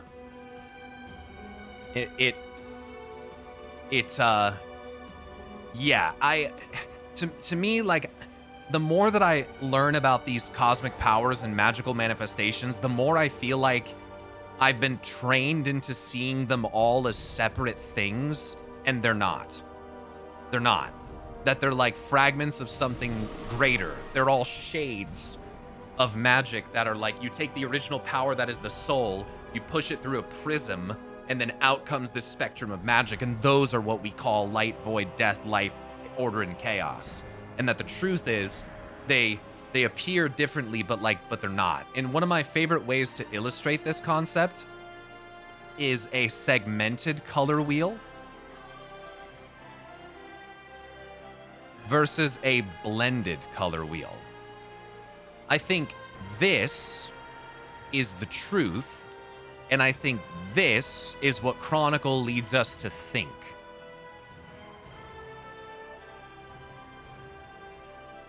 And honestly, a blended color wheel with white in the middle is even better. So this is like the truth. They bleed together, they blend together, they overlap. But this makes us think that they don't. That they're segmented and segregated and diametrically opposed to one another. When it's really a lot more like this.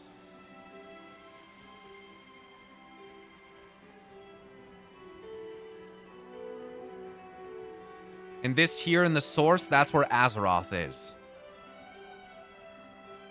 And when we look at cosmological charts like this, it paints a different image. Our brains interpret this in many ways, depends on the person, not everyone's the same, but we interpret it in sections instead of things that overlap with each other. Is the light stronger than the void? They are of equal power. Think about it like this. If the light was stronger than the void, why didn't it win yet? If the void was stronger than the light, why doesn't it win yet? Here's how I look at this. All of these cosmic powers are equally powerful.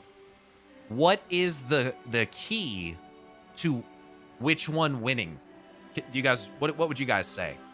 What is the most important factor to which and what type, I'm not trying not to lead you too much. What thing is the most important for the cosmic conflict? Azeroth? Not quite. That's not what I would say. Well, in a sense, yes. The users, us, mortals, right?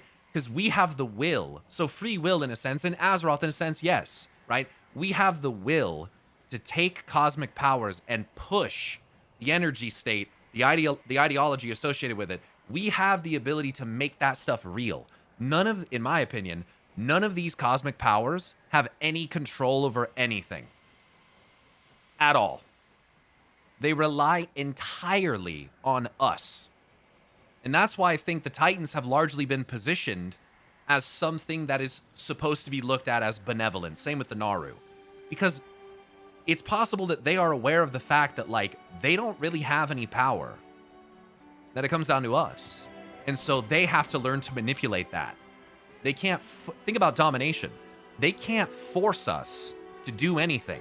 They've tried that. How did that go for them? The jailer got his ass kicked, right? They tried that. It didn't work. So what do they have to do? They have to convince us. We have to do it willingly because we have to be convinced that that's the thing to do.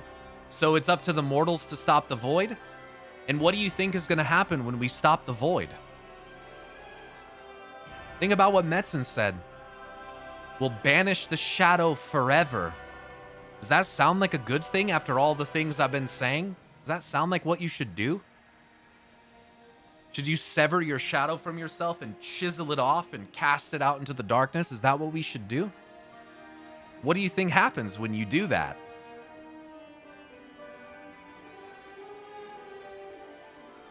The light will come. That's why they've said this expansion is not just about void. It's about light too. And Metzen said after we banish that shadow forever, things may just spiral wildly out of control. Because what happens? We fuck up the balance.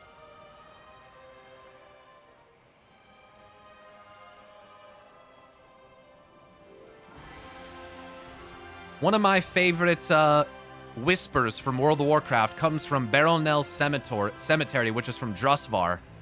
And one of the quotes that you hear while you're there says, "The burning ones kept balance. Lost now. Lost." Now, there's different ways to interpret that, but if they're the force of chaos, what are they most likely... I mean, they are against the void, but what are they most likely actually diametrically opposed to? There's already an army of the light fighting the void. Well, if you read Chronicle, you find out that after Sargeras formed the Burning Legion, the first world that the Legion fell upon was not one that had old gods or void influence on it, but it was one that had been ordered by the Titan Pantheon in ages past. When Agramar went to confront him, Sargeras had slain a Constellar, which means that the world had been ordered. There was a Constellar there observing it. The diametrical opposition is to order. So ultimately, whether it's void or order, they were there as a balance. And since the Legion has been effectively defeated, for the most part, now the cosmic balance shifts. And then what did we defeat after that? Oh, we defeated death. Oh, great. Now how does the cosmic balance shift? And then we defeated Demencius, and now we're fighting Xalatath. Then what? Light and order? Life? You know? If there is one option to win out over the others, if we had to pick a cosmic force out of the 6 of these, that is probably best for our interest, I'd probably say life. But ultimately, it depends on the means by which life accomplishes its goal. And ultimately, a cosmos without life, a cosmos of life without death, that's going to be a problem. That's going to be a problem. Because things will grow and grow and grow until they can't any longer. They will twist inward, devouring themselves and become necrotic. And the fucking universe will descend into a permanent state that is very likely akin to undeath. I don't recommend that. I don't recommend that whatsoever. Death is very important for how the cycle of energy in the cosmos functions, especially for that of mortal beings. We probably do not want to do that. But ultimately, what we really should be protecting, the thing which we should align ourselves with the most, in my opinion, is right at the center. Not in any one extreme direction, but where all of the different powers converge, or perhaps from whence they came. Azeroth, the world's soul.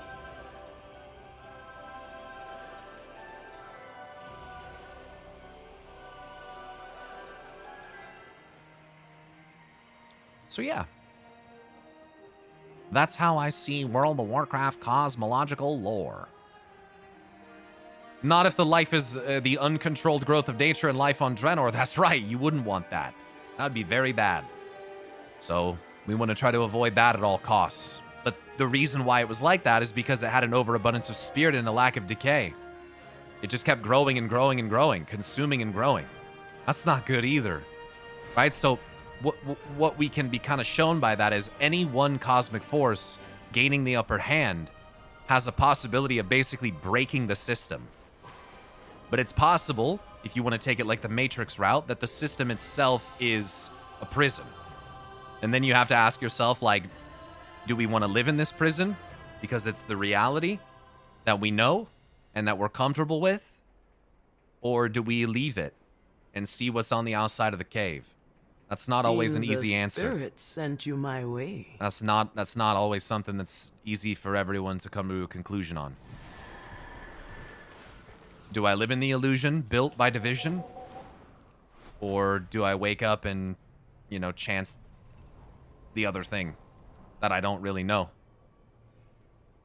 And in the case of the Matrix, outside the Matrix is pretty fucked up. But it's also possible that that was another layer of the Matrix as hypothesized by certain people. So the point, Treat my wares with care. It's kind of like, do we live in the blissful ignorance, or do we face the truth? Salama Ashalanore. It's hard to say. Do not loiter. Because one of them's pretty comfortable. Stay the course. We're about to learn some Kung Fu. That's right. All right, guys. I've been streaming for about almost 9 hours. I'm going to get out of here. Today's been a great day. I hope you guys enjoyed hanging out with me, discussing some lore. Finishing up the side quest. Got Loremaster today, which was nice. Well, Midnight Loremaster. I will be back around tomorrow to discuss more and hang out with you guys. If you're interested, come on through. Thanks for watching on YouTube and for watching on Twitch. Thanks for supporting in all the ways you guys do, whether you just kind of lurk and watch, whether you follow and chat, sub, or gift sub. Thank you so much. Are there light beings stronger than the Naru? Oh, sure, yeah. Look at Sargeras. And that's part of the thing is, like, if that's his nature to go against the void, is he really a being of chaos, or is he more a being of the light who's been conflated with chaos? Maybe he uses chaos as a tool, but does that make him actually chaos? I don't know. Anyway, something to think about. Yeah, thanks again, everyone. Appreciate it very much. Stay awesome, and until next time, which will be tomorrow, I will see you all later. Peace!